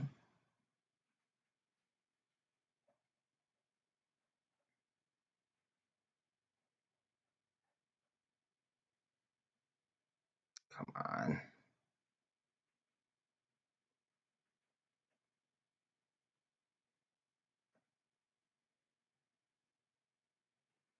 That's what I'm saying, man. That's all I want.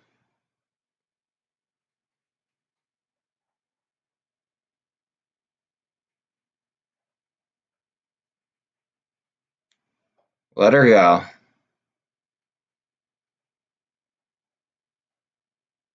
Let her go.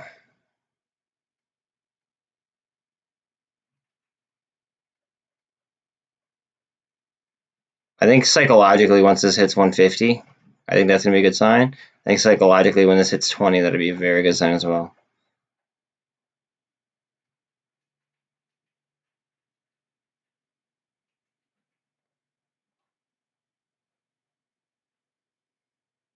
It's good that it's showing strength, though, above 70 on the RSI. I will say that. We're almost at 150 on GME.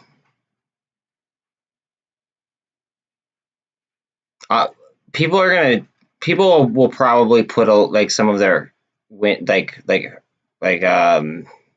earnings into those plays.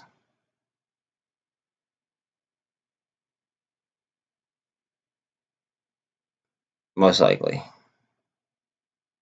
I mean, at least I would think so. Unless they get too greedy with AMC and GameStop.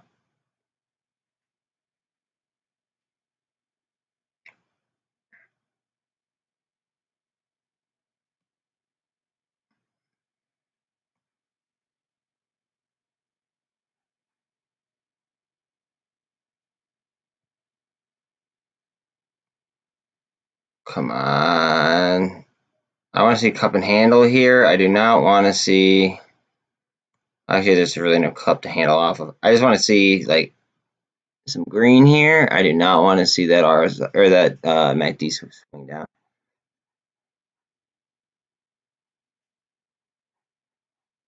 Back up. Right back up. Come on.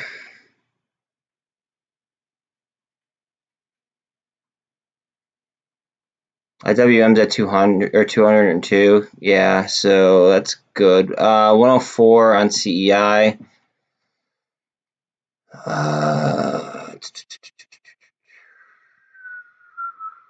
Just shy of 150 on GME.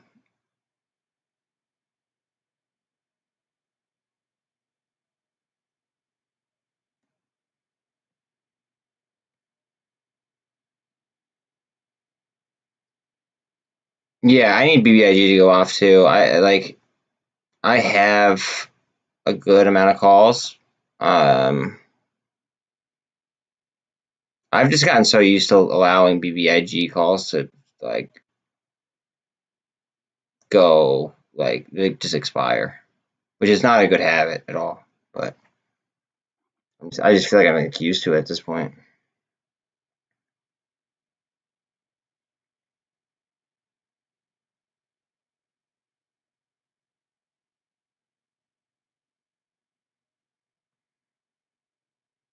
$150 on GameStop. This might just go. Well, we might just get suction here. Hold on a second. We might get some gamma suction between. Let's see. Let me dog in again.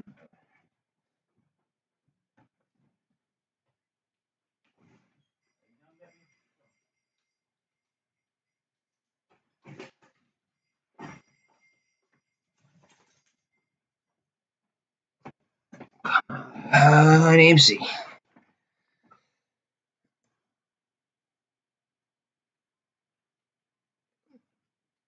Now that's like a cup and handle formation. I live with that. Oh, I have a lot of calls. I'm like I don't even want to say how many calls I have. I'd say it in the group, but I don't want to say it on here. I have a lot. I had even more last week. I have a lot of MULN calls. A lot of MULN calls. Just because I was able to snipe the crap out of them for so cheap.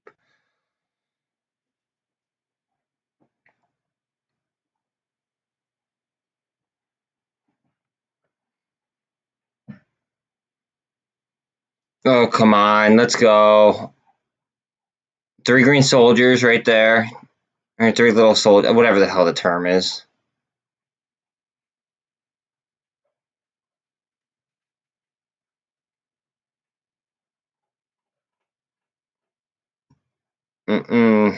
Spin it up.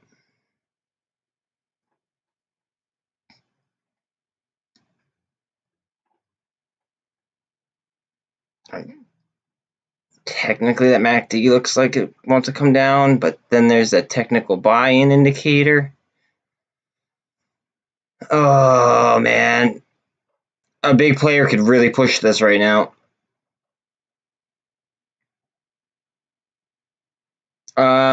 I will say that GME is over $1.50.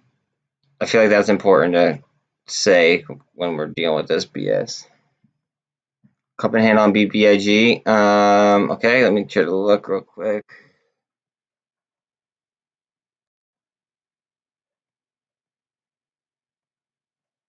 Yeah. It's almost like a cup, or maybe even like a double bottom, with this consolidation above. I mean, people have phrases for everything. I mean, I call that a cup and handle, easy. But then I also look over here and I see that that's kind of like the same level. So I might call it a double bottom. I mean, either way, it's bullish though, no matter which way you cut it.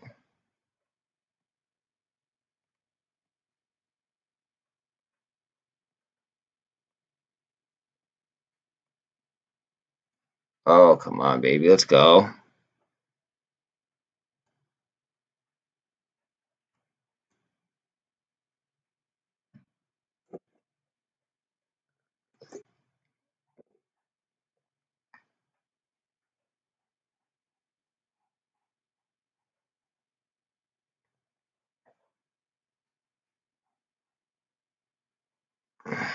Come on.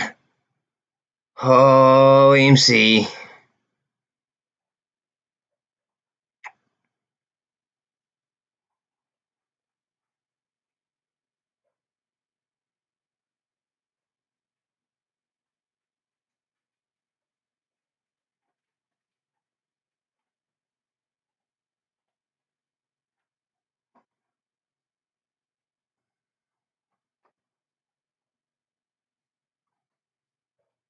Come on, AMC. Let's do this.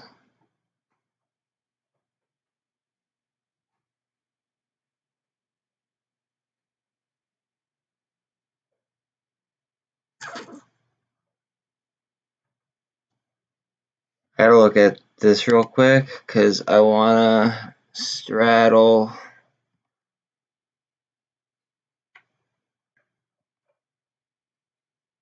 I don't know what price.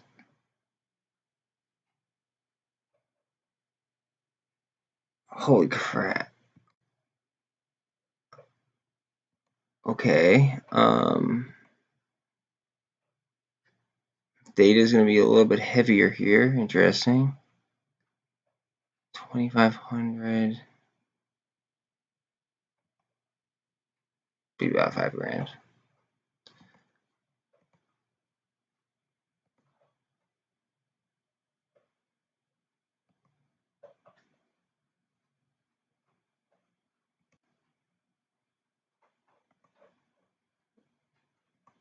Or I spend 7. I do it right.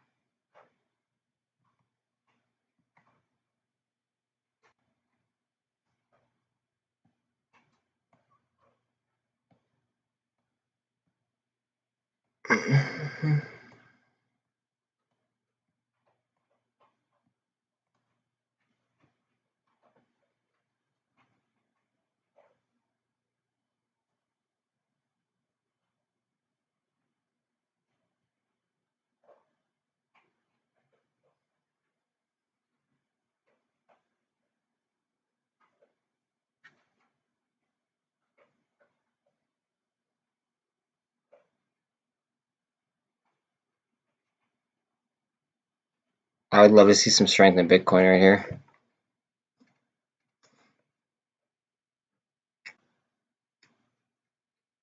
$443.5 on SPY.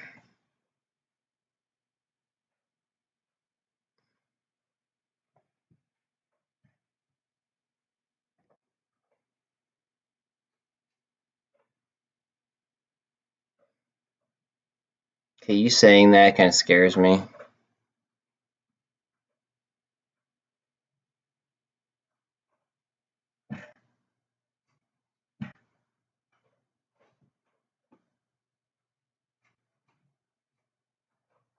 Like when newer people hop in here and say that something's gonna happen, like it makes me think the opposite.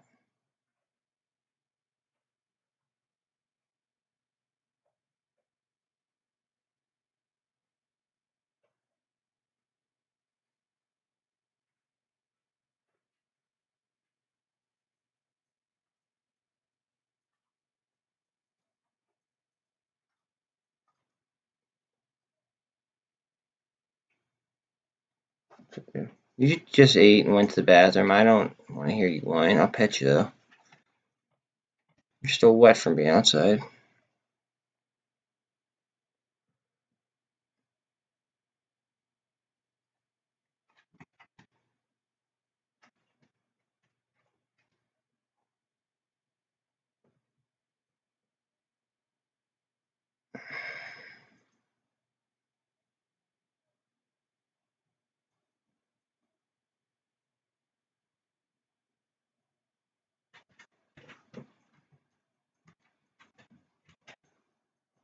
Push, push, push, push, push, push, push, push. I really want to hit on these 20s that I just bought. They're really bad. I'd like to hit on them today and not have to eat the gamma on them.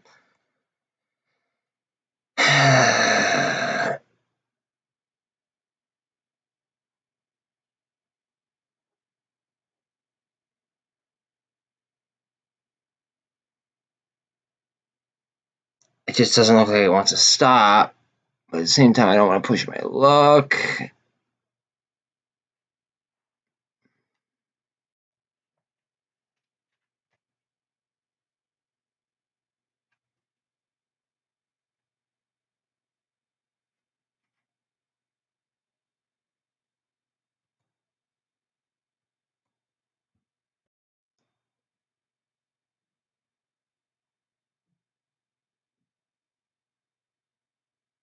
Come on, just go.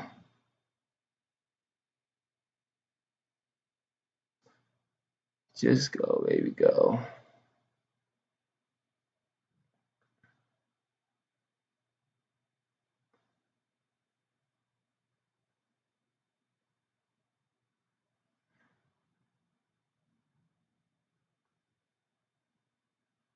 Go.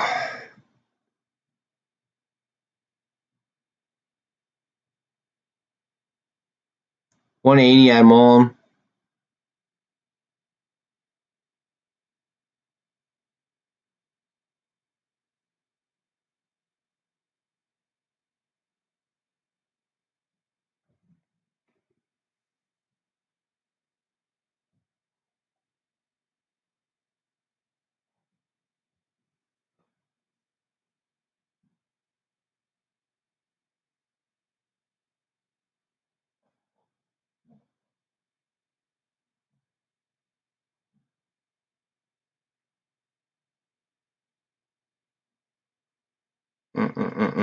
Stop it.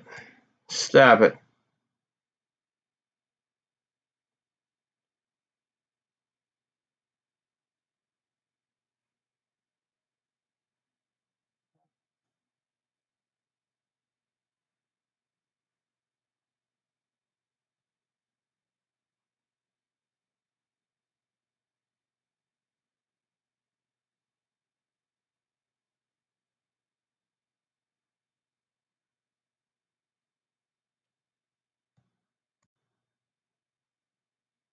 BBIG is up 7% like that.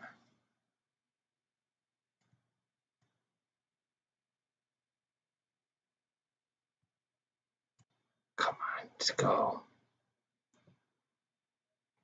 I just want this thing to take off. How much were these calls?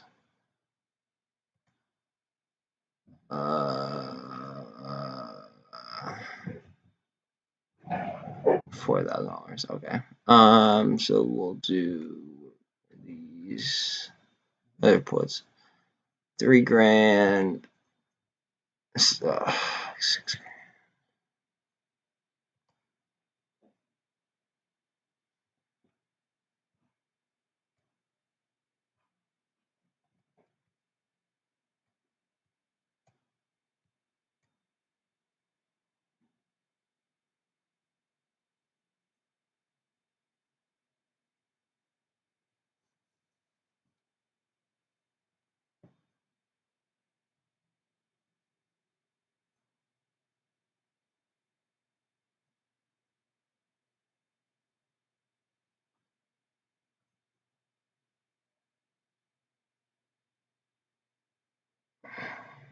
How much are these actually?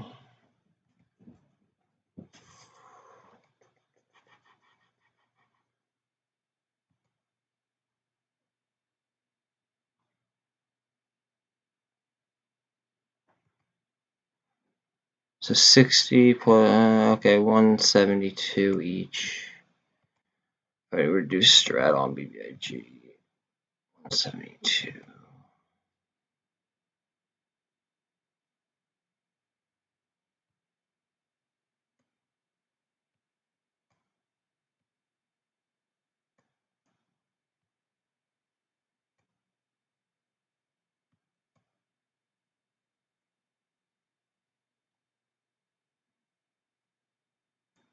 Come on, handle. Cup out and handle. Go ahead.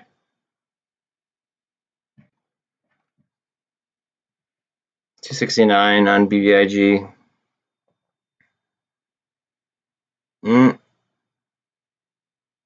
We'll get some support off 13.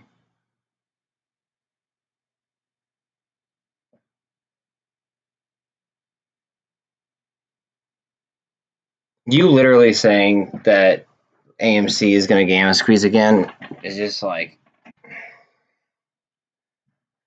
that sketches me out so bad.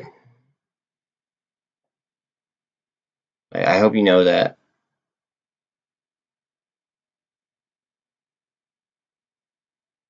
Angel.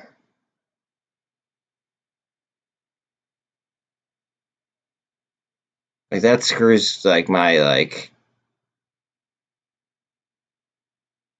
that screws me up.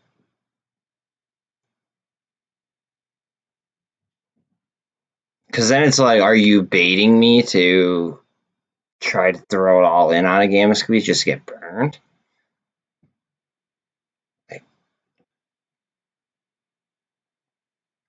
It's like mental. It's literally just like a psych game.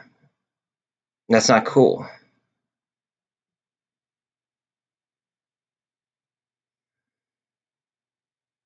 How many of these would I have to sell in order to get that much money?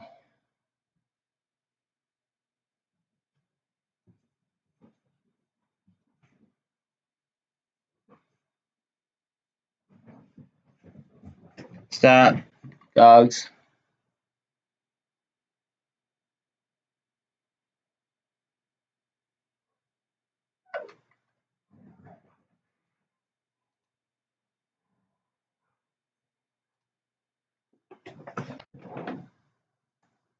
All right, we're already twisting up. That's a great sign.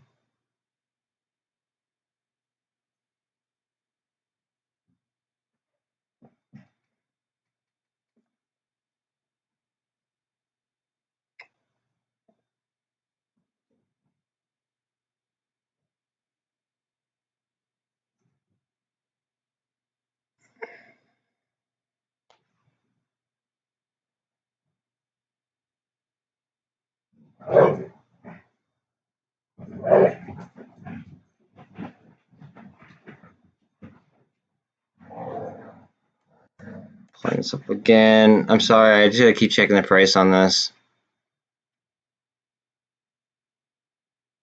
So like $2,800, and then 5,800 bucks ish. July. What if I do October though?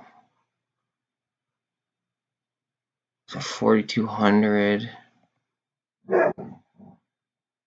So like $8,000.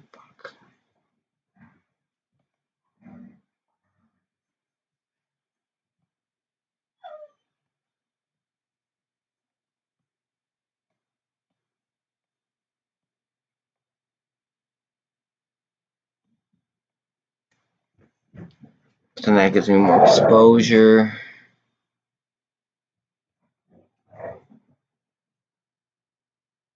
Decisions, man.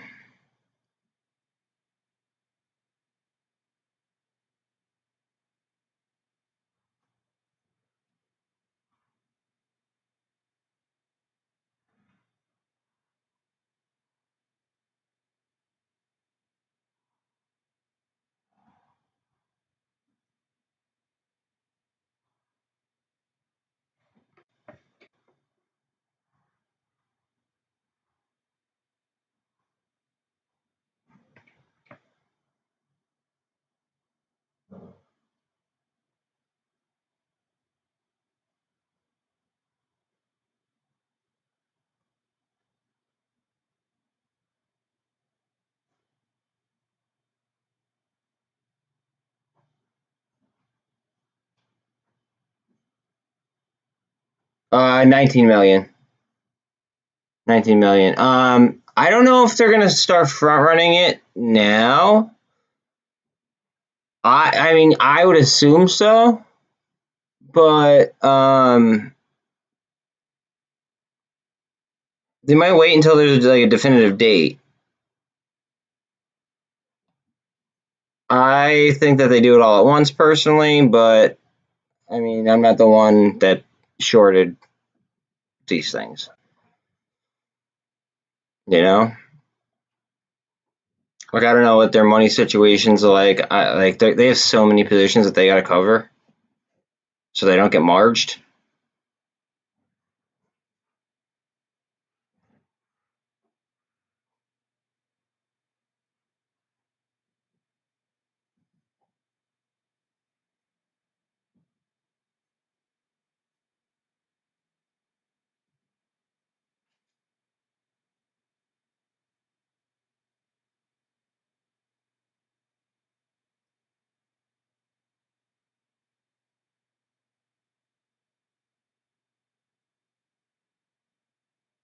I really think I'm about to do something kind of crazy.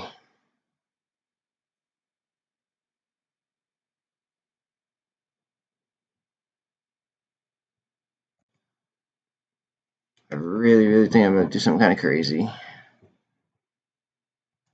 Oh boy.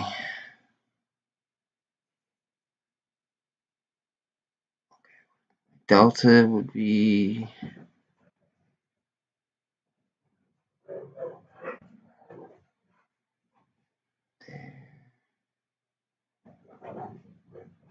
4,000, 8,100 bucks.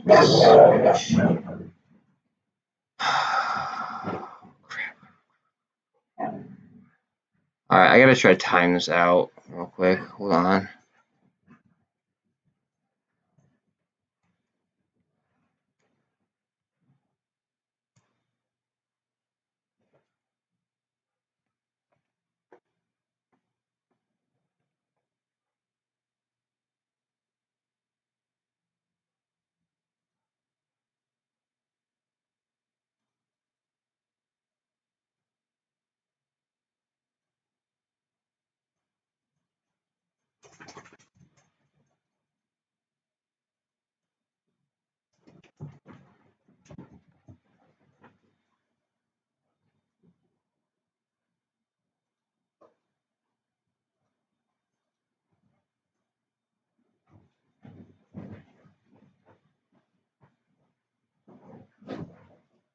Okay.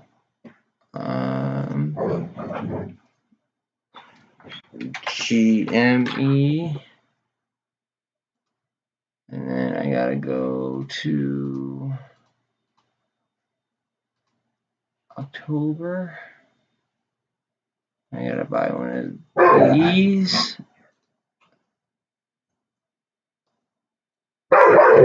Sorry about my dogs. Shit.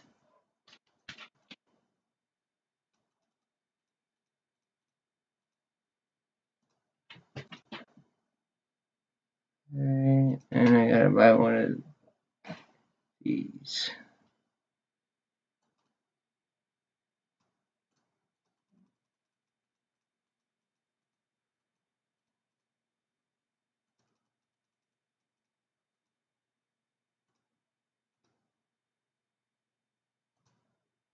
Come on, I just fell. You son of a gun.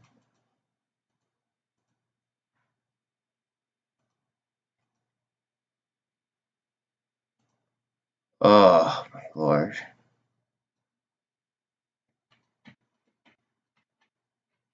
Yeah, I know.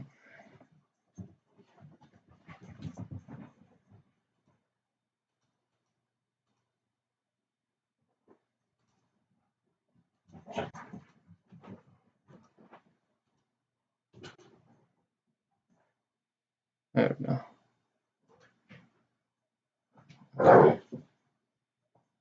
Okay.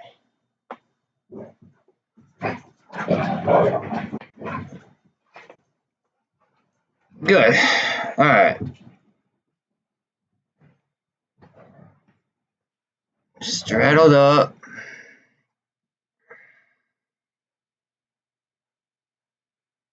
Now we're to sink the extra money.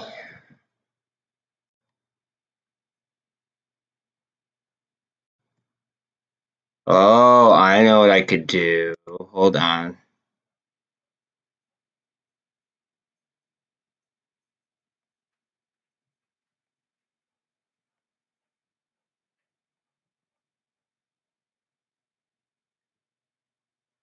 Your boy knows what he's doing.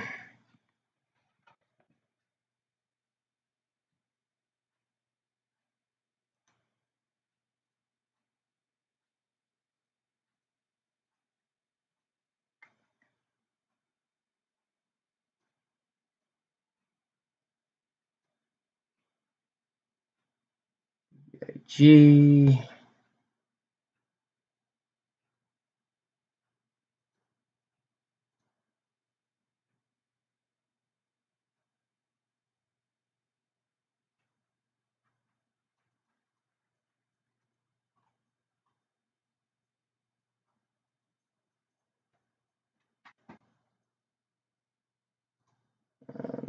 Two, just make sure.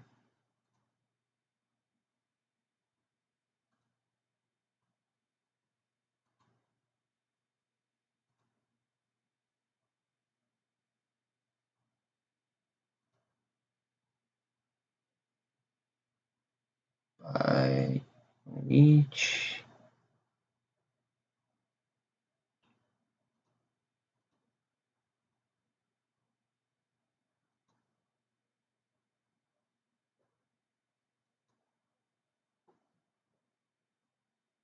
Oh, come on. Let me.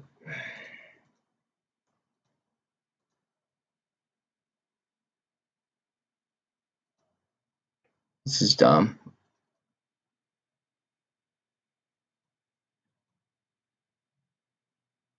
There we go. Okay.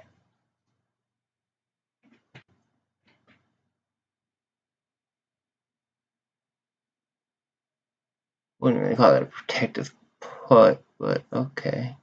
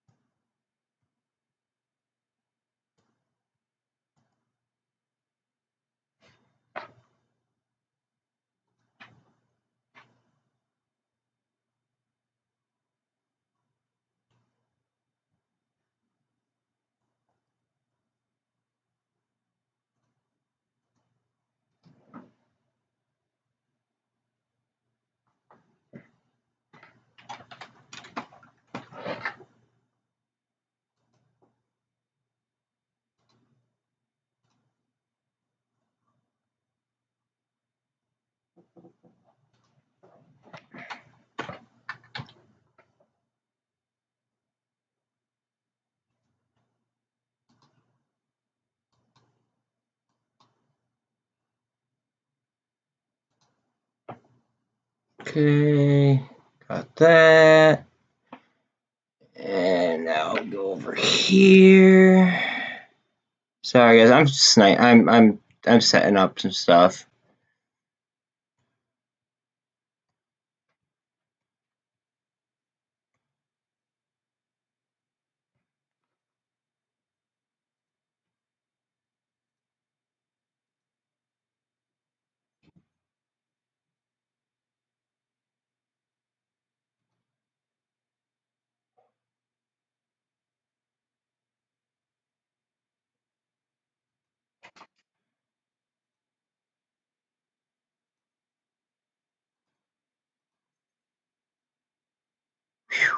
Very close. It's almost effed up.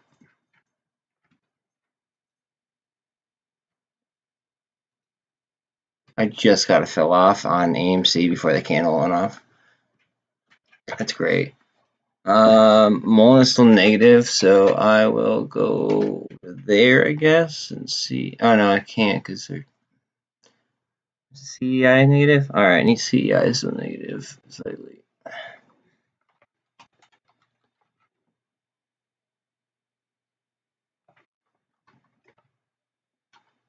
Actually, wait, what's Prague? Because Prague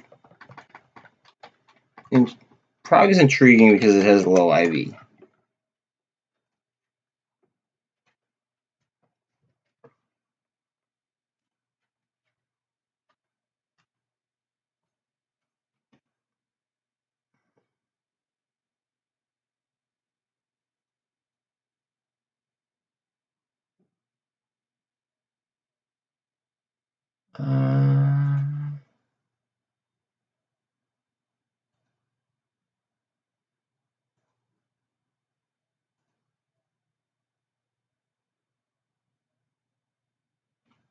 Frick, what do I want to do?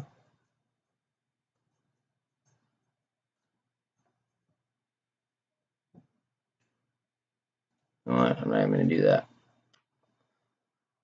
Alright, what do I want to do though?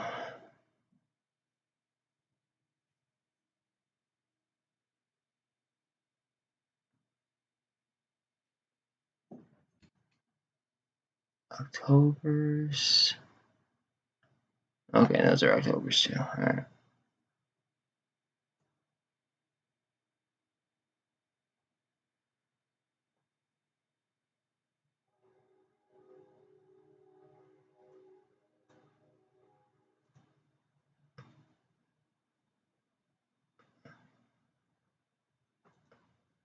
I screwed up with doing this one thing, and it's popping up as a protective put instead of a straddle. It's pissing me off.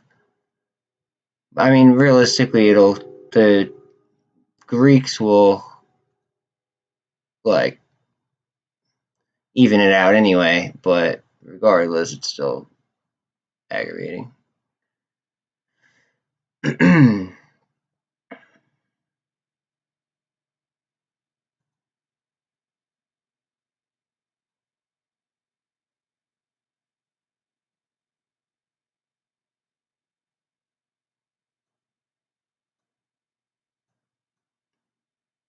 No.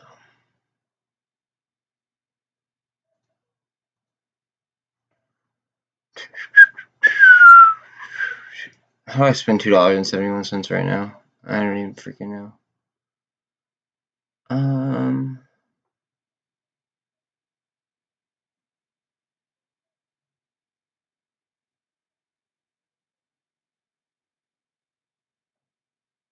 I might just buy like literally a freaking far out YOLO on AMC and say screw it, even though that's totally the opposite of my trading plan.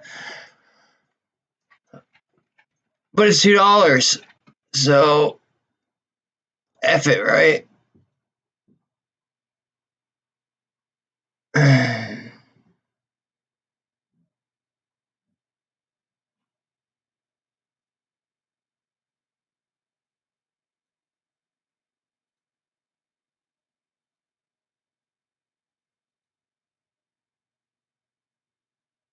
Okay, that got changed.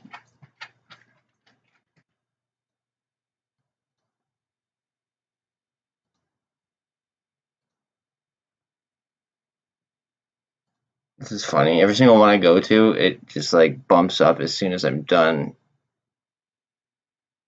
Like I'm about to click it.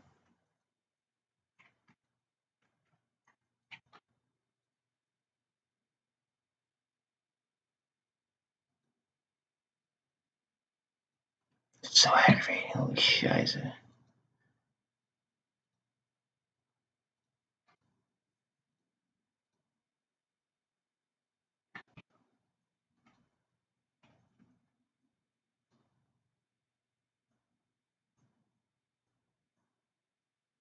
Screw it.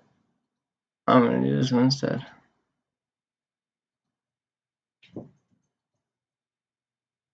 Didn't care.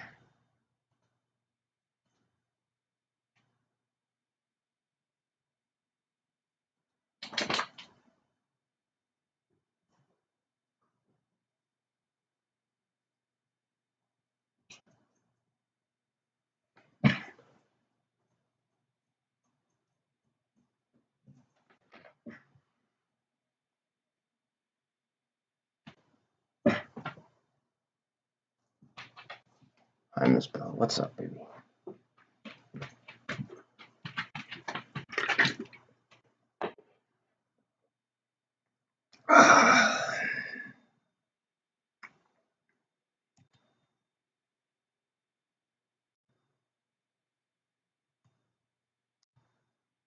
What is this? How much does this cost to do a straddle on?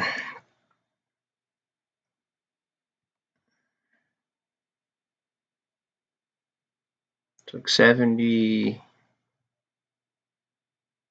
like $200. I gotta just play that straight up. Think.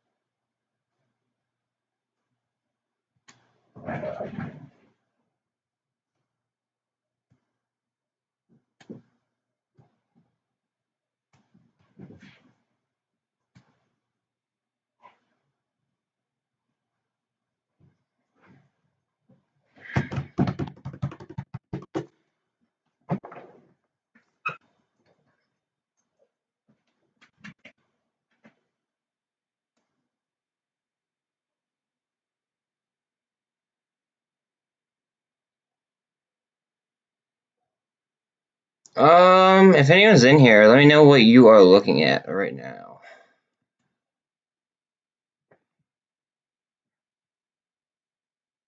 Pretty please.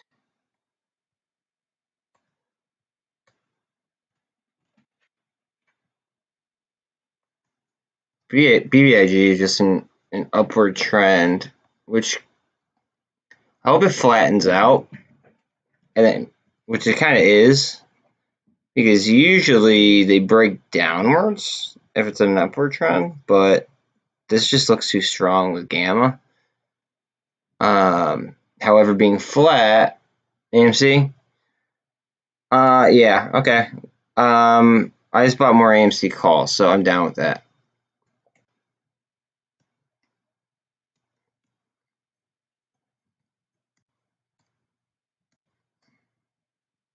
That looks so strong. I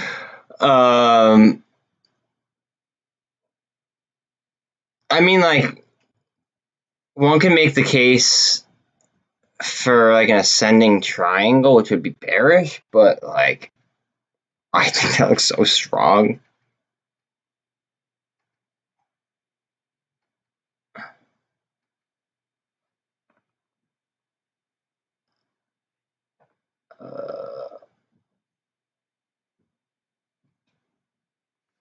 Wait, I gotta look at ATER real quick. Hold on a second. Actually, no. You know what? I don't. I just want to. I'm gonna forget that I even have that money there. Forgetting about it. Totally irresponsible.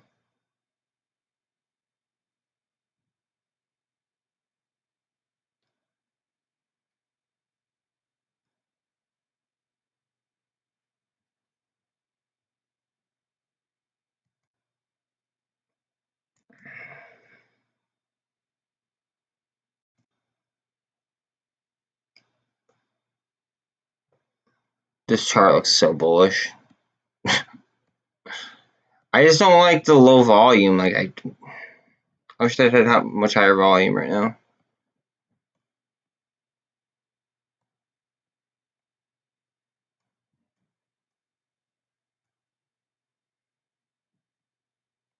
Oop, oop.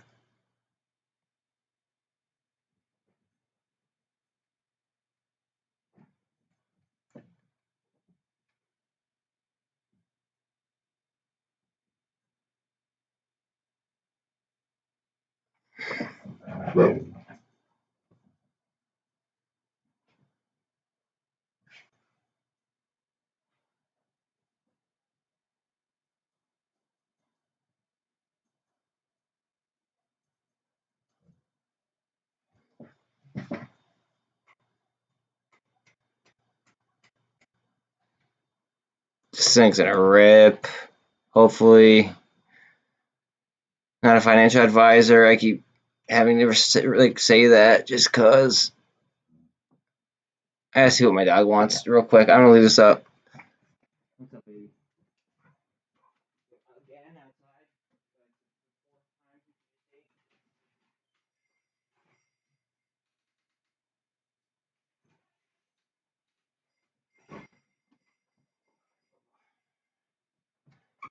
Oh, please explode. Please explode.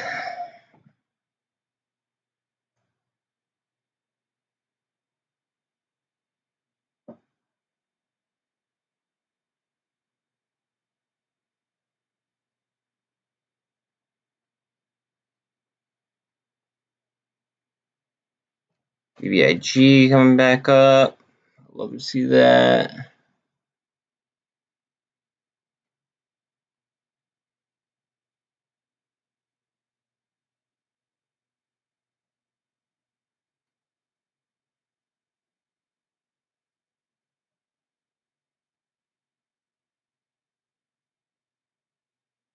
Just go.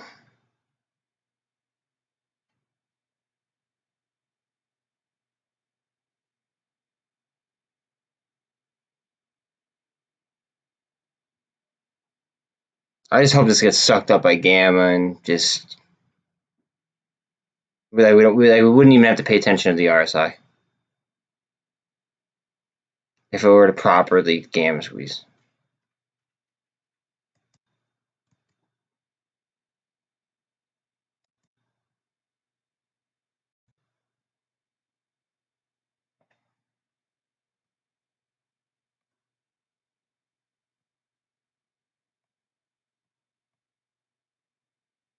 Take a stair step higher. Actually, now that I zoomed out a little bit more, but yeah, higher lows, higher lows, higher lows, higher lows.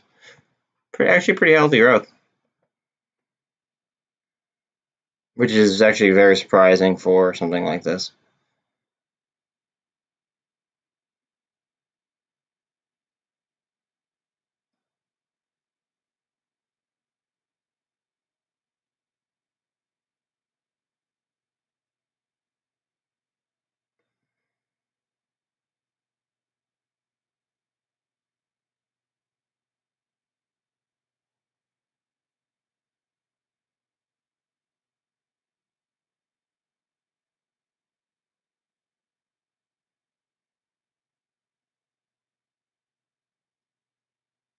Just run. Just run. Are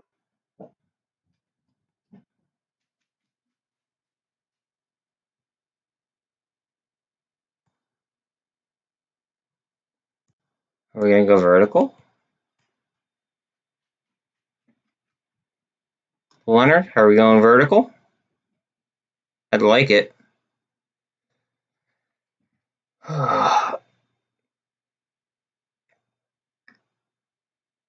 Vertical. Vertical. Come on.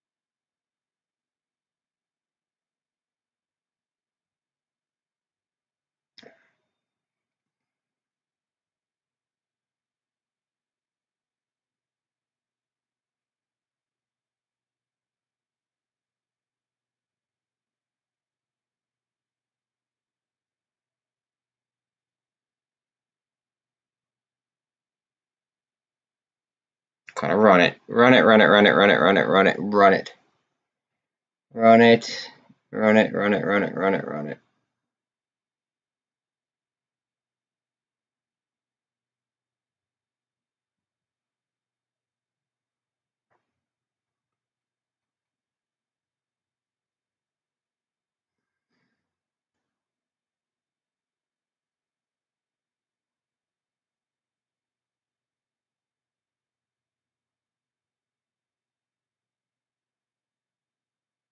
Alright, I'm not liking this sign. 74 on the RSI. That's not that bad, actually.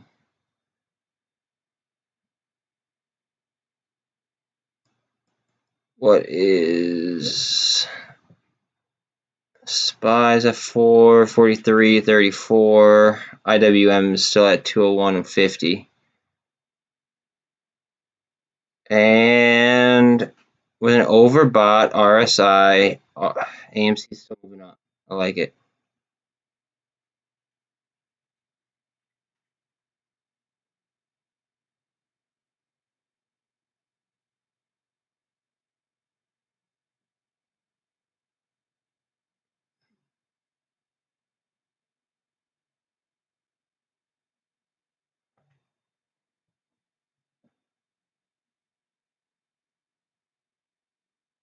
I'm just going to look at something real quick.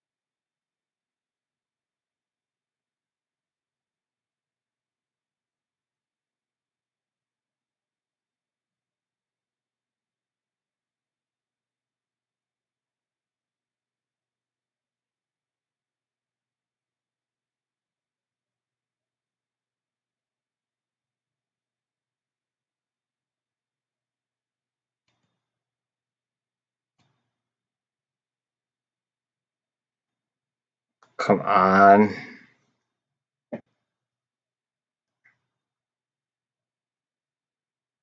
It just looks so strong for having a 74 RSI. Like usually it'd be like down ticking, but this is not moving. It's just like chewing through walls. Ask and thou shalt receive, right? Know what they say?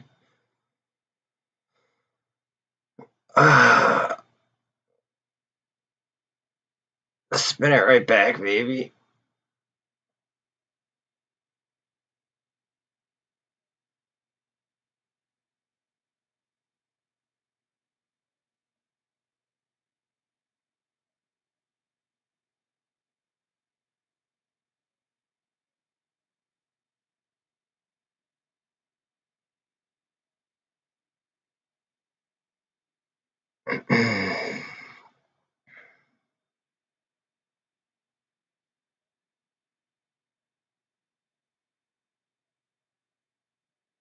Bitcoin is going for 41.5 again, I believe.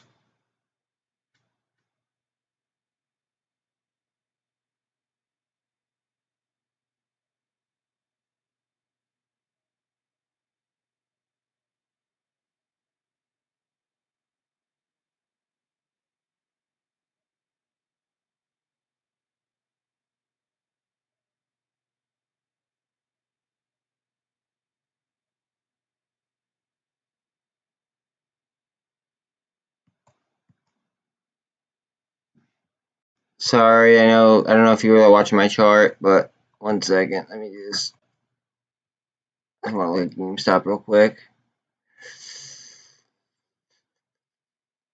Okay.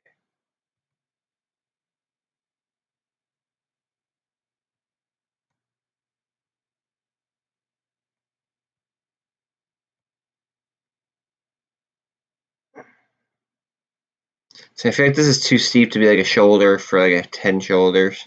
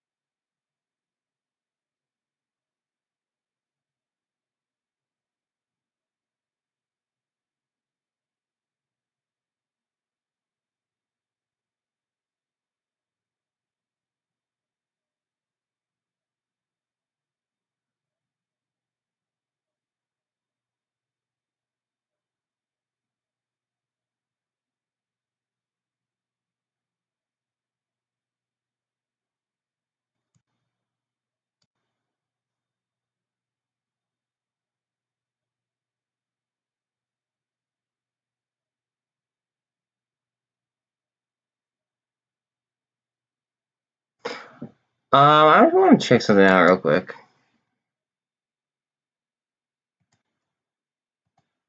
This might be really, really stupid.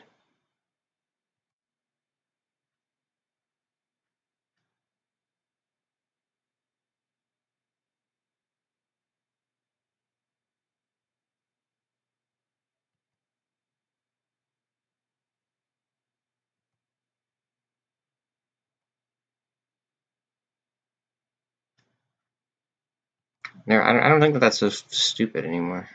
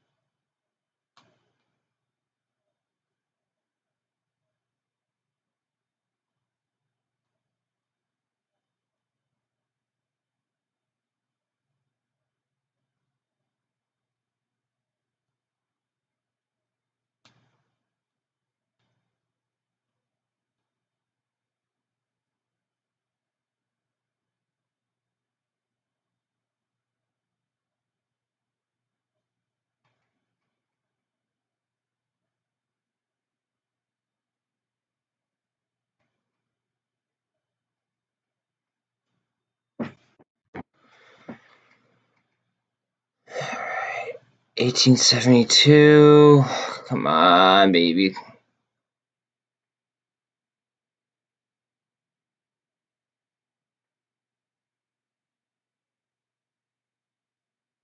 I feel a hell of a lot better. This just took off.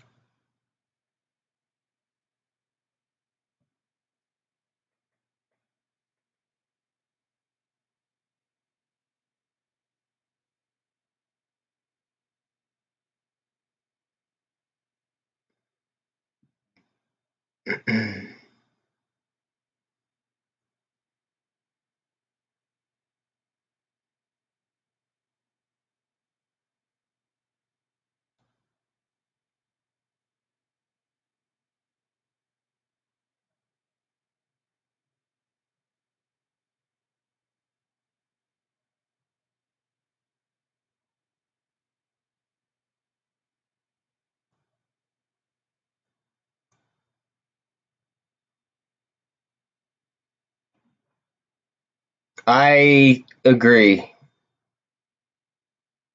I don't know. I don't want to get it trending. Hold on one second. I gotta let my dog in. 1 second.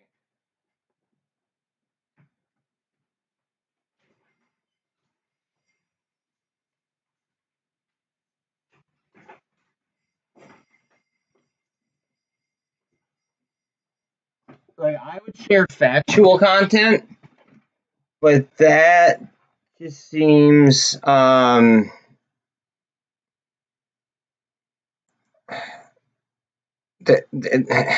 seems it's speculative. Now I'm speculative by nature.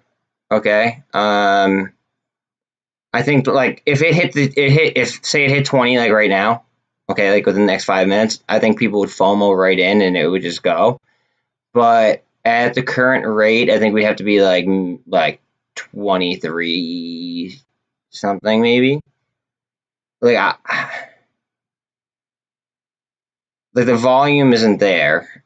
The demand is like that's why the price is where it's at, but I guess the demand to for other people, like people aren't like FOMOing in yet.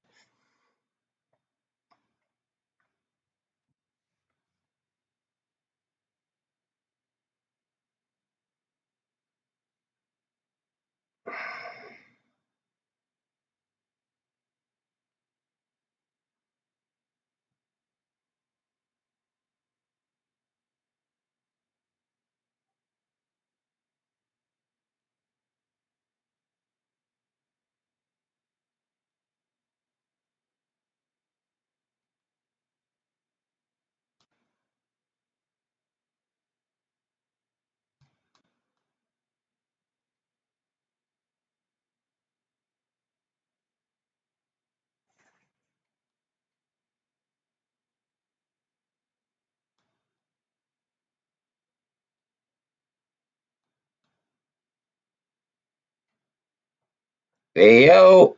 1 second. I'm asking this guy about long straddles on the Qs. Because I want to see what his success rate was. He says he plays the Qs often. But I just want to see what he's... I mean, I personally play the Qs often, but I just want to see what this guy says. Typically play the TQQ or the SQ for leverage, but I'm thinking with the low IV.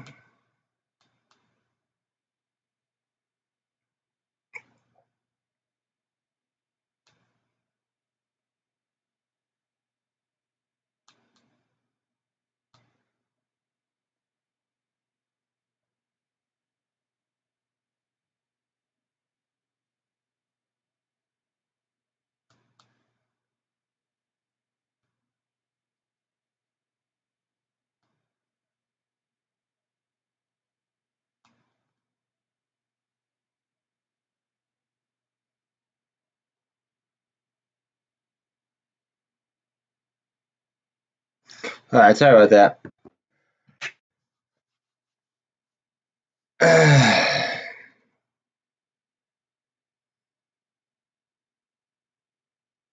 Were you here in June, Okami?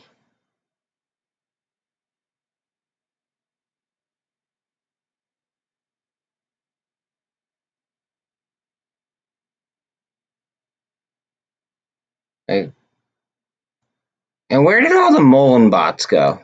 Because everybody was like crying about MULN.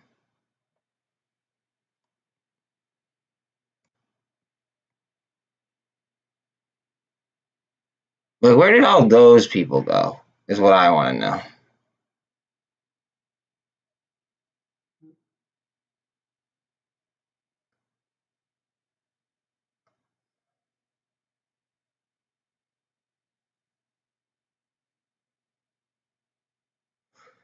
I mean, I don't know.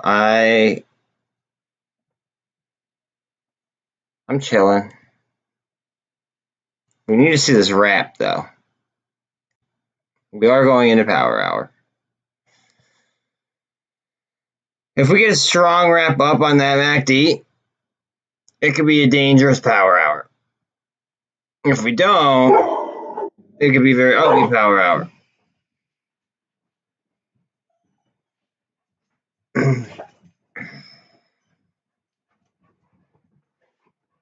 So we'll see. 1 second, guys. My dad just rolled in. I'm just gonna put this on mute for a second.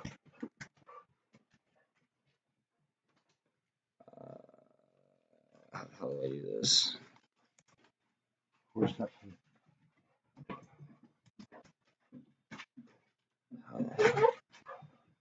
If I do this for that, no, my mic is still on. So.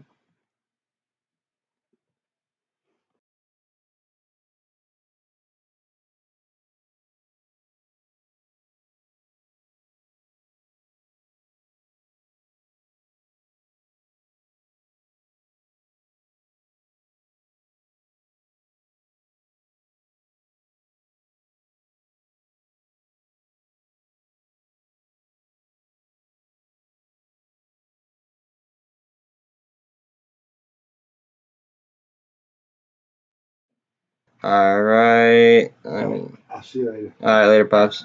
All right, love you. See you. Yeah, sleep tight.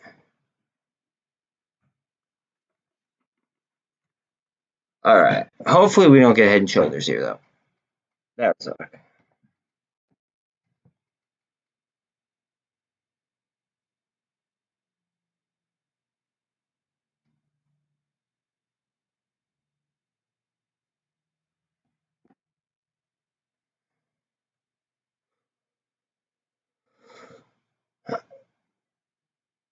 Vortex SEV. Okay, hold on.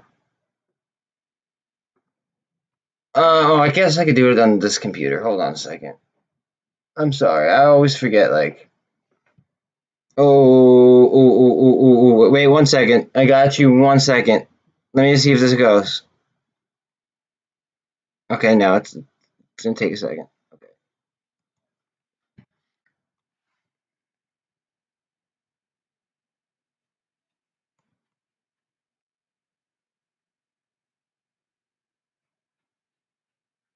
consumer discretionary automobiles and components, automobile manufacturers. That's a very broad thing.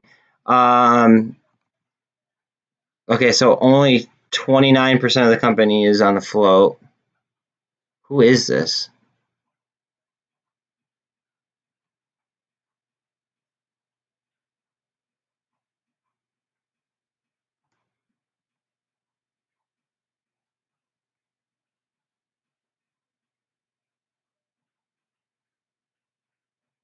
Do they have any catalysts, or are you just playing it because it's create like a wild play?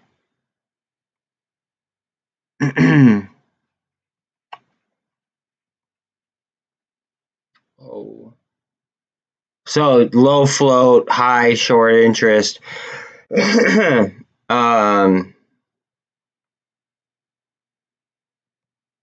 Word. I mean, it looks like it's kind of at the bottom-ish. Let's see what the average age of loans are. What's 51 days earlier than today? What is 51 days earlier than today? February 26th.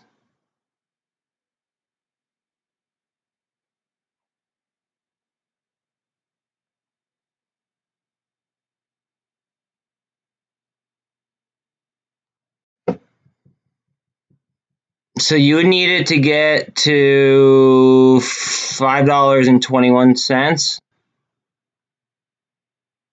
in order to have most of the shorts underwater.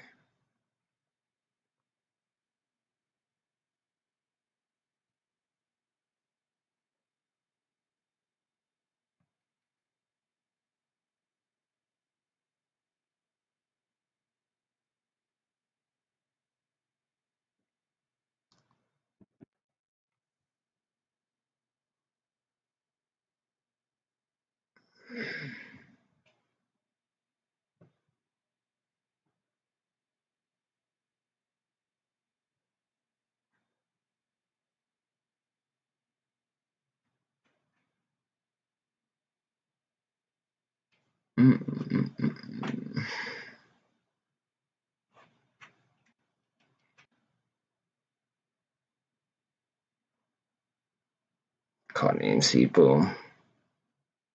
Go boom. Don't make me regret holding on to you.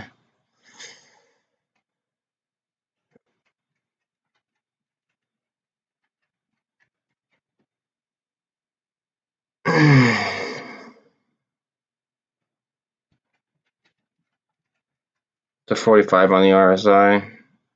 If we don't get strength here, I'm pretty upset.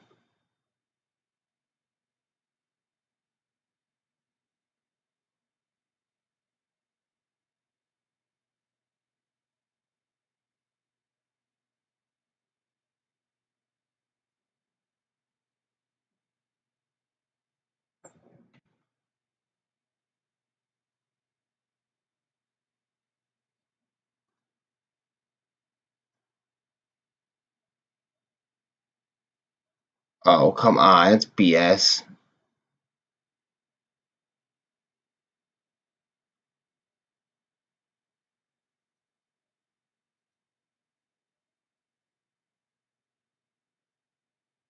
What the hell just happened? I got a partial fill. What filled and what didn't?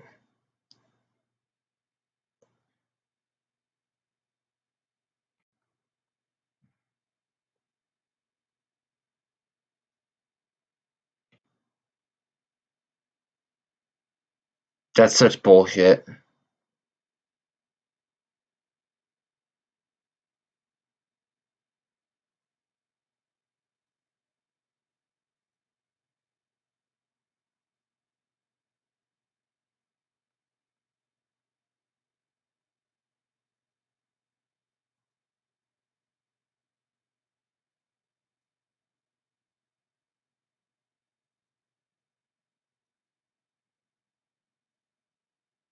Come on, sell. Sell. Son of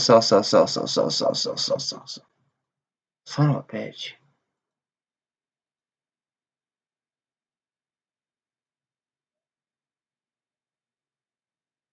Okay.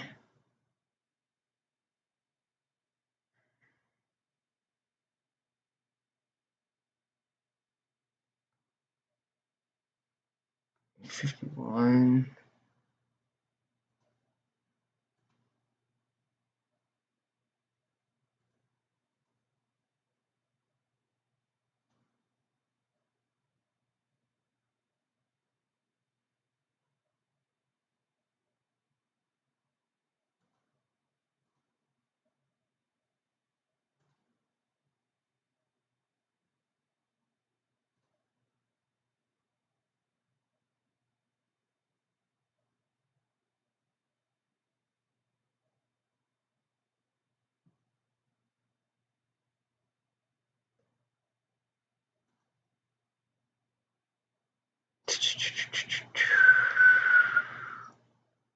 One second, I'm sniping over here.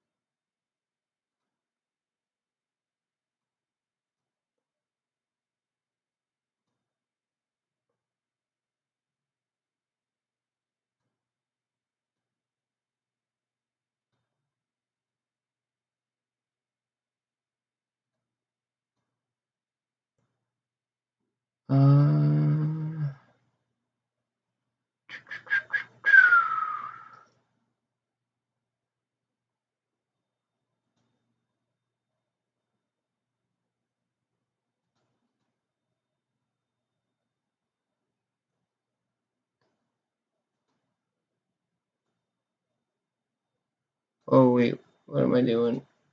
Oh yeah, okay.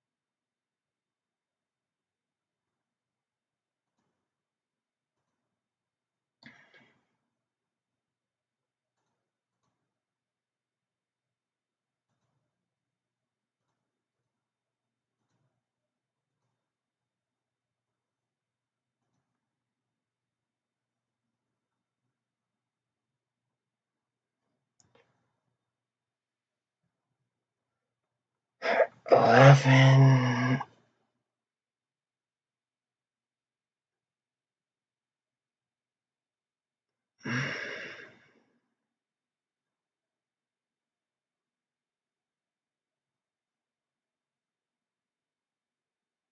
Okay, 1189. How much are these?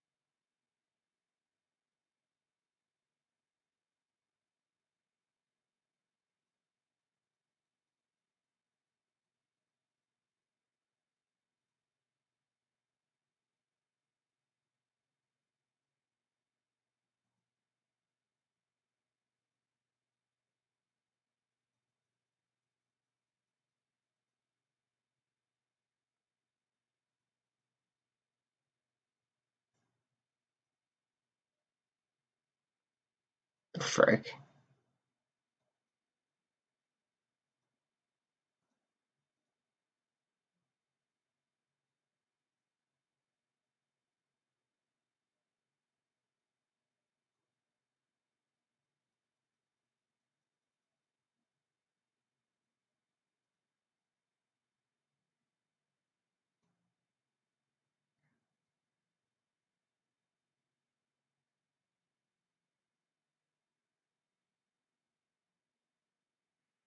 Okay.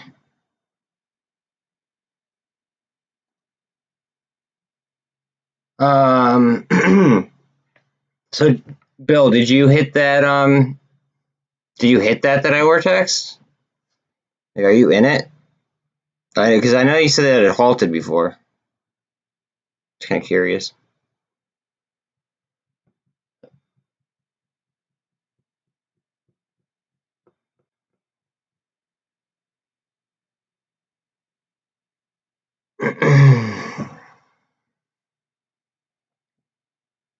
Yeah, I feel you. I feel like after it goes, it's just like trying to catch a falling knife. Well, or trying to catch a rocket, basically.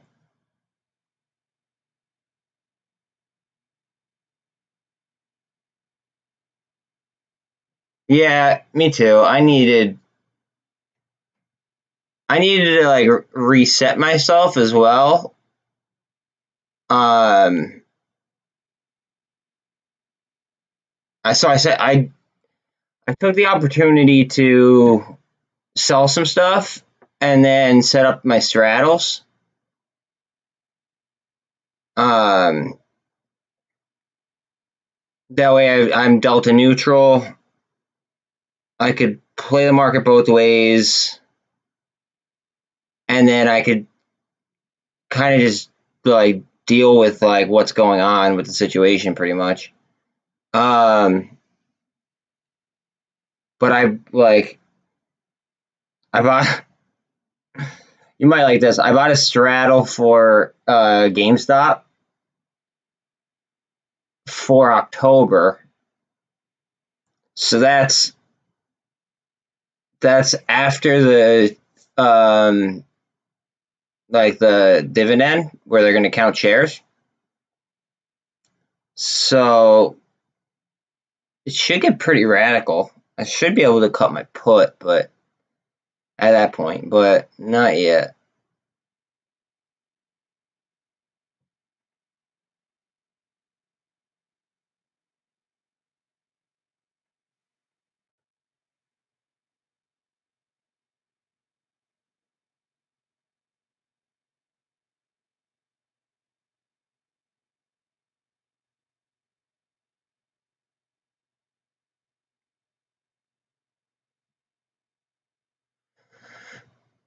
Uh,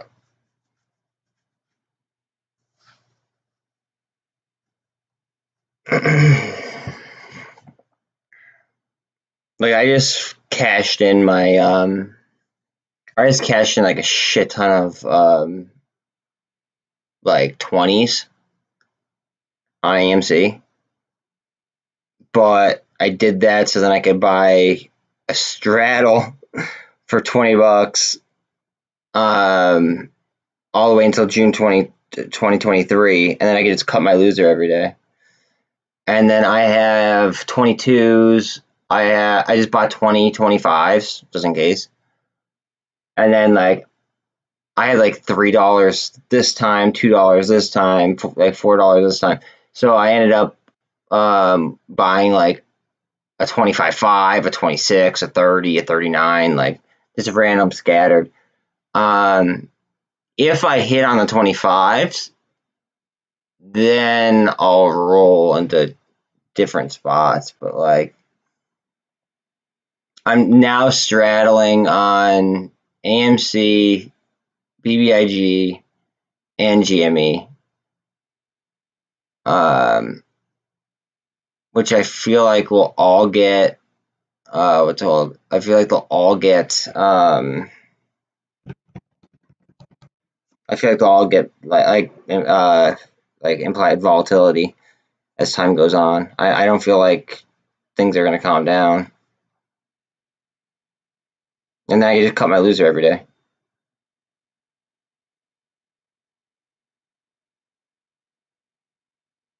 I'm sick of the, like you said, like being pissed off.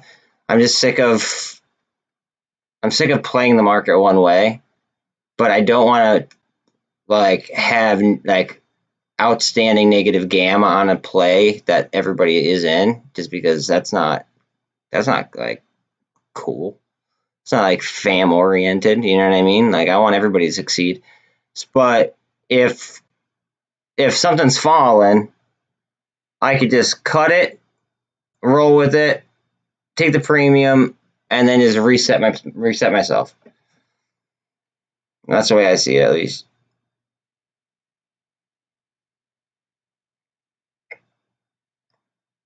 Or if it comes down to it, I mean, like on like GameStop, for instance, I mean, like I could let the bitch go to 0.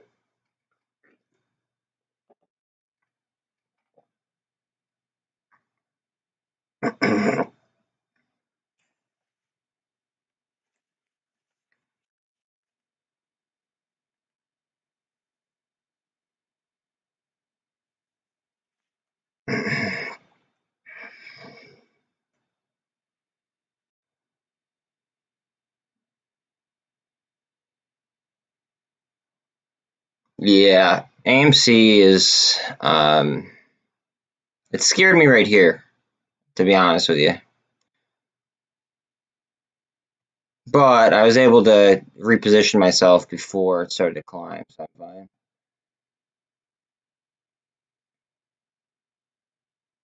See, there's a lot of people that just started coming in here yesterday talking about MULN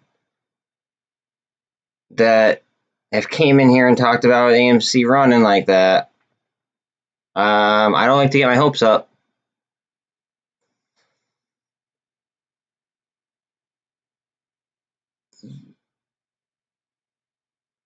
How do you like this? I straddle, and then I'll add to a position if necessary. That should scare all the bots away.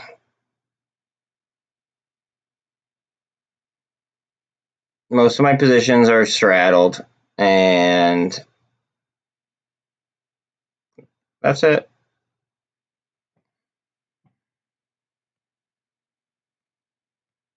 Long straddles. Long straddles and chilling.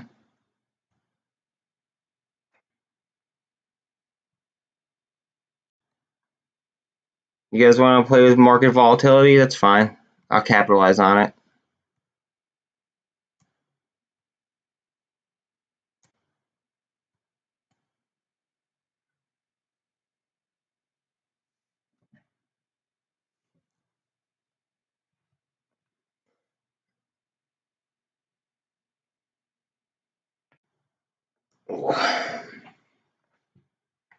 They just get a crossover though. 13 over the 48 over the 24.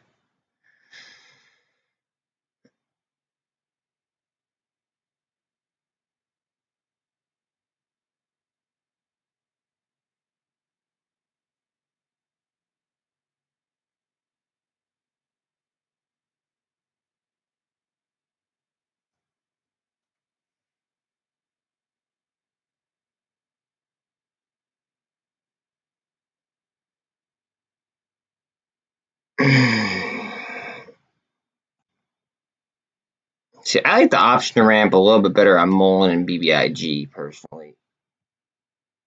They're straight up gamma ramps, in my humble opinion, and that is not financial advice.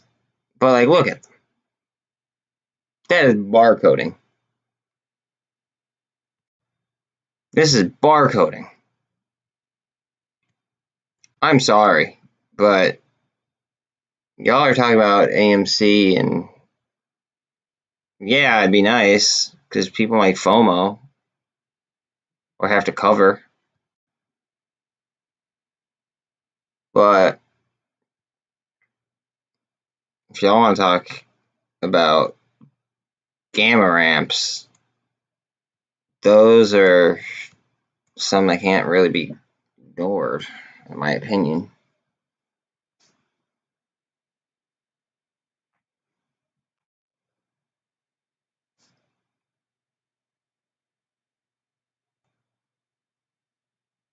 Come on, let's go.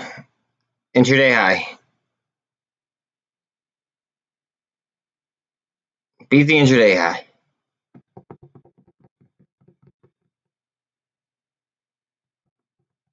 Oh, these bots. Eric. Are you the same person that said that before? I could have swore somebody like copy and pasted what you just said and said it before.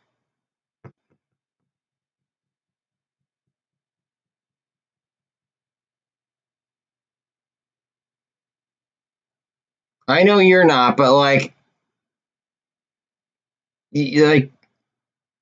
what?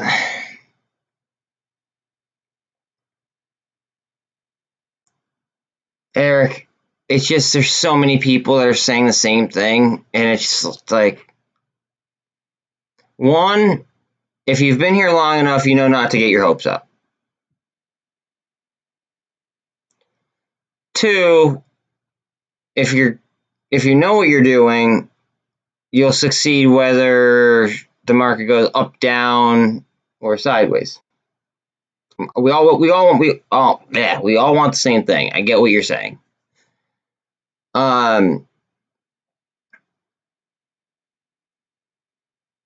don't know. I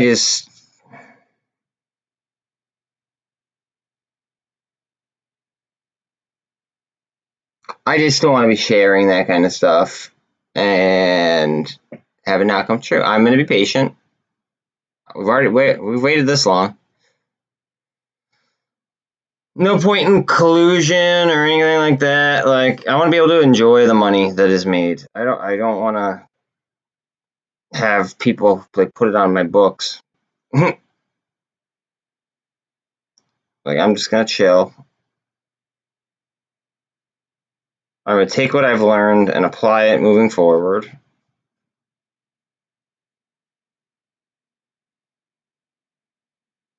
Like, literally giving us this time. Well, I'll be honest, I would rather a really quick one and then be able to compound the interest on something. Like, if this could happen overnight, well, I guess it depends what it is, and like to me, as far as halting goes. Halts do suck. That's why, like, when there's warrants, if there's warrants on the security, I'd rather play the warrants just because the warrants won't halt. And then you could actually gauge the sentiment as it goes. So then you could kind of tell which way the halt might go once it resumes.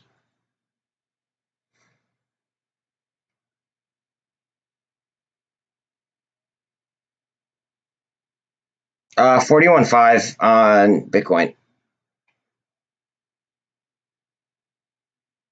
I think this is going to go up just because of that. 41.5 on Bitcoin. And this is going back towards 202. I hope so.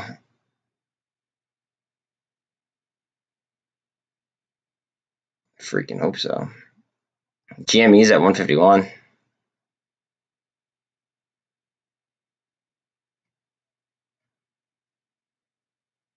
Yes, sir. Yes, sir. Yes, sir. Yes, sir.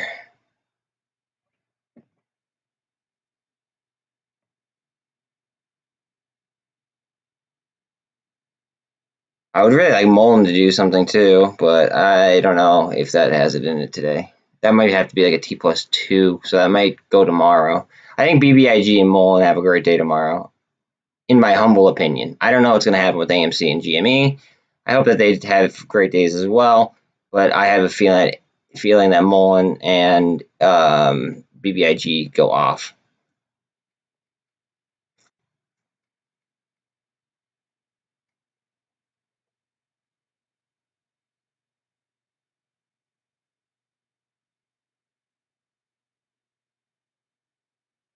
I mean, the barcoding just that tells you that you're not like, to me that tells me like, okay, I'm right about like this whole thing.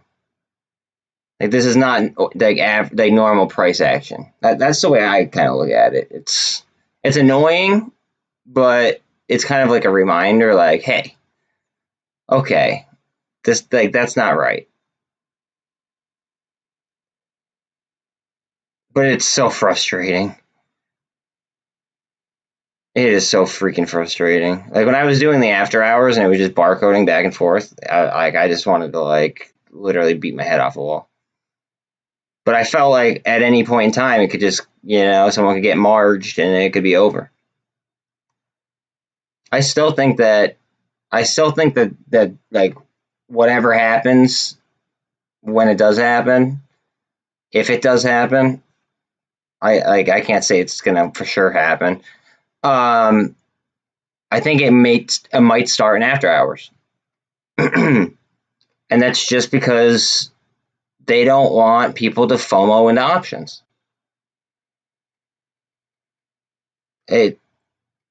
Realistically, it's a smart business move. By the country, it'd be a smart business move.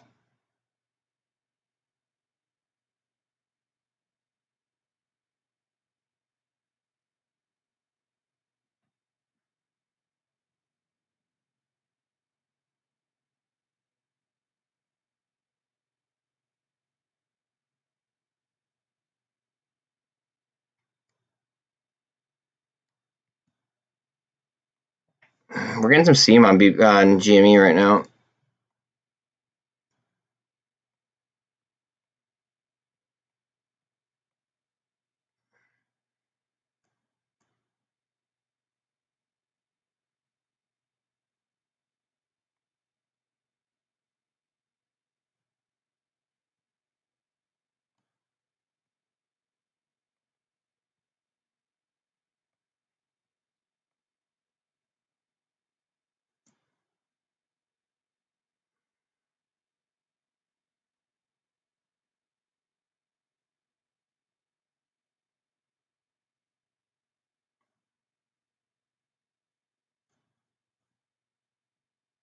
Come on, AMC, let's go.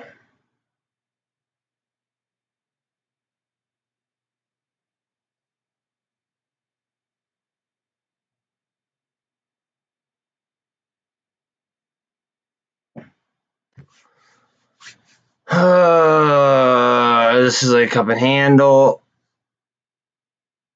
Just go. Just go with it. Go, go, go, go, go, go, go. I just really hope we get this kind of follow through in after hours. Because if we get this kind of follow through in after hours, then we could be talking about something crazy.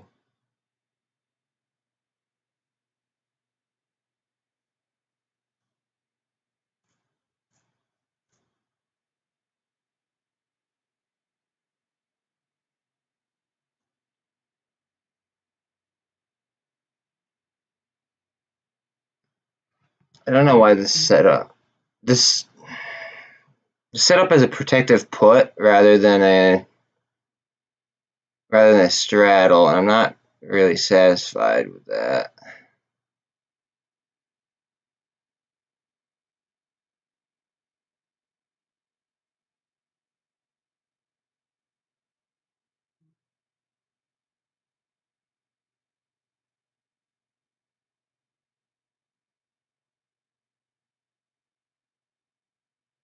This should have been.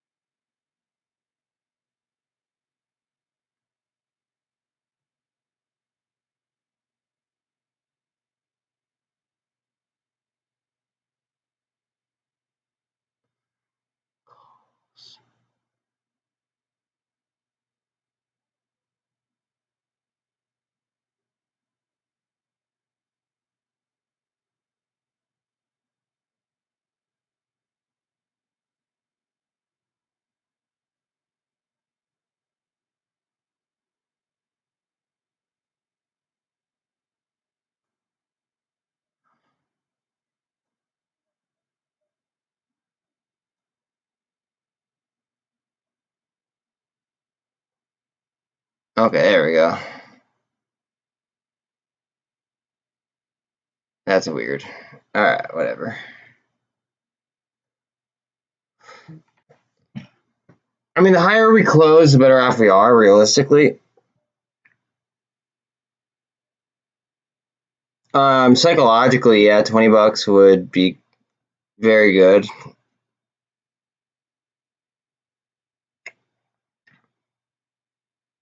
But I mean, I would much rather a $25 close. 445 on SPY. I called out 444 earlier today. I don't know. I can look it up though. Probably to like 2023 or something. What is Max Payne on AMC?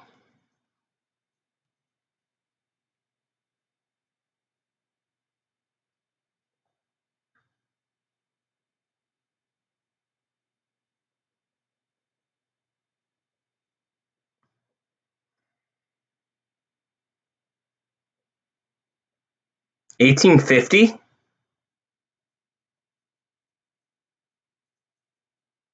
1850 is Max Payne. This is okay.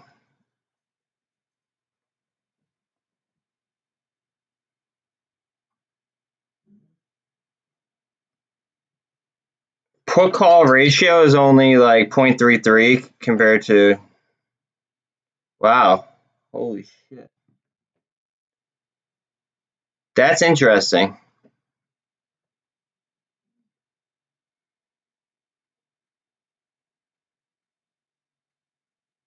I mean, it kind of scares me because like they could paint it this high and then they could just like pile drive it after hours.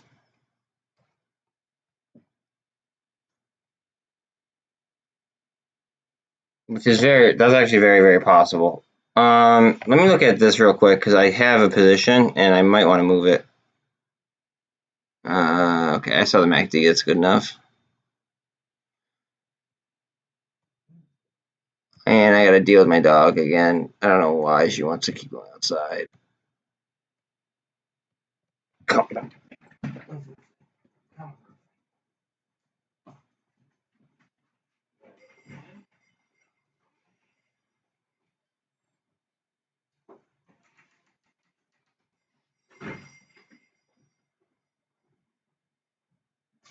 Okay, let's see. Yeah, them like hopping in the chat and saying like, "Oh yeah, like spread it everywhere." Like that scares the crap out of me. Like I don't. That makes me like with MULN basically, like how they did that yesterday. That made me like want to do like the opposite of what they were saying to do. I don't know. Makes me feel some type of way.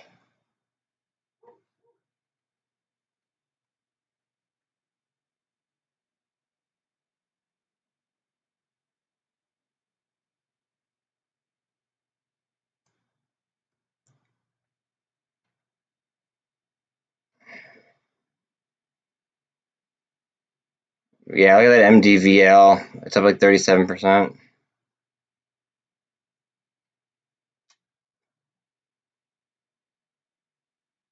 But yeah, 1850 bill. So I mean, like if we close above 19, I mean, look, somebody might get margined over that. I mean, I just feel like their margins have to be so freaking paper thin. Like, let me see what's Max Payne on GameStop this week.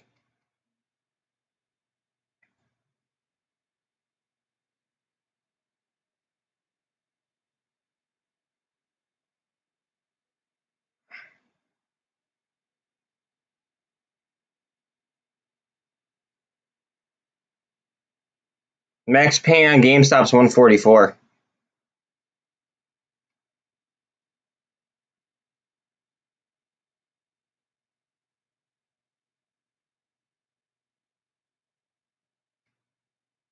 That's interesting. 144.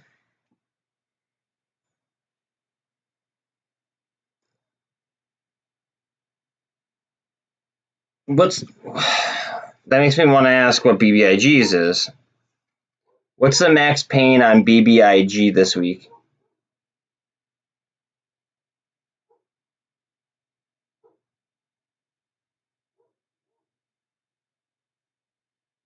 The 2.5s.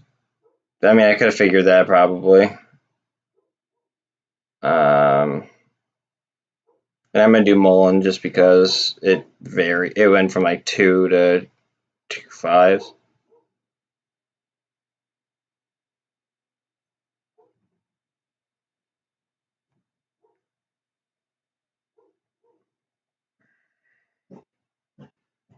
No, not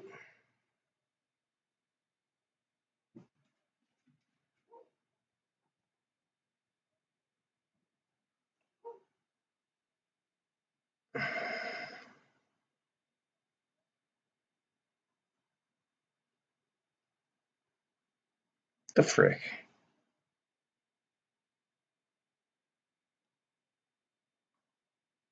MULN.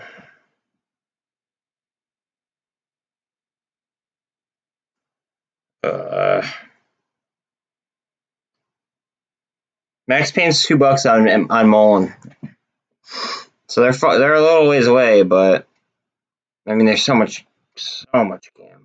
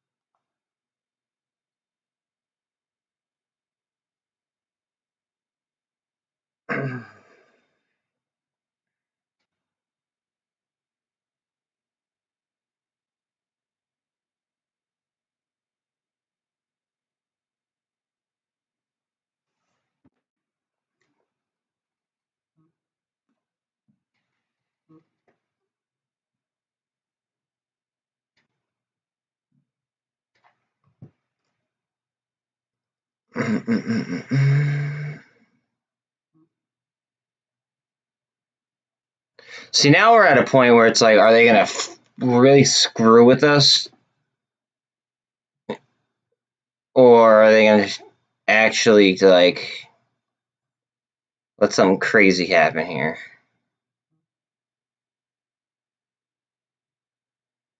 That's kind of how I feel, at least right now at this current time.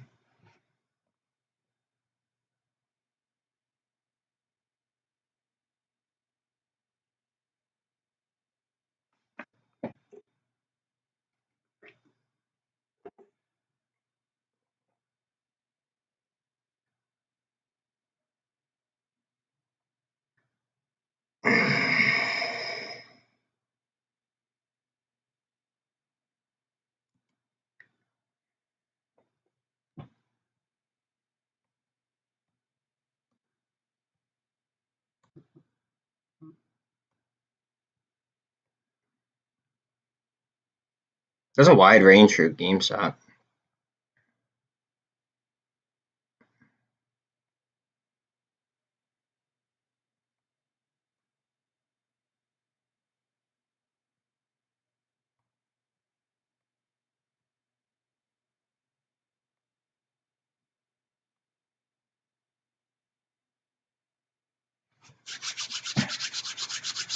Dissolve retail. It might very well be just because of like the low volume. I don't want to. I can't confirm or deny.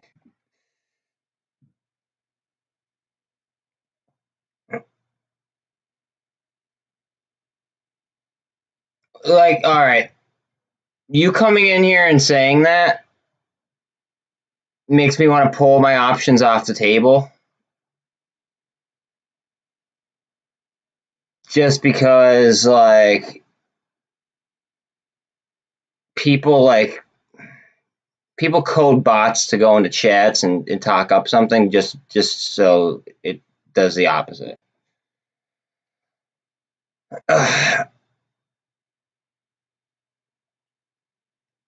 Now, I straddle things, so I'm not really too afraid of that.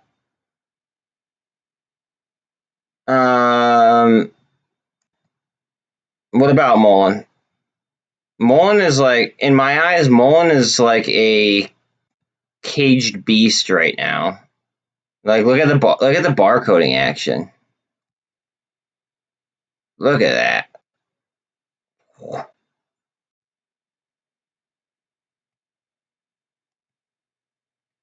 Like, if I didn't just spend a lot of money to straddle like some really expensive stuff, I would. I don't know what I would do. I can't say what I would do without actually like doing it. Like, I couldn't tell.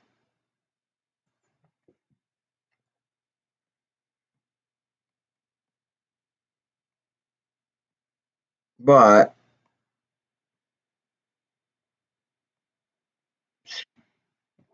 well, I'm not. That's one where I'm not straddling. I'm gonna play MULN straight because I have so many straight shares that if I lose a couple options, oh well. I still believe that the company is way undervalued, and I'll more than well like make up for it in the long run.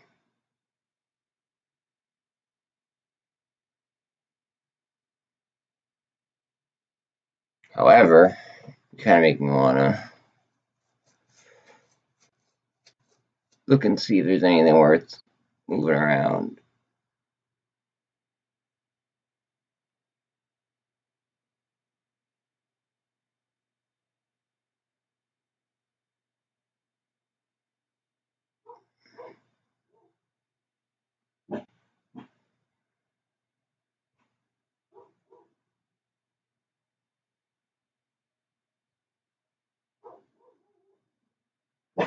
I have to go get my dog. Hold on a second.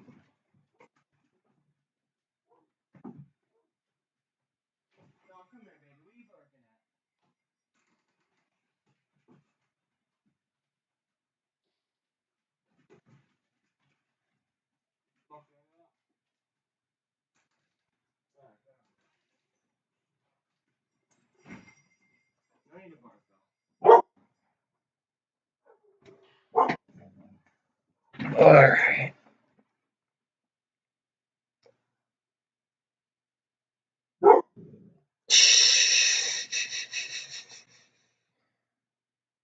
I'm like so tempted to like just because it's people like this hopping in like chat and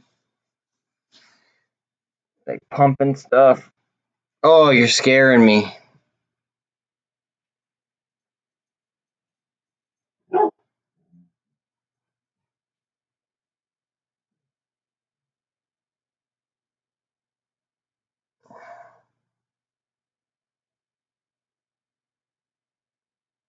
Wow.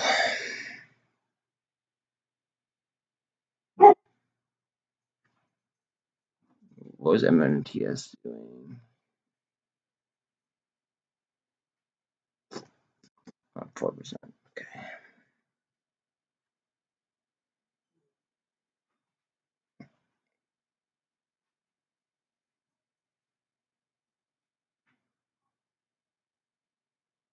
So if max pain is 1850 on this, they're going to try to pin it to 1850, essentially.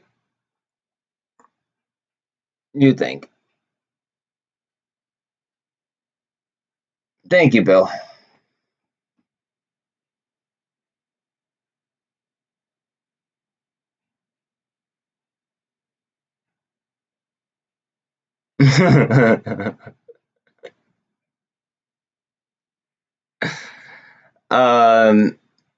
Dude, like, people have just, the last 2 days, I don't know if, like, 50 subscribers is, like, the threshold where you start getting bot attacked, but I feel like yesterday kind of, like, I don't know, it was like a milestone as far as that goes. Just out of nowhere, out of left field, they just started getting, like, bots all over the place. Screwed up.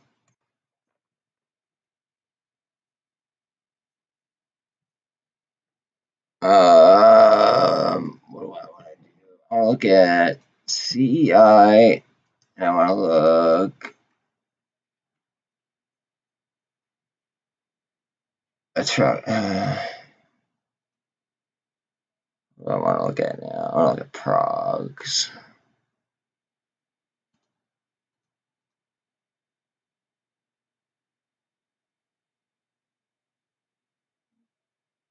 Yo, $90 I could set up a straddle on prog for $1 for 2024.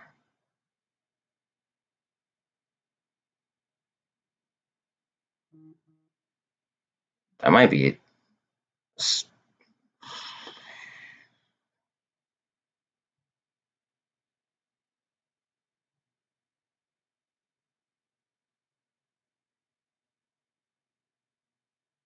Oh, what are these ones? I don't know why I didn't start straddling things sooner. Like, that pisses me off. Oh, the same thing on IDEX.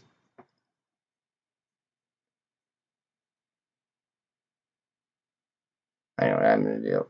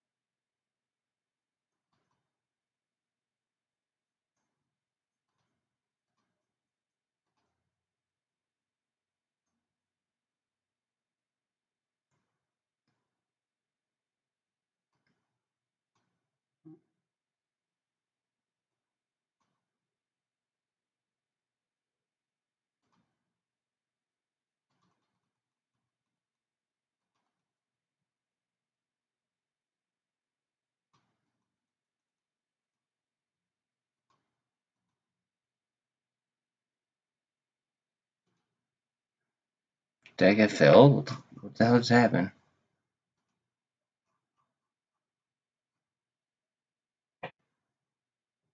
My order just got rejected? That's lame.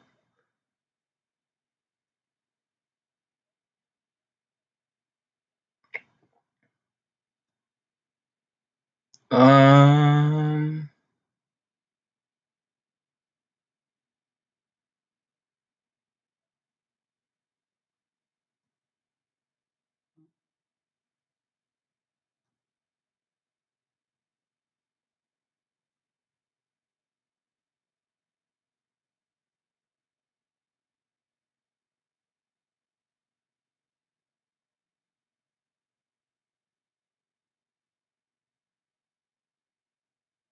Shoot.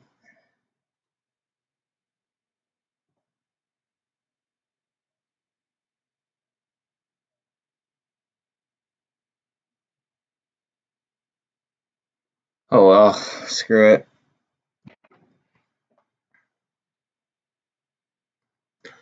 I'm just gonna run it.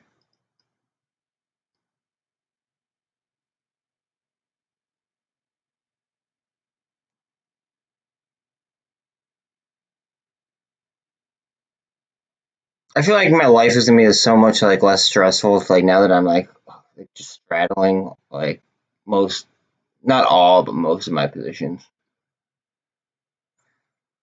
Like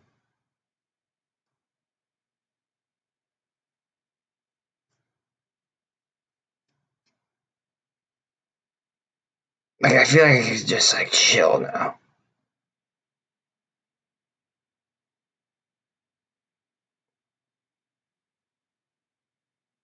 I don't know what SST straddles would be like, because that's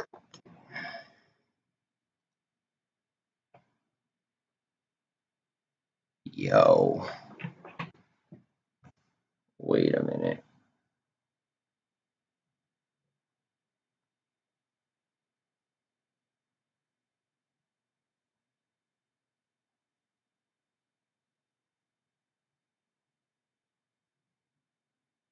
Yo, someone paid $1,000 by accident. That's so funny.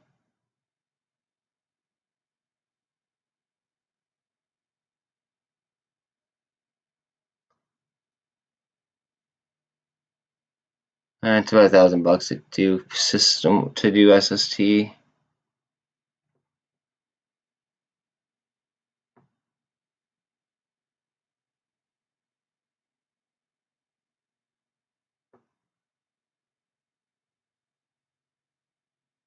Oh, baby AMC. Holy Toledo. I'm the other dog in.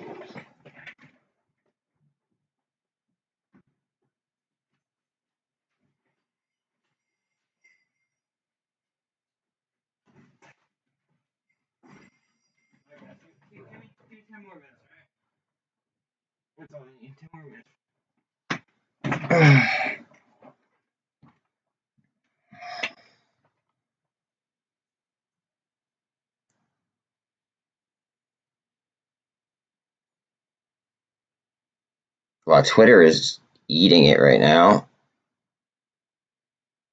It's interesting.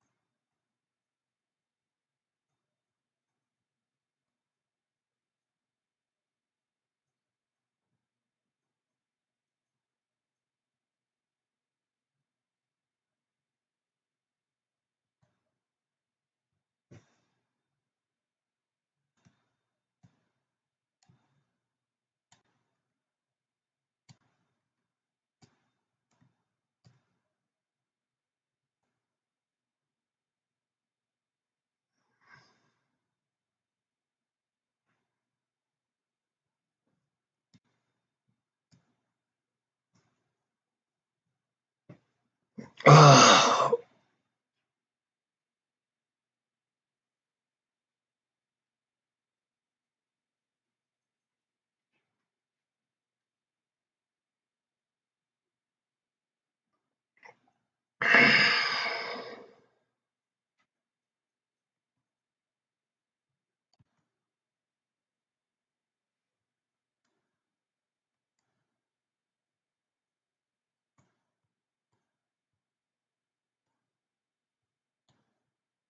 Gamestop could be forming like a cup and handle-ish look type here.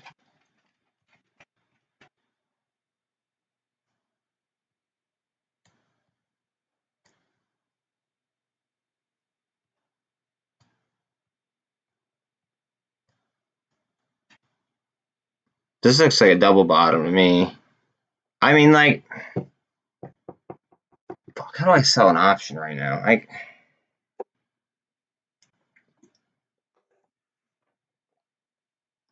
I'm kind of just gonna YOLO it, I guess.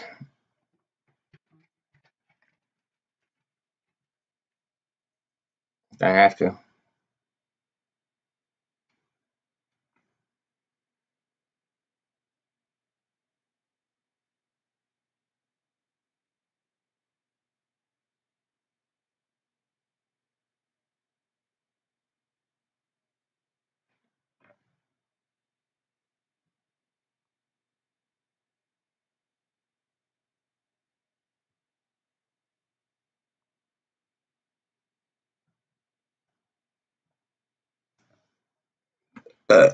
Excuse me.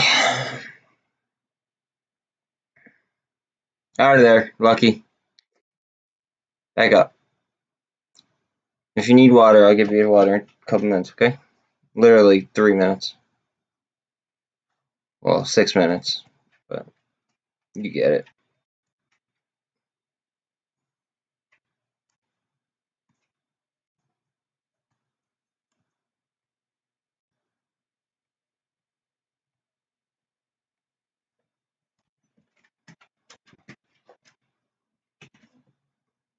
So they're just really, really light volume right now. Really, really light volume. That's what makes me think that, like, they could absolutely sink this.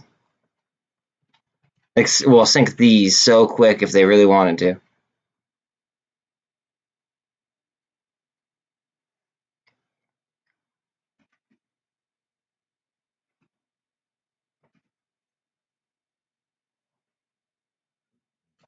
But you gotta wait too. Hold on. Just give me a couple 5 minutes.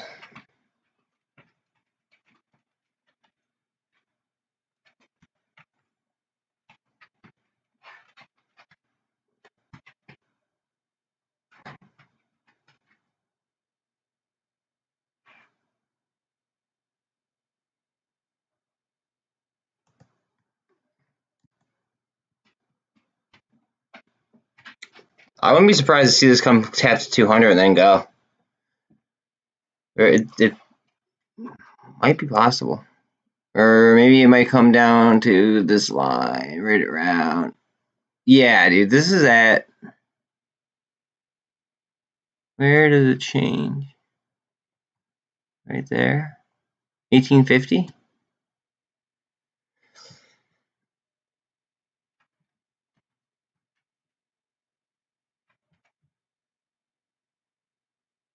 Oh.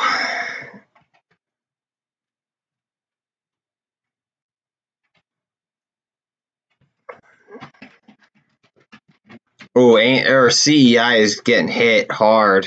Oh, so is MULN. Ouch. I could feel that. That hurts my chest. Like, yeah. Ow, yo. Wow, that hurt. But it got eaten right up. Look at that. That's insane. What happened with BBIG? Ow, right down to the 200. I might stream again in after hours for a couple minutes, like just to see. I mean, these things are like really, really going hard.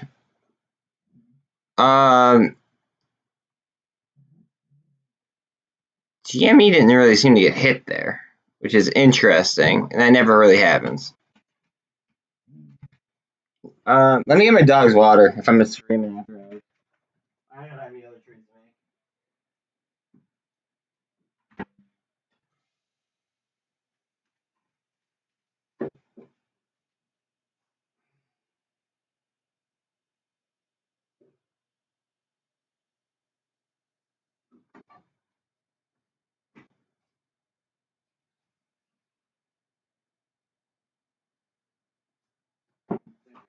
There you go, guys. Go ahead.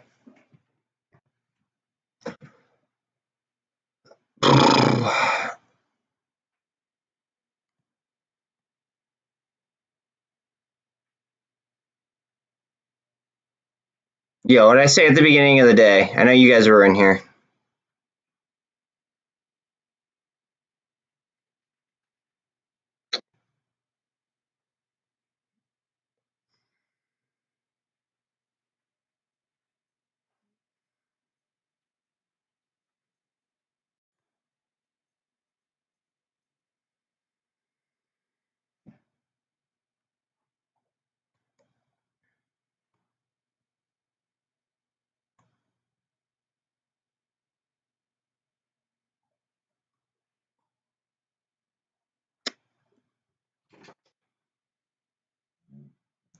What, Belle? Come here. Needy. So that's 3 little soldiers if you're a day trader. Bang, bang, bang. So then, final minute of the day, that's a buy signal into the close. Technically. That's not financial advice, being very, very clear. But if you were to open a book, that would technically be a buy signal. 1, 2, 3. Especially with this being a hammer candle.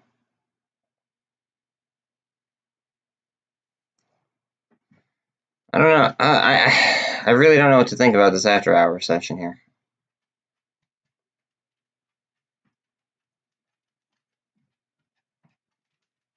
Oh. What, Polly? Go get a toy if you want.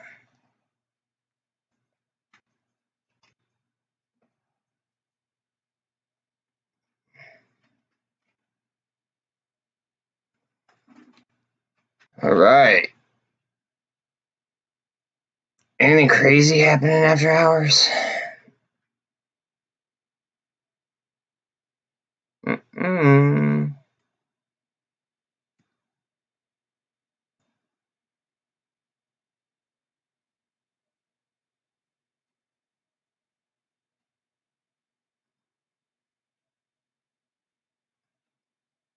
Take a double bottom and it closed too.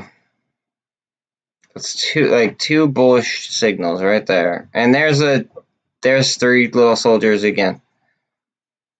Huh. And then we get hit with a short down to the 200. What's up with MULN? Because this got crapped on all day.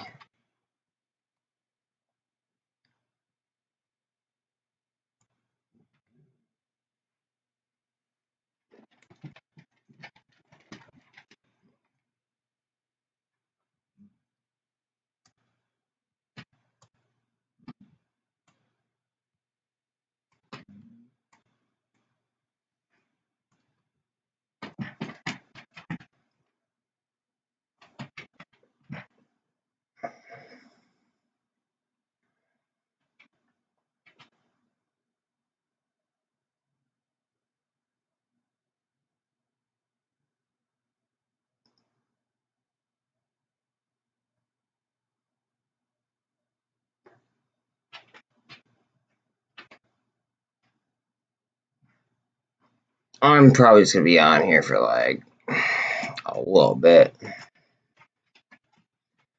Nothing crazy. I can't do what I did yesterday. I was on way too long yesterday.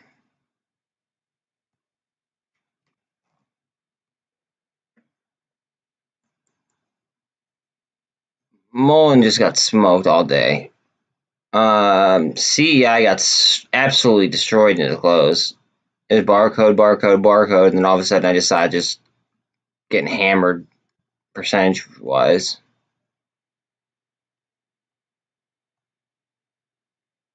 For the day, though, I mean, like, it was all the way down there. It could be worse.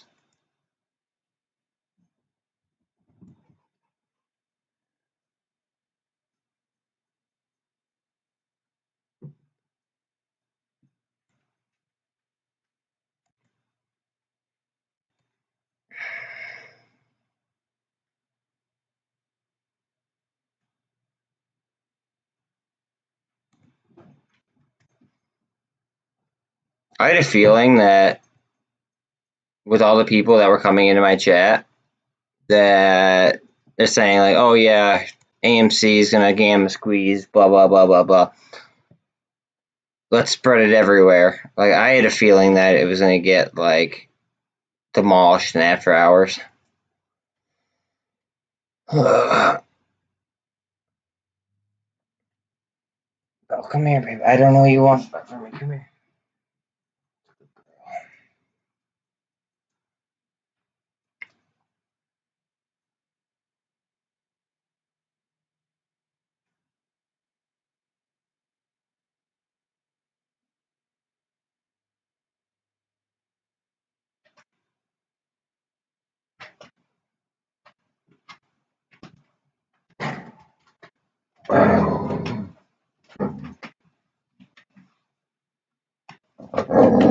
What, guys? Chill.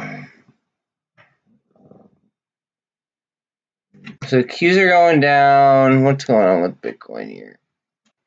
That's why. Stop crying, Belle.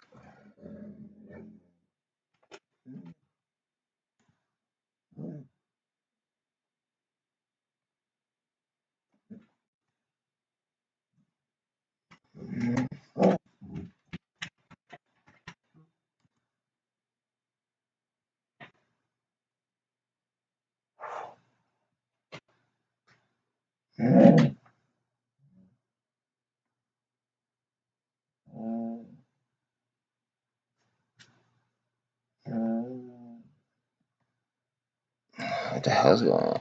Is my shit not loading again? Hold on a second. I don't know why this keeps happening. Before we... But we really didn't gamma squeeze. Like...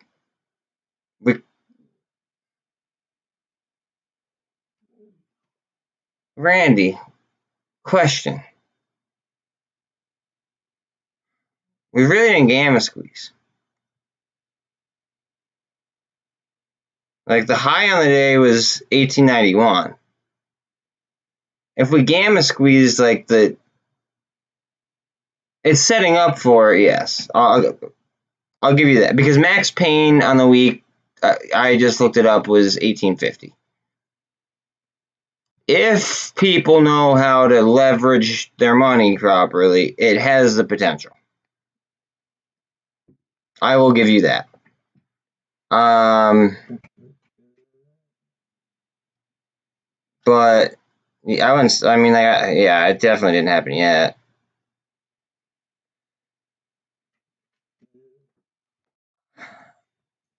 If they do squeeze, there is a potential that it does happen in after hours, just because then there's no FOMO of people jumping into options and that whole headache. It would be a smart business move for banks to do that. So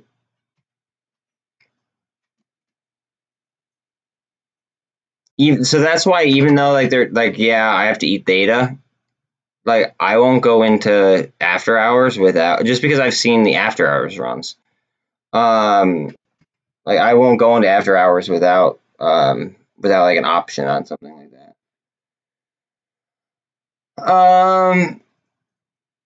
Can I hold you to that in case it doesn't happen?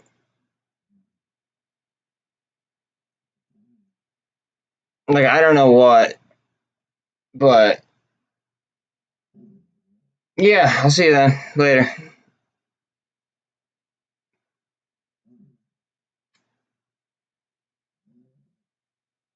All right, well, I think I'm gonna get off. My dog's crying. I have no idea why. I think she just wants to hang out. But y'all have a good one, and I will catch y'all tomorrow. I'll talk to you guys in chat though, I'm sure.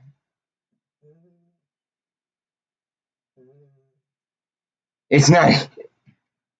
I'm not doing 8 p.m. I'm at some point in my life I might do 8 p.m. But right now I'm not doing 8 p.m. I started at like 6 a.m. streaming today. Come on. All right. Yeah, I'll catch you later.